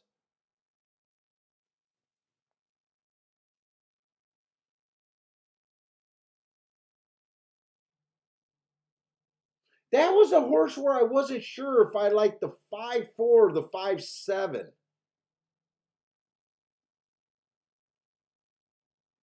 It doesn't matter. The 11 would have beat me no matter what I would have done. The only way I could have did that is take my fourth option with just the 3 to win, but I thought 3 was a higher price than 8 to 1, to be honest. I probably wouldn't have done that win ticket. Dude, Woodbine's been paying nice, and I don't think they were the biggest out of line races today.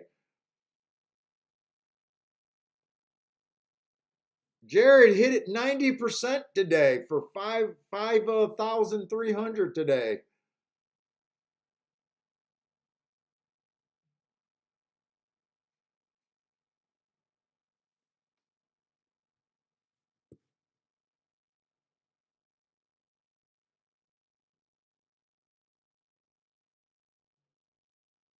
Yeah, I think I bought too much into the 7.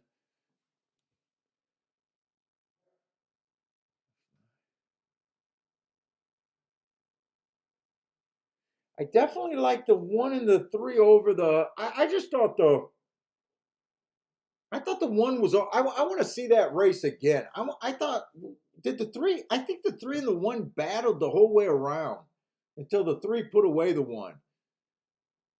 I was giving the edge to the 1 in that race over the 3.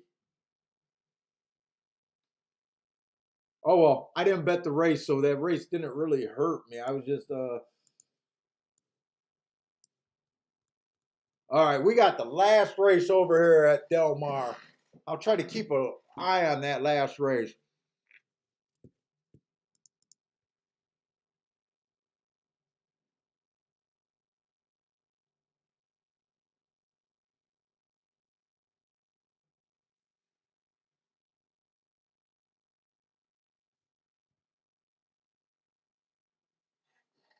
Oh, Joshua, I wanted to check out that leaderboard.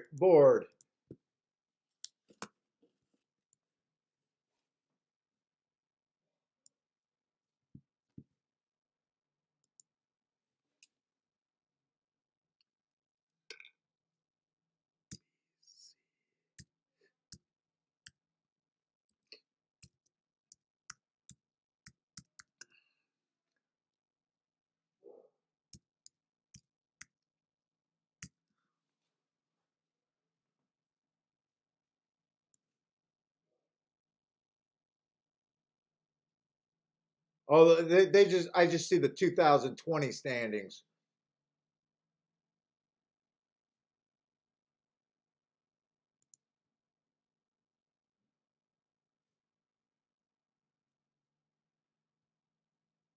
I'll look for it later.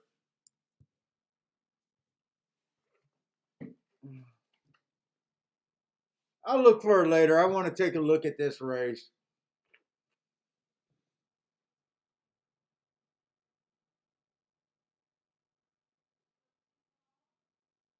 Oh, Scotty's not doing well so far. I wonder if Disco made it in it.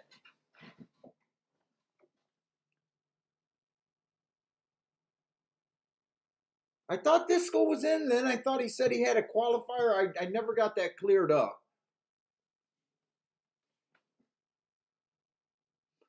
Let's say we got the last race, and it's going to be another turf race today.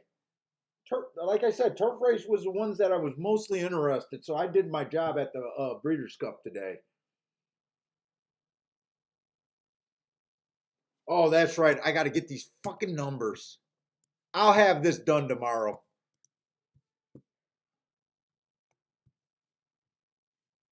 because this has been a pain.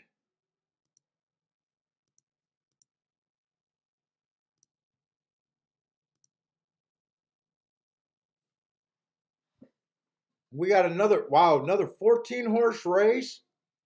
Favorites 3-1. Modern games.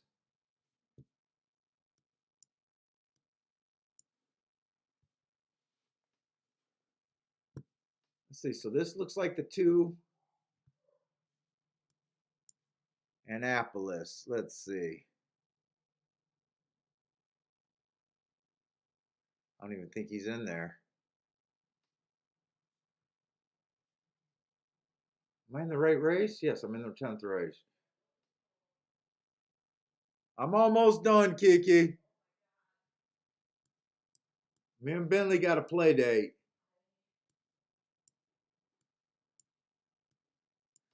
Credibility. I don't see him in there either. Dakota. That's 3 horse.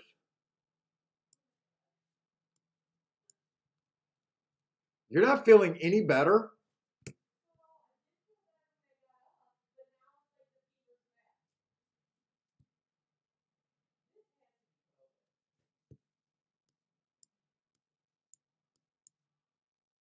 Well, that you went to that whore party, so you danced with the devil. You had to go to a party. What'd you say? How many people? 700 people. You all did your eyes wide shut party. Fucking went out in the Mardi Gras mask. Dressed. It's that. That's what it's from. Stop it. I'm gonna fucking report you to the fucking governor. She's trying to keep us safe. My wife's just going out partying.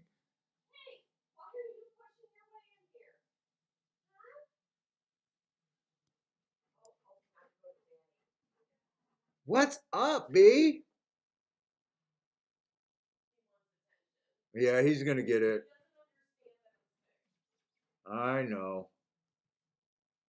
I don't see Jasper Crone.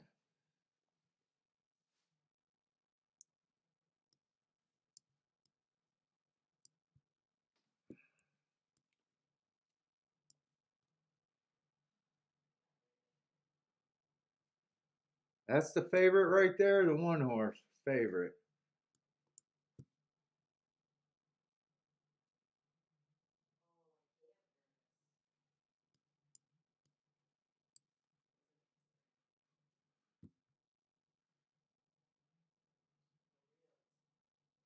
What are you talking about? Yeah, you can't wear any of my clothes. I don't want them stretched out. Royal Spirit. Where's Royal Spirit? Is he in this damn race? Slipstream.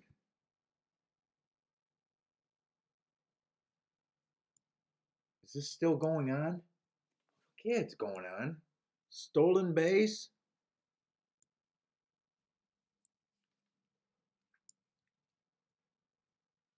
Tis something. Tis the bomb. 4 horse. Verbal.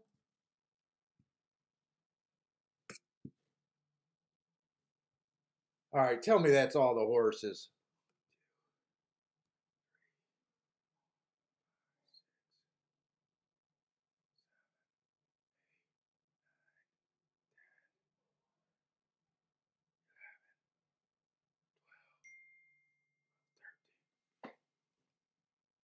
I'm missing a fucking horse.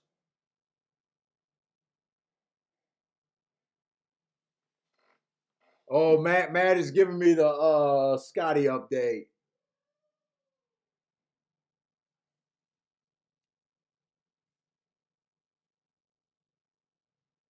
Ah, the 12 horse was the horse I was missing. Okay, I should have all the horses.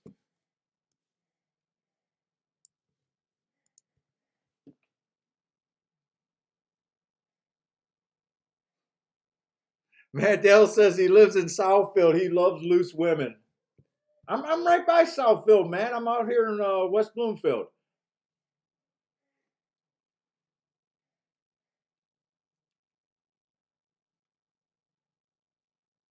You're in the neighborhood where all the old time players used to live.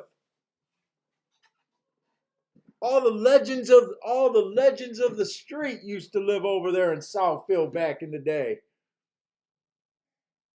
That was the neighborhood.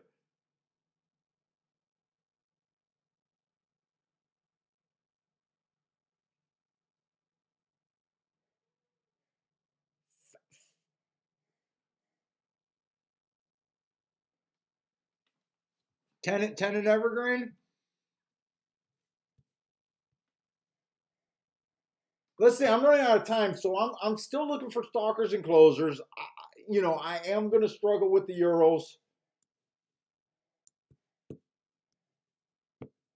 just because I don't know their running styles. I'm too lazy to read all of this shit, and I don't even know what the hell it is. There's quite a few Euros in here. Are the Euros taking action? They're probably taking action in this race.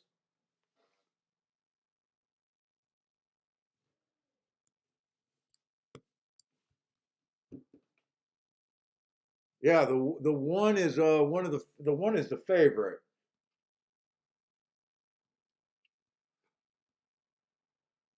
Let's see. I just want to see how many Euros are even in this race. One, two. Got to count with my fingers. So it looks like five of the 14 horses are Euros.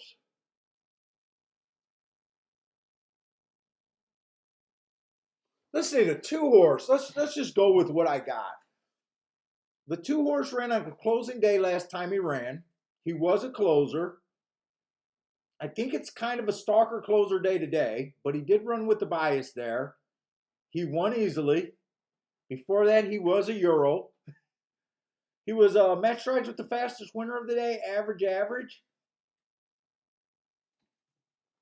So, I mean, to me, fits. I do like the race that I seen, but to me, he ran with the bias. I can't fault you for winning when you had the bias and you handled your business. I wish there was some more races where I can tell. All I can tell is this is a nice horse that all of us wish we owned. Let's see the 13 horse. I don't like his running style for this race.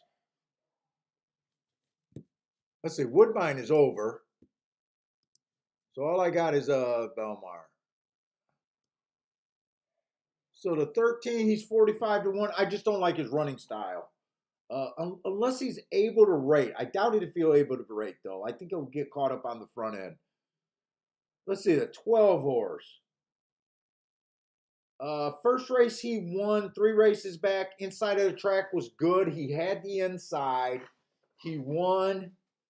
He just handled his business being the slowest winner of the day while running with the bias. Comes back. Tried the dirt for the first time. Maybe he didn't like the dirt.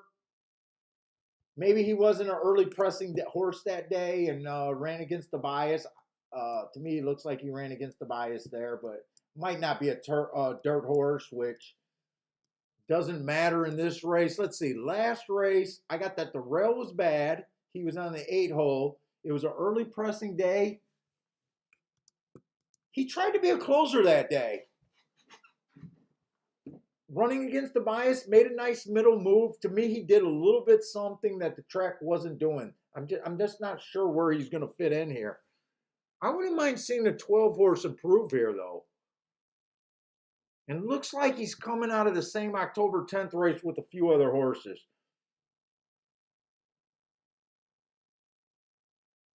Let's see. September 26th, this Monmouth horse. I just didn't look that one up. First race out, he looked like a speed horse. Second race out, he looked like a stalker closer. Man, I'm going to have nothing to say about these Euros. I'm just glossing over them.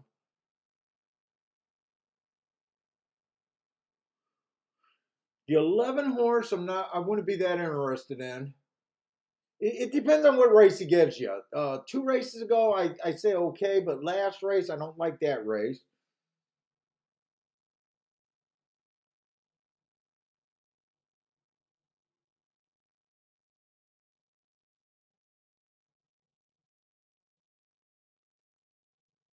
I would be interested in the 10 if the 10 horse if I thought speed was kind of holding. He might be able to just do a first run. I like that he ran against the bias last race. 10 is at about 8 to 1. I guess I didn't look up the Mammoth race. This is the second race that I did not look up.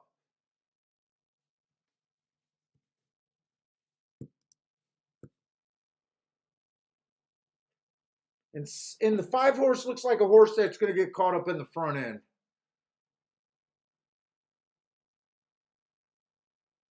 Oh, the 9's a little interesting, but it did seem like the inside of the track was doing good today.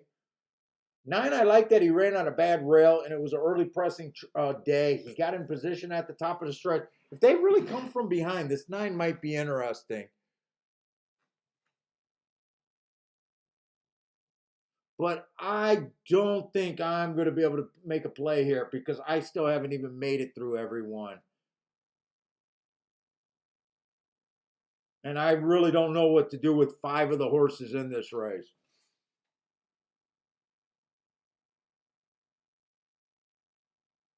9 does look a little interesting to me. Who was the other horse at a monster price that I thought looked a little interesting? I'm sitting out the finale.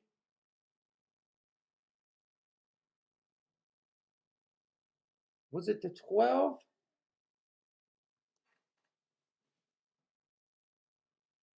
I think it was 9 and the 12.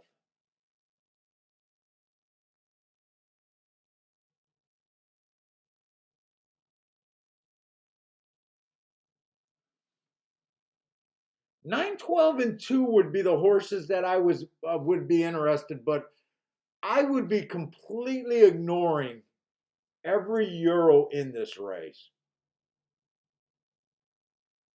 And I don't know if that's the smartest thing to do here. So I'm just going to be rooting for 9, 2, and 12. Oh, they're actually betting, but my 9 and 12, they're not even touching those two.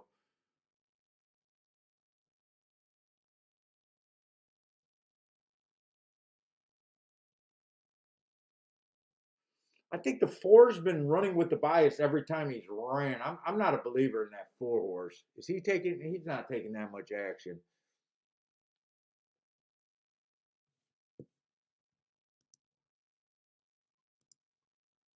The 2 horses, the horse causing trouble out there. He's going to be the gate scratched over there at the Breeders' Cup. I wonder if that's the ownership group right here or the owner saying, "God damn it, we got you here, and you're going to act like an asshole." Frankie Tubbs says the 2 flipped, so if the 2 flipped, he's getting scratched.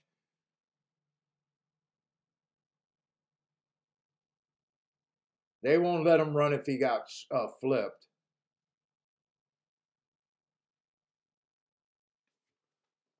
Two is out the race.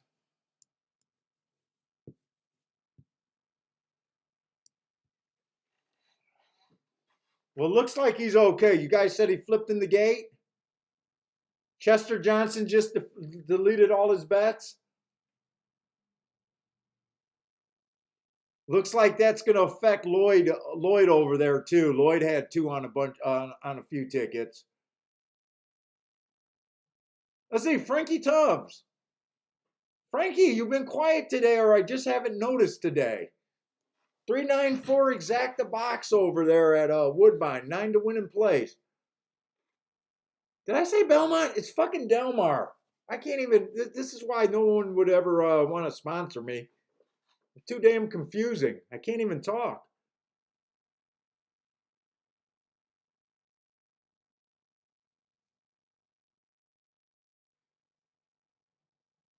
Jockey looks pissed. Jockey's walking back just pissed. Motherfucker. I was going to win with that horse too.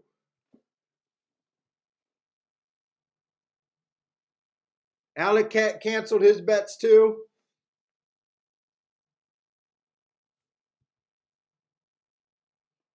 Let's see. So I'm going to be rooting for, what was it? The 9 and the 12, I think it was. Or to me, it's gonna be a Euro horse, and I'm not betting money here. I got to remember why I like the 9 horse. 9 horse I like because of the running against Tobias last race. He has to improve a lot. And who was a 12 horse? Let me make sure it was a 12 horse.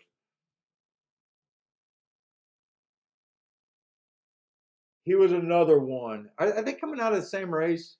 I think they were coming out of the same damn race. So I must like the I must like the Bourbon handicap this last race.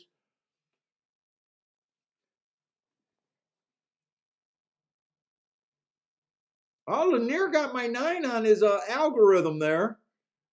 414, 912. Hey, what's up, Ed J? We got an Ed L in here and an Ed J.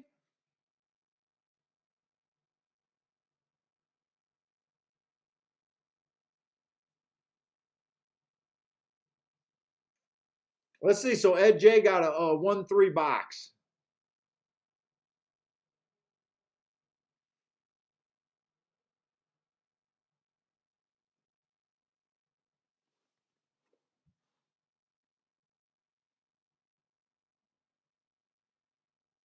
Alec likes a 4 now. Dude, I did all that extra work at Woodbine. The Woodbine's going to bother me tonight. Woodbine's going to not bother me.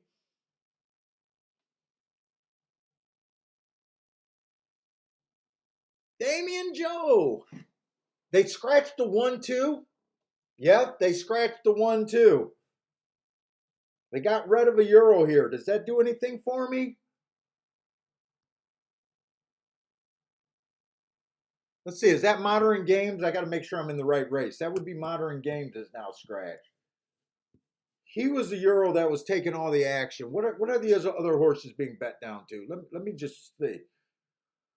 The 3 is not a Euro. The Euros like in that other race. They're the ones that intimidate me. Let's see. 14 and 8. 14's taking a little bit of action. Not that much that scares me. The 8's not really taking any action. That scares me. 7 horse isn't taking any action.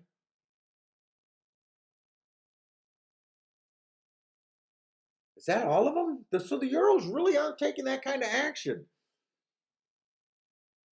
So who went down to the favorite? Did the 3 go down to the favorite now?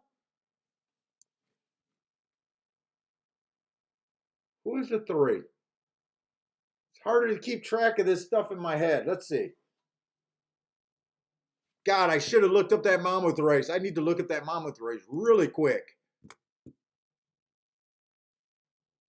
Monmouth. Let me just even see if I even feel like, come on, where's Monmouth? September 26th.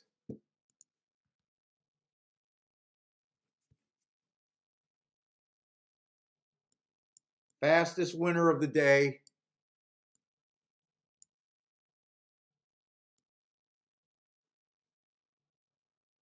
Those are really nice marks. Fastest winner of the day. That race, his adjusted time is so fast. I'm going to want to look up the document that I used to make that with my charts. Let's see, that was at Monmouth.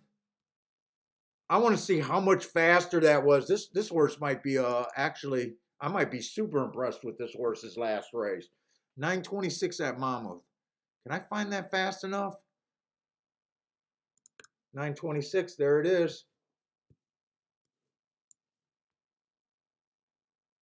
That race, the pace was absolutely insane.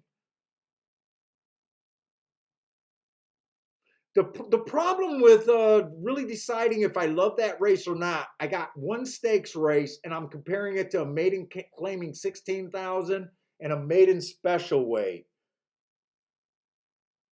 I mean, that race was only about 20 lengths faster than all the other races, but oh, that's tricky. That's a tricky one. Those are definitely good marks, though. I'm not sure if we know if this is a front end horse or a closer either. Because the first race he ran, he went wire to wire at a sprint. Then he goes to a route race, but at the first call, it looks to me like he was trying to get to the lead, coming out 5x2, couldn't get the lead, decided to relax, and then made a closing run. I wouldn't be shocked if this horse closed, stalked, or tried to go wire to wire here. If he tries to go wire to wire, he might be set up. 13's coming out of that same race. Thanks, because that I knew there was another Mammoth horse, and that was the next thing to click.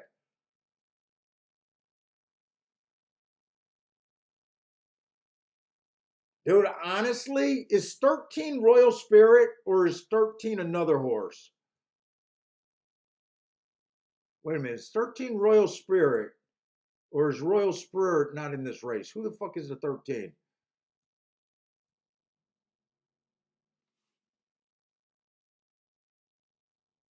Dude, I don't think there's any difference between the 3 and the 13 other than the 13 being more likely to get caught up in that speed duel.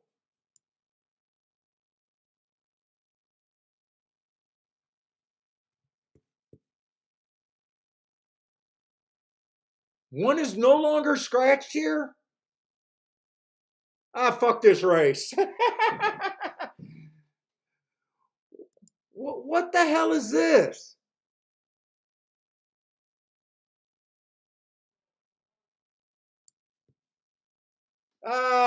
Wait a minute. I don't know about this. If they scratched the one, it's probably because the 2 kicked the 1.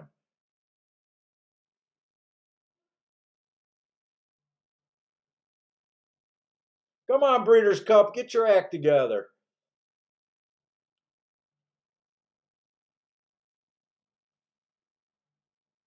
Yeah, I don't.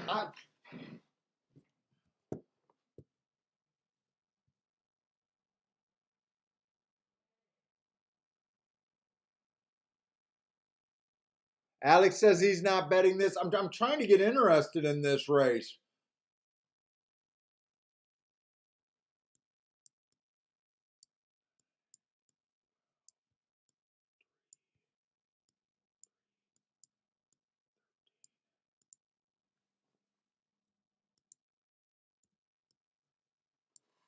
I don't really have to force anything either here.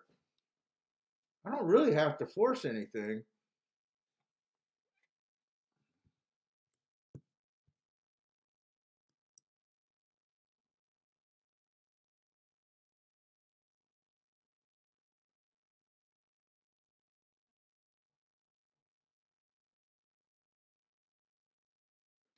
Ryan says hey Ryan, maybe they'll scratch everyone and you'll just get a constellation one.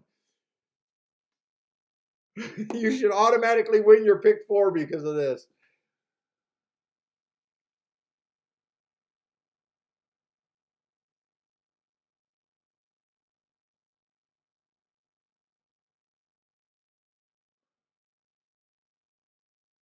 So is the 1? I'm still confused. That they still got the thing for the 1, but there's no betting odds in the 1. I've never seen them scratch a horse and then bring a horse back.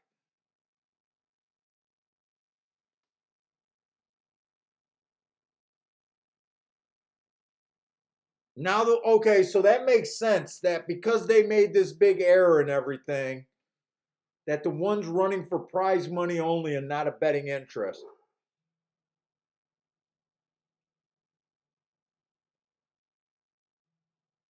This sounds like one of those Disney movies where they scratch the horse and the whole crowd is chanting, "Let him play, let him play," and they put him back in.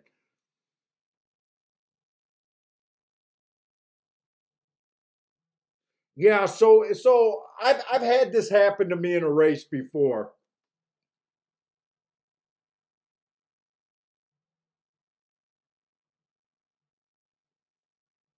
where I think it happens a couple entries or something in late scratch, or every once in a while, or horses will be declared they're running for purse only and they're not a betting interest. So if he wins, he gets the purse, but no one will have the ticket with him.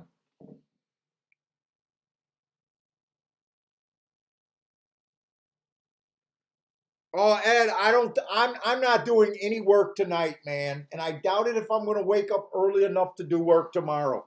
I'm gonna let my insecurities fuck off. I'm not gonna try to do extra. Really, I would have had a better day if I didn't play Woodbine. Woodbine was great racing today, but dude, I gotta play with the dog. I haven't ate all day either. And I got no energy to mark up a form tonight. I doubt it if I'm going to wake up in time to do a form tomorrow. But I'm probably just going to do Gulfstream and Woodbine or Gulfstream and Delmar tomorrow. I'm sorry, man.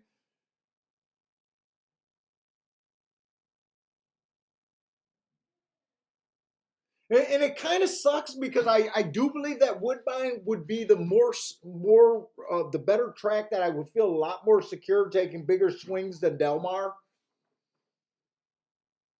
And it might even be better than a Gulfstream racing tomorrow. But I just can't do that much work. Oh yeah, Ryan, I am streaming tomorrow. I'll be on for the entire thing, Gulfstream all the way through.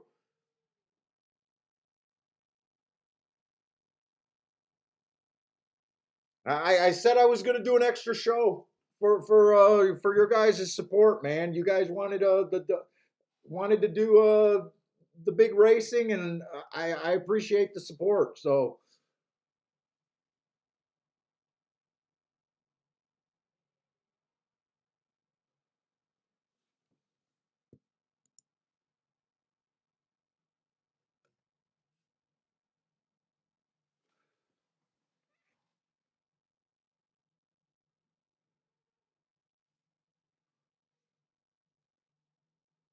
dude, I won't be surprised if I'm hoping we got pizza last night. I'm hoping there's a couple slices of pizza, and I'm just gonna play with the dog, go play some glow in the dark frisbee with him, and then I'll probably be calling it for the night.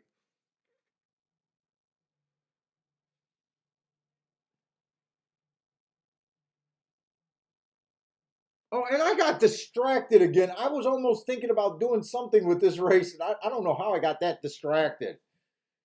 The horses I was considering were the 9, 12, 3, 13. And one can win as long as those horses would have got second and third or something. But I don't know what I would have done. Oh, thanks, John.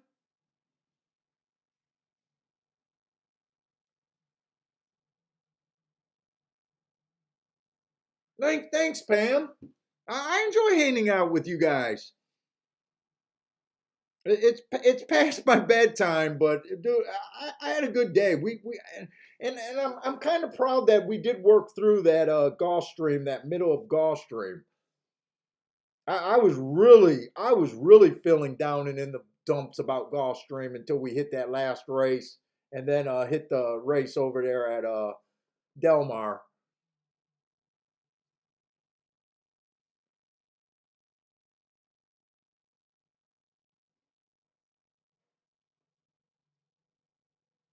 Let's see. This 10 looks loaded. He's coming off the pace, but he's not one of the ones that I seen.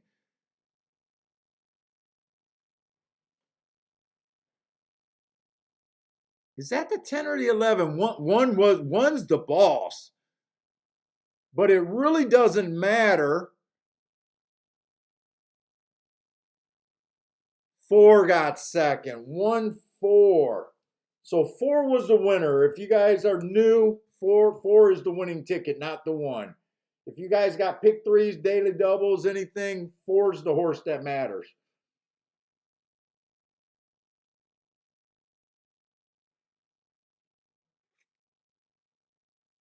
And if you bet the 1 and you played them in the pick 3s or pick 4s, and you don't have the 4, you are absolutely pissed and have a right to be. I think you're going to be put on the 3, and I think that puts you on a loser, even though your original handicapping had you on the right horse.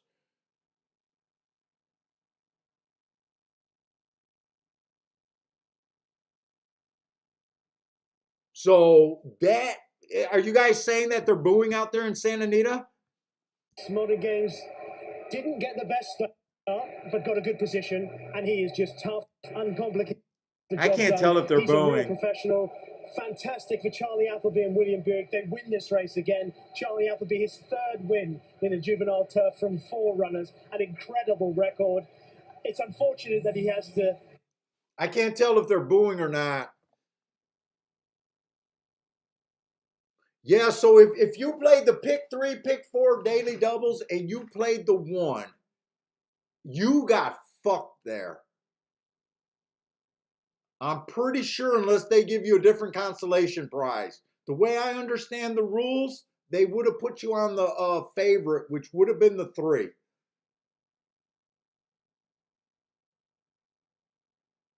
Alex says they are booing. Oh, yeah, I couldn't make it out. That's probably why they're booing.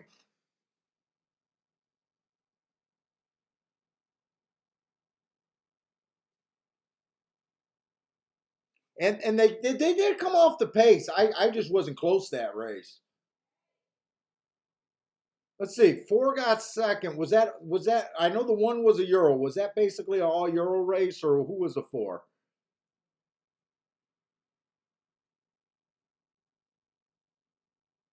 No, 4.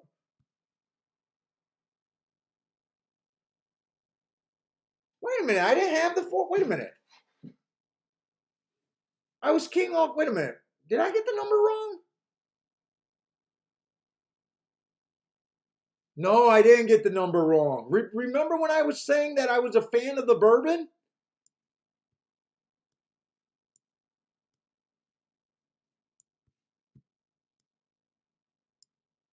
Okay, I didn't make a mistake with the number.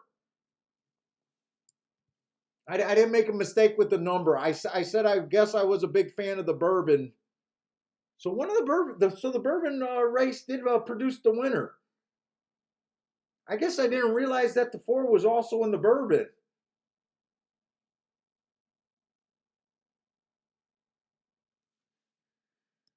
Because I like the 9 out of that race, and I think the 12 was out of that race. Or did I look at the numbers wrong because I'm a confusing idiot?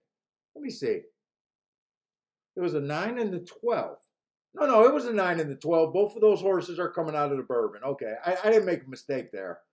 I didn't realize that the 4 was also out of that race.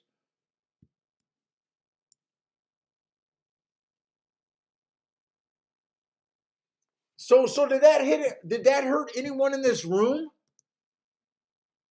I'm just gonna sit here and wait for the payouts because I want to see if I'm right about that.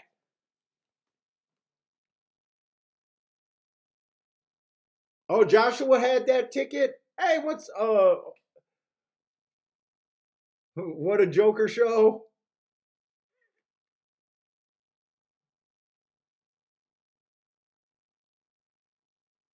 Let's see. Parsons said he caught the winner on the 4, but on a fucked up ticket, so I'm not sure what that was. They are booing so hard. For purse money, but 4, 6, 11, 3, 5 as far as wages. Dude, they should be booing. I don't understand. What happens here in America? I'm totally confused. Dude, I bet the Breeders' Cup event people are pissed that this happened.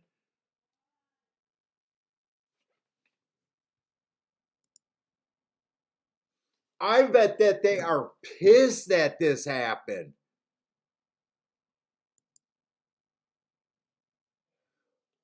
All right, guys, tune into Twitter after this. Every handicapper on Twitter is going to say they had pick 4s, pick 5s, pick 6s, and $100 pick 3s alive to the 1 horse. He got scratched. And that's the reason they lost today. And you know what? That's probably a legit gripe.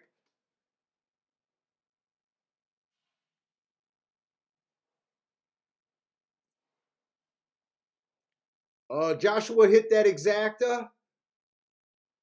Who was the 6? Let's see. That's not the 6. Who was the 6 there? And the Euros are probably pissed because they want to say that this is going to be funny. So the Euros are going to be pissed if you're a European fan. You're going to be pissed because you guys know that you had the best horses, but the stats are going to say that the Americans came in first, second, and maybe third. First, second, and third. Well, we're gonna count the Woodbine horse, the 11 horse, as an American just because he ran his first race at Belmont.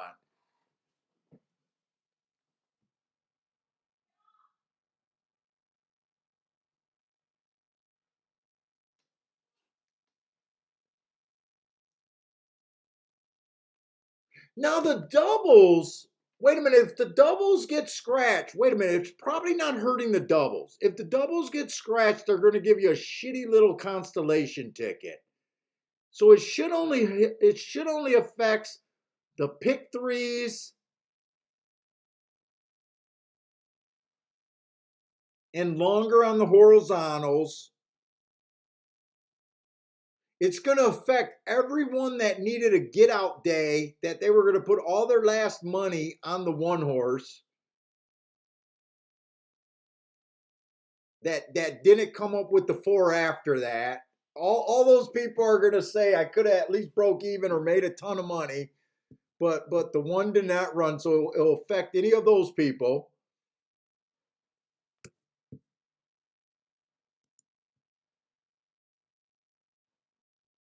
Yeah, I'm just holding on. I'm pretty sure. I hope this is not going to take forever. I want to be on the air when this happens, but this might be something where there's a super long tote delay.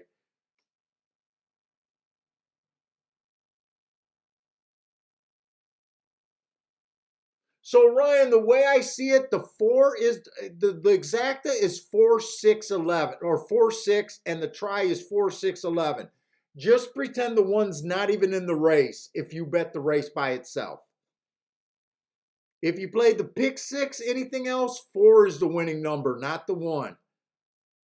Now the double, they're probably good. Yeah, they gave you a 12-1 double and a 12-2 double. So the doubles, it's not going to matter. They paid off on the 4-6-11 and 4 and 6. Oh, they did. They still got to pay the 12-4 double because the 12-4 double won.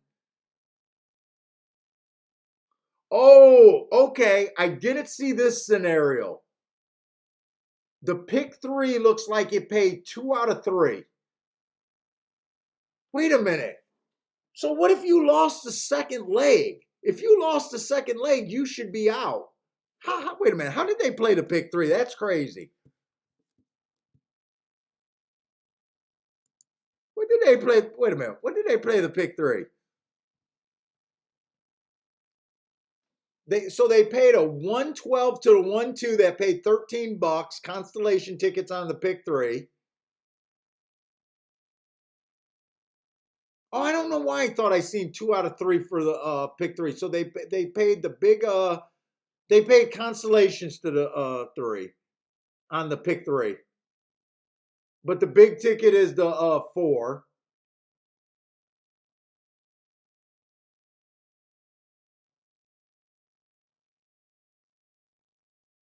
All the picks, all the pick 4, pick 5s, and pick 6s are all pissed.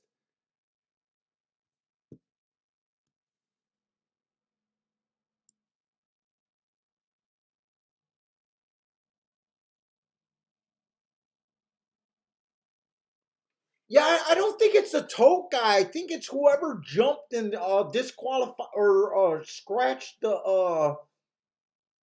I think it's whoever made that first call to scratch the one horse. And then I think what probably happened is the jockey said nothing happened to one, and they probably argued it. That's probably what happened. I don't think it's a tote board guy unless the tote board jumped the gun. Maybe he did. I don't know. But anyways, guys, that's it for me. It was another Survivor day with a little bit of profit, but it was a struggle for me. But anyways, guys, hope you guys had fun. Plan on being on all day tomorrow. Like I said, I don't think I'm going to do any extra work. It's just going to be freaking Gulfstream in the Belmont, unless all of a sudden I just get where I decide to pull up Woodbine or something. But I wouldn't count on that right now. But anyways, I don't think there's any more playing tonight unless you're playing overseas. But hope to see everyone tomorrow. Hope you guys enjoyed the show. Stay safe out there, and I'm ready to go eat.